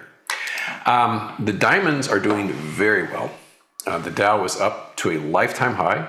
We're at 1.39%, 1.4% now on the diamonds. So as you can see, we ripped right past the former peak there on November 11. Okay, now let's talk about precious metals, one of my favorite topics. Precious metals tomorrow, I think, are either going to start a whole new leg of their bull market, or today's going to be the peak for a little while. I'm hoping for the former, but let's take a look at those. Here's gold. Gold's finally moving. Gold's been really dull lately, but the front month is up $72.10, 1.7%, and it's doing great. Lately, look at here, it's just like boring, and then finally vaulting higher. Not a lifetime high, but we're getting closer. The lifetime high remains back on October 20. And it's, based on, I guess, what happened yesterday, people are thinking, well, there goes the dollar. And so gold is continuing to strengthen. And I didn't used to hardly pay any attention to precious metals. That changed in the summer of last year, 2024. And I got really obsessed with silver. I was as obsessed with silver then as I'm obsessed with palladium now. And since then, silver, gold, platinum, palladium, miners have all been doing very well. It's the one sector that I've been, for this perma bear, unabashedly bullish about for a lot of reasons. And it continues to do well. I certainly hope it continues tomorrow. The reason I think that we're at an important juncture is because of the price gap. Here's GLD. The price gap is right there. The exact value was almost touched today, but we get super close. There are a few pennies between today's high and that gap. So we're getting deliciously close. What a shame it would be if it just turned away from there and started falling. It could happen. But what we need to do is conquer that gap, because after that, just this little fella, he's in the way, and that won't take much. I think there'll be enough excitement if we can push past that it'll just kind of fuel itself. This is also a pretty darling little cup with handle pattern right here. This is a nice little basing pattern. So this has everything it takes, I think, to really get gold going again, because gold's been really stalled out since October. So let's see. You can see this reflected in OUNZ also. This is a different ETF for gold. Same deal. There's a gap. We got close to the gap, but as they say, close but no cigar. Didn't quite seal that fella up. So a little more work to be done.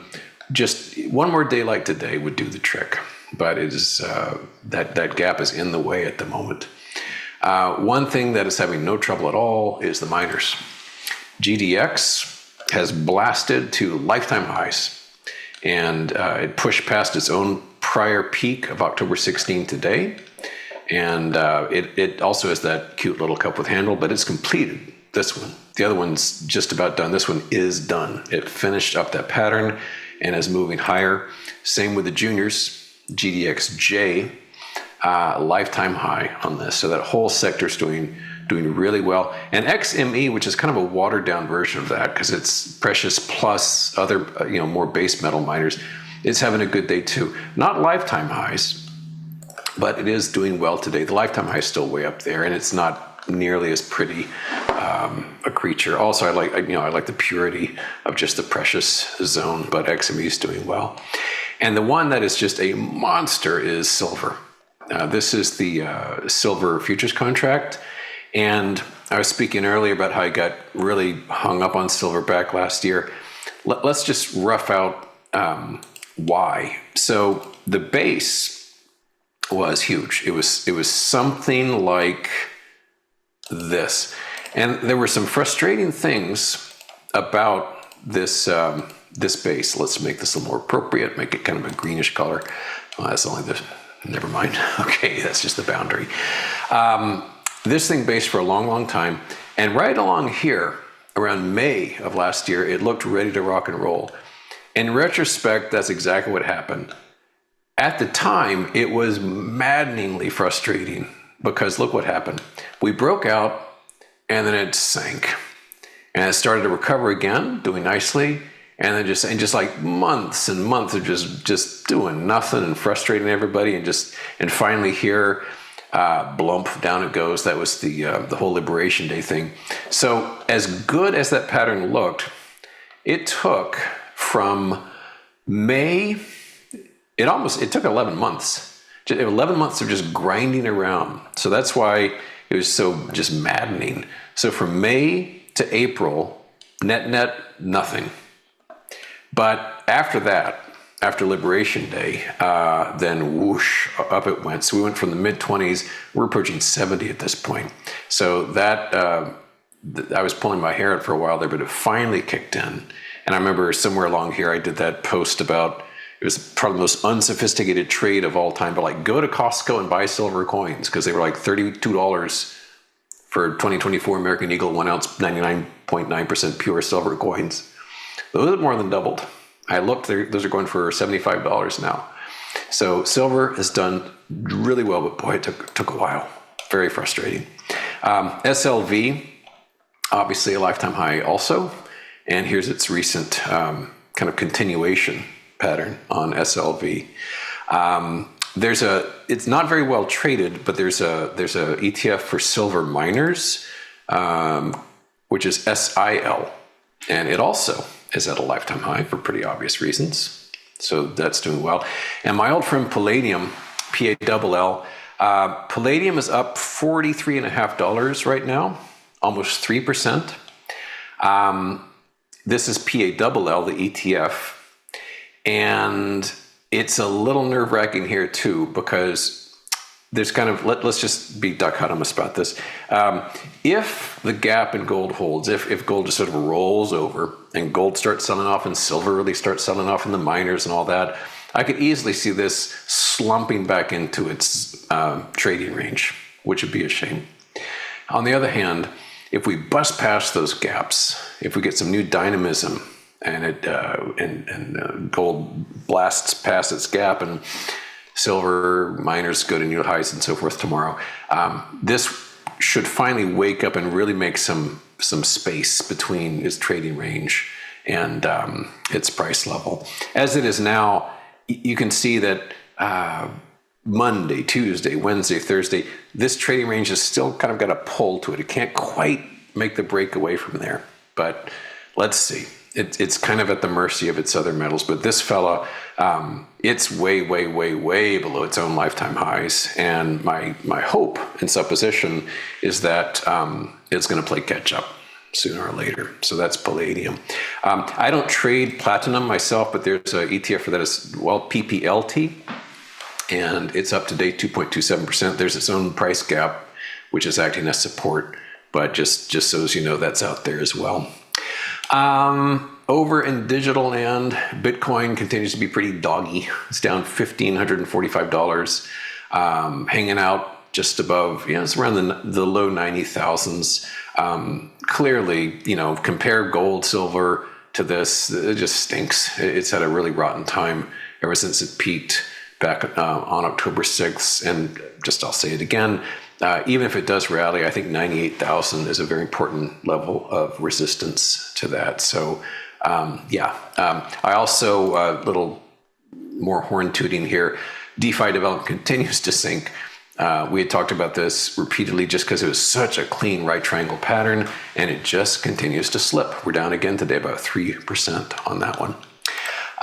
The bonds by way of TLT are down just a little bit. This still looks pretty bearish to me. I do think bonds will be weakening and interest rates will be rising. If that's true, one interesting short sale idea might be XHB, the home builders, shown here. Not the cleanest pattern around, but home builders, I think, would sink if rates started creeping up. But anyway, all eyes will soon turn to AVGO. I love charts. I can usually say something about a chart. I can't say anything about this except, gosh, it sure has gone up a lot. I mean, it's just one of these perma-risers. So I've got no particular opinion on this, but I will be watching it with some interest. It's been an extraordinary success, very robust, very stable.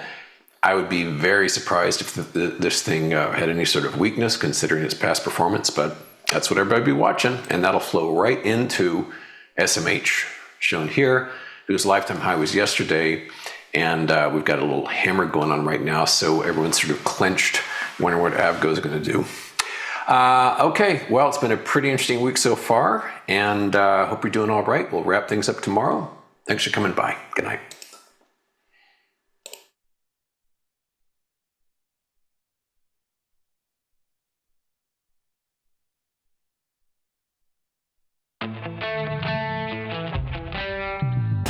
In the world of investing, a beast lurks between the numbers.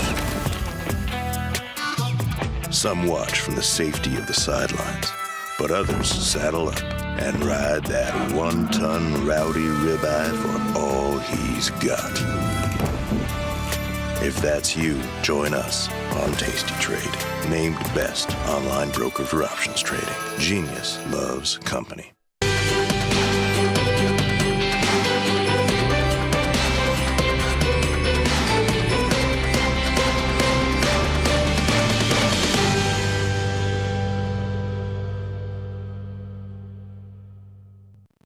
Global markets never sleep. Explore them with Forex, now available on tastytrade. Get in on over 80 Forex pairs, 24 hours a day, 5 days a week, with the Forex platform that adapts to your style and speed. FX marks the spot. Trade it on tastytrade.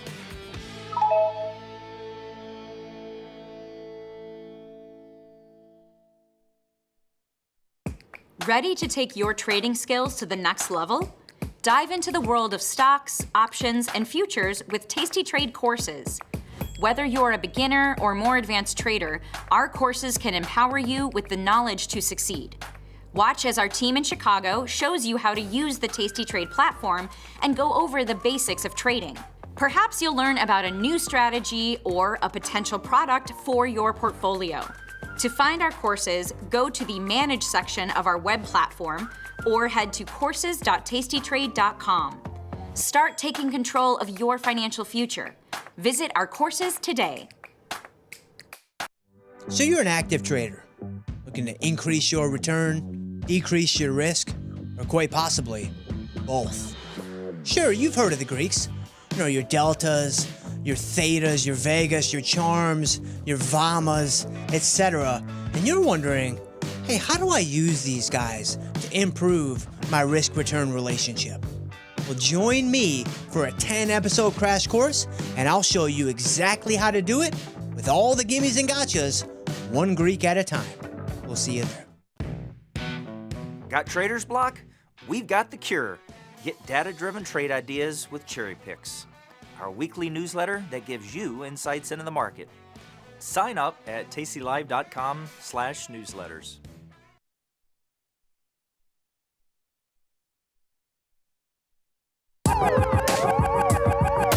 Ring the alarm. Hey, ring the alarm. Boys, turn up the charm.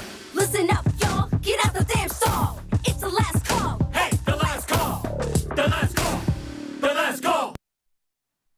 Nick, we are back. It's time for the last call. I'm your host, Chris Vecchio. He's Nick Batista. Nick, how's your trading day going? It's been a little bit of a wild day today. I have done how many let's see what my number is right now. 72 transactions today, a lot of scalping. I know that's insane. That's the kind of day that I've had. Scalping last night. Silver's been the bane of my existence. I think once I get out of this, I'll probably never trade this thing again. But it's been a wild day. I mean, taking advantage of the vol contraction, taking advantage of the bounce that we had from the overnight session, putting a couple new positions on, but really it's just been kind of scalping. It's been a trader's paradise today. It's been a wild day. Well, S&P here back to 6,900. It fell down to about 68.17 earlier in the session after those Oracle earnings last night. Gosh, Nick, we're learning our lessons as to why Chris doesn't put on earnings trades here in real time, 2 weeks in a row now. I digress. The NASDAQ here is your laggard, down by 0.5% or so. The rotation, though, pretty clear with the Dow Jones and the Russell posting strong performances up nearly 4 and 1.2% effectively each. Equal weighted S&P going up to a new all-time high as well. Nick, I know that's not everyone's favorite thing to look at, but breadth is improving here. Risk appetite isn't improved everywhere, though. Crypto not having the best of days. Bitcoin is back under 92,000. We almost sniffed 95K after the Fed yesterday. Ethereum here a touch weaker, down 4.2%. Bonds, they did have a little bit of levity, although that's been lost over the course of the session. Today's 30-year bond auction, pretty good. Stopped through by 0.1 basis points. Nothing really to write home about, although the best foreign demand since January, so people clearly not worried about whatever's happening on our fiscal side. Other than that, Nick, you mentioned gold and silver. Gold up at 43.01 right now. It's a 1.8% gain.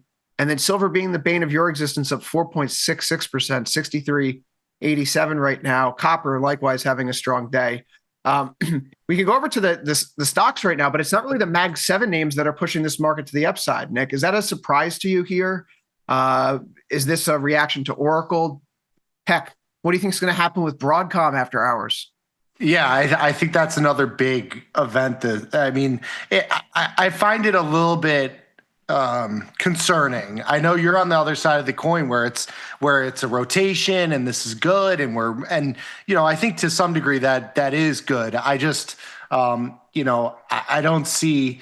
It's one thing to have a market look like Google where you're off, $5 or $6 from all-time highs. When you got Nvidia, down $20 or $30, Oracle just, falling out of bed back below where it was prior to the announcement that really set off the kind of squeeze higher in the AI names, it kind of gives me some pause.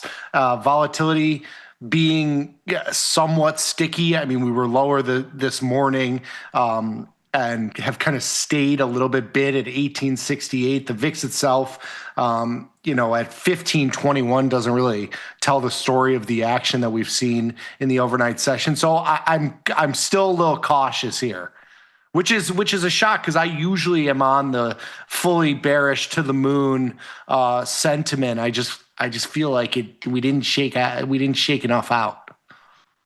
You mentioned, did we shake enough out? We just got an update to the AAII sentiment survey, which had seen that pretty wild swing in the previous update, a net swing of about 24% from bears to bulls. This week, we see that bullishness is at an 8-week high. It's within the historical average, according to, one of the people over at AAII who puts together these things, Charles Rotblatt. Neutral, below average for the 72nd time in 74 weeks. And then bearish, Nick. This is the second lowest reading of 2025. Right. So, I mean, I think if you're informed by anything here, you say that you're feeling a little cautious right now.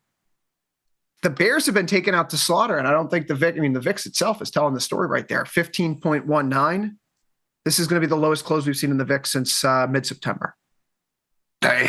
It's crazy. It's wild to see with the two-sided action that we've seen over the last couple of sessions. I guess that does make me feel a little bit better that the smart money is bullish, so to speak, for that reporting. But yeah, I mean, you got to think AVGO is a big one after the close today. I mean, that's the second biggest next to NVIDIA in the semiconductor space. Semis have been, kind of choppy / weak. If you look at the secondary stocks, AMD, stuff like that have not really participated as much with the upside. It's been more memory and RAM. You've got like Micron and, ASML is having a wild ride. Are you worried about AVGO as well? There's always the talk that semis lead the bull market. You don't think that matters anymore? No, I think that definitely matters. And Broadcom having strong earnings today would probably, Broadcom is part of that Google flywheel, not the NVIDIA OpenAI flywheel. So, I mean, if Broadcom sees strong numbers, it wouldn't surprise me if Google responds fairly well and they continue to express leadership to help the NASDAQ finally get back on its feet. Mm-hmm. The NASDAQ today not having a great session, but got to say, I really like that bounce off of its monthly moving average. We haven't quite cracked through that 25,900 level you and I were discussing here about 24 hours ago on the dot. But the market hasn't thrown in the towel just yet. And with that vol contraction, it still feels like the path of least resistance now could be higher. I mean, after Broadcom today, Nick, what's standing in the way of this market between now and the end of the year? Nothing. A lot of holidays, a lot of low volume squeezes, it would feel like. I know we've been talking about 7K. It feels like that's, all but set in stone here. I just wonder, if there's a little wrench here. Well, I hope not. At least for those of us that are long, maybe we can get a little bit of a Santa Claus rally here, which, Nick, you know what that reminds me of? The 12 days of trading. Oh, yes. Look at that. That's how you do a transition. 12 days of trading. Go to tastytrade.com, tastytrade.com. We have a special holiday event going on from our friends over at Tasty Trade. Their 12 days of trading email is a series. It's a daily email with trader-ready topics. Easy reads, good reminders as we head into the new year. If you opt in now, you'll get the emails that are forthcoming. It started on Monday, December 8th. It's running through December 23rd. It's at tastytrade.com/12 days. Nick, I know you, me, a bunch of other people on the team contributed to it in some form or way. So hopefully people enjoy it and they learn something that helps them achieve their goals trading next year. Support us. Sign up and put your email in there. Get the emails. It's good stuff. Definitely. So, and if you're watching on YouTube, click like and subscribe. Isn't that something that we're supposed to say in the streaming world? Of course. It's assumed. I mean, our peeps support us. We get those good likes. So, yes, give us that like and subscribe to our videos. Appreciate that very much. Nick, I saw that there's something called the Mag 10 now. Yes, it's coming. I know it's I don't know if it's traded yet. It's a CBOE product that is going to be an index similar to an SPX from what I understand, where it'll be cash settled. I don't know if the options are available yet, but it'll actually be 10 stocks. So the Mag 7 plus 3. And I think the 3 includes like AMD and 2 others. I forget the other ones, maybe like a Costco and Walmart, something like that. But Broadcom. You got it? Yeah, Broadcom and Palantir. Palantir, okay. There you go. So you want a little extra juice. You want a little extra volatility in there. Yeah, that to me is what volatility? Palantir is 0.3 IVR right now, which all but disappeared here in the month of December. A lot of these names are seeing vol come off the board quite rapidly. Nick, I couldn't help but notice here, I love this little tool that we have on the column for the watch list, the 5-day IV change. Oh, yeah. You're not seeing a ton of things across the board right now in any sector, any stock size, mega cap tech or elsewise, that's seen a significant push up in vol. Everything else is about vol coming in. So when this occurs, right, I'm thinking, at least in like bonds, for example, you can't do things in the typical tasty way there per se, if you're going to approach that market at all. With us going into the holidays now, we're on the other side of this Fed meeting. How are you starting to wind down your book or take different risks heading into the end of the year? Well, I've been a little bit more directional, which is not usually my favorite thing to do. And in light of that, my silver position, the excessive scalping. The scalping has been great, but the silver position has been a tough one. It gets tough to trade when volatility is super low. I mean, you're not getting paid to put on the same risk that you were just a couple weeks ago, and so you start to lighten up. Maybe the holiday season comes sooner than you expect. Meaning, if you're kind of light on positions, you don't. There's not a ton to do. You can take off on that vacation early. You could take off on that vacation early. Nick, some of the big names here that are strung up on our high options volume list in terms of the single stock names. Tesla is at the top of the leaderboard today in terms of that pole position right now. Most options volume that we've seen here. It hasn't really done anything for a few days. That and Nvidia, likewise, seeing high options volumes. Frank was mentioning earlier that we're seeing some elevated call levels, dip buyers clearly coming into play here in some of these names. Is that just people trying to chase into year end, or do you think that there's a legitimate rationale that people should be looking into the Mag 7 again, even though really they have not been the reason why markets have been moving higher the past 2 weeks? I think it's probably a feedback loop of what has worked pretty much all year. I mean, anytime NVIDIA or Microsoft or even like Apple has had or Google has had a downside move, if you bought the dip, you made money. I mean, that's been kind of an easy trade if you just followed it all year long. So I think that's kind of continuing here. And why wouldn't it? I mean, the market has rewarded you for those activities, and so that's what I think. I think it's just a reflection of what we've traded the entire year. You planning on taking any time off around the holiday? I am, right at the end of the year. So when you have that week off, do you just kick out your duration so that the trades stay on that you put on in the month of December, or do you try to wind down some of those positions so that you're not so concerned with what's happening? I try to wind them down, but I'm a full-on addict, Chris. I'm watching markets no matter what I'm doing, where I am. It's always a part of me. So I'm always watching markets, but I do tend to wind down positions, especially into year end. You want to clean off the book a little bit. You take stuff off that has been junky and hasn't worked, and move on to something else, or start fresh positions for January. I think a lot of people are starting to look at that right now, especially with where volatility is, where some of these stocks are. Maybe a tax loss harvest if you're setting up for that. You could start that soon. That's kind of that's what the playbook. You get a slow grind, Santa Claus rally into the year end. I mean, that's been the playbook for 10 years. What do you do with crypto here around the holiday? I suppose the weakness that we had in November saved us all those Thanksgiving conversations from our crypto bro relatives. Although I think in my family, I'm that guy. I don't know. 91,000, stocks were able to bounce back after yesterday's Fed meeting and whatever happened with Oracle overnight, right? S&P's back above water. Crypto still can't seem to hang on to a bid right now. Does this tell you anything about the market? I know you and I have been going back and forth about this being like a risk gauge, a liquidity gauge, especially over the weekend.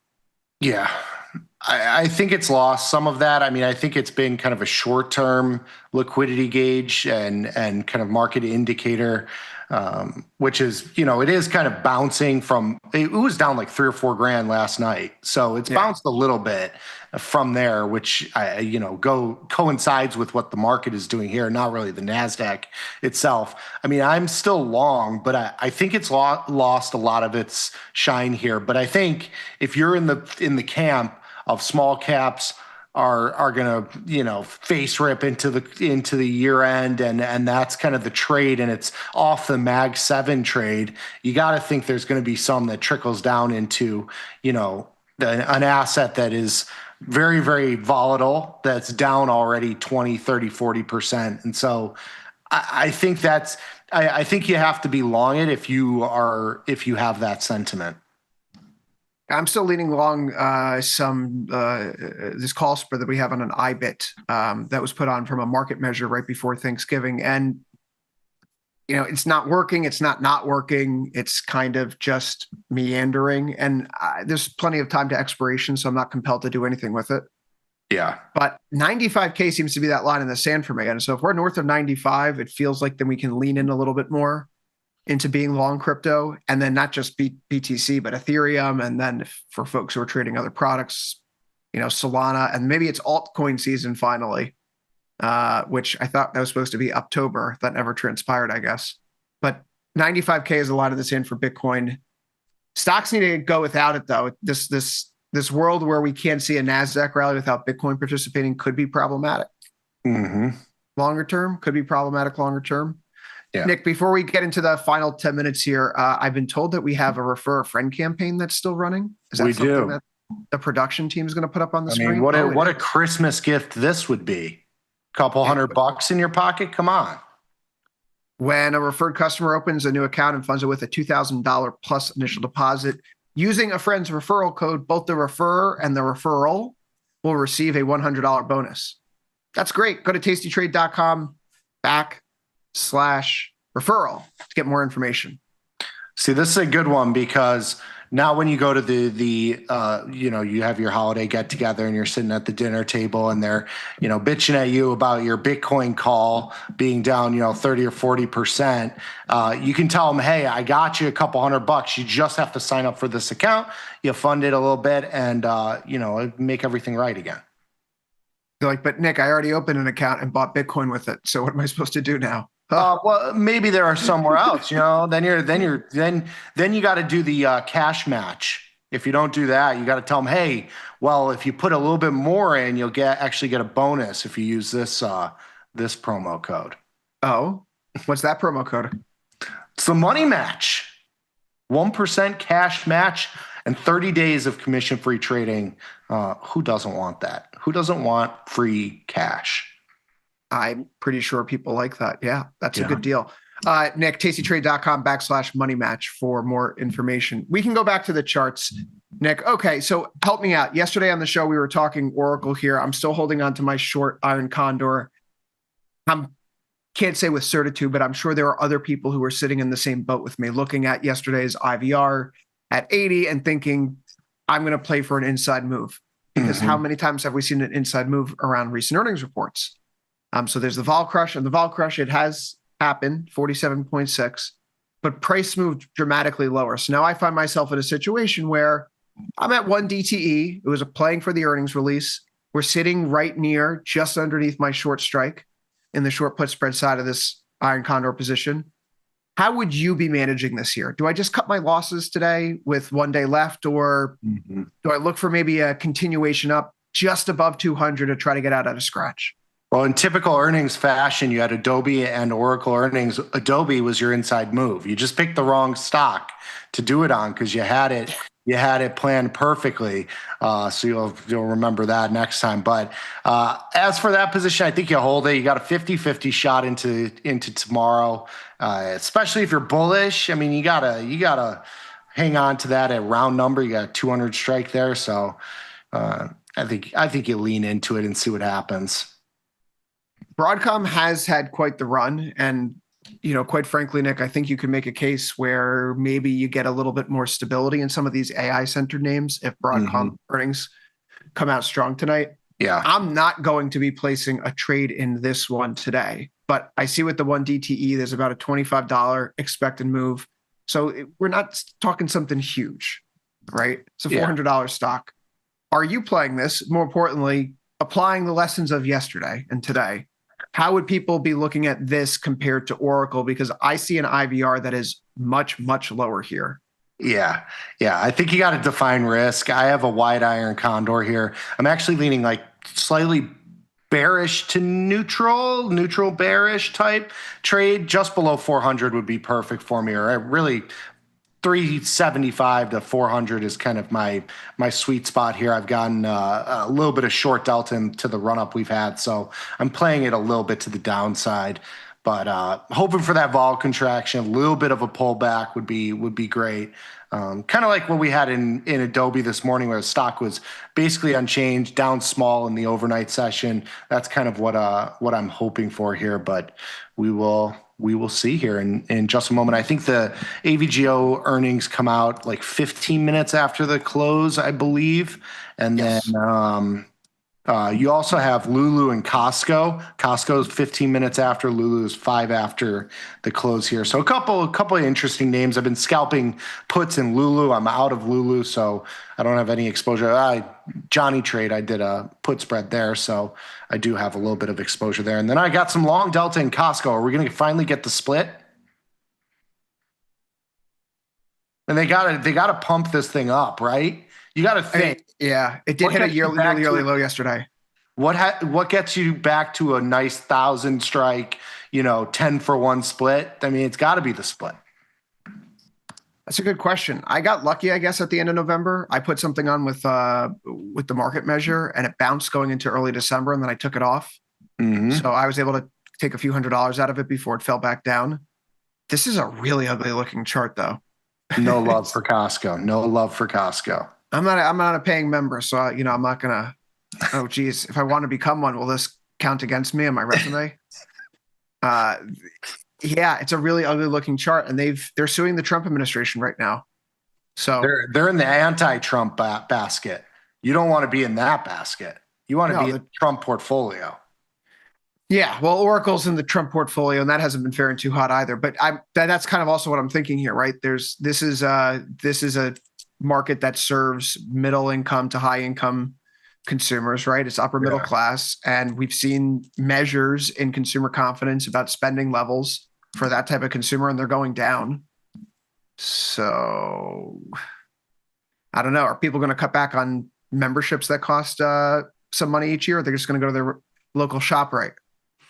Nah, Costco's a different vibe. I mean, you talk to a Costco person and it's, it's Disney. It might as well be Disneyland. That's the kind of vibes you get from those people. I mean, ask Mikey Butler about Costco or Vanetta about Costco. I mean, they'll sell you on it for free. They don't even work there. They can sell you a Costco membership. Lulu, you mentioned after hours here as well. That's a 75 IVR, so a little bit more juice than what we're seeing in Costco, Nick.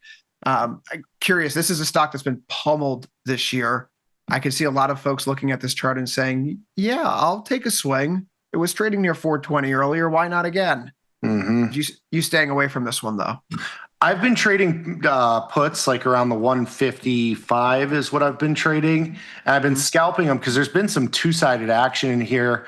And so I don't have a position on in this account going into the Lulu earnings. But I think it's an interesting spot. I think it looks a lot like and feels a lot like the Adobe earnings event where, you have a stock that's kind of been taken out to the woodshed. It's kind of been, put in the left for dead basket. Adobe was kind of going to be left for dead by AI. Lulu has all this competition, all these other clothing brands, kind of an expensive product, blah, blah, blah, blah. And all of that has kind of been, it seems like both have been, the risks have been baked in. And so I think it's an interesting short vol play that's on the downside, selling puts or put spreads.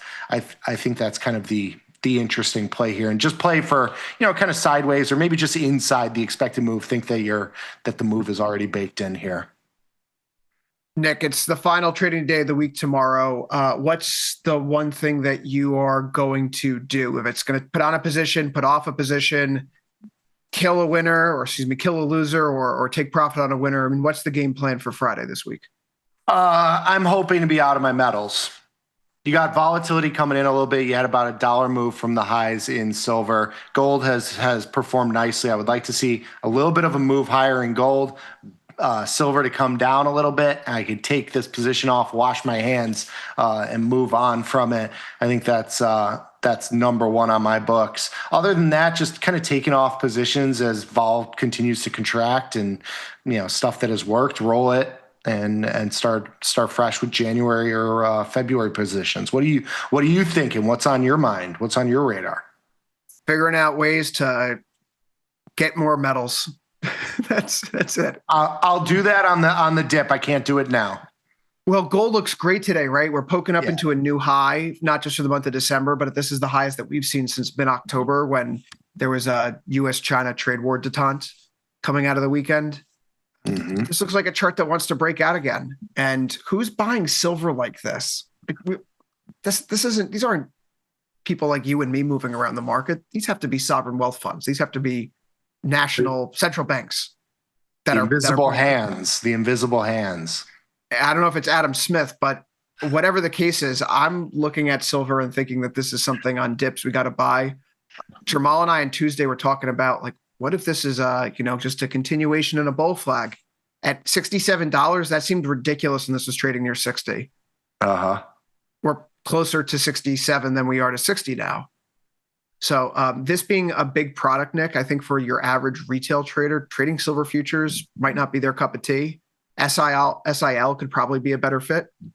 SLV, but this is the hot market right now. If you're a momentum person, it's where all the juice is, and it's difficult. It's just so difficult to not keep playing and rolling the dice in here on a daily basis. I hear you. So I think that's my plan. Just I'm going to start extending duration to go beyond the holiday. But as we go into the close here, Nick, we do see here that stock markets, they're holding on to their gains. The S&P is closing out near its high, 69.04.5. The NASDAQ only off by 0.3%. It's a new closing high for us, right? I think for the Russell, it's going to be a new closing high. What's for the E-minis? Is it... we're right here. We got a couple points. What is it? 69.10? Getting close. Not there quite yet, but 69.09 as we hit that closing bell. We have Broadcom earnings coming up after hours. We had Nick mentioning Lulu as well. There's more to discuss, of course, which is why we're swapping out Nick, bringing in Ilya. It's time for overtime, Nick. See you soon. Awesome. See you tomorrow.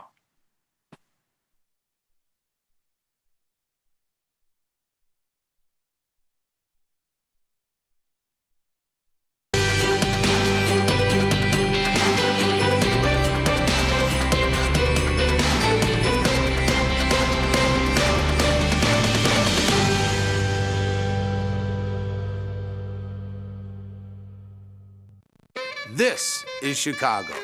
We invented the skyscraper, the Italian beef, and the standardized options market. SIBO is not only the birthplace of options, it's also where Liz and Jenny got their start. In an industry first, two female former floor traders broadcast live from the floor. Hear the sounds of live market action and feel the electricity as they present real-time trade ideas and research-backed market studies live from the SIBO's SPX pit. Watch Liz and Jenny live from the SIBO, only on tastylive. tastytrade has crypto, and you can trade with zero commissions: Bitcoin, Ethereum, Litecoin, and more. Diversify in one place. Crypto, we got it, we get it. tastytrade's Money Match event.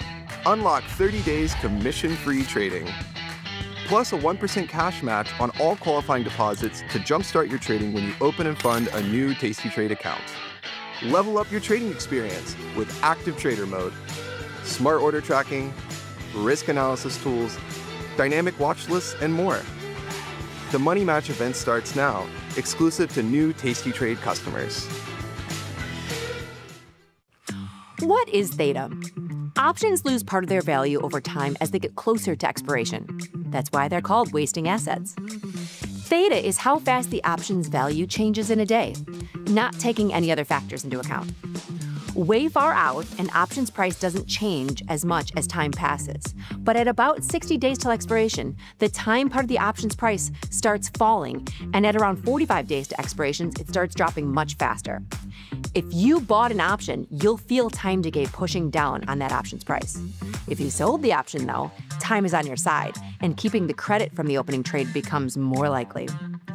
Even though options lose their value over time, Tasty mechanics say to exit the trade near 21 days till expiration. Remember, gamma risk gets stronger in the last several days, and stock movements will have more of an effect on options prices. Again, theta is just the rate at which options lose part of their value. Pretty simple.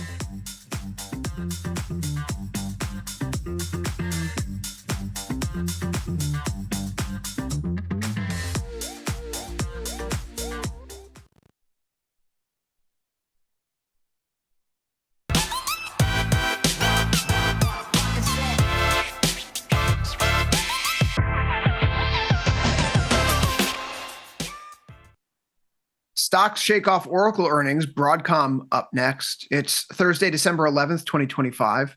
This is Overtime. I'm your host, Chris Vecchio in New York, Ilya Spivaks in San Francisco. We're here to take you through the next 27 minutes or so as we wind down this trading session. A few earnings reports are due out here as we wind down the day. Costco, Lulu, and of course, Broadcom, AVGO, the important part of the Google flywheel when we think about the competition between Google and OpenAI with respect to their various LLMs. That should be out in just over 10 minutes time. So we'll watch a market reaction that has been proving resilient all day long. A NASDAQ here that's still in the red, but trying to claw its way back from what was more than a 1% loss. Same thing for the S&P 500.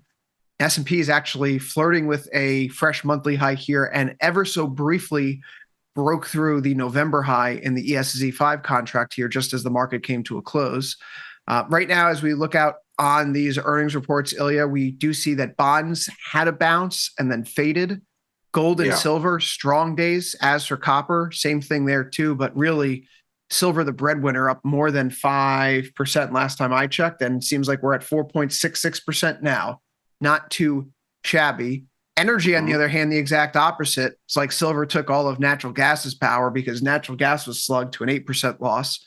Copper prices, crude prices down 1.1%. And then over in the currency world, the dollar taking it on the chin the day after the Fed doesn't guide for more rate cuts. Market says doesn't matter. More cuts look like they're slowly being priced in, as Ilya noted today on Futures Power Hour. So while we wait for these Broadcom earnings, Ilya, let's talk a little bit about this resiliency in the market today, because overnight it looked like the bears were getting the upper hand.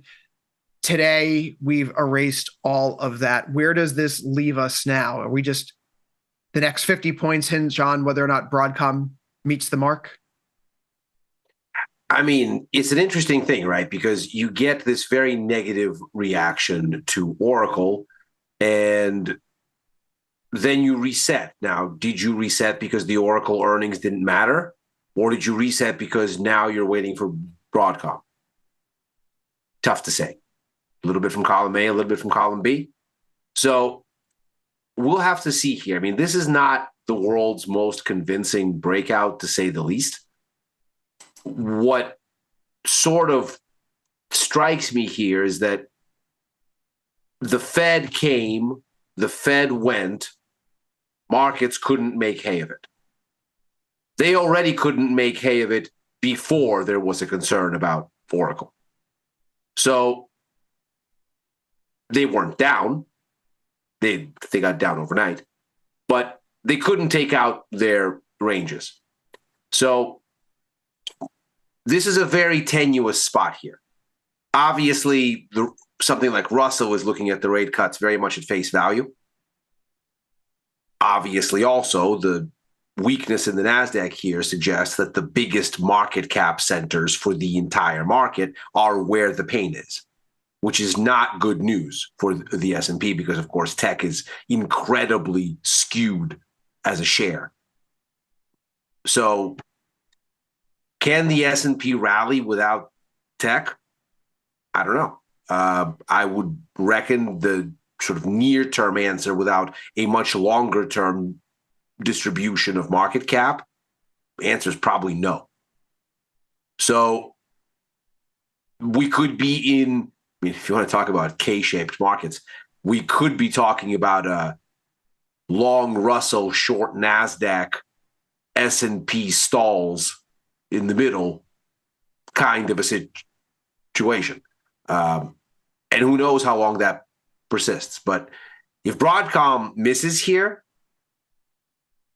not going to look good because the NASDAQ's going to feel heavy with negative earnings surprises on back-to-back days. And I don't know if sentiment can hold on if the AI hype isn't there in the way that we've seen it. Broadcom's having a very good year so far. Like so many of these other AI names, the semis today, broadly speaking, are able to pick themselves up off the floor. It wasn't a great session, down by 0.86%, but this was trading 2% lower on the day. So it is a good turnaround from where we were off the lows.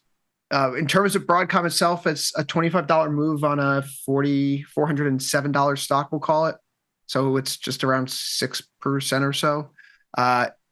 Ilya, that's implying either a new high at the high end of the range, or we could be dipping back below somewhere into that, 380, which is the level where we found some support back in early December during the initial market dip. But big picture here, the rotation today is profound. It's strong. If you take a look at, if people are going to go home and take a look at SPY, for example, Ilya, the average person is going to go home today and say, where did my stocks close? Oh, SPY closed at an all-time high. Oh, stock markets closed at an all-time high today. That's a compelling story to tell people. Sure. Rotation-wise, we track 25 ETFs here on Futures Power Hour and Overtime. 5 of those 25 are in the red. XOP for oil and gas, SMH for semis, XLK for tech, XLE for energy, and IYE for energy. You're not going to really hear many complaints out of me unless I'm long oil if the energy sector ETFs are the ones that are in the negative. Other than that, though, metals and mining, gold miners, GDX, GDXJ, telecom, materials, financials. The financials, Ilya. XLF hitting a new all-time high today, breaking out of a range that's been carved out. So much for a head and shoulders pattern here. Just looks like a simple extension where now a path is clear for, another 6 or 7% to the upside.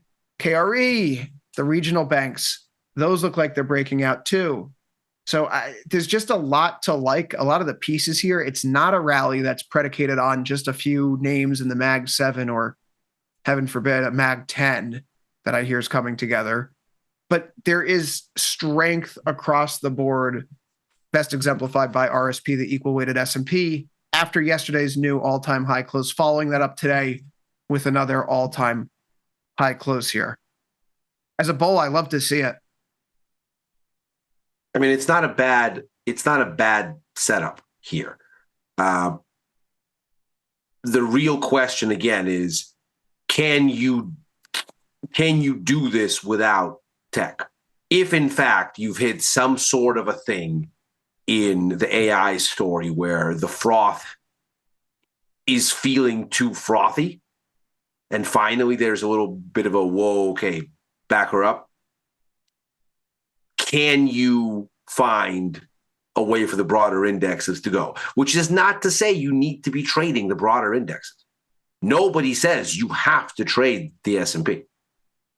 There are certainly things that are not tech that are doing much better. And I'm looking at the Russell from various angles. I really didn't like ultimately the pricing of the options here. I think it does start to make sense to look for longs at this point, maybe, but the risk reward isn't great on a call vertical. So, and there's really not any IV to be selling. I mean, IVR here is in the low single digits. So we just got Lulu earnings, by the way, Ilya, just real quick. Yeah, there they go. EPS 259 versus 227. Sales are also beating at 2.56 billion versus 2.48 estimated. Their CEO is also stepping down and resigning in January, which the market seems to be rewarding here as well. 187.05 on the close, now up to 198, 197 or so here. Don't know about after semiconductors, hours. but we can get you some stretchy pants. That's fine. That's fine. Both things can power the economy, Ilya, right? Okay, so Costco is up shortly, and then of course we're going to have Broadcom here. Costco is actually a very good. Like that's a stock I look at as a consumption barometer. Oh, it's not exactly screaming the accolades of the consumer right now, which consistent with a lot of the consumer confidence reports we've seen. Correct. Especially for the demographic cohort that Costco in theory serves. I don't think it's a shocker. Yeah. What's the most surprising thing about if the Fed is right? What did Powell tell us? He was like, look, we think the NFP numbers are wrong by about 60K a month. And we think that's what the overcounting is. So if we get headline results averaging about 40K a month, which is what we've seen, the real numbers are a loss of about 20K a month. That's not good news for the consumer whatsoever. It's a staple, though. Shouldn't you make the argument that it's not the staples that would be coming under pressure here? I would look to something more like an XLY to be, a leader. I mean, to the Costco downside. is a good example of a place where, it's staples, but it's a discounter. I can't help but wonder, if we're seeing this K-shaped recovery, wouldn't it make sense that in K-shaped recovery, K-shaped economy now, not just a recovery. The recovery has been going on for years, but now it's the economy. Wouldn't it make sense in a K-shaped economy world where discretionary would have a significant edge over staples, barring some sort of calamity, some sort of issue, broadly speaking? I mean, that depends. Most spending still comes from the upper end of the income spectrum, but the propensity to consume is much greater at the lower incomes spectrum. What's the split now? It's like 50% of consumption is done by the top 10% of income earners in America. Yeah. So, I mean, it's something sort I've of, seen. it's an interesting thing, right? Because on the one hand, you have aggregate levels of spending, which of course are going to be much bigger for, here we go. What do we know? That's Broadcom, which closed today at 406.98. I am waiting to see what the numbers say because I still haven't seen them. The market seems to like it, whatever it is. Whatever the market's hearing. Whatever the market's hearing is nice. Do we have it out? Listen, I'm refreshing. I'm not seeing anything yet. And there it hits my screen. EPS 195 versus 187 expected. Revenues 18.02 billion versus 17.47 billion. Beats on both. EPS up 37% year over year. Revenues up 28% year over year. EPS up 15% quarter over quarter. Revs up 13% quarter over quarter. So I'm going to have to look for the guidance because I have not seen that hit my tape just yet. But it's a market that's enjoying the news that has pushed the NASDAQ back into positive territory on today's session, Ilya. Yep. Down on the day after Oracle, back now up by 0.1%. S&P is trying to break as well. S&P is finally getting through that 69.10 level, Ilya. This is a beautiful looking chart. It's clearing the November high that we established right there in the first trading week of the month, 6909.50. Even that October 31st Halloween swing high. So it appears now that after spending a bit of time in a bull flag at the start of December, this market is going to make an attempt to break out. I suppose the concern would be if we get down below 69.10 again overnight, you have your false breakout scenario on the table. But we survived Oracle, and Broadcom is giving us what we want to see, sitting up at $420 a share right now. Yeah, the key level for NASDAQ here seems to be that the high from the 5th, so call it Friday last week, is the top of the range in NASDAQ. Costco just came out as well. Costco here closed at 884, currently sitting at 883 or so. 450 EPS versus 4.27 projected revenues, 67.31 billion versus 67.137 billion. It's not a tech company. They got to rebrand as a tech company, Ilya. If there is one company, GPUs. There is one company that does not need to rebrand ever. It is Costco. I want my Kirkland GPUs, Ilya. It's a matter of time. They don't need to rebrand for that. If you can buy gold, pretty soon you'll be able to buy your NVIDIA wafer right in aisle 5. You know, it's so funny because Frank was telling me a story today how Jenny went to a party a week ago with some. I'm reading this verbatim, by the way. I don't talk like this.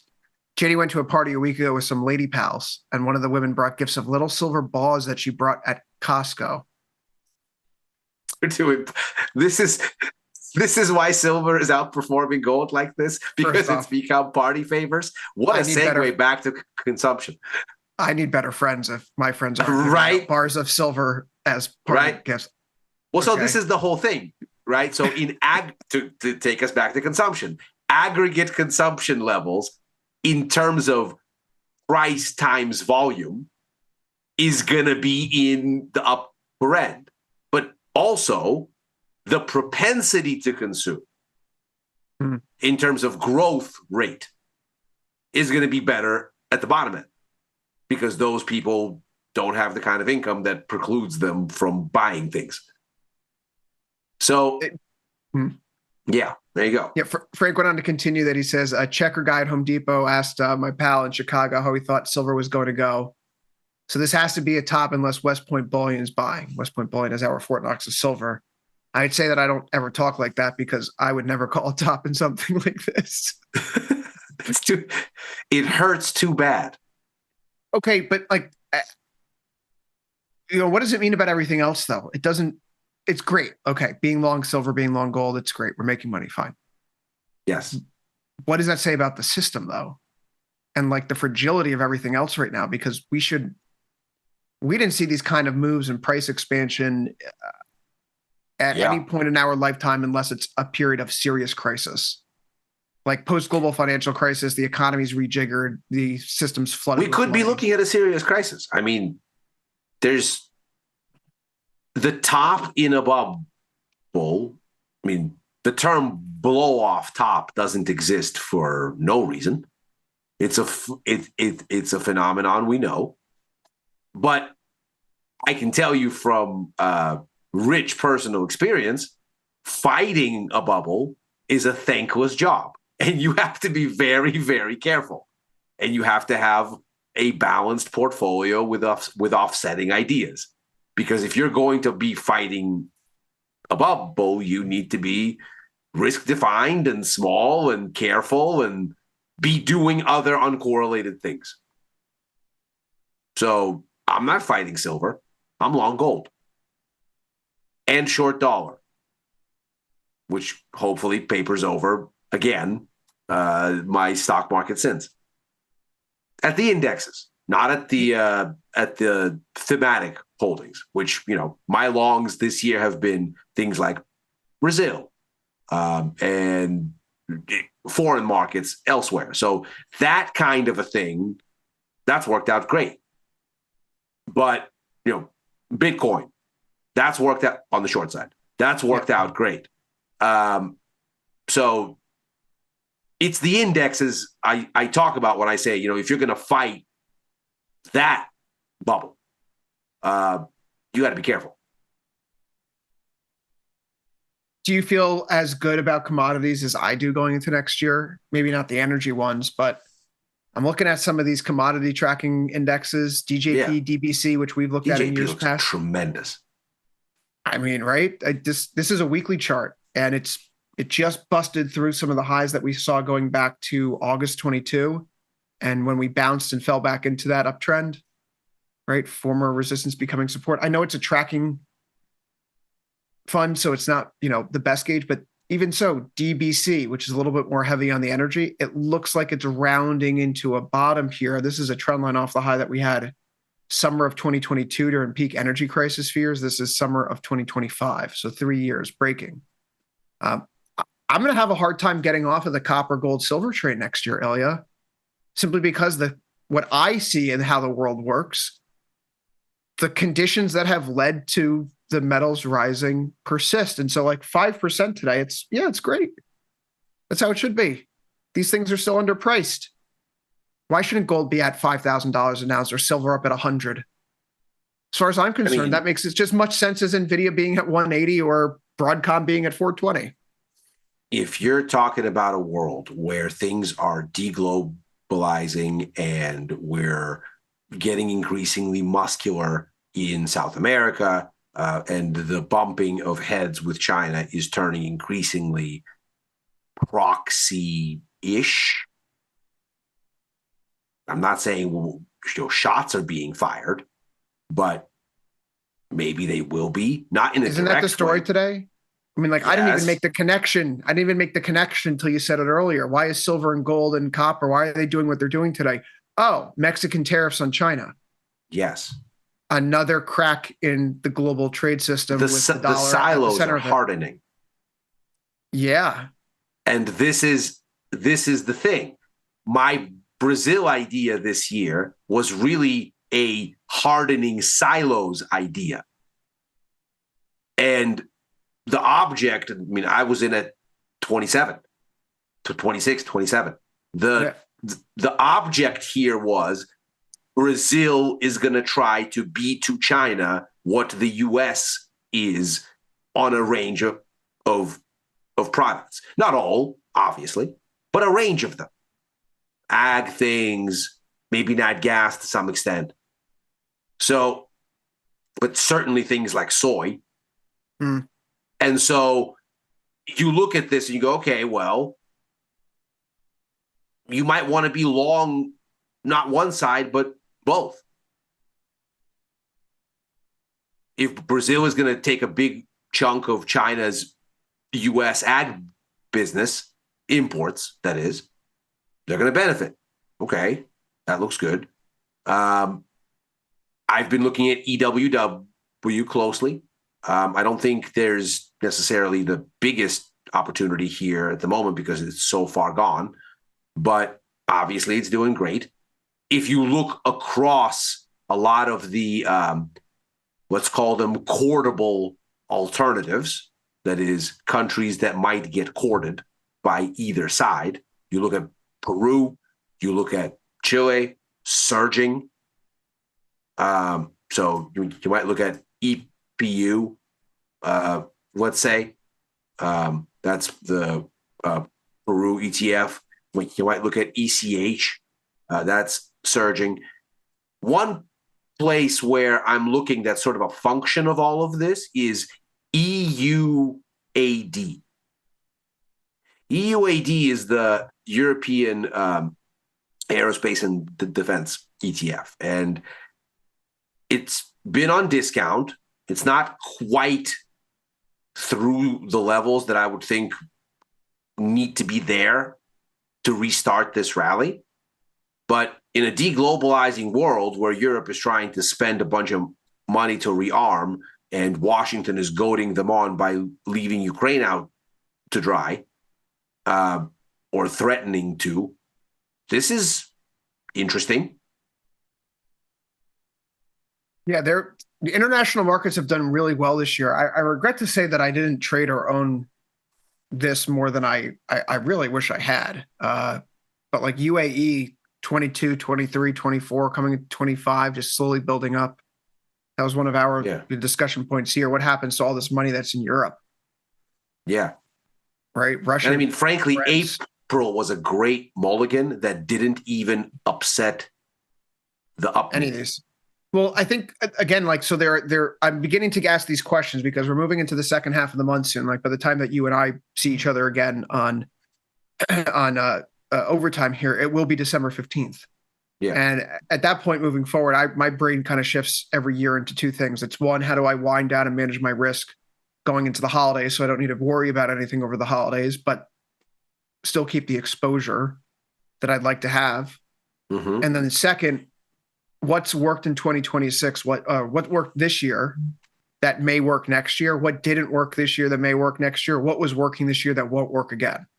And I kind of bucket those assumptions out to just see if that I'm staying grounded. And as I place trades around those thematic ideas, right, I can check back at the end of the first quarter. Is the world evolving in the manner that I thought it would? And if it is, I should be pressing more on these types of trades. And if it's not, then I need to go back to the drawing board and reassess so I stop losing money.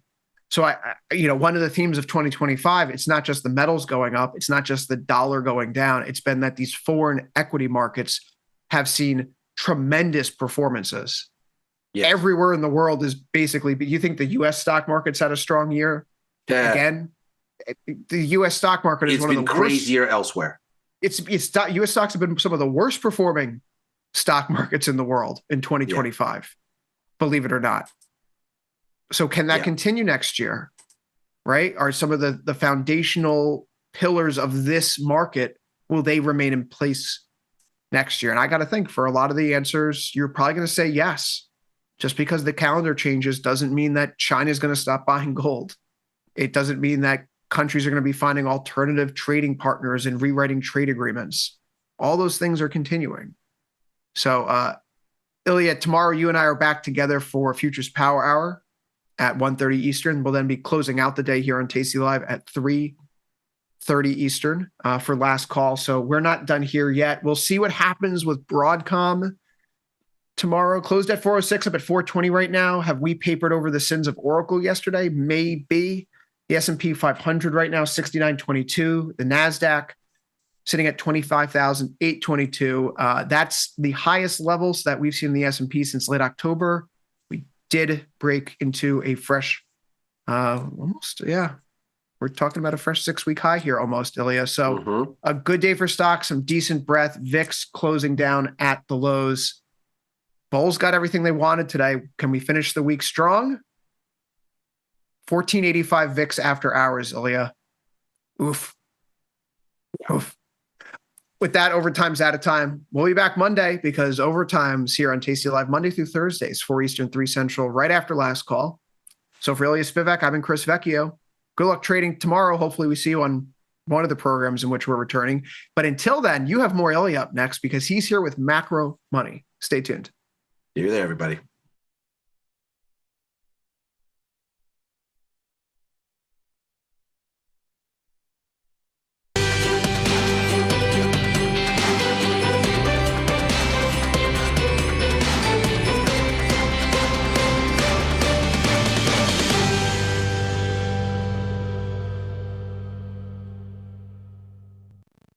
tastytrade's active trader interface makes futures markets your arena. Built for the bold, not the bored. Trade CME futures with a single click. From micro contracts to major ideas. And go even further with futures options. tastytrade lays out multiple ladders and charts for total visibility. Plus, hundreds of built-in indicators for traders who want a broader view. tastytrade, pro-level tools, intuitive design, total control.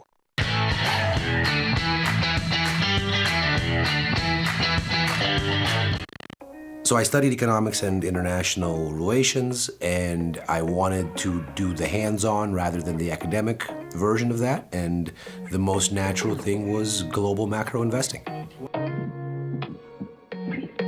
I begin with a sense of where I think the overall direction is for the macro theme for the next 6 to 12 months, and then look at some basic response from the price action to see how it's going.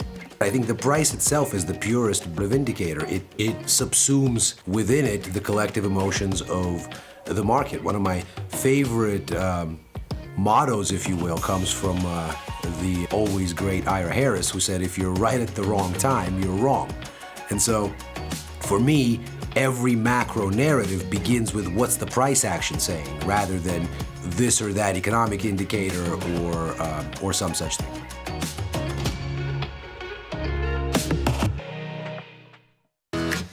tastytrade is now on TradingView. Trade stocks and futures directly on TradingView charts with tastytrade's low commissions. Try it out and leave us a review. Your crypto needs a wallet, and crypto is better when it's tasty. You can now do more with your digital currencies with the Tasty Crypto app. We're proud to offer a self-custody wallet for Bitcoin, Ethereum, and Polygon. Transfer your digital tokens directly in-app and access thousands of tokens available only on-chain. Your wallet is your key to decentralized finance. Download the Tasty Crypto app and get started today.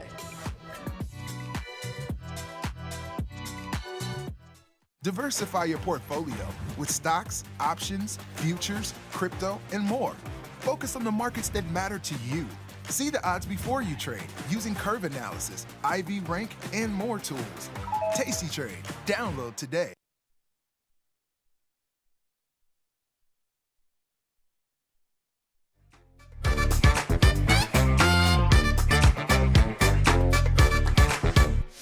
Let's celebrate, dance to the beat. Forget the wars and stop the feet now. The fun and games and memories I love to share with my family. And everything is better when we get together. Everything is better when we are side by side. Hey, side by side.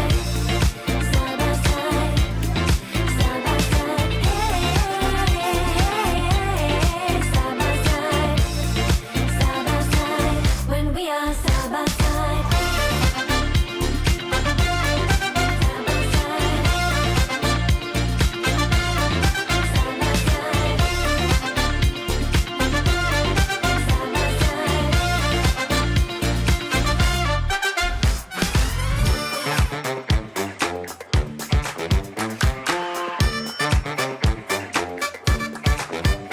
I love the way you make me laugh. We got the jokes to tell all night. So get up now and dance with me. Let's celebrate this family. 'Cause everything is better when we get together. Everything is better when we are side by side. Hey, side by side. Side by side, side by side.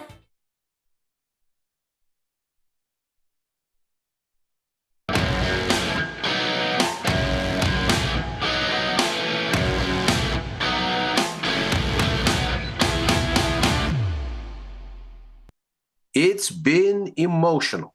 The markets are up, they're down, they're up again. The aftermath of the Fed policy announcement has been anything but clear cut. But it does seem like we're finishing the day in relatively strong form. Thank you, earnings from Broadcom. Very different story than earnings from Oracle yesterday. And now we try to figure out what comes next, because markets have had a chance to digest a little bit. Now perhaps we can get a little bit more clarity. As ever, I'm Ilya Spivak, head of Global Macro here at tastylive, and this is Macro Money. We're going to start with the price action for today. And then from there, we'll have a look at what is lining up to shape what comes next, see if we can't figure out what these markets are aiming at from here. The performance that we see on the board looking pretty solid today. It was a very seesaw kind of day. Seeing the S&P 500 ultimately eke out a gain of 0.4% largely comes down to those Broadcom earnings. That's because tech has been very heavy all day. NASDAQ ultimately finishes the day flat, having been down quite a bit earlier because of those Oracle numbers that came out after the close yesterday. At one point here, the NASDAQ was down as much as 1.6%. And obviously, it's closing the day here with a fractional gain. Now, it's still stuck in the same range where it's been basically since last Friday. So ultimately, the NASDAQ doesn't end up going very far this week at all. On the week, in fact, the index is only up about 0.3% and still under last week's high. So we don't necessarily have a breakout here, but we might have one in the S&P where we are finally through the highs from last Friday and from the mid-November high, right around that 6,900 level. There, we do have what looks like a breakout. And again, earlier today, we were down as much as 1.09, something like this, percent for the S&P, and obviously this is quite the rebound. So looking at the aggregate figures here, it doesn't look like much, just a 0.4% gain for the S&P, just a flat result for the NASDAQ. But nevertheless, given where we were earlier, this is quite the comeback. Now, not surprisingly, looking at the rest of what is going on here, I think it's relatively clear that what we're looking at this point seems to be a sort of coming to terms with what the Fed has given us. And the sort of standstill that we see here on the yields front seems to say that story. Now, what's particularly interesting is what's going on at the front end, because we continue to leak a little bit lower. And of course, the implications of this definitely still on display, it seems, in sort of those things that are sensitive to near-term U.S. borrowing costs. We've got gold up healthily, and of course, silver looks even more dramatic. The dollar is weaker again across the board, down 0.5% against the euro, down 0.4% against the yen. Bitcoin managing a very small gain here, but still looking much more anemic than other measures of risk sentiment. And so we end up here with a situation that seems to put something of a bookend on this week's sort of Fed-focused story, and resolve that despite the fact that the Fed did not come the market's way on Fed policy expectations, the substance of what it did was ultimately embraced. And you can see here, looking at the policy statement, we went through this extensively yesterday, but you can see here, there's not much that's going on. There is more so a change from the balance sheet management side of things, where this part of it comes off the board, and we get this bit added, where the committee judges that reserve balances have declined to ample levels and will initiate purchases of shorter-term Treasury securities. Chair Powell later came out and kind of clarified what all this means, and the expectations seem to be that we're going to run this through about April or so. So going into tax season. And it's interesting that suddenly we're getting this, but the narrative from Powell is, look, we're seeing a little bit of a technical discombobulation, as it were, in the markets where repo rates and the Fed's target rate have kind of drifted apart. And what we're looking at is then a situation where you have a need to sort of make a technical adjustment. And the Fed is ostensibly looking to do precisely that with this facility. But of course, what they've done as a consequence is drive down short-term borrowing costs. And the result, again, has been very sort of straightforward. Dollar is down at a big down day. Yesterday, it's down again today. Metals finally perking up. Finally, for gold, silver has been on a tear, but gold finally coming out of its congestion range and attempting to make some headway on the upside. As far as what Chair Powell said, we're looking at signaling that was not altogether all that dovish, but for that little tidbit. Powell said it's at this point a policy that's in the plausible range of neutral, and that the committee is well positioned to determine whether further adjustments are needed. Not when, but if. Looks like a rate cut is not the best case, though, of course, Powell clarified that nobody's talking about rate hikes, and that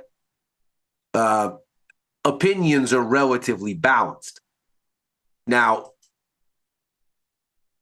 one would surmise, considering all of the focus on the rebalancing of risks and the dangers that the Fed has suddenly perceived in the labor market, that this is really the essence of what the Fed is saying. They've pointed out, and Powell was very clear about this, that there is about a 60K a month overcount that they perceive in non-farm payrolls numbers. And if non-farm payrolls then are running at about 40K on average a month, with that overcount, you're looking at an average of 20K in job losses a month at this point. And that obviously is something that the Fed wanted to push back on, which is how we got the cut.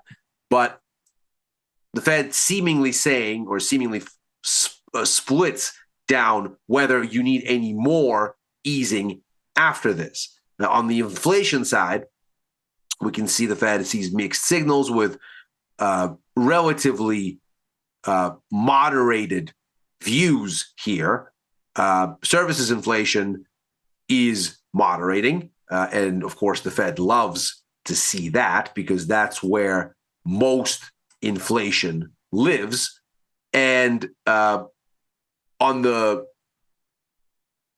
good side, we can see inflation is going higher, but that's, according to the Fed, a plausible one-off where once we get past the first quarter, we get through the year-on-year calculation, sort of base effects of seeing that in overall inflation numbers. And according to the Fed, if the tariffs were removed, inflation would be in the low twos. So again, this is how you get the justification for a rate cut. So from the Fed's perspective, they're not going anywhere fast. They're monitoring now, but this sort of backward-looking reasoning is how they talk themselves into a cut this time. Where perhaps the bigger issue lies is in the outlook for next year. The Fed is still at a sort of symbolic one cut. So this obviously forecast for this year has already been realized. We've got the 3 cuts that we were looking for. We still only have 1 cut on the menu for next year, and obviously the Fed is of a different mind than the markets are. They see at least 2 cuts, 54 basis points on the board here, but a little bit of a nod to the positivity that the Fed perceives in productivity and in growth in general. If we note here, the Fed has upgraded growth expectations, and nevertheless, curiously downgraded inflation expectations. If you get more growth but less inflation, that, of course, is a rise in productivity. And Fed Chair Powell was very congratulatory on that, saying he wasn't expecting back-to-back years or several years of productivity gains, but here we are. And so perhaps on that basis, we're starting to creep in the direction of rate hikes in 2027. Now, this is obviously a very long time away and isn't likely to be the driving narrative for policy here for now, certainly not for the market's reaction function. But we do see that there is seemingly a situation here where the market is starting to kind of behave as though what we're looking at is a generally well-supported economy, on top of which the Fed will pour some amount of stimulus. And so, in a sense, this starts to become a question of sequencing. The Fed says 2 cuts, 1 next year, 1 in 2027. The market says, give us both cuts next year, and then you can start looking at neutral to upside bias into 2027. So the markets and the Fed are a little bit more aligned than they have been over the course of this year and next versus what they see now for next year and the one after. Now, we can see, of course, how very critical the relationship here has been between where we start to see rate cuts building in expectation for 2026. And of course, we also start to see stocks building higher. We also clearly see that when the expectation here is somewhat diminished, you start to see stocks get a little bit annoyed. Now, we seem to be through that part of it. We haven't quite cleared out the high, of course. And the overall sum of easing since we established a bottom here has been coming in for next year. Now, if the markets are going to be happy with this, this will be the time that we find out. And of course, what we are looking at next week is a whole slew of economic data releases, many of which are backfilling from things that were missed during the government shutdown. We've got the October and the November payrolls reports. We've got retail sales numbers for October and November. Those are going to be key. We also have the inflation data that we need for November. We never got October and looks like never will for the CPI report, but we are going to get November here, and that'll be relatively time sensitive for what we need to see. No forecasts out as yet, it seems, but from the market's perspective, there is no rate cut for now on the menu in January. And in fact, in order to get the probabilities to start looking like a cut is hovering with better than even odds, you've got to get all the way out to April. As it happens, the Atlanta Fed's GDP Now model, limited though it is because of all the disruption in the data, seems to be pointing to something of a slip in the vigor of the economy. Now, on one hand, that, of course, seems to help justify what's going on with the Fed and why they're moving to cut and where their sort of emphasis on this is coming from. But on the other hand, the economy seems to be in relatively solid shape. If we take a look at some of these other indicators, we've been looking at the S&P Global PMI numbers. They show the economy is back to relatively brisk growth here after this weak patch here around the introduction of the tariffs. We're back to levels that were there in the second half of last year. We can see, looking at the ISM numbers, that although manufacturing remains relatively anemic, the situation in services, which is the much bigger part of the economy, is holding up well. And in fact, over the past 2 months has narrowly accelerated in terms of the pace of growth. As ever, this is in the logic of PMIs, as is this, of course, where over 50 is growth, under 50 is contraction, 50 is neutral. The further you go above 50, the faster the growth. The further you go below 50, the faster the contraction. And while manufacturing is in contraction and has been for a while, the service sector seems to be steadying the ship. And that's most of the economy. That's 70 to 80% of the economy. Likewise, we look at the important inputs for the Fed, and we see employment is shrinking for both sectors, but at least for services, it has increasingly slowed in its decline.